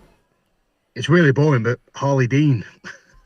That's a fair shout. Every team needs a proper leader. Somebody mentioned him earlier, Rob Jones. We need that leader at back, just somebody that stick his head in where it counts. And he's going to be awesome in this league. We were when he come in. So Ali Dean for me. Strengthen that back line. And, do you see him as a direct replacement for Hutch then? Obviously, Hutch, he's not been offered a contract. Like I said, do you see that as replacing him? He'll probably get a couple of young ones alongside him, somebody mid to late 20s alongside him. So we've asked if we play with back three, probably going to be a back four potentially next season. So I think he'll definitely replacement for Hutch, and I think at this level he'll be awesome at this level if he's fit. So. Yeah, it's a great shout. I mean, Chris, it said you that mentioned about Jordan's story. I think it weren't it earlier, Liam? Sorry, it said you mentioned about Jordan's story earlier. Yeah, it was. Yeah, he was saying, do you think we could get him back? I don't know what you guys think on that one. Do you think we'd be able to tempt Story to stay for perhaps another season? Rob, do you think that'd be on the cards? I think they might want to see how he goes. I think you're more likely to be looking in January. I think that they'll see whether he's anywhere near their first team, and if he isn't, then I think a decision will be made in January for me on him. He's very good on the right hand side of a three. I think when we played him on the left, he looked out of position, and I'm not sure about in the centre. He is better when he plays on the right hand side.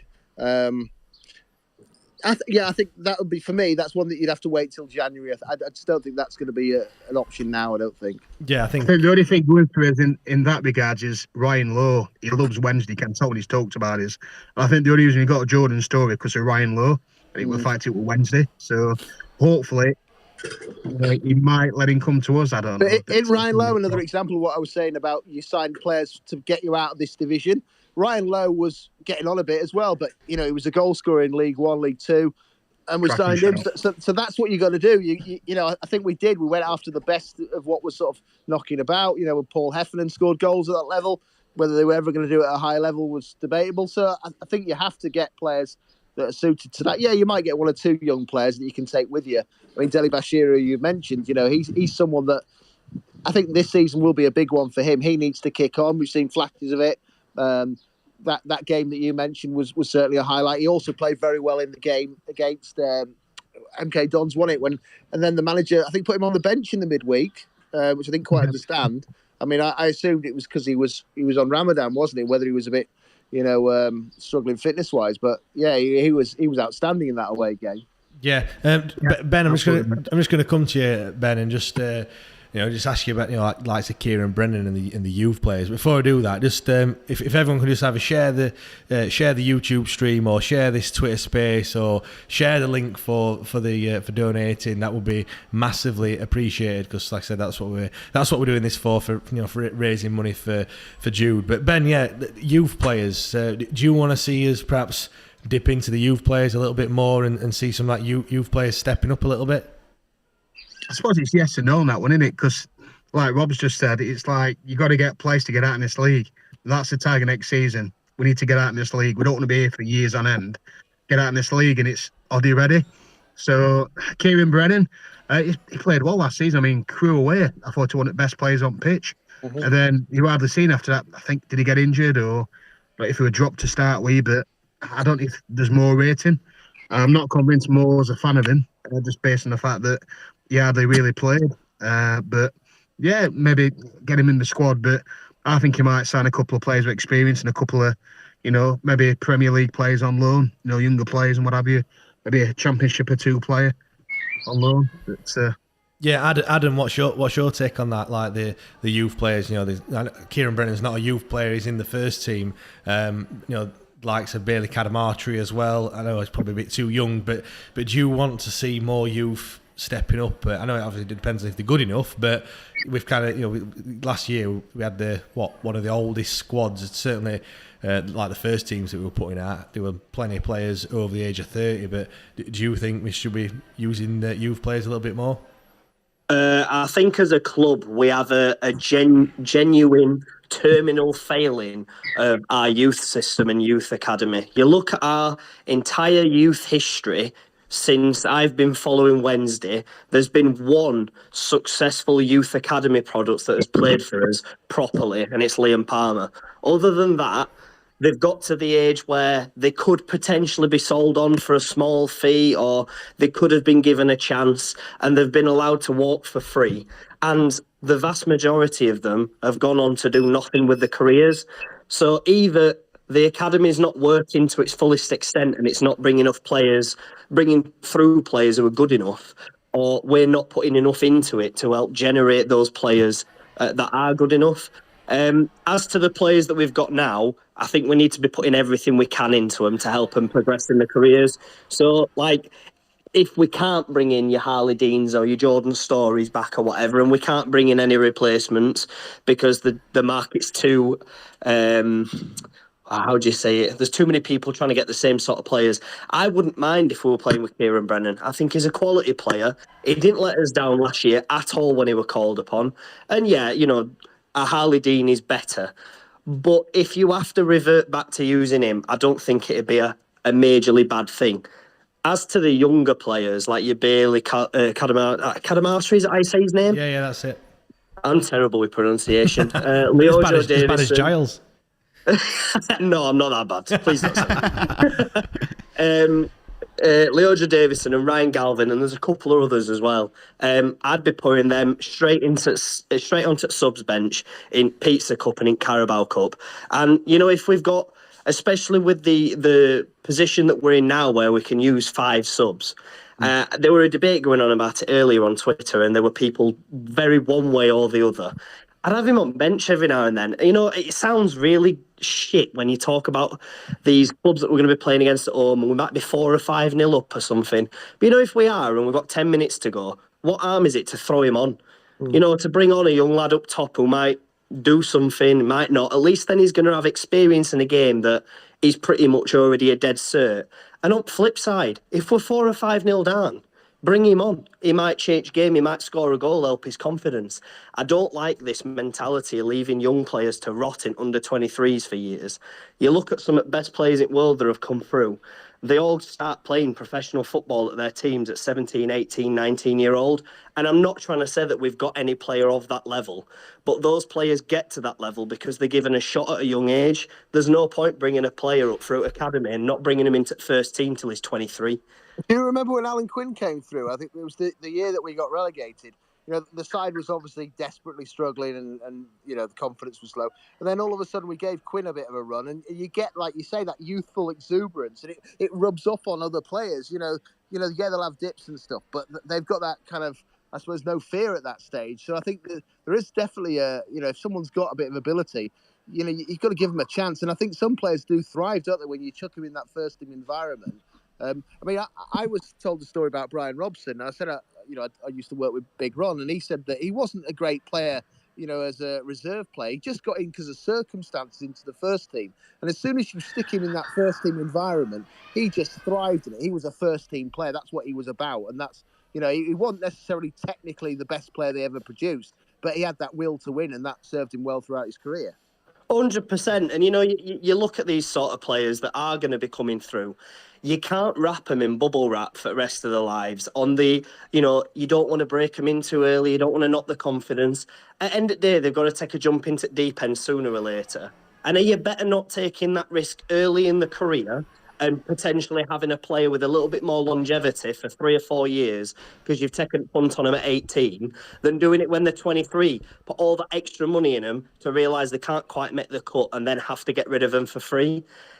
I admit Bailey's a little bit young, 17-year-old, been given his professional contract a bit early.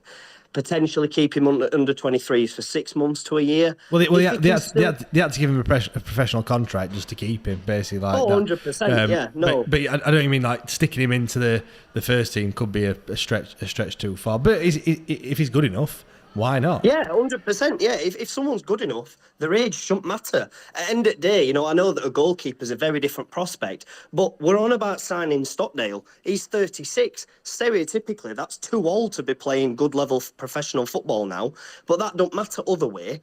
And like Rob said, that youthful, the energy that a young player is going to bring in, and he will put 100% in to fight for that shirt, which is far more than we can say for some professional players we've had in past. Yeah, I'd love to see him get a run. Definitely. Liam, where do you stand in all the, youth players and what have you? Do you want us to see, more youth to come in, or you just quite happy signing, the 30-year-olds and what have you? I know there has to be a blend and there has to be a mix. Yeah, I think.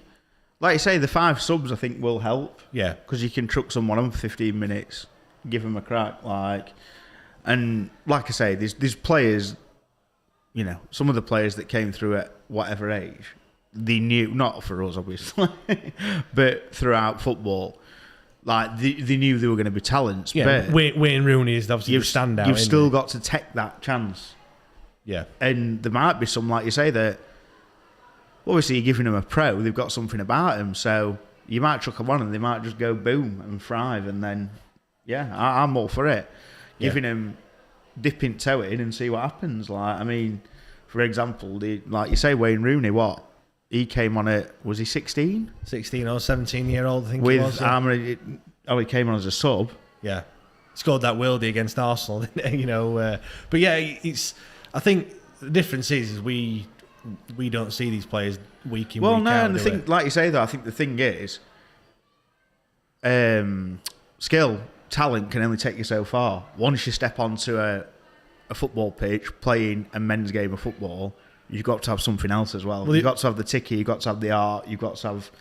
Yeah, but what we've got to be careful of is, how many times, I think last season or season before, when we were Matt Penny, I've said this before a few times, but everyone were like, we need Penny to play, what a player he is, he needs to start, and then he got a chance and he were awful. Yeah, but the thing is... we need to sign Jordan Rhodes. But that's the when... there's a point on the training ground where you think, right, they're ready, the gaffer knows... He should know them well enough to know if he thinks they're mentally ready. And if they are, and they go on and they bomb, fair enough, you can't do it off one performance. But if they keep going and they're not good enough, then that's when they've got to... Exactly. You've got to take that chance on them early enough to find that out, because if you don't and you leave it 3 years and think, I'll just let them mature for a little bit longer, you've just wasted an extra 3 years of finances on them, knowing that they weren't good enough. But the only thing we've got the problem with at Wednesday is, unfortunately, we've got one of the most fickle fan bases going, and we've got delusions of grandeur. We're no longer a Premier League side, but all of our fan base seem to think that we're this huge, massive club that have an inherent right to be in Premier League, and they don't seem to realise that we're currently in League One for a reason, and to get back up to where we have been in the past, sometimes you've got to take a gamble. And if taking that gamble is on a young 17, 18-year-old lad to put him up top for a bit, and he's good enough to warrant Premier League interest, I'd much rather sign someone like that and get him playing up top than some one-hit wonder like Alfie May, who has been crap everywhere else he's been. Someone mentioned Penny there. I mean, when he first came into the side, he did have... I remember away at Villa, he had a run of 3 or 4 games where he was very good and he looked really promising, and I thought, he looks like he could be the real deal, but then obviously it didn't really happen for him. The other one was Sean Clare. Yes. He played Villa, he was outstanding, and again, he gave an energy that midfield had been sorely missing for years. Well, maybe not years, but at least a good 6 to 8 months. Yeah, definitely, and I think there's been others as well where the point I'm trying to make is, as a fan, you think you know best, and you think like, that these are the players we need to sign, and then when it comes to actually, or playing even, and when it comes to playing them or signing them, Jordan Rhodes as well, it's like, actually, the manager knows best, kind of thing. That's these see these. Well, players. That's the flip side of the little comment earlier about Alfie May. In terms of he's had a good season, it could go one way or other. It's like Rhodes. He had his best 3 seasons, 5 years before we signed him, however long it was. So if they're going to be that. I think Rhodes was always a good goal scorer. It was more than one season, but if you actually watched his game, there wasn't very much to it apart from the goals. That was the truth of it. He wasn't a great. Oh yeah, he scored 120 goals in 4 seasons, I think. But then after that, he's not done. But he scored all his goals inside the box, and we just didn't get the ball into the box. Oh yeah, no. But my point is, obviously, like there was a comment there. I don't know who made it. Sorry. In terms of Alfie May, one-hit wonder. I'd rather sign someone who scored 20 goals last season than someone who scored 5. Yeah, definitely. But honestly, it can go.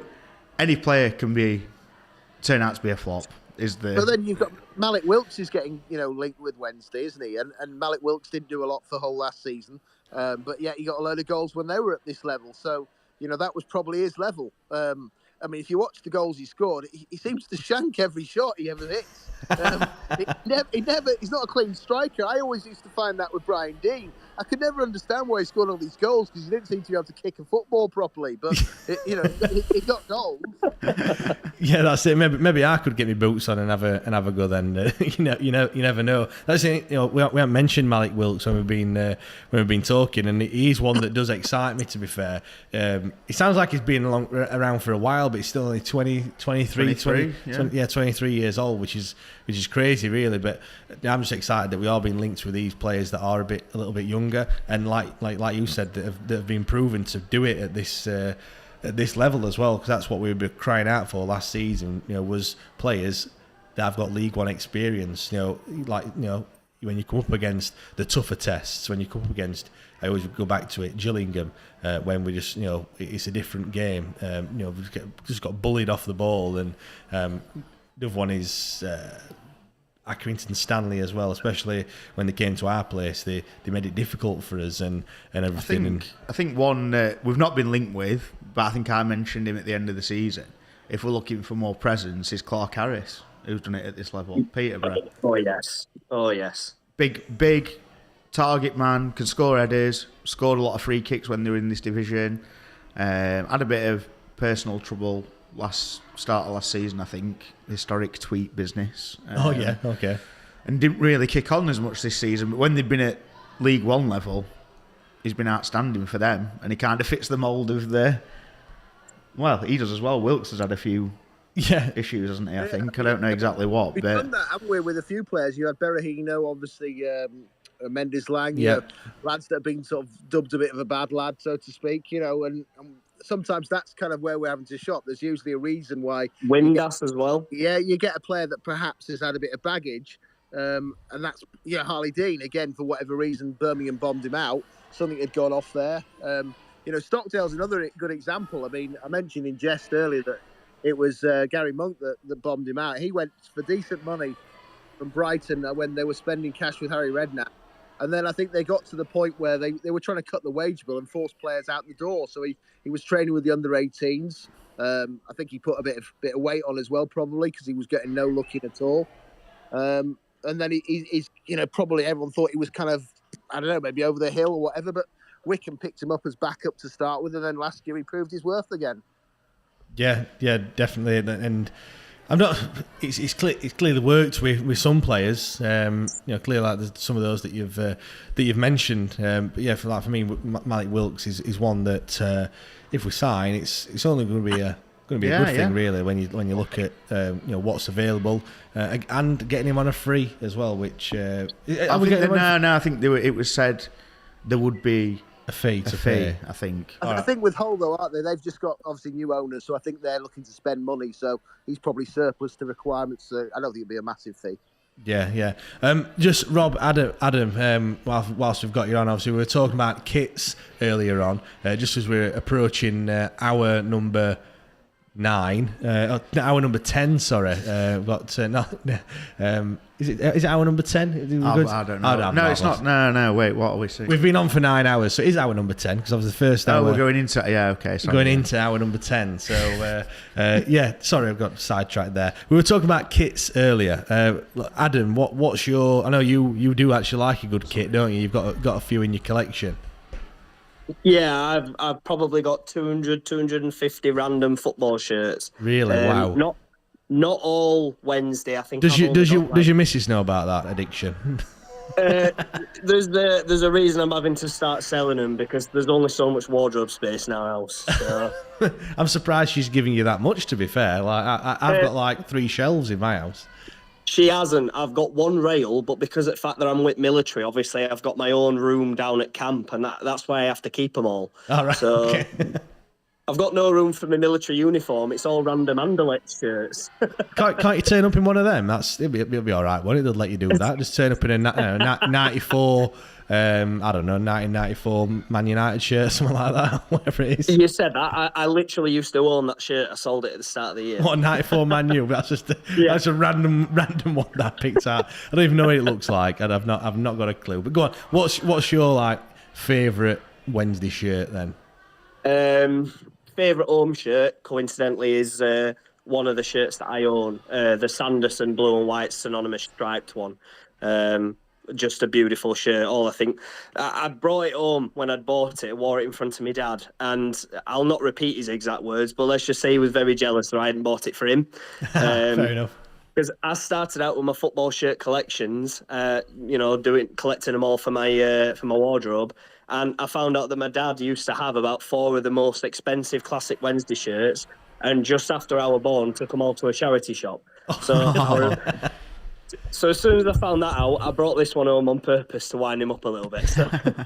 Yeah, but that shirt's beautiful. But for an away shirt, the first Carlos season, the blue/grey faded one that was like an aqua blue. I'm trying to think there. What year was that? 15, 16? Yeah, Brighton away, first game that I think of with it. But the dark blue one with the light blue. Lucas Shaw scoring to win 2-1 away at Brentford. That's what I know exactly which one you mean now. Yeah. Why is that one of your favourite ones then? Just because it's not like what we've ever had as an away shirt before. It's such a nice standout shirt. What do you mean? It's not yellow. Yellow or black? Yeah, boring. But I think it was Liam actually early. It might have been Liam, or it might have been his mate who collects shirts as well, who were on about where they changed the colour of a badge to suit the shirt. They've got that on that shirt, and I love it. It's full of character. Yeah, it's like I say, I must admit it's not one that stands out for me. I do like a good yellow away shirt and what have you. Yeah, that is Liam's just having a look at it now. Yeah, that is the one with the like aqua blue Chancery sponsor and sleeve and badge in that. Yeah, badge in the Sondico one. Yeah, it's all right. It's I suppose it comes down to memories. It's great, nice. Rob, when it comes to kits, which Wednesday kits do you have you liked over the years? I mean, I'm just sort of racking my brains. I'm thinking probably one of the later ones when we were in the Premier League. So perhaps the one where we had, I think both kits of, when there was the orange away kit. So it was back 97ish, I think. Yep. The one that who do you think of when you see that kit? Red kit. Yeah, straight away that one, and I quite like the home kit that season as well. So I think that, and to be honest, whenever it had Sandersons, you associate good times with that. So that's probably any of that 5-6 year period probably was a good one. Yeah, it's funny when you look at like sponsors, isn't it? And everyone, you always associate the shirt with the sponsor. It's like, the Chupa Chups kit, or or the like I said, the Sanderson kit or whatever. It is Asda. Asda, yeah. Or for the the 150th anniversary, the IKEA kit. Wasn't sponsored by IKEA, but it was like the uniform, wasn't it? But yeah. Right, we're just going to wrap this up now before we go on to our next piece. Rob, Adam, thank you, and Ben as well that's in here. Thank you very much for contributing and speaking to us for however long it's been. We are, like I said, what time is it now? 6 o'clock. So we've got another 3 hours to go. So we're going to be... Can I just quickly pop something in? Go on. Yet again, massive props to you for what you're doing. Anyone who's listening, please just chuck a fiver in. You know, I know we're in a cost of living crisis at the minute, but this poor lad needs everything he can get. So if it's literally just a fiver, even if it's just a couple of quid, but a fiver gets you your raffle ticket entry, just pop it in. You'll feel better. It'll make your day, but it'll help this little lad out no end. Cheers, mate. Cheers for that, Adam. Yeah, if anyone wants to donate, the link is, if you're watching on YouTube, the link is in the description. If you're on Twitter, just look at our Twitter page. We've tweeted it a few times already. Actually, before we go off, then let's have a look. Let's see if that total has gone up at all since last time.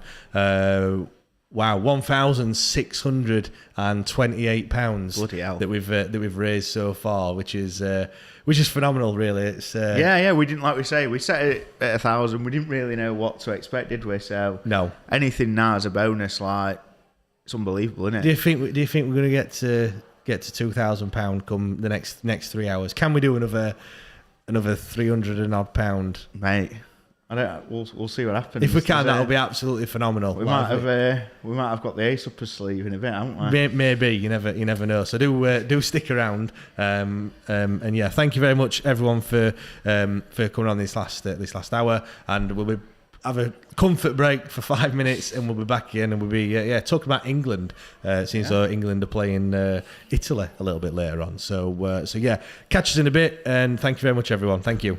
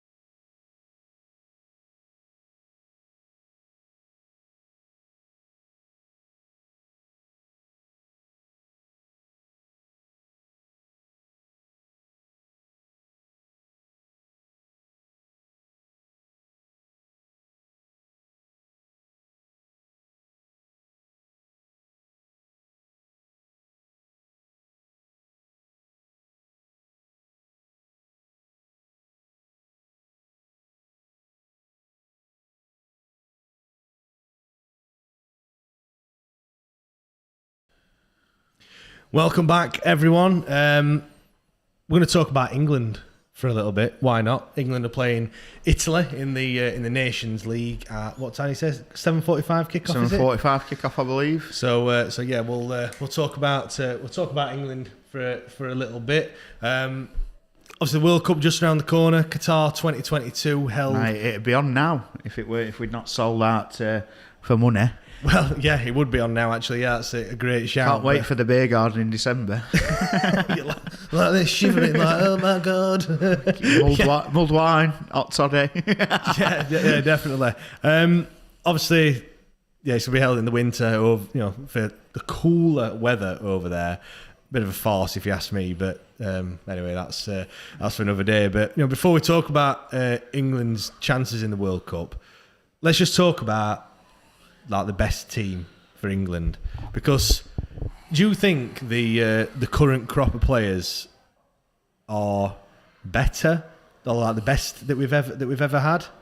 Well, obviously, in our time, I mean, 96 is I was only 4, but obviously there's been a few bits and bobs, documentaries or whatever, and you watch back because of Gaza, because we never really saw Gaza. Yeah. And I mean, it's tricky, innit? Because I think before they were probably what, the most successful in the West, or the closest until this current crop. Yeah. And I mean, you look at the players, just a few: Seaman, Pearce, Ince, Adams, Gaza, Shearer, Sheringham, Fowler, Les Ferdinand. I mean, you look at that team, they got to the semis, didn't they? The Euro, it was Euro 96, they got to the semis, didn't they? So, yeah. I think you just reel them off there, some top players there, isn't there? Oh, yeah, unbelievable. I mean, obviously, we saw probably the back end of most of their careers. Yeah. Seaman obviously went on for quite a bit. Sheringham, he went on forever, didn't he? At one point, it was the oldest Premier League or player to make an appearance in the Premier League. So yeah, he was class, David Seaman. And then you go on to the more our era, and probably the team that could have been, say, like the 2004 to 06 kind of era. Neville, Ashley Cole, Gerrard, Rio Ferdinand, John Terry, Beckham, Lampard, Rooney, Owen, Joe Cole, Walcott when he came in, Scholes. I mean, you look at it and you think, why have we not achieved anything? Do you know what I mean? Since and they said 1066 then. It does feel like that. It does feel like that long, doesn't it, since we have actually won something? Yeah, it does, mate. It does. 1966, last time we've actually won anything. I know we've got close recently, but I think players that you've just reeled off, they are, like I said, Beckham, Scholes, Gerrard, Lampard, that team when we talk about a lot better, shouldn't it? When we talk about, like we were talking earlier about memorable games, I was at England versus Greece when Beckham scored that free kick. Yeah, unbelievable. One of I'd say the best sporting thing I've ever been at live. Really, it was unbelievable. It was like just mad. So what was it? We were 2-1 down, and we needed to draw. We needed to minimum draw, yeah. And I remember it must have been 2001. Because it was for the 2002, wasn't it? I believe. Yeah. World Cup. So I was 9. Old Trafford. Have you been to many England games? I went to quite a few. Around that time, my dad took me quite a bit. We went to that one. We've been to a few of the lesser qualifiers. We went to the first England game back at Wembley as well against Brazil, 1-1. Okay. I think John Terry scored for us. Who played for Brazil? Wagner. I'm sure it was Wagner Love or whatever he's called who scored for them. Weren't he a singer from X Factor? I think he scored for them. I'm sure it was Terry for us. But yeah, I think some of the big dogs were still playing, but not the best team ever. All right, okay, in some people's opinion. But yeah, that. Because you look at the current team, now, Sterling, Kane, Grealish, Foden, Saka, Rice, Mount. I think, you know what? I think as individuals, those players were better. Obviously, like we say, on paper, the individuals. What, back then? Yeah. But I just think in that time, better manager, better for like a different. It was at that point really where 4-4-2. We didn't seem to play the right system. No. And like playing Scholes on the right or the left, wherever we were playing, it's just like, what on earth are you playing at? And it was like Gerrard and Lampard can't play together. Yeah, they can't though, I don't know, if they'd have played a more like now, could you have played them together? I don't know, because I don't think that they are too similar though, aren't they? I don't know, because Lampard gets in the box more, and I don't know. I just think if we'd have had a bit more vision, a bit more balls with the manager to go out there and try something different that wasn't Sven and 4-4-2. Yeah. I mean, and it was just mad that when Rooney came into that team at such a young age, I think he played for England from like 17. I know, crazy, isn't it? And he was in. Have you watched the documentary on Amazon? I've watched bits of it, yeah.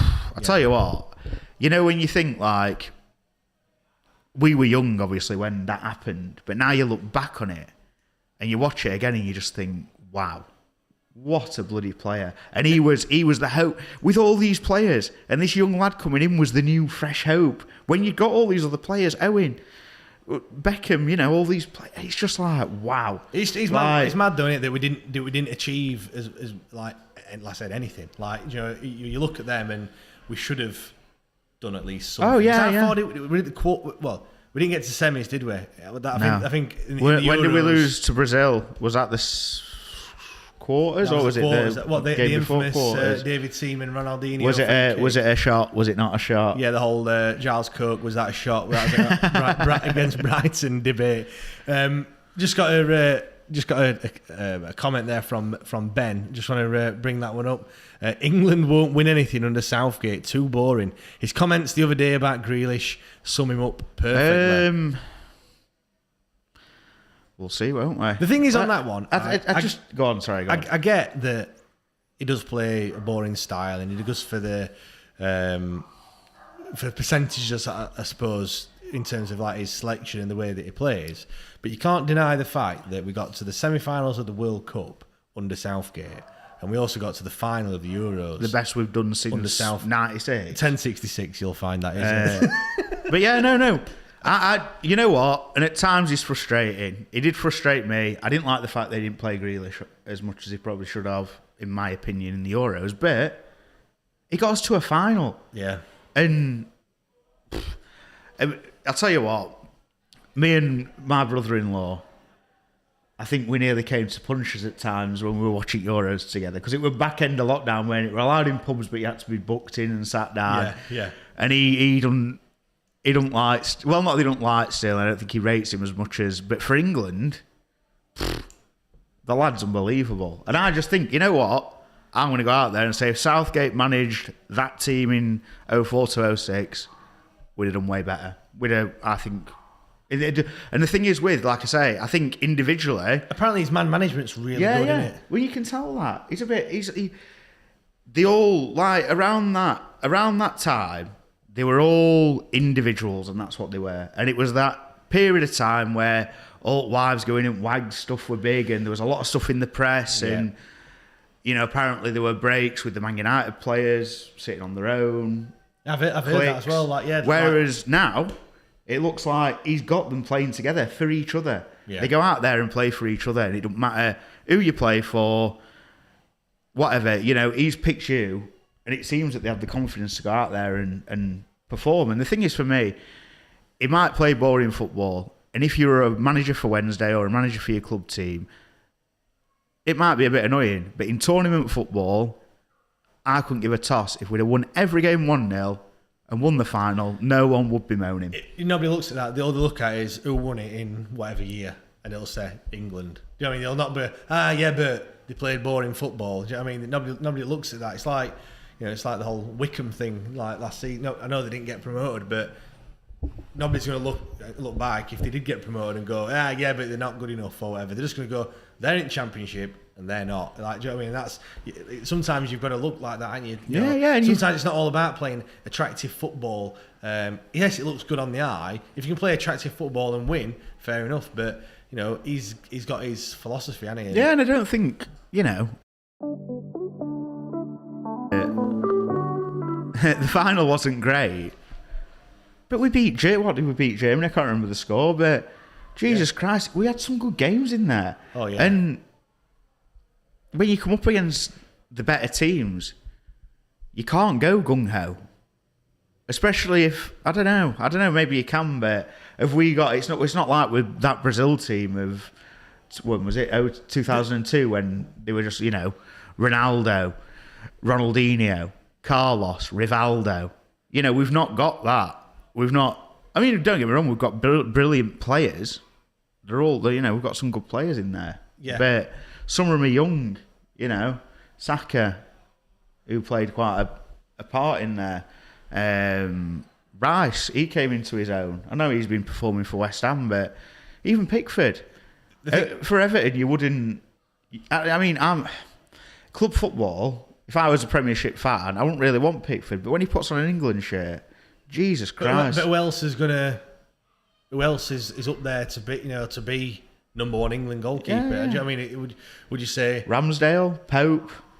There's players there, but there's none. There's none at Man City. Do you know what I mean? Man City ain't got an England goalkeeper. All right, yeah, Arsenal with Ramsdale, but Arsenal aren't exactly pulling up trees, are they? Do you know what I mean? Man U haven't got one. Chelsea, Liverpool, all the top teams don't have an English goalkeeper. It's kind of similar, like we're saying, just the whole philosophy type thing. I think it sounds different, but you can link it into what we're saying about Darren Moore earlier. It's changed the whole persona. The media are going in. Well, that's the media were exiled.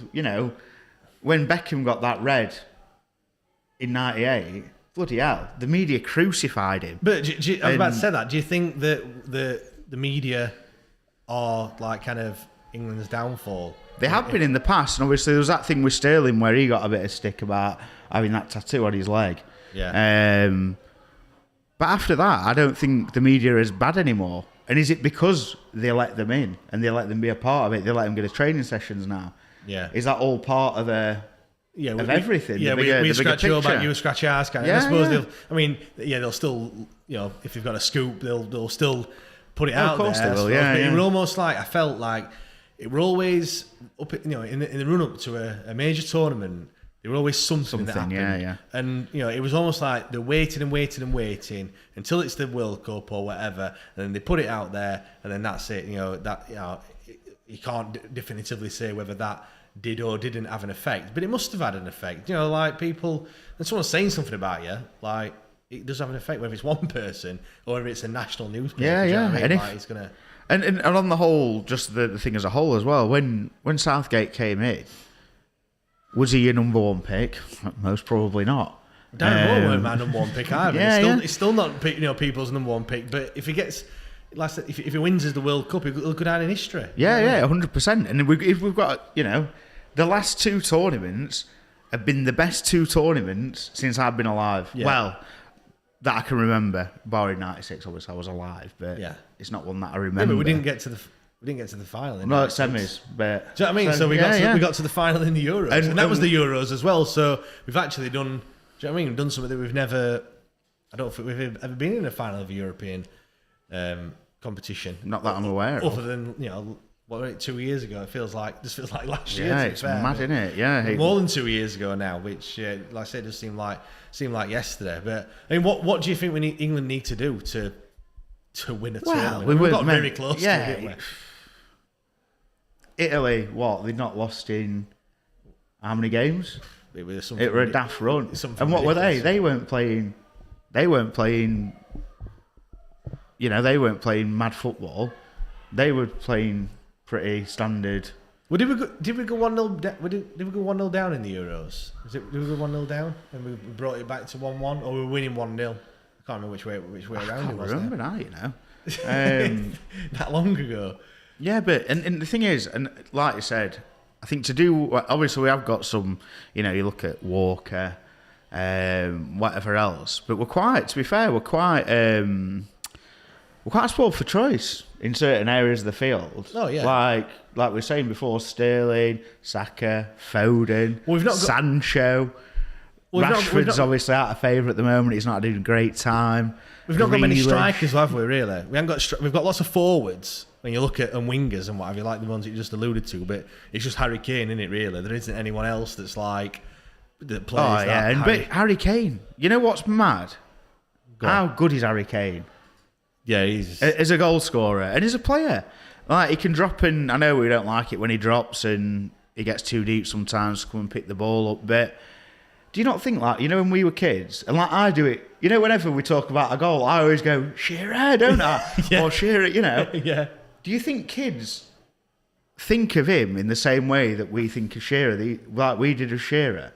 I don't know. It's hard because we're not kids, but there doesn't seem to be as much. The thing is, because football, football obviously was global. It's always has been, but I think there's more accessibility now. With social media, Twitter, YouTube, like you only saw either what you saw through your own eyes or on the newspaper, Match of the day and what have you. That's all you saw, of Premier League and stuff. Whereas now, I know Ronaldo plays in the Premier League now, but for many years he wasn't, and Messi's never played in the Premier League. But how much the kid, all the kids wanted the PSG shirt with Messi on the back. Never seen him play, and he's not played. He's never been on Match of the Day either. But that's all on YouTube and everything. That's all they see. So maybe you're right. Maybe I don't think kids will be saying Harry Kane when they score. I mean, it'll be soon for Ronaldo, won't it? Really, to be fair, but you're right. It was always Shearer. I mean, I must admit, I never did who used to do the backflips. Was it Asprilla? Did he used to do or Paulo One Chop? One of them two. Someone used to do all the backflips when they scored in the Premier League, and I didn't try that one. I'd have broken my neck if I'd have tried that. To be fair, I think for me, I genuinely think if this England side, the way that we set up, played that golden era, 04 to 06, in the way they set up, this team would win. Yeah, because they play for each other. Yeah. They play for each other, for me. And I don't get me wrong, I did, there's a couple of bits that I was moaning about Gareth Southgate throughout the tournament, but a bloke who gets you to a final, he deserves another pop for me. I think it's one of them ones, it's always after the event in hindsight, I say not really hindsight, but you look back and you go, actually, yeah, he has done really well. At the time, in the moment, it's frustrating when you're watching the game and you're going, get Grealish on. Like, this is where we need Grealish on, and then he comes on for 10 minutes and does more in than 10 minutes than than we have done in the whole 80. And you think, I should have started. He should have started him and stuff like that. And there was in the Euros. But it's so different when 60 minutes into a game, 70 minutes into a game, when the other team are tired and a player like Grealish comes on. Yeah. Yeah, would he have had that effect throughout the game? Who knows? Yeah, I do think that quite a lot. Actually, some players are just better suited to coming off the bench. I don't think Grealish is that. To be honest, going more back to club football, like or dislike Grealish, I like him as a player. I think he's a brilliant player. But obviously, going to City, he's won a title. You can't begrudge him. But he's one of the players that needs to play for me.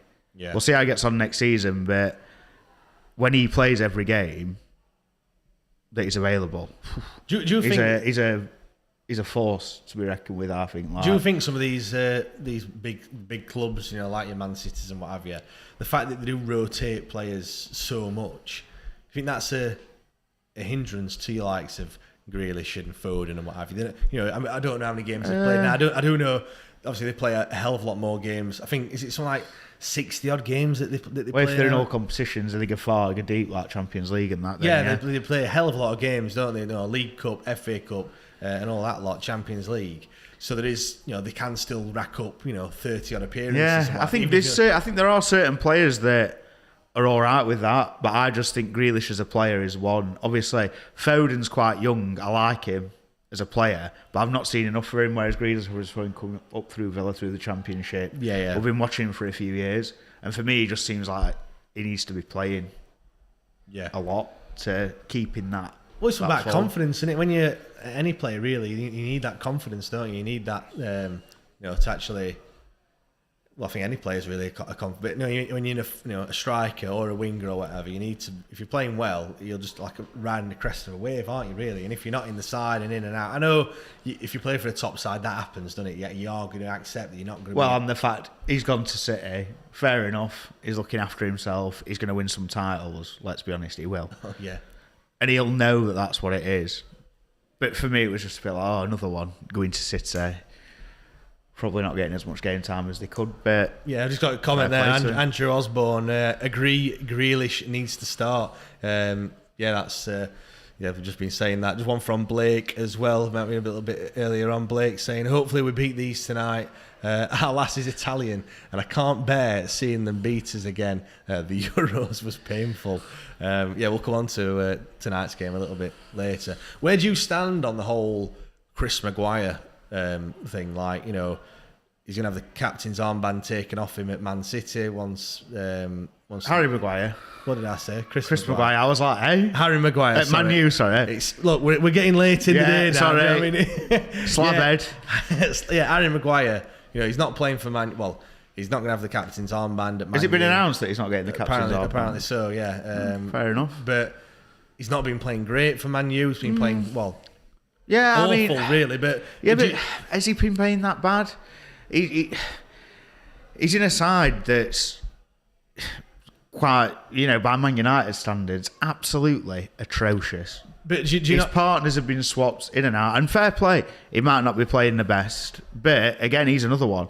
When he pulls an England shirt on, and he's got it in him, I know what, he's an ex-Blade, whatever else, I like him. But I like him. So do you think if you play well for England, you should play for England? Do you not think you have to also play well for your club? Well, it depends what they're...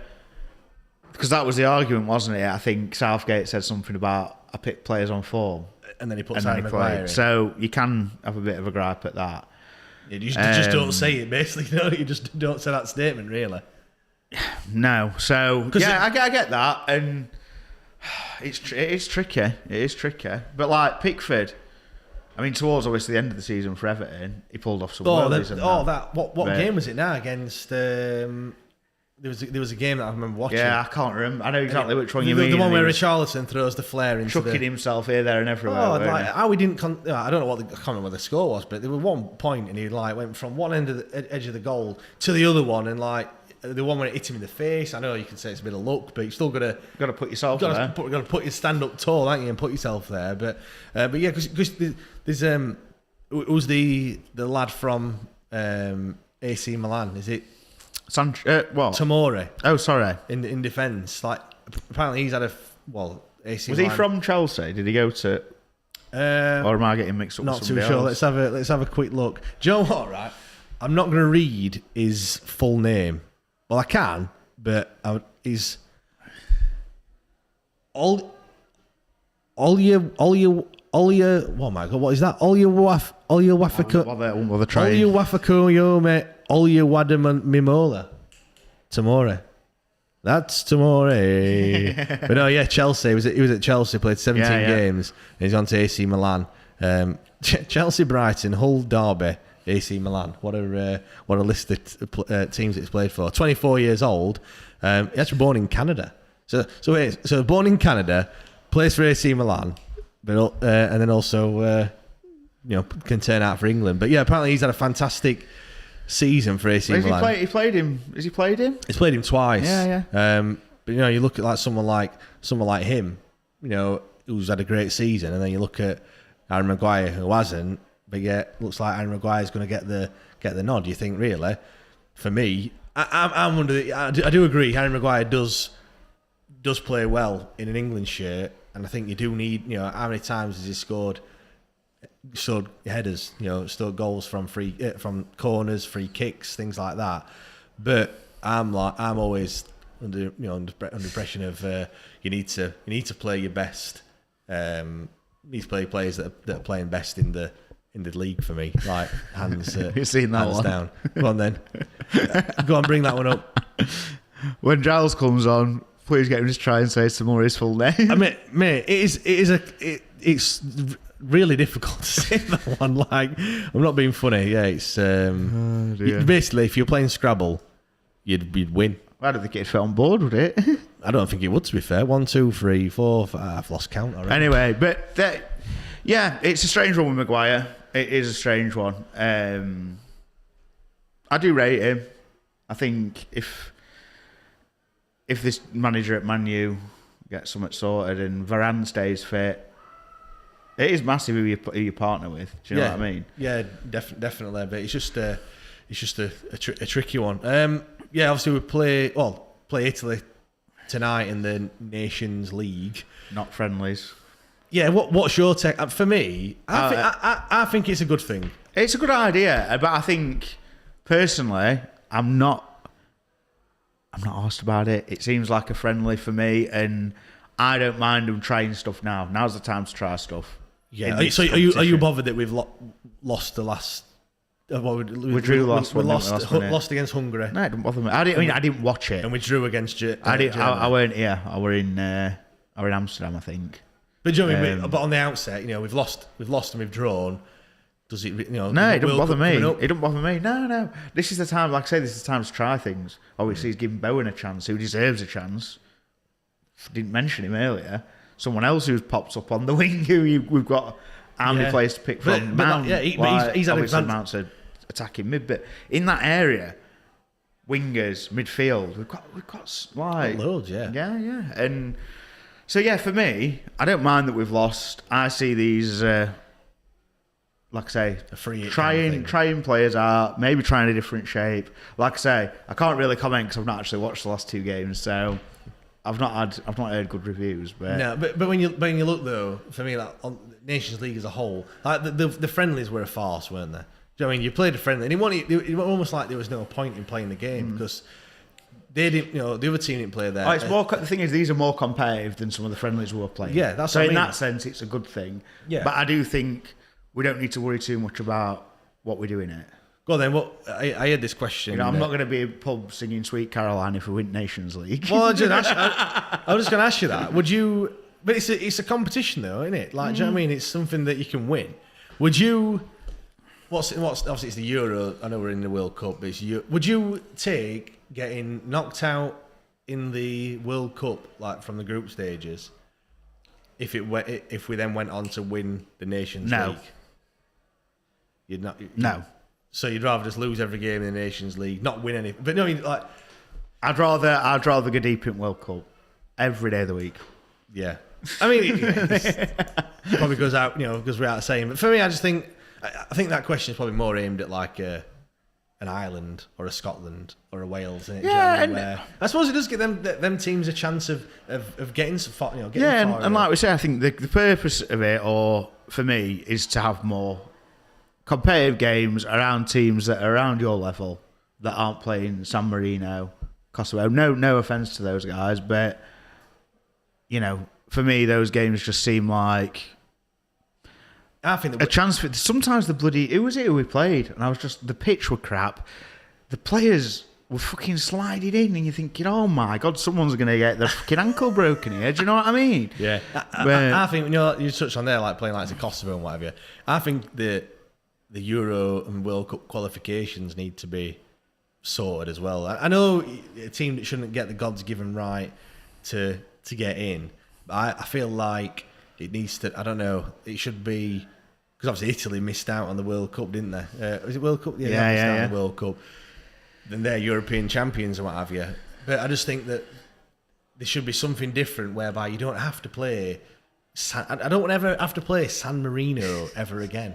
Do you know what I mean? Like, or these teams that are really small, these countries that have got like the postman playing for them and stuff like that against Harry Kane. It almost feels like the FA Cup. Do you know what I mean? Like.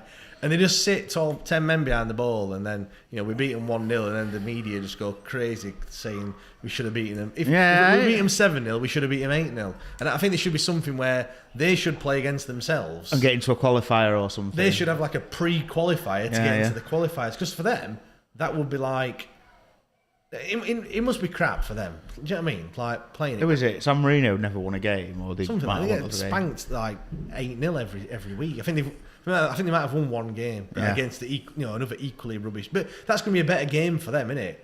Yeah, no, I get what you're saying. They have their own little pool and then qualify. Like, if they get there, they get to play, I don't know, playoff game. I don't know how it'd work, but I get what you're saying. Rather than having as many qualifiers as you do, you just have a smaller one, and top 2 or top 3 get through, or whatever it is, or maybe one team drops out or something like that. But I just think it's just they almost turn into like non-event games. Yeah. It's nailed on that you're going to win. I said I know Italy have not got into the World Cup, and another team have got that chance, but and you could argue they've not got there because they're not good enough, which I get that. But for me, in the major competitions, you've got to have the best teams that that want everyone to get excited about watching them. Really, go on. Let's obviously still talking about England. What else? What else do you want to talk about in terms of England? What have we got? Well, no, it was just. I think I've gone on me a little. It's more. What do you reckon? What do you reckon for the World Cup? It's a different. What in terms of our chances? Yeah, obviously, I think with it being mid-season, it's strange. We might pick up more. There might be a lot of the squad who aren't available. I know it's something like the end of the season if you get injured, but there's sometimes a gap in there between. Whereas this time we're going to break. They're going to go. Yeah, it's going to be different, put it that way. I was looking at the bookies' favourites as well. Brazil, apparently the favourites. France, second favourites. We're third favourites. It's very close. 9-2, 5-1, and 11-2. So there's not much. No. We're well within his rights to be up there. Yeah. And then the other one's Spain, 8-1. Argentina 9-1, Germany 11-1.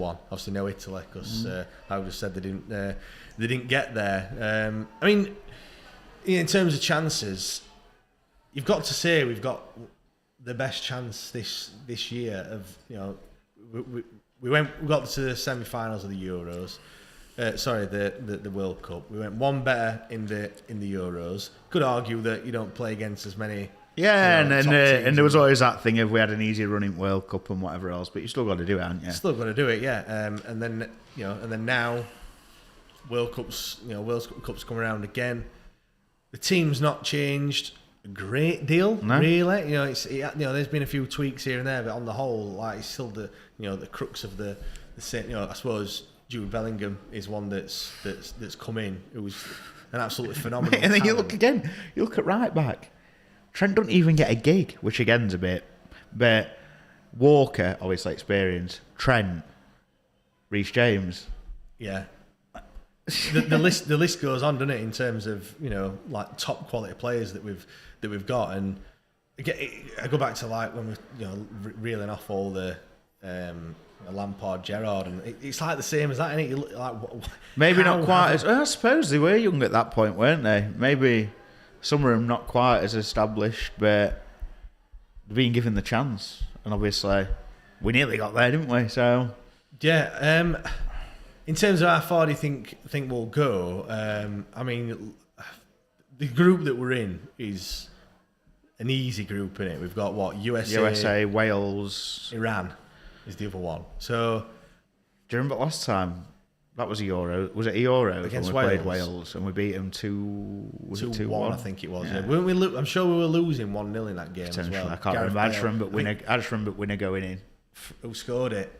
I couldn't even tell you who scored it. I know I was in Banner Cross on Ecky Road. Oh yeah. I'd got my flat cap on.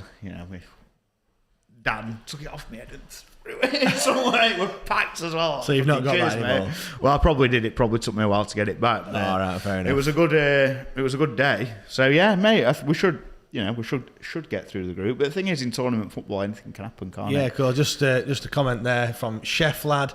Just donated, guys. Brilliant live. Been keeping up in parts all day. Brilliant cause. We're all Wednesday, aren't we? Yeah. Cheers for that, pal. Do really appreciate it. Actually, let's have a look how much we've raised so far. I know donations have been coming in throughout the course of the day. Obviously, we've gone over the what were we last time? It was about £1,600 last time we checked. Trying to get to 2,000.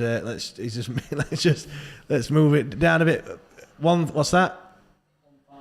1,688, I think. 1,688 Nearly the pounds 1,700 mark that we've raised so far, which is absolutely incredible. So yeah, please donate if you can. We're motoring on. It's nearly 10 to 7 now. I've got the question, the burning question that I did write down on my other sheet that I've just remembered. Go on then. Gerrard, Lampard, or Scholes? Which one are you picking? What? Only one of them? Yeah. Well,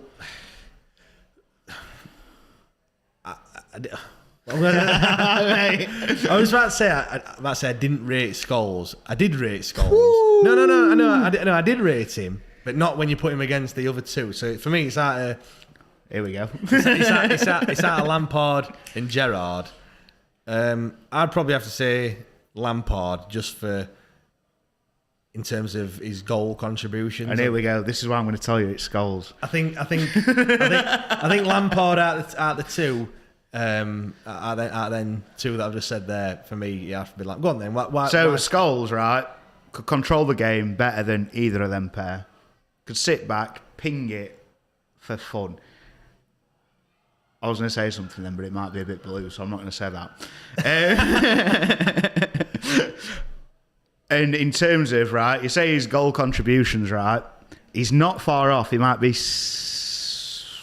in the Premier League, I can't remember, but never he didn't take penalties. Never on free kicks, never on penalties, never on corners.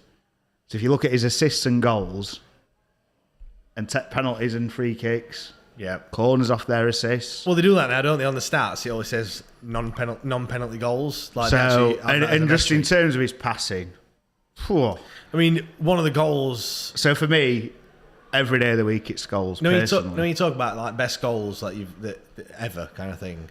I don't know who it was against. It was Man U when Beckham pinged it to the edge of the box, whack, and he volleyed There's it. There's one where they were in that blue kit with the white pinstripes hoops. Oh yeah, sharp. But then the one against Villa as well, where he hit it and it hit the crossbar and went in. Same kind of thing from a crossbar and in is like.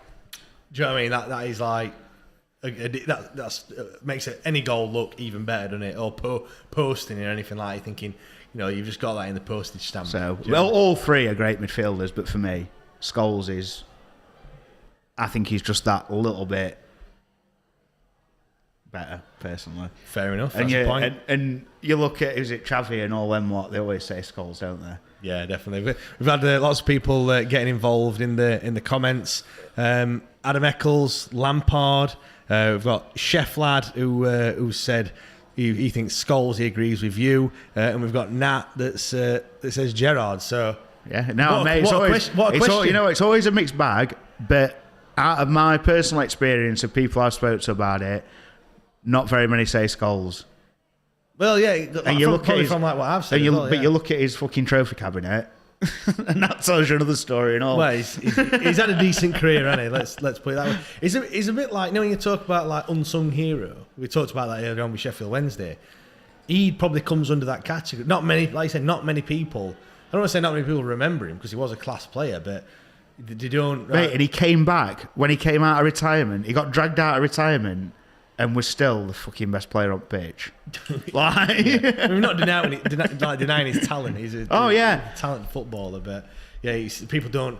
There's other players that people think about for me, like that didn't that come ahead of him, like Beckham as well. Yeah, and there's the argument, for example, Gerrard carried lots of teams and still was there, and I get that.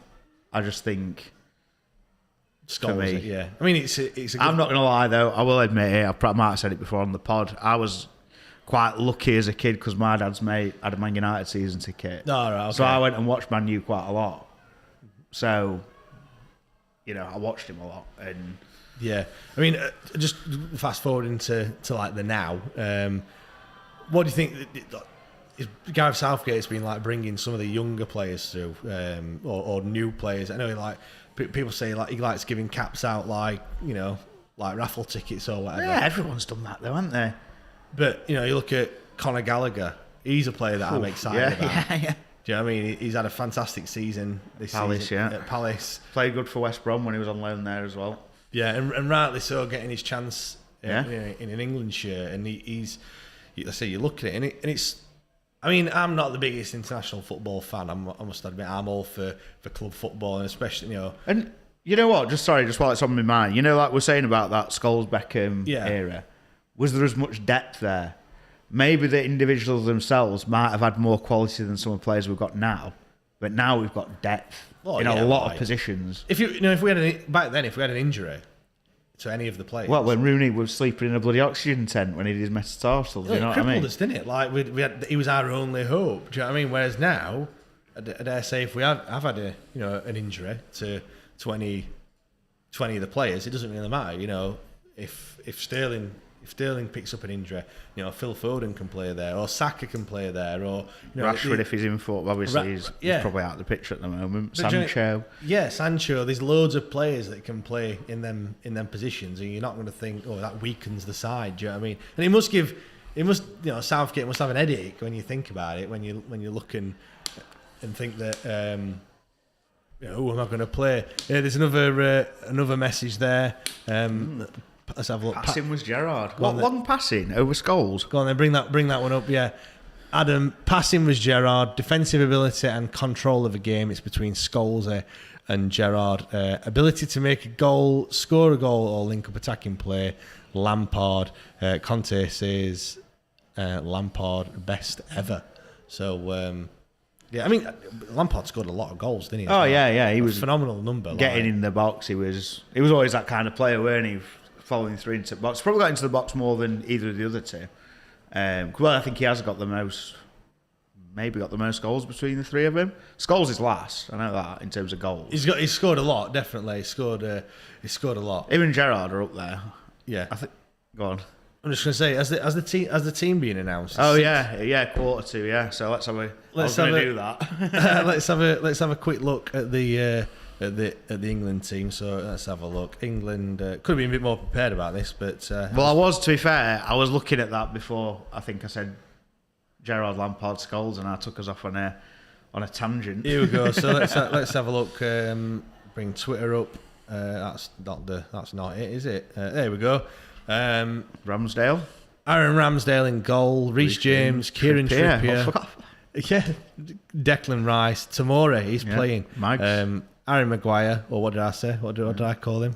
I didn't call him Harry Maguire, did I? Chris Maguire, Jack Grealish, James Ward-Prowse. That's another. Oh, Tammy's getting a pop. I was going to mention Tammy Abraham. Yeah, Tammy Abraham. He's had a good season with Roma, hasn't he? Yeah, he has. Yeah, kind of like reinvented his career. Oh, Sterling captain, Raheem Sterling and Mason Mount as well. About 500 subs.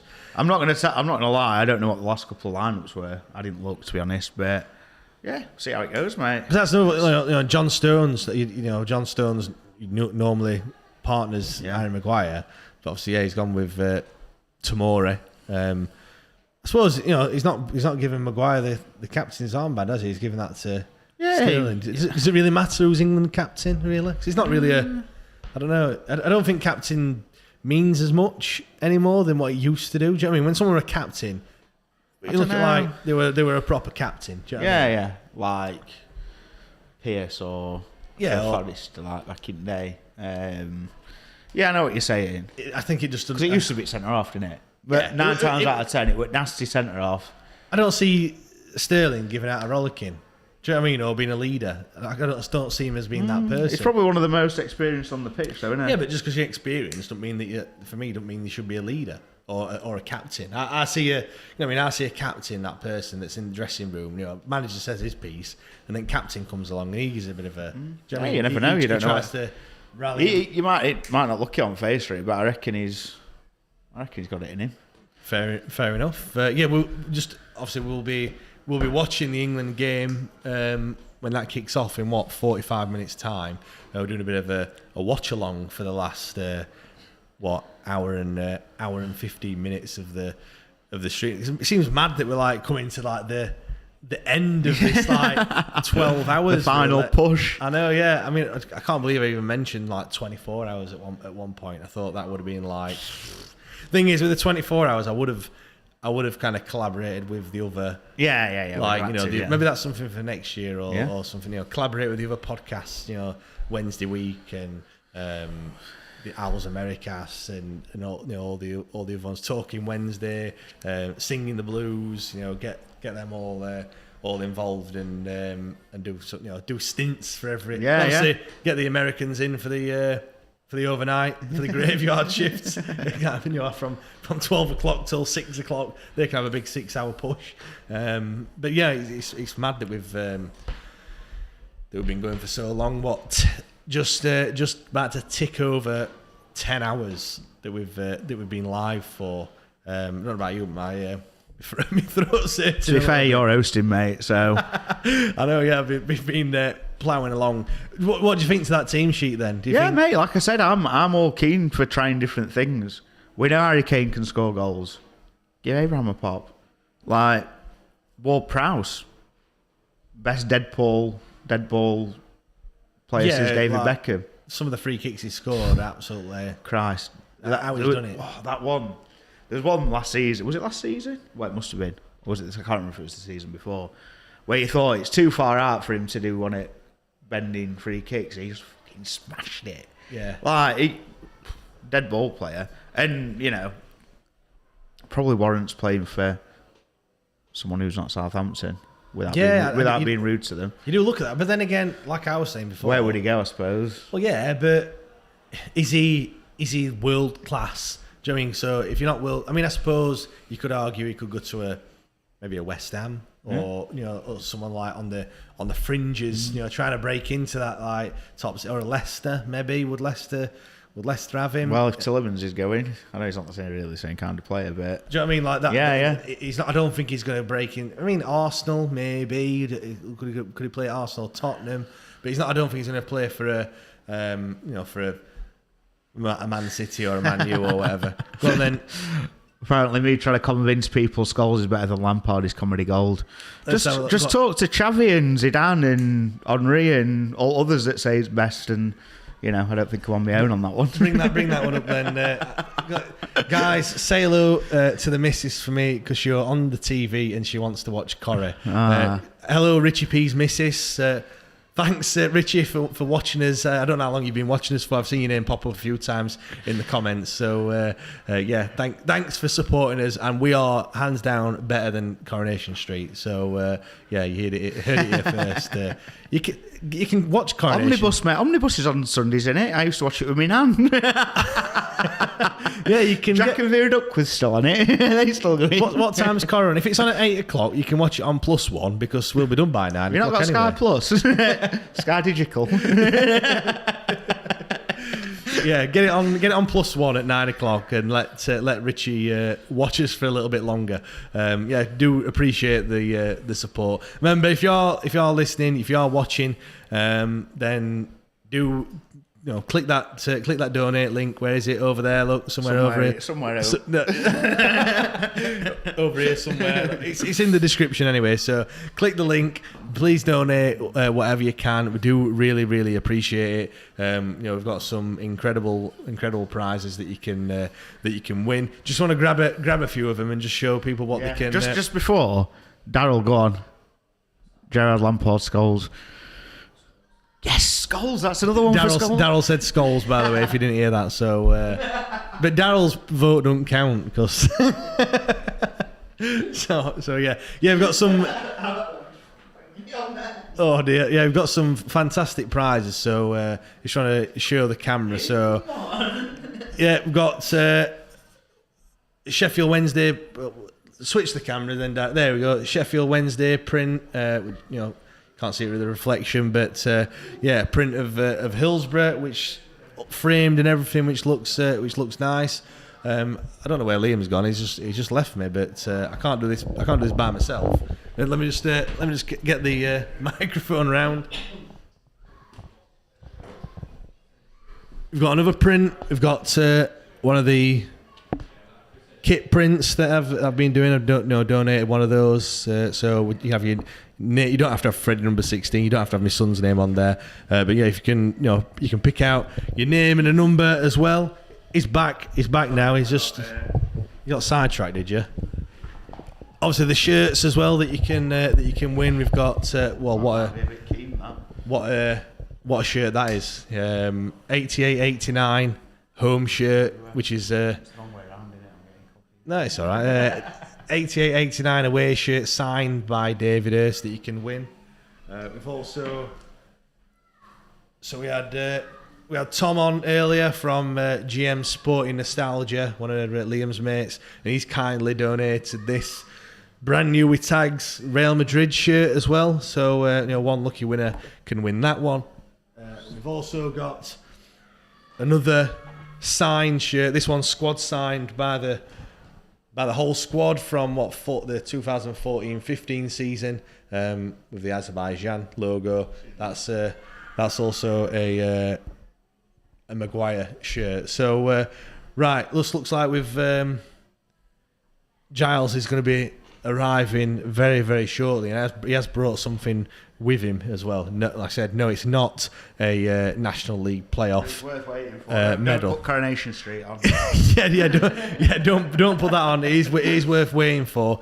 We've got another prize that we can reveal that's been donated. So yeah, Giles is going to be about 5 or 10 minutes. We are just going to slope off, natural break, and I think after that we'll probably go right through to the end and 9 o'clock. So whilst you're waiting for us, then do go to the link. We have got a list of all the other prizes on there as well. Lots of vouchers for various different places. Saw Grinders Union that's just behind us. We're just in Kelham Island at the moment. You can probably hear the people that are behind. They've donated a bottomless brunch as well. We've got tickets for the comedy club at Leadmill for, I think we've got 2 tables of 4 that we can give away. We've got Alex Miller's donating 2 copies of his book. We've got another book with all photos of all the various different grounds.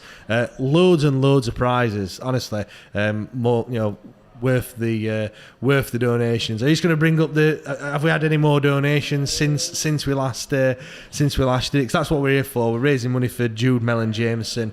He needs I think something like £250,000 that his mum and dad are trying to raise. Obviously he's got that rare form of cancer, neuroblastoma, which is difficult to treat. So yeah, you don't have to put it up. What's the total? You don't have, £1,688 that's been donated. Massive thank you to everyone that has donated. We do appreciate it. We'll be back in 5 or 10 minutes. Although saying that, Giles said it's going to be 5 minutes, but we know he's always late, so it might be a little bit longer. But no, we'll see in a bit. We'll see in about 5 or 10 minutes. Cheers, guys.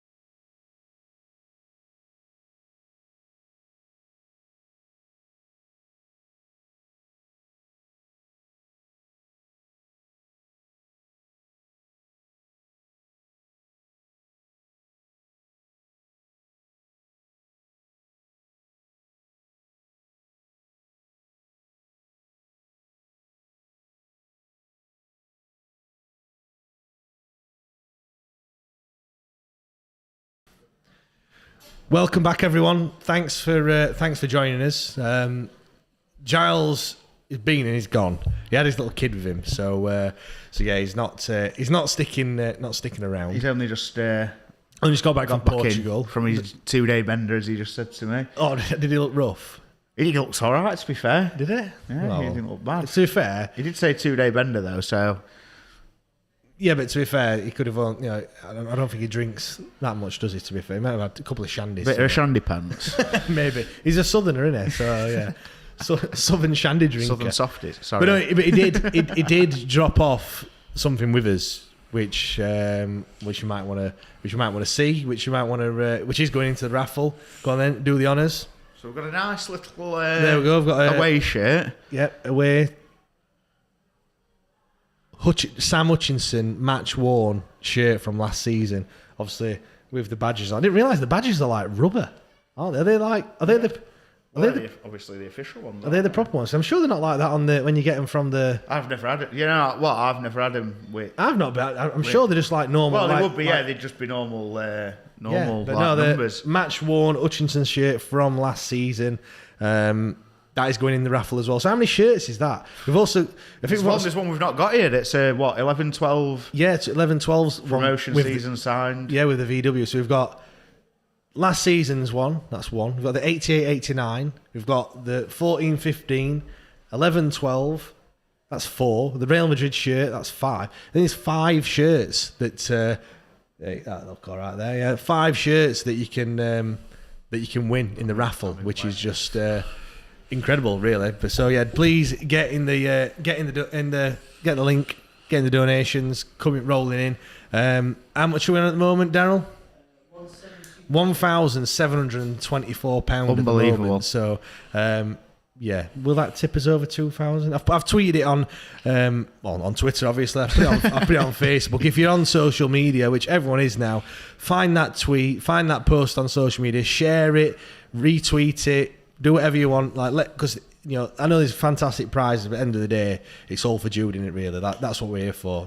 Raising money for the little lad, 100%. And let's just raise as much money as we possibly can, because it's for a fantastic cause. Right, it's about 25 minutes until kick-off. Obviously, we'll be doing a bit of a watch along for the England-Italy game to take us up to that 12th hour. We are on, at the moment, 10 hours and 25 minutes that we've been live streaming for. I know we've had his little breaks here and there, but to be honest, to do 12 hours off the bat, I think would be, absolutely crazy. Especially with the little sleep that I've had over the past few days with the kids. But no, we're going to talk about the best players in the world. So do get in the comments on YouTube.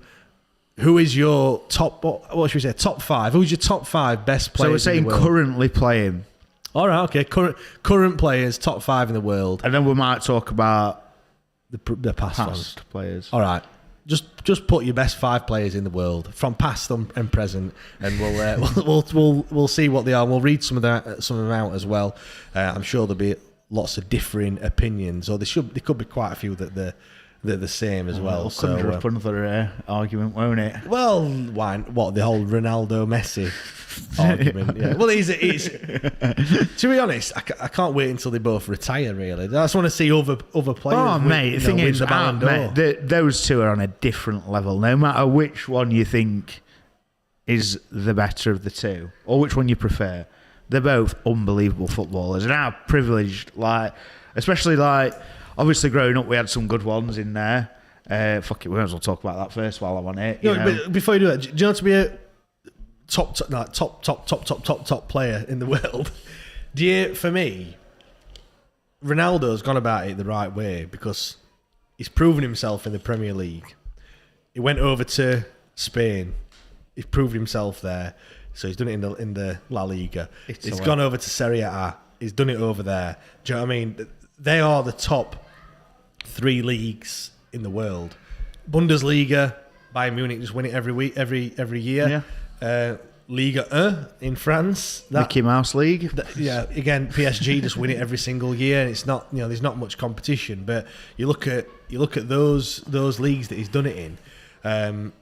not just saying about Ronaldo, but for me, I think you have to do that. You can't just stick in the same league and just, it's like if you play for Bayern Munich, I can't call you a top player in the world because you've not really. Yes, all right, you could say they do it in the Champions League and stuff like that, but you have to prove yourself in other leagues if you want to get to that sort of status. I don't know what you think. Yeah, mate, I'm 100% with you. I'm on the CR7 side of the fence myself. Don't get me wrong, like I say, Messi's phenomenal, but I would rather have Ronaldo in my team.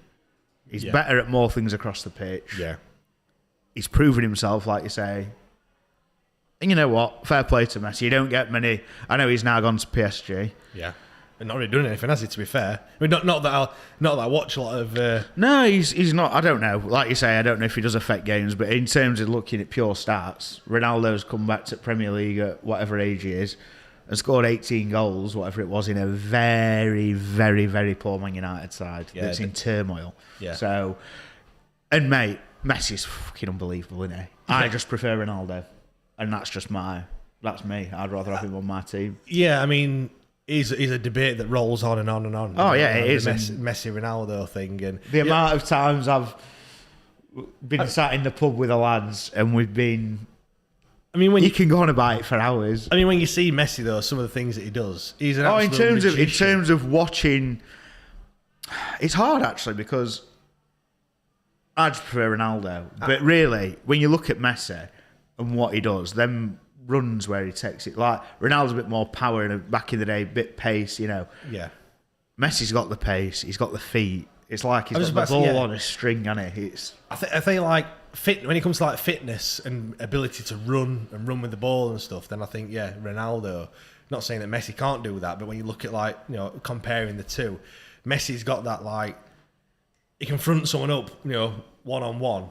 And he'll beat him, not by pace, just by pure skill. Yeah, in terms of, he'll send him for an hot dog. Do you know what I mean? He'll send him one way, and next minute he's got past you, he's nutmegged you, and he's in his away kind of thing. Not he won't. I mean, he will do it, but he's not going to just run and do a step over and beat you for pace kind of thing. And Ronaldo's kind of obviously changed his tact as well because he was a winger. Yeah, and scored what? How many goals for Man United before he went? 80 odd? Something like that. It was a crazy amount. And that one season he scored 20 odd from the wing. And I mean, I know Salah's technically a winger, isn't he? Yeah. Obviously, within that space of time from Ronaldo's first stint, tactics have changed, style of football. I was about to say that, like for him to do it then and to do it. But then he reinvented himself into a striker, didn't he? Really, a goal scorer. But do you know what I mean? Yeah. So you're very much firmly in the Cristiano Ronaldo. Only just, and that's purely out of personal preference. I'm not saying Messi's crap. Have you had the privilege of watching Cristiano Ronaldo? When did you? Not this time round. First stint at Man U. All right, okay. A few times. Nothing. I don't think there was anything particular. I actually went to Bramall Lane. Oh. To watch Man United when he actually famously missed that one from about 3 yards. Was it Ronaldo? Yeah. Hey, do you know when you talk about misses? The miss that I always think of is Canu for, was it West Brom at the time? Canu when he were literally Pompey. Did he get? Because I don't know if he went to West Ham. He's not West Ham. Arsenal, Pompey. He might have. I said West Brom. West Brom. Sorry, it might have been against West Brom then, or it might have been for Portsmouth. But it was literally about a yard off the line, and he went over the bar. Yeah, that's what he did, Ronaldo. Yeah, he just hit him, and it popped up, and literally easier to score than it were to miss that one. But so yeah, I've watched it a few times. To be fair, not this side. Like I say, not this. Yeah, not this side of him coming back, but yeah, I've watched him a few times. So yeah, I think obviously those two, it's kind of like the changing of the guard at the moment, isn't it? You think maybe Haaland and Mbappe are going to take over. Yeah, let's talk about some of the other ones then. What? So I'd go through. I've got written down here. Go through your list. So I've got Messi and Ronaldo. Yeah. Lewandowski. That's another one. Has he played in any other? He's only played in the Bundesliga. Well, he played for. Did he play for Bayern then Dortmund, then back to Bayern, or was it just Dortmund then? I'm not sure, but he's not played out of the Bundesliga, has he? He's played. No, which is, I suppose, KDB I've got on there, Salah. Oh, De Bruyne is, when you look at what he can do, he can just turn a game like that, can't he? Do you know what I mean? With his skill and everything. And mate, if it's a pass, screamer from outside the area, he just turns up, doesn't he? Yeah. Well, other day, how many did he score? 4 in a game? Yeah. It was when I was at the Stockport game. Oh yeah, he can just do it, and also like he does it time and time and time again, don't you? You know, when asked, he can just pull it on, and I don't say he makes that Man City side, because they've got a hell of a lot of good players, but he is top. I mean, we've been talking about like leagues and what have you, and you know, players that haven't played in different leagues, but do you think if you play in the Premier League and you can do it in the Premier League, you're just that little bit better than other players? I think so. I think it's the best league. It's got the biggest, you know. It's weird, I don't know. I think it is at the moment. It used to be, like, you know, when we were kids, it went round a bit, didn't it? Like, I think Prem was always good, but then it was like, Italy, the Italian league when we were kids was massive, wasn't it? Yeah. And then it kind of moved to Spain when it was Galacticos and that era. Yeah. And it seemed to kind of, Premier League always had it, and they always had good players, but now the amount of money that's in the Premier League. Yeah, and I mean, my big gripe with Mbappe, you can't, you know, the thing is, he's a quality player, and you can see he's a quality player. I just wish he'd not stayed at PSG. It's come out he stayed at PSG, innit? Yeah, I know. Yeah, like we're saying, he needed to go to another side. Madrid. Yeah, try himself in La Liga, or come to the Premier League. But the amount of money is just that's been flouted around. Like, it's absolutely crazy when you look at it, isn't it? Really, like, you know, what sort of like £500,000 a week or something ridiculous like that. It's just the thing is with that, it doesn't matter. So I mean, it's ludicrous wages, but that is what it is. They're good enough to earn that. Apparently, yeah. You know that's the standard. Apparently, the other thing, and if you're good enough to demand it, take it. How old's Mbappe? Good question. 21, 22? It sounds, it feels and sounds like he's been around for years and years, and he is literally, you know, he's not. Let's have a look, because it's a good question actually. Well, he's a World Cup winner already. He won it at what, 9? Well, he must only be 20. I can't remember, to be fair, what age he is, but. Go on, have you not found Kylian Mbappe? So he's 23 now. So 23, he's still, he's 23 now. Yeah, he's knocking on a bit now. He's over Brow Hill. legs have gone. He's absolutely past it. You know. Hey, just on that one, I didn't realise they were playing at Wolves at the Molineux. Were they? Yeah, they're playing at Molineux. Yeah, look, at Molineux for which I wonder why it's not at Wembley. Maybe they've got a gig on or something like that. Normally he's always at Wembley. But yeah, I think it'll be, you know, them pair. Someone's I saw a comment on there as well. Bellingham, good shout. Yeah, William Doe. Cheers for getting involved with the comments. Go on then, just pop that one up. Yeah, Ronaldo, Messi, Mbappe, Bellingham, and Haaland. Yeah, Bellingham. He's one that, because he don't play in the Premier League, he kind of went under the radar a little bit, didn't he? Do you know what I mean? Yeah. Well, people are shouting about him, and you know, I can't say I watch it. I can't say I watch the German league. No. So you see clips from him and that, but just to interrupt, I just want to. I mean, phone's been going mental.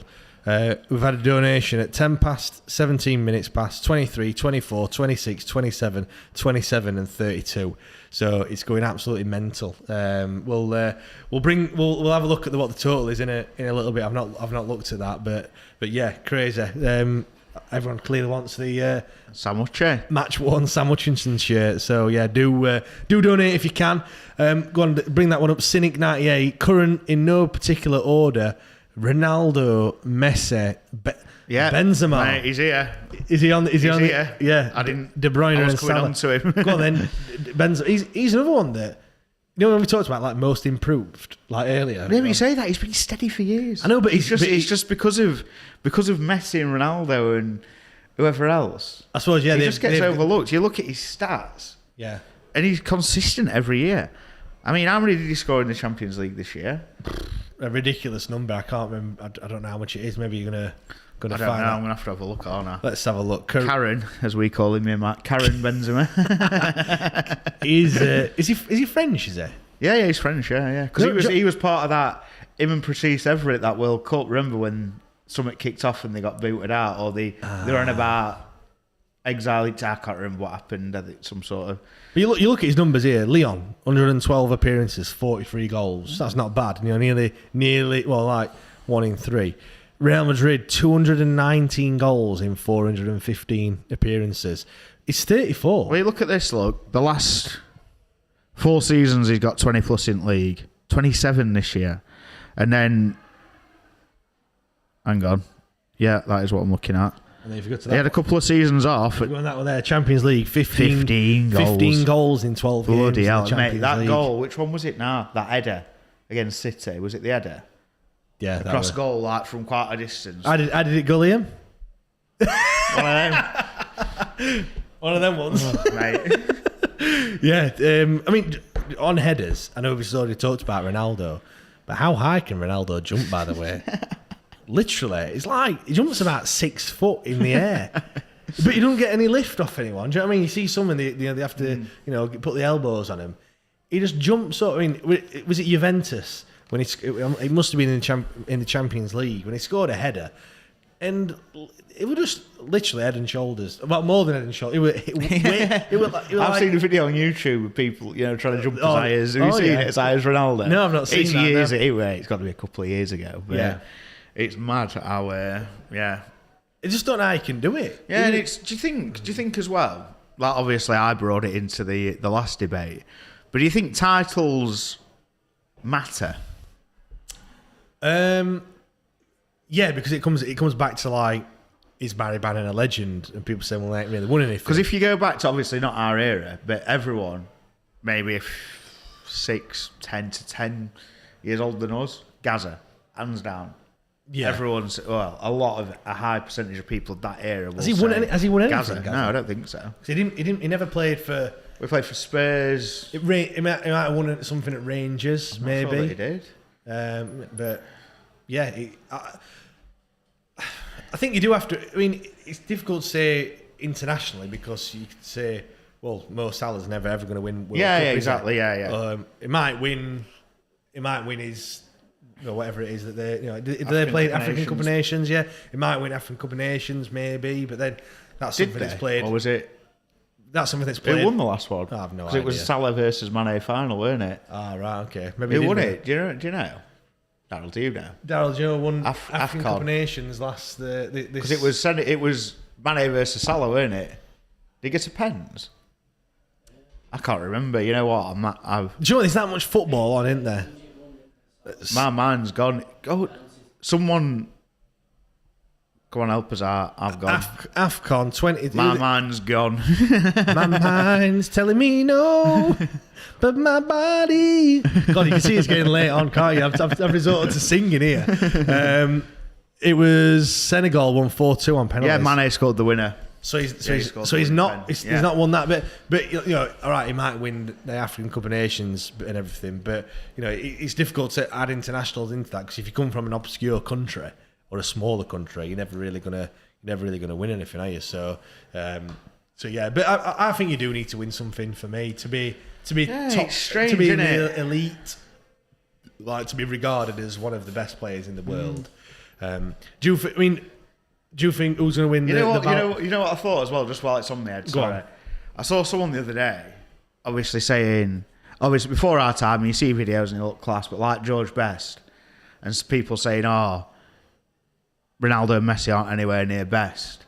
But you look at the stats, and he scored 1 in nearly 3 at Man United, and obviously Messi and Ronaldo. I know that for me, they're on another planet, and I struggle.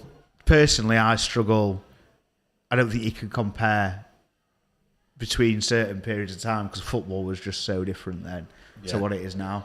Players are a lot more protected these days, etc., etc. But it was just something that interested me that someone says, we wax lyrical about Best, but his goal conversion was 2.8, whatever it was, in every game. So just on one. Why is the stadium like Why is there nobody there? Do you know what I mean? Why have they not sold as many tickets? Is it some sort of? Can they not have as many fans there? I don't know. It looks empty, doesn't looking it? suave as ever. Well, yeah, he's like hands down probably the most Silver fox. he's class, isn't it? Do you know what I mean? He just oozes class. That was something as well. Completely off. Well, not off topic because we're talking about attire, but FA Cup final. We're at FA Cup final where both managers rocked up in a tracksuit. Yeah, you've got to wear a suit, haven't you? Surely.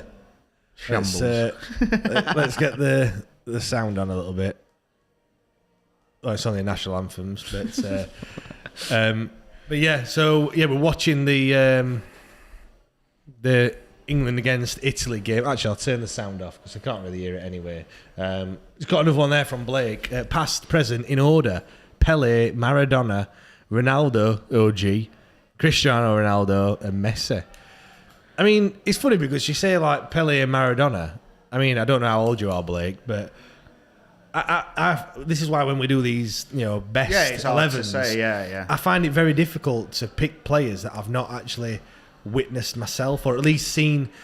When you look this season, I've seen pretty much every game this season. Whether that's either in person or on iFollow or whatever. So I've seen Barry Bannon for all his games. So I feel I can comment about his performances and stuff like that. But when it comes to players like Pele, yes, he was world class, but I feel like people would just say it because he won three World Cups. I mean, I'm not saying. I'm not saying. And people say he carried him to World Cups, but I wasn't old enough to see it. But at the same time, he played 600 for Santos. No disrespect to Santos, I don't know.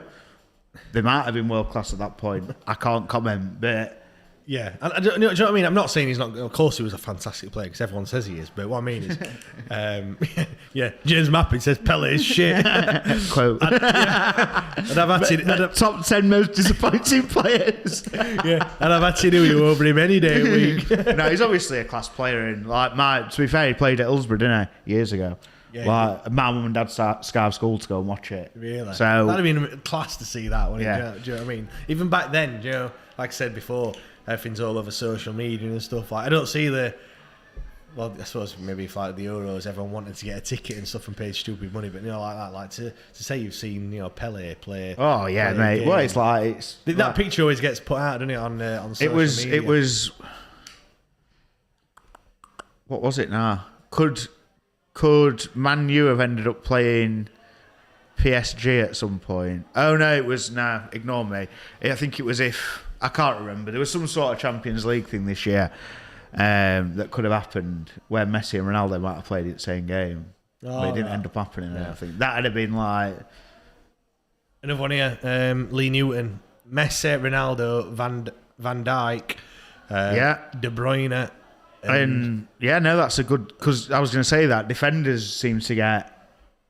Yeah, when you say best players in the world, it's either most of the time attacking midfielders, wingers, players that obviously score goals. So teams just come up there. So playing what was that 4-2? Oh, I didn't see it. 4-2-3-1. No, it's not a 4. It's three up front. I think we're playing, but yeah, it's funny this game, isn't it? Because it is. Like I've said before, he's on the Nations League. There's barely anyone there. How small is Raheem Sterling, by the way? He's literally Donnarumma, he's got to be tall. He's like head and shoulders above the ref line, but he's literally head and shoulders above Sterling. Sterling is tiny. But yeah, I can remember once going to Wolves. It's weird there because the away fans sit on the side. On the side, in the bottom tier of the full. Isn't it weird how... Who was I talking to about grounds the other day? Oh, it was Greg at work. Blackpool. Oh, look, he's playing. Robertelli. Watch out for him. Make sure you lock your doors. Dad joke. It's got to that point. We've had singing, we've had dad jokes. We're heading into... Did any of them play in there? Barella, maybe? I must admit, it's gone up too quick there. Go on. There's another comment from Ben. I know Ben. He just said there. I follow him on Twitter. He does watch a lot of La Liga. and foreign football. I've grown up watching La Liga for years. Ronaldo is absolutely brilliant and has kept his performance higher with age. However, at their peak, it's Messi every time for me. Magical. Yeah, it's a great point. Great point to make. You can't argue with either side, I don't think. No, I do think, to be fair, the majority of people do go for Messi, I think. Yeah. But yeah, it's right. Well, it's just kicked off. Do you think we can beat Italy? Well, yeah, I think so. I don't, like I say, I only saw the team briefly there when I weren't looking, but We need to beat them really because, like I said, with getting a few pelters, the fact that we couldn't beat Hungary. Well, we lost to Hungary. We were lucky by all accounts against Germany, to get that 1-1 draw. A penalty that we needed to. Yeah, it was a penalty. Yeah, to get the draw. So, yeah, I think it's just for a Morata risky. There would have been playing out front back. there would have been a sharp intake of breath if that was at Hillsborough when that just happened there. So we're probably a bit behind. Obviously, you're probably watching this and thinking we've kicked off about 5 minutes. Well, yeah, because we're probably behind on what we're watching it on, and the lag on there from us to the. Yeah, exactly. But no, we're. But mate, I was just saying, well, like while we're on this point, I mean, I don't think it's. Well, yeah, you might put them in the best in the world bracket, but just generally, when we were growing up, like we could briefly touch on it earlier, I think with Tom, like that Figo, Zidane, Seedorf, Nedved, Luis Figo. He was like growing up. Figo was top quality. I mean, that Madrid side when they got Beckham, there's like I was saying that period, Carlos. Original Ronaldo, Beckham, Zidane. I can't even think now who else, but oh yeah, Raul. Yeah, you just missed that. Italy have just come very, very close to scoring a goal there. Henri as well. Obviously, look, that's too easy. Like he's not picked off there, was it? Who's in there again? Ramsdale. Yeah, Ramsdale. Yeah, it's a difficult chance to score, but. He's got in far too easily for me. Like he shouldn't be having those chances. Like whether it's a lapse of concentration or whether Italy have just but it's scaring it. 2 minutes in? Like just I've just refreshed the donations by the way. £1,840 that we've raised for Jude. So again, I know we keep saying it, but I really do mean it. Like massive, massive, massive thank you to everyone that's donated. Whether it's a £5, it doesn't really matter how much you've donated. It just means just that you have. Someone's just put on there no fans because of the issues at the Euro final. That makes sense. Okay, yeah, fair enough. But yeah, it's. That makes perfect sense. It did feel. That's probably why they're playing it at Molineux, isn't it? Really, because what's the point in playing it at Wembley if you can't have anyone there? Oh, that's a late challenge. That's going to be a foul. It's just Tammy Abraham. He's knocked him into middle of next week. There, like Gregory wouldn't have got a foul. They wouldn't have given him. I mean, he's made it look 100 times worse. Do you know what? He's taking his legs from behind him there. No, but he's chucked himself in the air. He's won him a foul. It's fine. It is one thing that frustrates me, like whether we get a foul for it or not. All right, it's a bit different if we'd have done it against Sunderland, because of course it'd have been fantastic and everything. But I always say they should do is push someone in the tunnel. And if you fall over and roll around, then fair enough. All right, great. But if they don't, you go, why didn't you do that on pitch? But then again, I think if you don't fall over, you don't get a free kick. So well, that's the thing now. Now you've got to go to the ground, otherwise sometimes you don't get it. That's what it seems to be. Oh, go on then. Good delivery from Wardy P. Here we go. Go on. Oh, who was that? It was an effort, but I think it was a bit of a poor effort, to be fair. Mason Mount. What do you think to Mason Mount's season so far? Well, I say so far.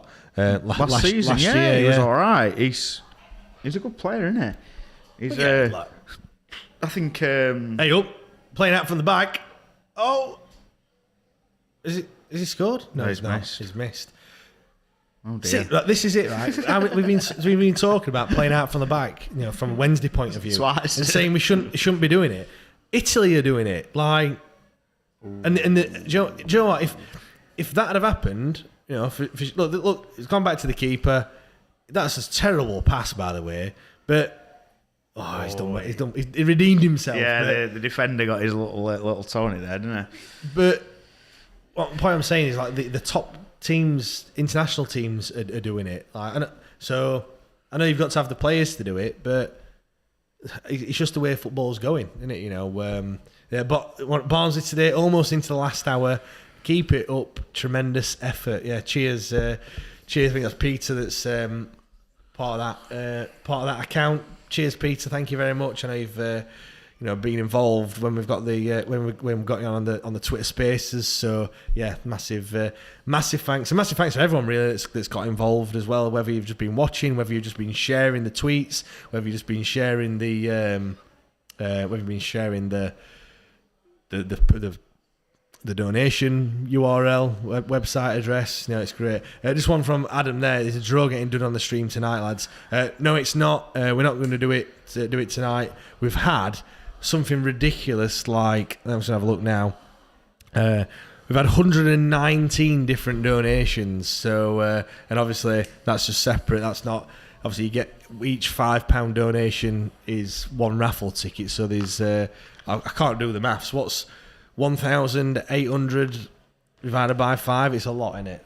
So there's going to be a lot that we're going to pick from, and also the fact that we've got this Hutchinson shirt, or that we've got the one that was signed by David Hurst. We've got some top prizes. We are going to, because like I said, the reason why we're here is to raise money for Jude. So we are going to keep it open, maybe until, I think, what we're saying, next Sunday, you reckon?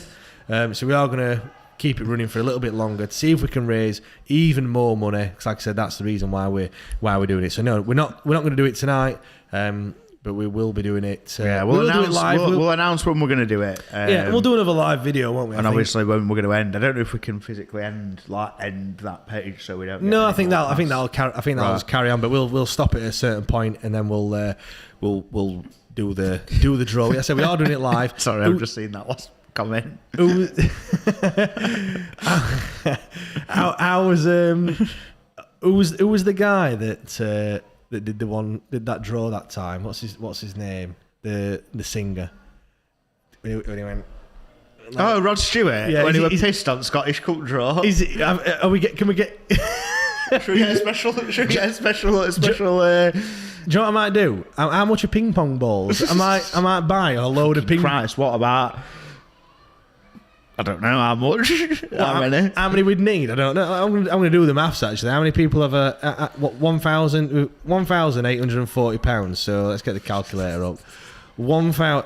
As you can see, the match is thrilling. By the way, £1,840 divided by 5, 368. Right, I'm going to go on Amazon. I'm going to see if we can. How big would the bag be for 300? We'd have to have it. What we'd have to do? Paddling pool. What we're going to do is we're going to have a paddling pool full of 306. Well, currently it could even be 400 by the time we finish. It could be even more. 1,000 ping pong balls in a paddling pool, and Liam's going to jump in, open his mouth, and whichever. Don't want to. Mate, people. Hit the bar. Go on then. What an effort. Was it Tammy Abrams that had that shot, or a bit different to them ping pong shows in Thailand? Have you seen the episode of Phoenix Nights? Next. Where's it coming from?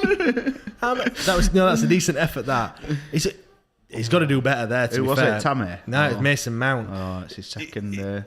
He's gone. I know he's at the bar and he's beating the keeper, but you've got to put it either side of the keeper for me there. Like you've got to. I mean, I know we haven't played many minutes, but you've got to think in international football, you don't get that many chances. Although this looks quite open, to be fair. After 9 minutes, they've had a chance and we've had a chance. But you've got to be putting them chances away from me. Yeah. So are we doing the paddling pool with the ping pong balls? I don't think. It might get us banned off YouTube. I think. Oh, you don't have to do it topless. You can. I'm just assuming, right? Okay, yeah, all right, yeah. I mean, look, if that gets us an extra £5 donation, I don't think it will. I think people will be wanting refunds. Well, not only that, I think it'd be going on some other. It won't be on YouTube. It'll be on some other adult adult channel. What with Barry Rannon's goal from MK? Yeah, I saw that actually. That was good. But no, it would be. By the way, oh dear, bloody hell! I know. I said there's not. You need to take chances because not going to come. But there's been a few chances there, haven't there? That's already. That's surely got to be a foul. No, it's not a foul. No. He just chucks himself. He weren't going to get there, so he chucked himself on the ground. Who's the referee? Kalina. Pierluigi Kalina, like with his eyes popping out. Zimmer frame. Yeah. It looks a bit frantic, this game. I'm not going to lie. Yeah. It looks a bit like. It almost feels like year 11 I'm not going to lie though. I was going to say that when I briefly saw the Italy team pop up, I didn't recognise any of them without looking at it properly. But I clearly don't. I mean, you can tell that who's got the kids because you obviously watch a lot of football, and along with any sport going, along with your cricket and your darts and your golf.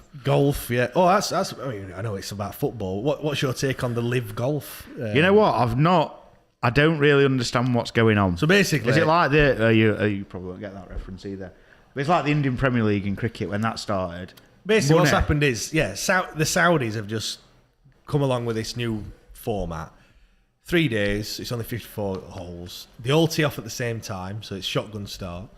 And there's a lot of how does that work? So some tee off on the first, some tee off on the second, third. Sounds like absolute chaos. Well, no, because it's only the same. It's just that rather than someone having to wait for 4 hours to tee off, they all tee off at different points in the course. So they all finish at the same time. So as a TV event, it's a lot quicker because you just because when you watch it on the TV, you don't see the first however long, and then at the end you just see. You watch one person going round, don't you? Really, there's not. I'm not sure about that. So from that point of view, it's just quicker. Yeah, I get that.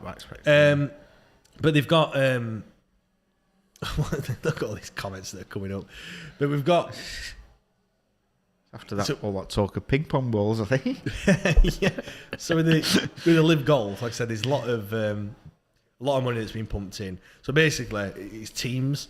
I don't know how the teams are thought up, and the teams have got weird names, but they have a draft. So they pick like Sergio Garcia will pick his. Right. So they pick a captain basically. Yeah, and he picks his players, and then they have an individual event and a team event. So like they have the individuals will win so much money, but it even goes down to the person who comes last. He gets £1 million or $1 million or whatever. I'll go and have a knock. So the thing, the thing is, obviously, some players have gone over. Dustin Johnson's gone over. Garcia, Westwood. But they reckon Ian Poulter. they've not asked. So the PGA are about banning them, aren't they? Well, they have done. and because they've not asked for permission to go and do it. Well, some of them resigned from the PGA Tour, and then they've obviously. And I know there's questions about where's the money come from, human rights, all that jazz, which. I don't know enough about to comment on, so I don't know, mate. It's one of them. Like I say, it's like we'll see what happens with it. But what they're saying is that some players have gone over there. The standard's not fantastic yet. Bryce DeChambeau, he's also just announced that he's going to be doing the next one. But what's going to happen is some of the players on the PGA Tour are going to look at these and going, he's crap. But is it just one event? No, it's 7 events or 8 events throughout the whole season. So it is a tour. So what they're saying is it's they're giving golf a season. This is the season, and they play all over the world, different places. So it's almost like rather than having every. Is it single in week. the off season of the normal golf? No, it starts now. It started this weekend, just last weekend. Sorry, just gone. So I think or did it? I can't remember. It's just started. Anyway. We had the first one in England. But what's going to happen is some of the players on the PGA Tour are going to look and go, like I said, he's crap. He's just won himself £4 million or $4 million, and he'll be looking, going, I've finished wherever and I've got nothing, or I've only got. There's no cut either, so they just have that many players that play in the tournament. So for me, I'm like, I can't. I've been listening to some of them, and they do need to come out and just agree that they've done it for money. I think like they can almost hide. See, I've not read anything what anyone said in terms of the players. They kind of hiding them, not really saying that. Surely it is the money. Like there's no other reason because it's not a better standard. Because to prove yourself, you do it on the PGA Tour. And if you win a tournament, you go, I've won it against yada yada yada. Yeah. Whereas if you've if you say I won a live tour event, people are going to go. What's that? What's that? Do you know what I mean? Yeah. You only beat. He's ranked. They put a ranking up, and there's like 4 players in the top 100 on the PGA Tour, but. Like, you know, it's just something else, isn't it? It's like see what happens. It's like it might be one of T20, them that happens for a year and then it goes under. How's the Indian Premier League like been? Well, mate, it's forever. Well, at first, if you're a cricket fan, it's why Kevin Peterson got one of the reasons, let's say, got pushed out the England team because he was one of the first players to go and do it. But it's been going a lot of years now. In IPL. That's the other thing they're saying, is the money going to dry up or whatever? And it is, but the thing is with IPL, it's 6 weeks or however long the tournament is, a couple of months. Yeah, and you get your get your dollar. I've had another comment from Mad Ward, another excellent name. Fantastic effort, guys, and for such a good cause. Keep it up. Best wishes to Jude and the Jameson family. We're all Wednesday, aren't we? Cheers for that, Warder. Thank you very much. Thanks for watching. Has anything happened in the match? Not really. And I might need a comfort break. Oh, right, okay. That's all right. Yeah, just pop yourself off. That's absolutely fine. Daryl, do you want to join me for 5 minutes whilst Liam goes for... Yeah, go on then, yeah. Liam's just asked me if I want a beer, and I've just basically... Do bears shit in the woods, Liam? Comfort break. I moved for that on the way. Yeah, you might as well text it in. Get the order text in. Have they got a QR code, Liam, that we can use? Yeah, go on. You've obviously been watching the match as well, Daryl. Yeah. Daryl, by the way, massive thanks for joining us. No worries. Have you enjoyed it today, by the way? Yeah, it's been good. Yeah, it has been good, yeah.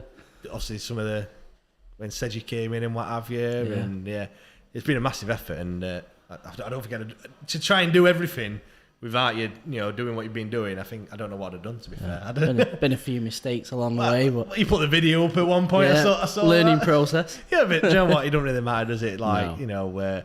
It's been good. Do you watch much international football, or I don't, to be honest. Do you find it boring, or I do tend to find it boring. Yeah. Yeah. Mainly club football.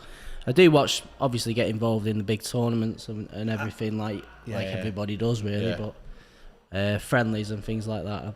I'm the same, really. Like when there's something riding on it, like I got massively into the Euros. I think that was probably more because it was lockdown, weren't it? Really, and like you couldn't really, which is weird because you think you get more into it when you're going to pub with your mates and stuff. But I think it was like just, I suppose, something good that were happening, weren't it, at the time where everything was shit. Do you know what I mean? So yeah, I'm all for the big tournaments. Like when in, I thought in the Euros, I thought we were going to do it. I genuinely believed that we were like unbeatable. Do you know what I mean? Like who did we beat along the way? Germany. Yeah, we beat some big sides, didn't we? Who did we beat in the semi-final? I can't remember now. But yeah, hopefully. Do you think we've got a chance in the World Cup? You'd have to say so, wouldn't you? With the recent form in competition. Yeah. Getting to the semis and then the final. Yeah. I'd say we've got a good shout. Yeah. Definitely. Yeah, I mean, I'm going to take my watch off. My watcher's buzzing at me saying there's no battery left, so I'll take that off. There's been quite a few chances in this game, hasn't there? Like already. Yeah. Which, I think when you look at it, the game has just changed so much on it. You wouldn't see.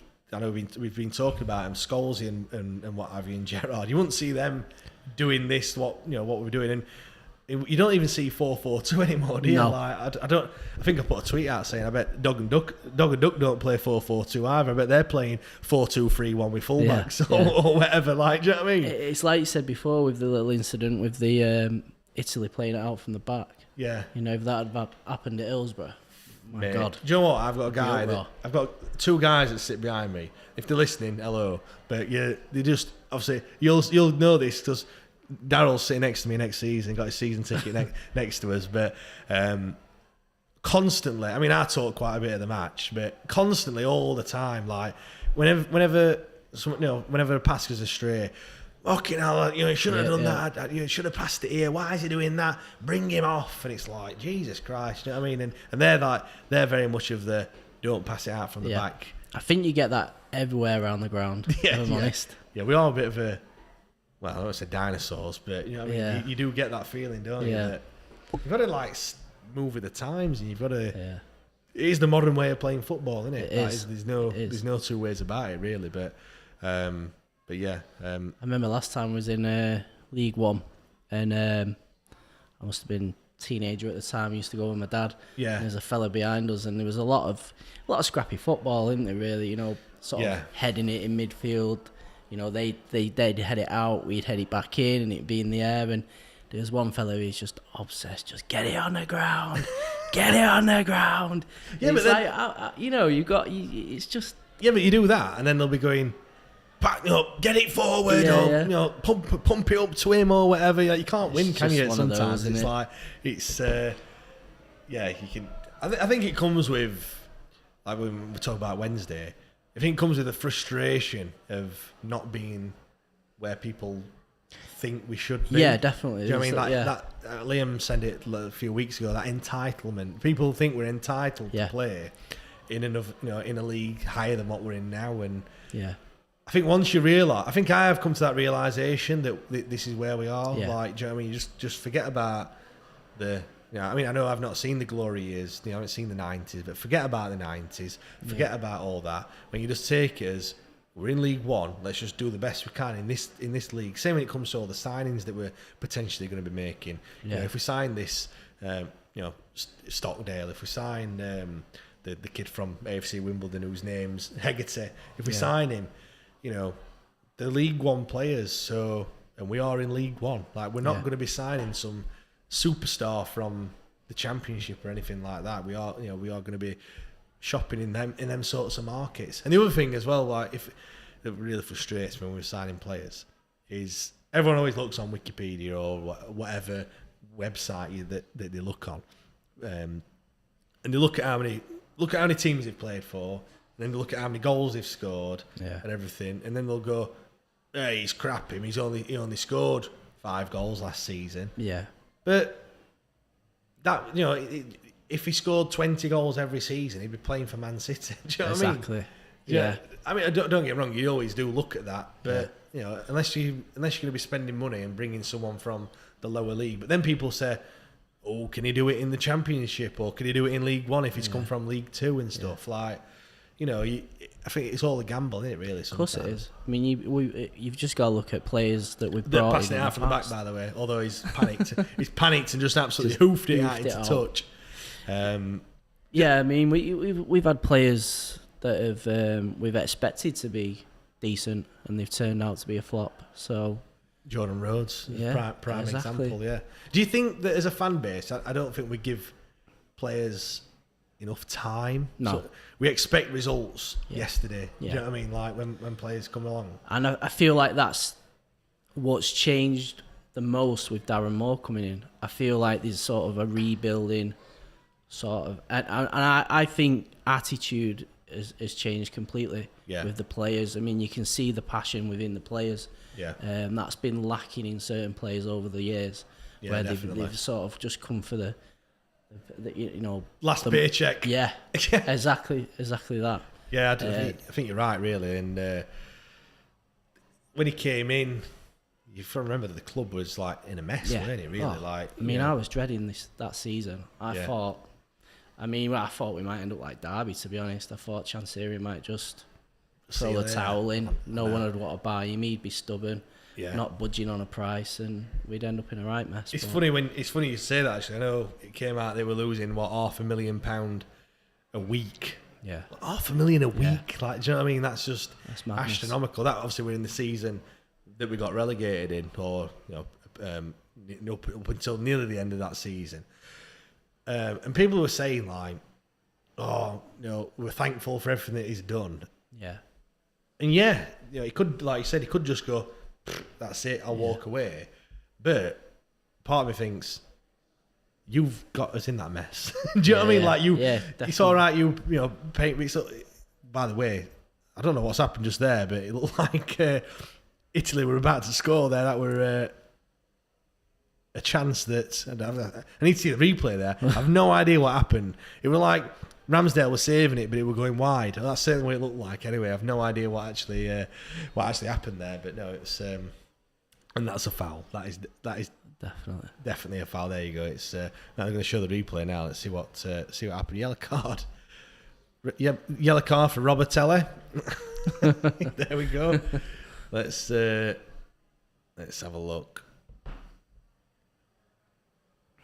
Oh, he saved it with his legs. You know what? That is a quality save. It is. Like, I just saw him running across the goal, and he's done well there. To be fair, the lads put it in the opposite corner, which you've got to do in that situation, and that is an absolute awful challenge on Mason Mount. You know what we talk about now? This game don't mean much. It certainly looks like it means much to some of these players, doesn't it? You know, they're going in with some proper challenges, but 25 minutes gone, and it could have easily been 2-2. Easy. Do you know what I mean? Yeah. both had chances. I don't know where Liam is, by the way. Is he making this? Is he brewing this this pint or what? He's taking his time. He's probably doing 8 things at once. Gone to get a pint. Probably having a smoke at the same time, and then a comfort break as well. But I mean, Grealish is he now? He's actually. You might want to. Do you want to try and let him in? Because I don't know if you struggle with his. While you're doing that, I'll just read out what the current total is. Let's have a quick look. It was £1,840 last time. £1,861 has been donated, which is absolutely fantastic. Thank you, everyone. Here he is. Look, here he is with the goods. The nectar. There we go. I've got that one, pal. Thank you very much. Ribena, everyone. Thank you very much for the pint, for the pint of Ribena. I do really appreciate it. Oh, I'm surprised nothing's happened. What's going on? Well, there's been chances. Oh, has there? There has been chances. Ramsdale's just saved one with his legs. Should have. To be fair, it was a cracking save. Like, you could say that Italy should have done better, but he did put it in the opposite corner, and he's done well to get across. I'll just pop this over to Darryl. But yeah, you've not missed a great deal. They've got one guy booked. Awful tackle from behind. Should have. I won't say should have got sent off, but no, it was a bad. A reckless challenge. Was it a hutch? Of old, hutch of old. I don't think. No, it weren't really a hutch challenge. He just went straight through the back of him. To be fair, it was a bad challenge. I'm gonna change the camera angle. Anyone done anything for us? Not really. We had a. Let's remove this. There's a better camera on there. As the light's gone down, the MacBook. Go on then. MacBook webcam. Go on then. Oh. Chance. There's a chance. Half chance. The man. It's funny, when people say like half chance or a chance, like what does is it? I don't know. Do you like? I don't know what I'm trying to say. Is if you miss, is it going to have a half chance? If you score, was it a chance? I don't know. Has he scored a half chance? I suppose if there's no one near you, in terms of a defender, if you clean through, I suppose that warrants a chance. I don't know. Yeah. Do you know what? There's some tackles going in here. Like it's another yellow card. Is that Grealish? Yeah, of course it is. Me and Darryl were just saying how, even though it's what do we call it, Champions League, the Nations League. That's one of them. Did you get the ball? Yeah, but he's a bit rash in it, really. Even though it's the Nations League, there's tackles going in. There's it doesn't look like they're half-arsed. Both sides look like they want to win this game, and really going for it full-blooded. I think what I think it needs to be. I think he needs to bring out the waistcoat again. To be fair, I mean, waistcoat sales went through the roof when that was the World Cup, weren't it? Yeah. Like, everyone had a waistcoat on. Oh, mate, how good? How good was that? Yeah. One of the best. I can remember. How was it, Devonshire Green, when we played? When we lost? Yeah. I was working at Bar and Beyond, so literally backed onto Dev Green. Oh yeah. Yeah, our because I was assistant GM or whatever the title is, but my GM, she's Russian. All right. So they did all right, didn't they? Yeah. Because it was their World Cup. And I said to her, right, here's the deal. I'll work the semi-final. If we get to the final, I'm sorry, but I'm not here. Did she agree I've got to watch it with my dad. Did she agree to that, or will they know? No, sure, fine. So, but yeah, so I was actually at work when that all, and then I remember it all spilling off Dev Green and bloody it kicking off a little bit. I just shut up shop. I went, right, we've lost. Everyone out. I'm going for a beer. Do you know what? Do you know what? It's one of them ones where people just get a bit too carried away. There were people. Oh, of course they do. There were people. Obviously in Devonshire Green, I was sat. It's like a bit of an amphitheatre, isn't it? A natural bowl, and we were at the top, really, not right at the back, but at the top.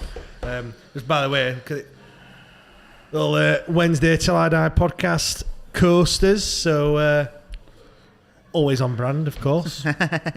Not available in the shops anywhere at all. Limited edition, only 4 available in the world. Not donated in the raffle. So I'm keeping these ones, thank you very much. But yeah, if you're still listening, well done, because we're talking a load of bollocks, quite frankly, in this last hour. We've got 40... Are we filling time? 43... You know what? This is giving some of the best content. Mate, we're up to £1,900, by the way. £1,900. I'm up £1,901. Just over there. Can we, in the 43 minutes that we're here... Do you know what? I'm going to put... Get us to that 2K mark.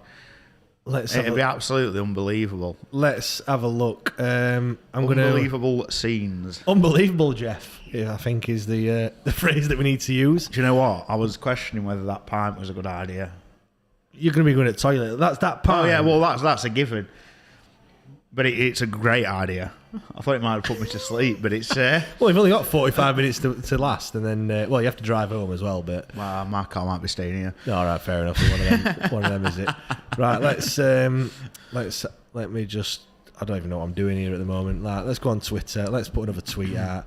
How much are we on? £1,901. Raised so far. Up the $2,000. Yeah, can we reach...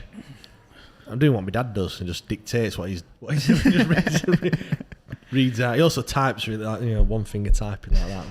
But, I just like dad replies. Okay. Yeah. You send a paragraph. You send a message. Okay. And you'll look or at it. A thumbs up. And if it was anybody else, you think it's sarcastic. No, but you'll look at it and it'll say, Daddy's typing, or Mummy's. My mum was better at it. Mummy's typing, and you think, I'll not go off it because you're going to reply in a second, and you're watching it, and then they're not typing. And you think, all right, okay, and then they're typing again. And you think, right, this is going to be a lengthy reply, and okay, thanks. And you're like, I would have literally typed, a Harry Potter novel in the time that you've just written that. Okay, thanks. Like it's terrible. But yeah, right. Can we reach £2,000 in the next 45 minutes? Hashtag HMS Pistol League. Right, let's put that one on. Let's put that picture on as well. Why not? That's bad. I've got a picture of Florian Camberi in my photos here that I put in the. We have got the last comment there. Thought we'd have the new merch. We got the Jude shirts on, but we have got. Hey, where is it? We have got one somewhere. It's somewhere here, yeah. Oh, it's here. Yeah, this one. So there you go. He's our striker. He's our number 9 shirt there for you.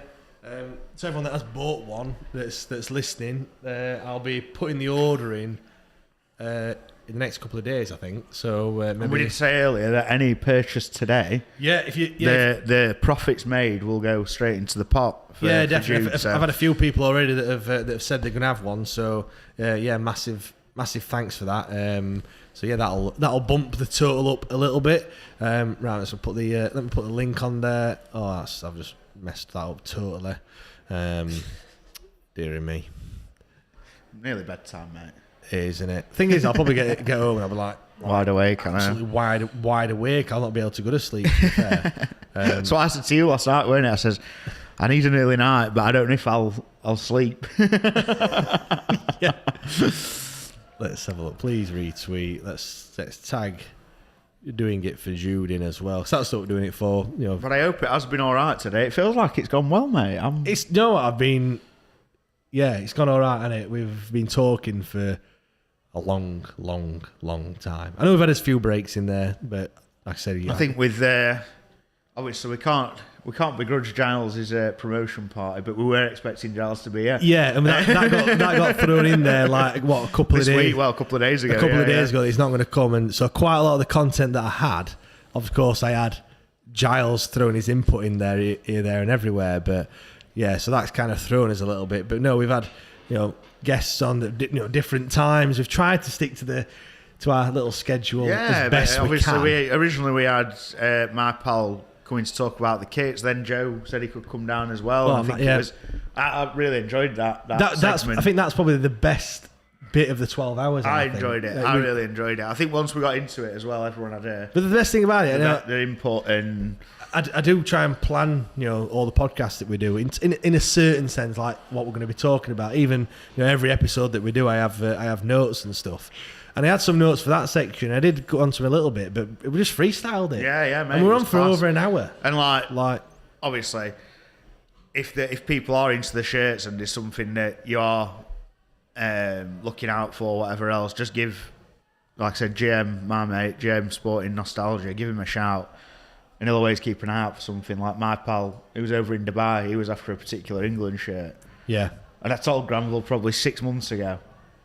And the other week he messaged me saying, I've got one. Oh, really? He's found one. So I'm looking after it, though, because apparently the post in Dubai is not very good. Oh, really? He was hoping to come and collect it when we got to the playoff final. All right, okay. Because he was on about coming back for 3 days to come watch us at Wembley if we got there. So, brilliant. Right, I've people listening. I've put a tweet out just now.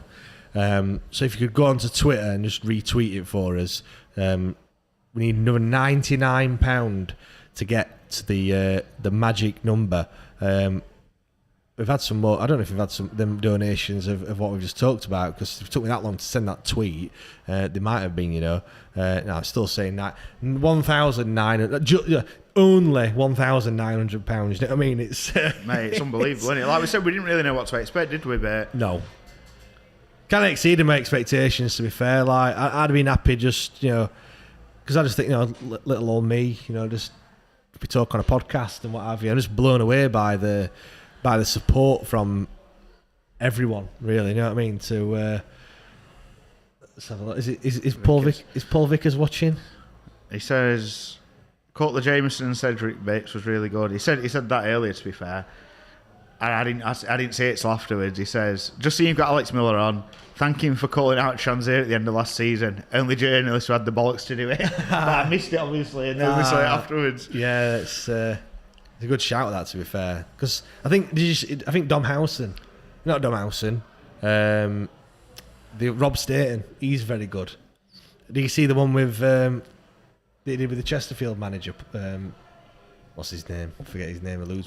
Cook. Yeah. Do you see that interview? Oh, what? Where he just refused to answer any questions? Yeah, and he kept answering them, didn't he? He said he answered the next. He said, if you're going to ask negative questions, I'm not going to answer them. And the next one was like in the same vein. And he's like, right, I'm done. Turn it off, lads. Turn it off. I've had enough. Said it was like when. Why did Alex Ferguson refuse? Lineker pissed him off, and he wouldn't speak to him after the day. Yeah. For years, he used to send Carlos Queiroz. Yes, yeah. He's number 2. But he refused to speak to him ever, didn't he?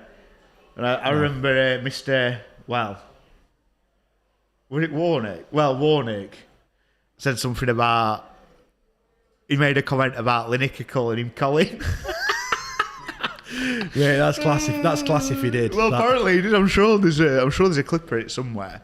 Do you know what? I know it's good value though. Warner, I was just about to say controversial, because obviously when he were at United, I absolutely hated him. I thought he were, I hated him really, like any United manager. Well, that story what I said to you, I've told it before, but if people hadn't heard it, when I quite physically bumped into him in John Lewis. Yeah. It was Christmas Eve. I was with my mother. I think he was managing Palace, and they were either playing us or them. Turned around in John Lewis, and I bumped into someone. I was sorry. Yeah. Looked up at it with him, and I went, I want to apologise if I knew it were you. And he went, He just went, Alvin. But, have you seen it when he has his little bum bag that he takes with his like signed he's hilarious, pictures? isn't it? Have you seen that video? I don't know, it's Warnock, I don't care. That video, the Pep versus Warnock video. No, I've not seen that. No. Mate, Have you seen it, Daryl? It's fantastic. I mean, the video when he's in the dressing room, that's a good video. As well, mate, there is some good videos, and he's good value, isn't he? Let's be honest, he is good value. Yeah, it's still a wanker though. But. Yeah. Let me just try and put another message out on Facebook for those that haven't got Twitter. And I'm having a right mare here, but it's getting late, I isn't need it? to retweet that one actually. Yeah, get it retweeted. Everyone retweet the message on Twitter. Let's get us over £2,000. That's it'll be fantastic if we do. Like, just amazing. There's nothing else I can say really. To be honest, we've not missed anything on the football. Nothing's really happened, has it, in the last? Oh wait a minute. Bloody hell! Jesus. 1992. £1,992. Jesus Christ, mate. I might as well not even tweet this anymore now. There's no point, is there? Everyone's getting involved. Bloody hell, £8. How long we got left? Me We've nearly 8 minutes. No, not 8 minutes. 23 minutes. 33 minutes. Fucking hell. What day of the week is it? Sunday. Tuesday. Wednesday. I don't know. Is it working tomorrow? No, we're not. Fine. Thank God. Mate. To say that we only started this podcast, end of December 1st of January 2021 was when we started the podcast. So we've been going a year and a half now. And if you told me back then that you'd be doing a live stream to how many people's watching? I know there's been quite a few. It's been going up and down and what have you. But if you said that you'd be talking for 12 hours non-stop, pretty much, I would have said, what are you on about?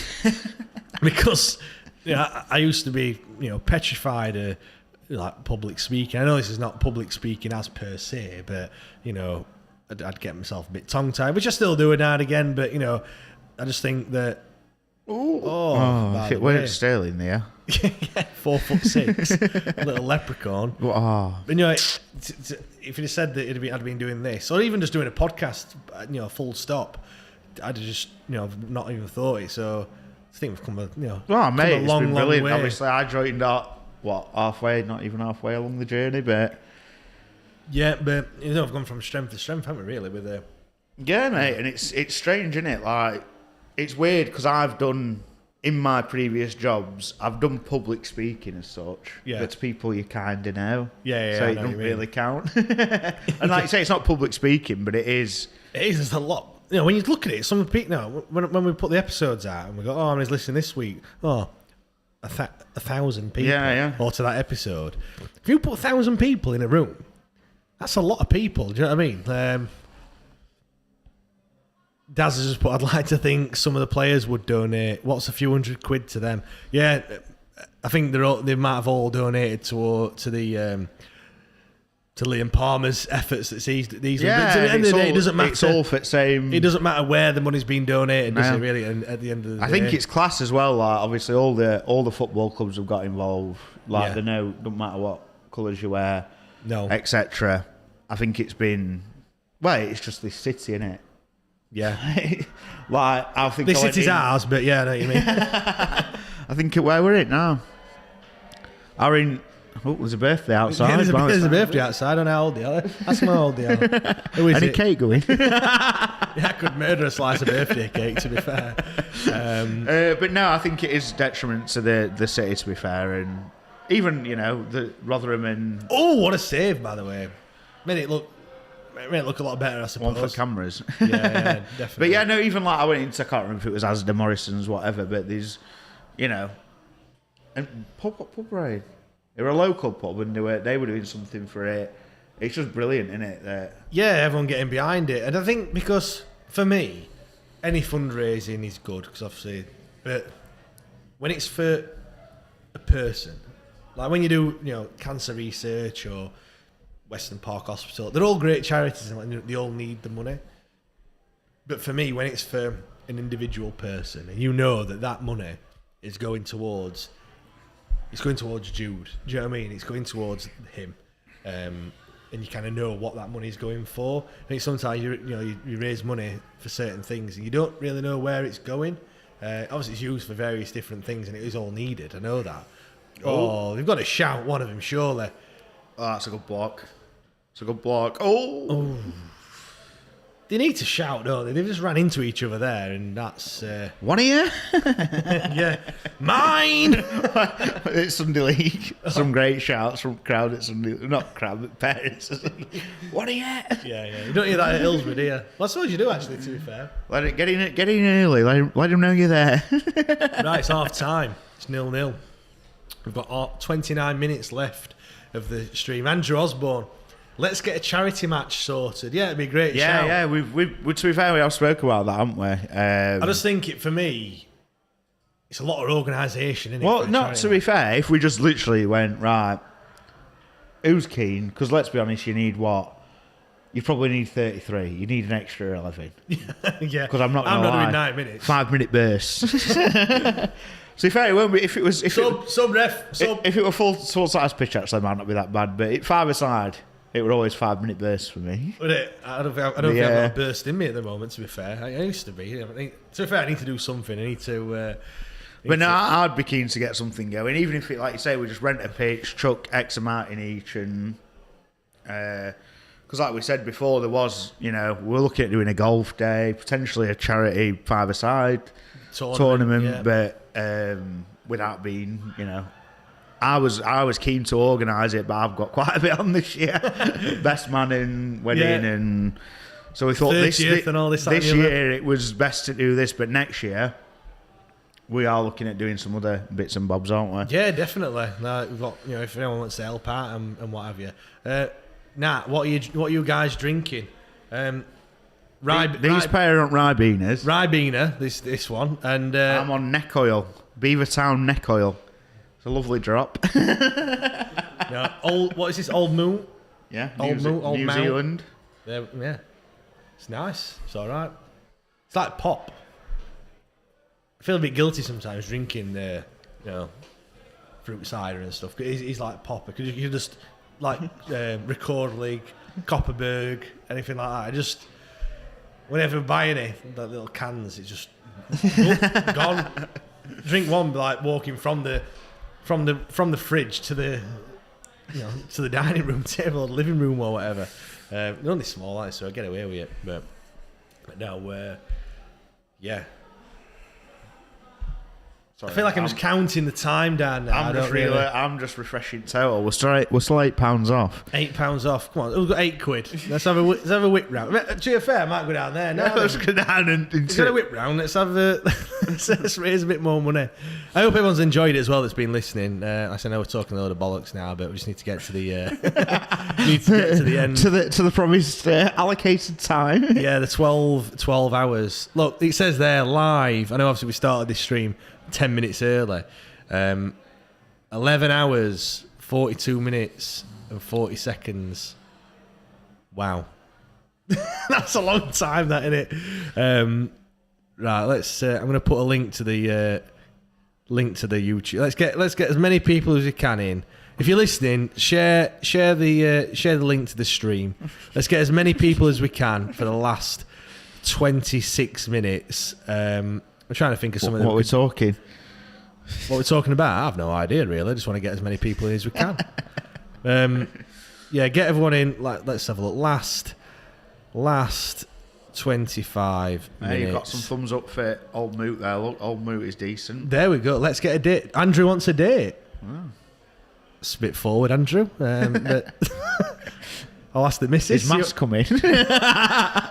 What, to make it a double date? Well, apparently he drinks in coffee shop down here. Does it? All right, okay. Where are you going next week? Oh dear. Let's last 25 minutes.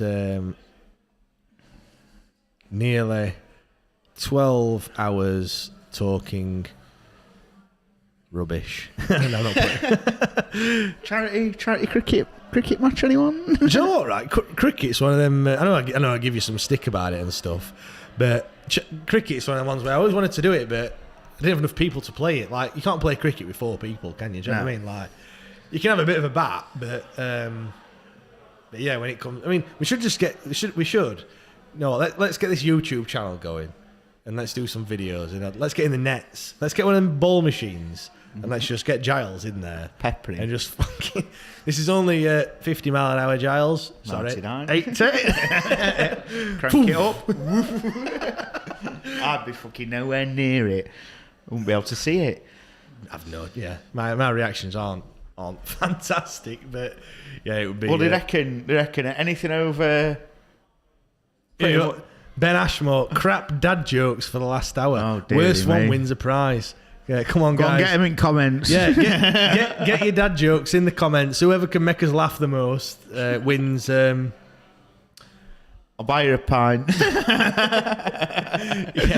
Yeah. Beer tokens. Yeah, get your dad jokes in.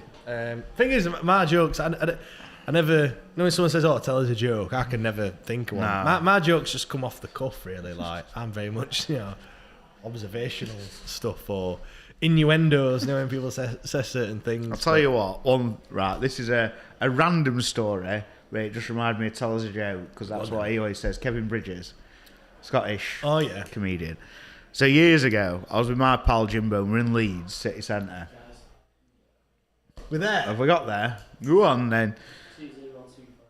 Boom. £2,025 that we've raised for Jude.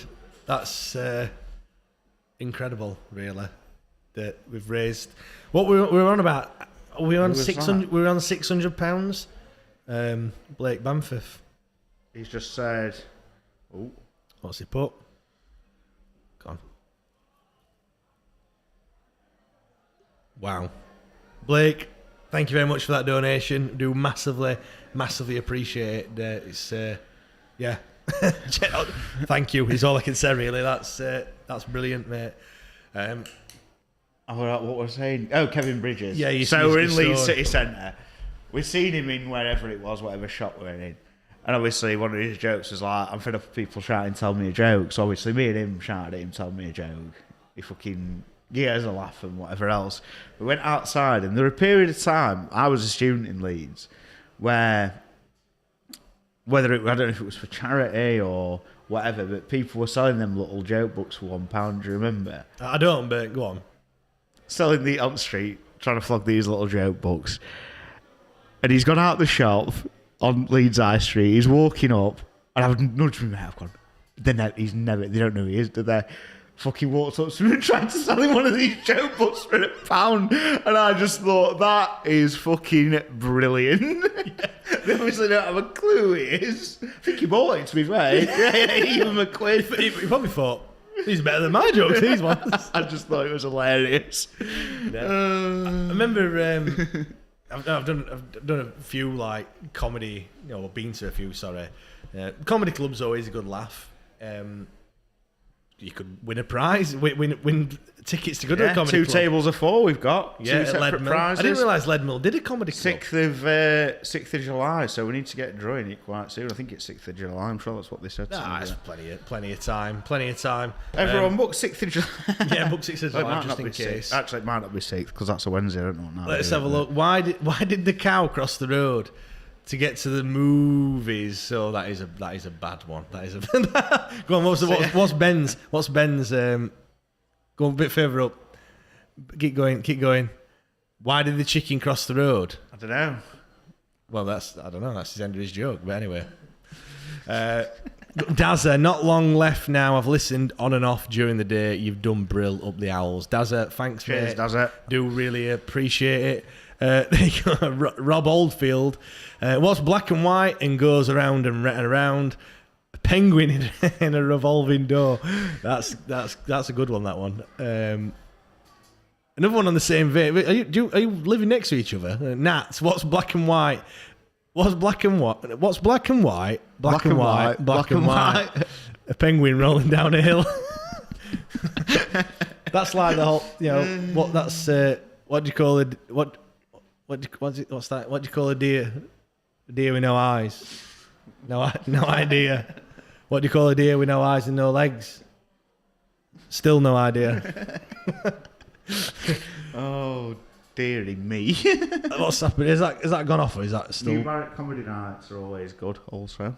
Oh yeah. I rate the New Barrack. Yep, you going there before for a pre-match. Yep. Tipple. Great boozer. As they say. I like elephants. Everything else is irrelevant. I know, I like that, to be fair. I'm a fan of that. That's a good one, that one. That's well done, Ben. I think you're winning so far. So, yeah, good. I can't... Do you know what? I didn't think that we'd be doing dad jokes right now. It's just... clutching at straws, aren't we, really? But, it is what it is, isn't it? It is what it is. I'll just... For more donation. The donations just keep coming in. Brilliant. I think it's unbelievable, really, isn't it? It is actually that people are doing it. It's just crazy. £2,025 that we've raised. I don't really know what to say, really.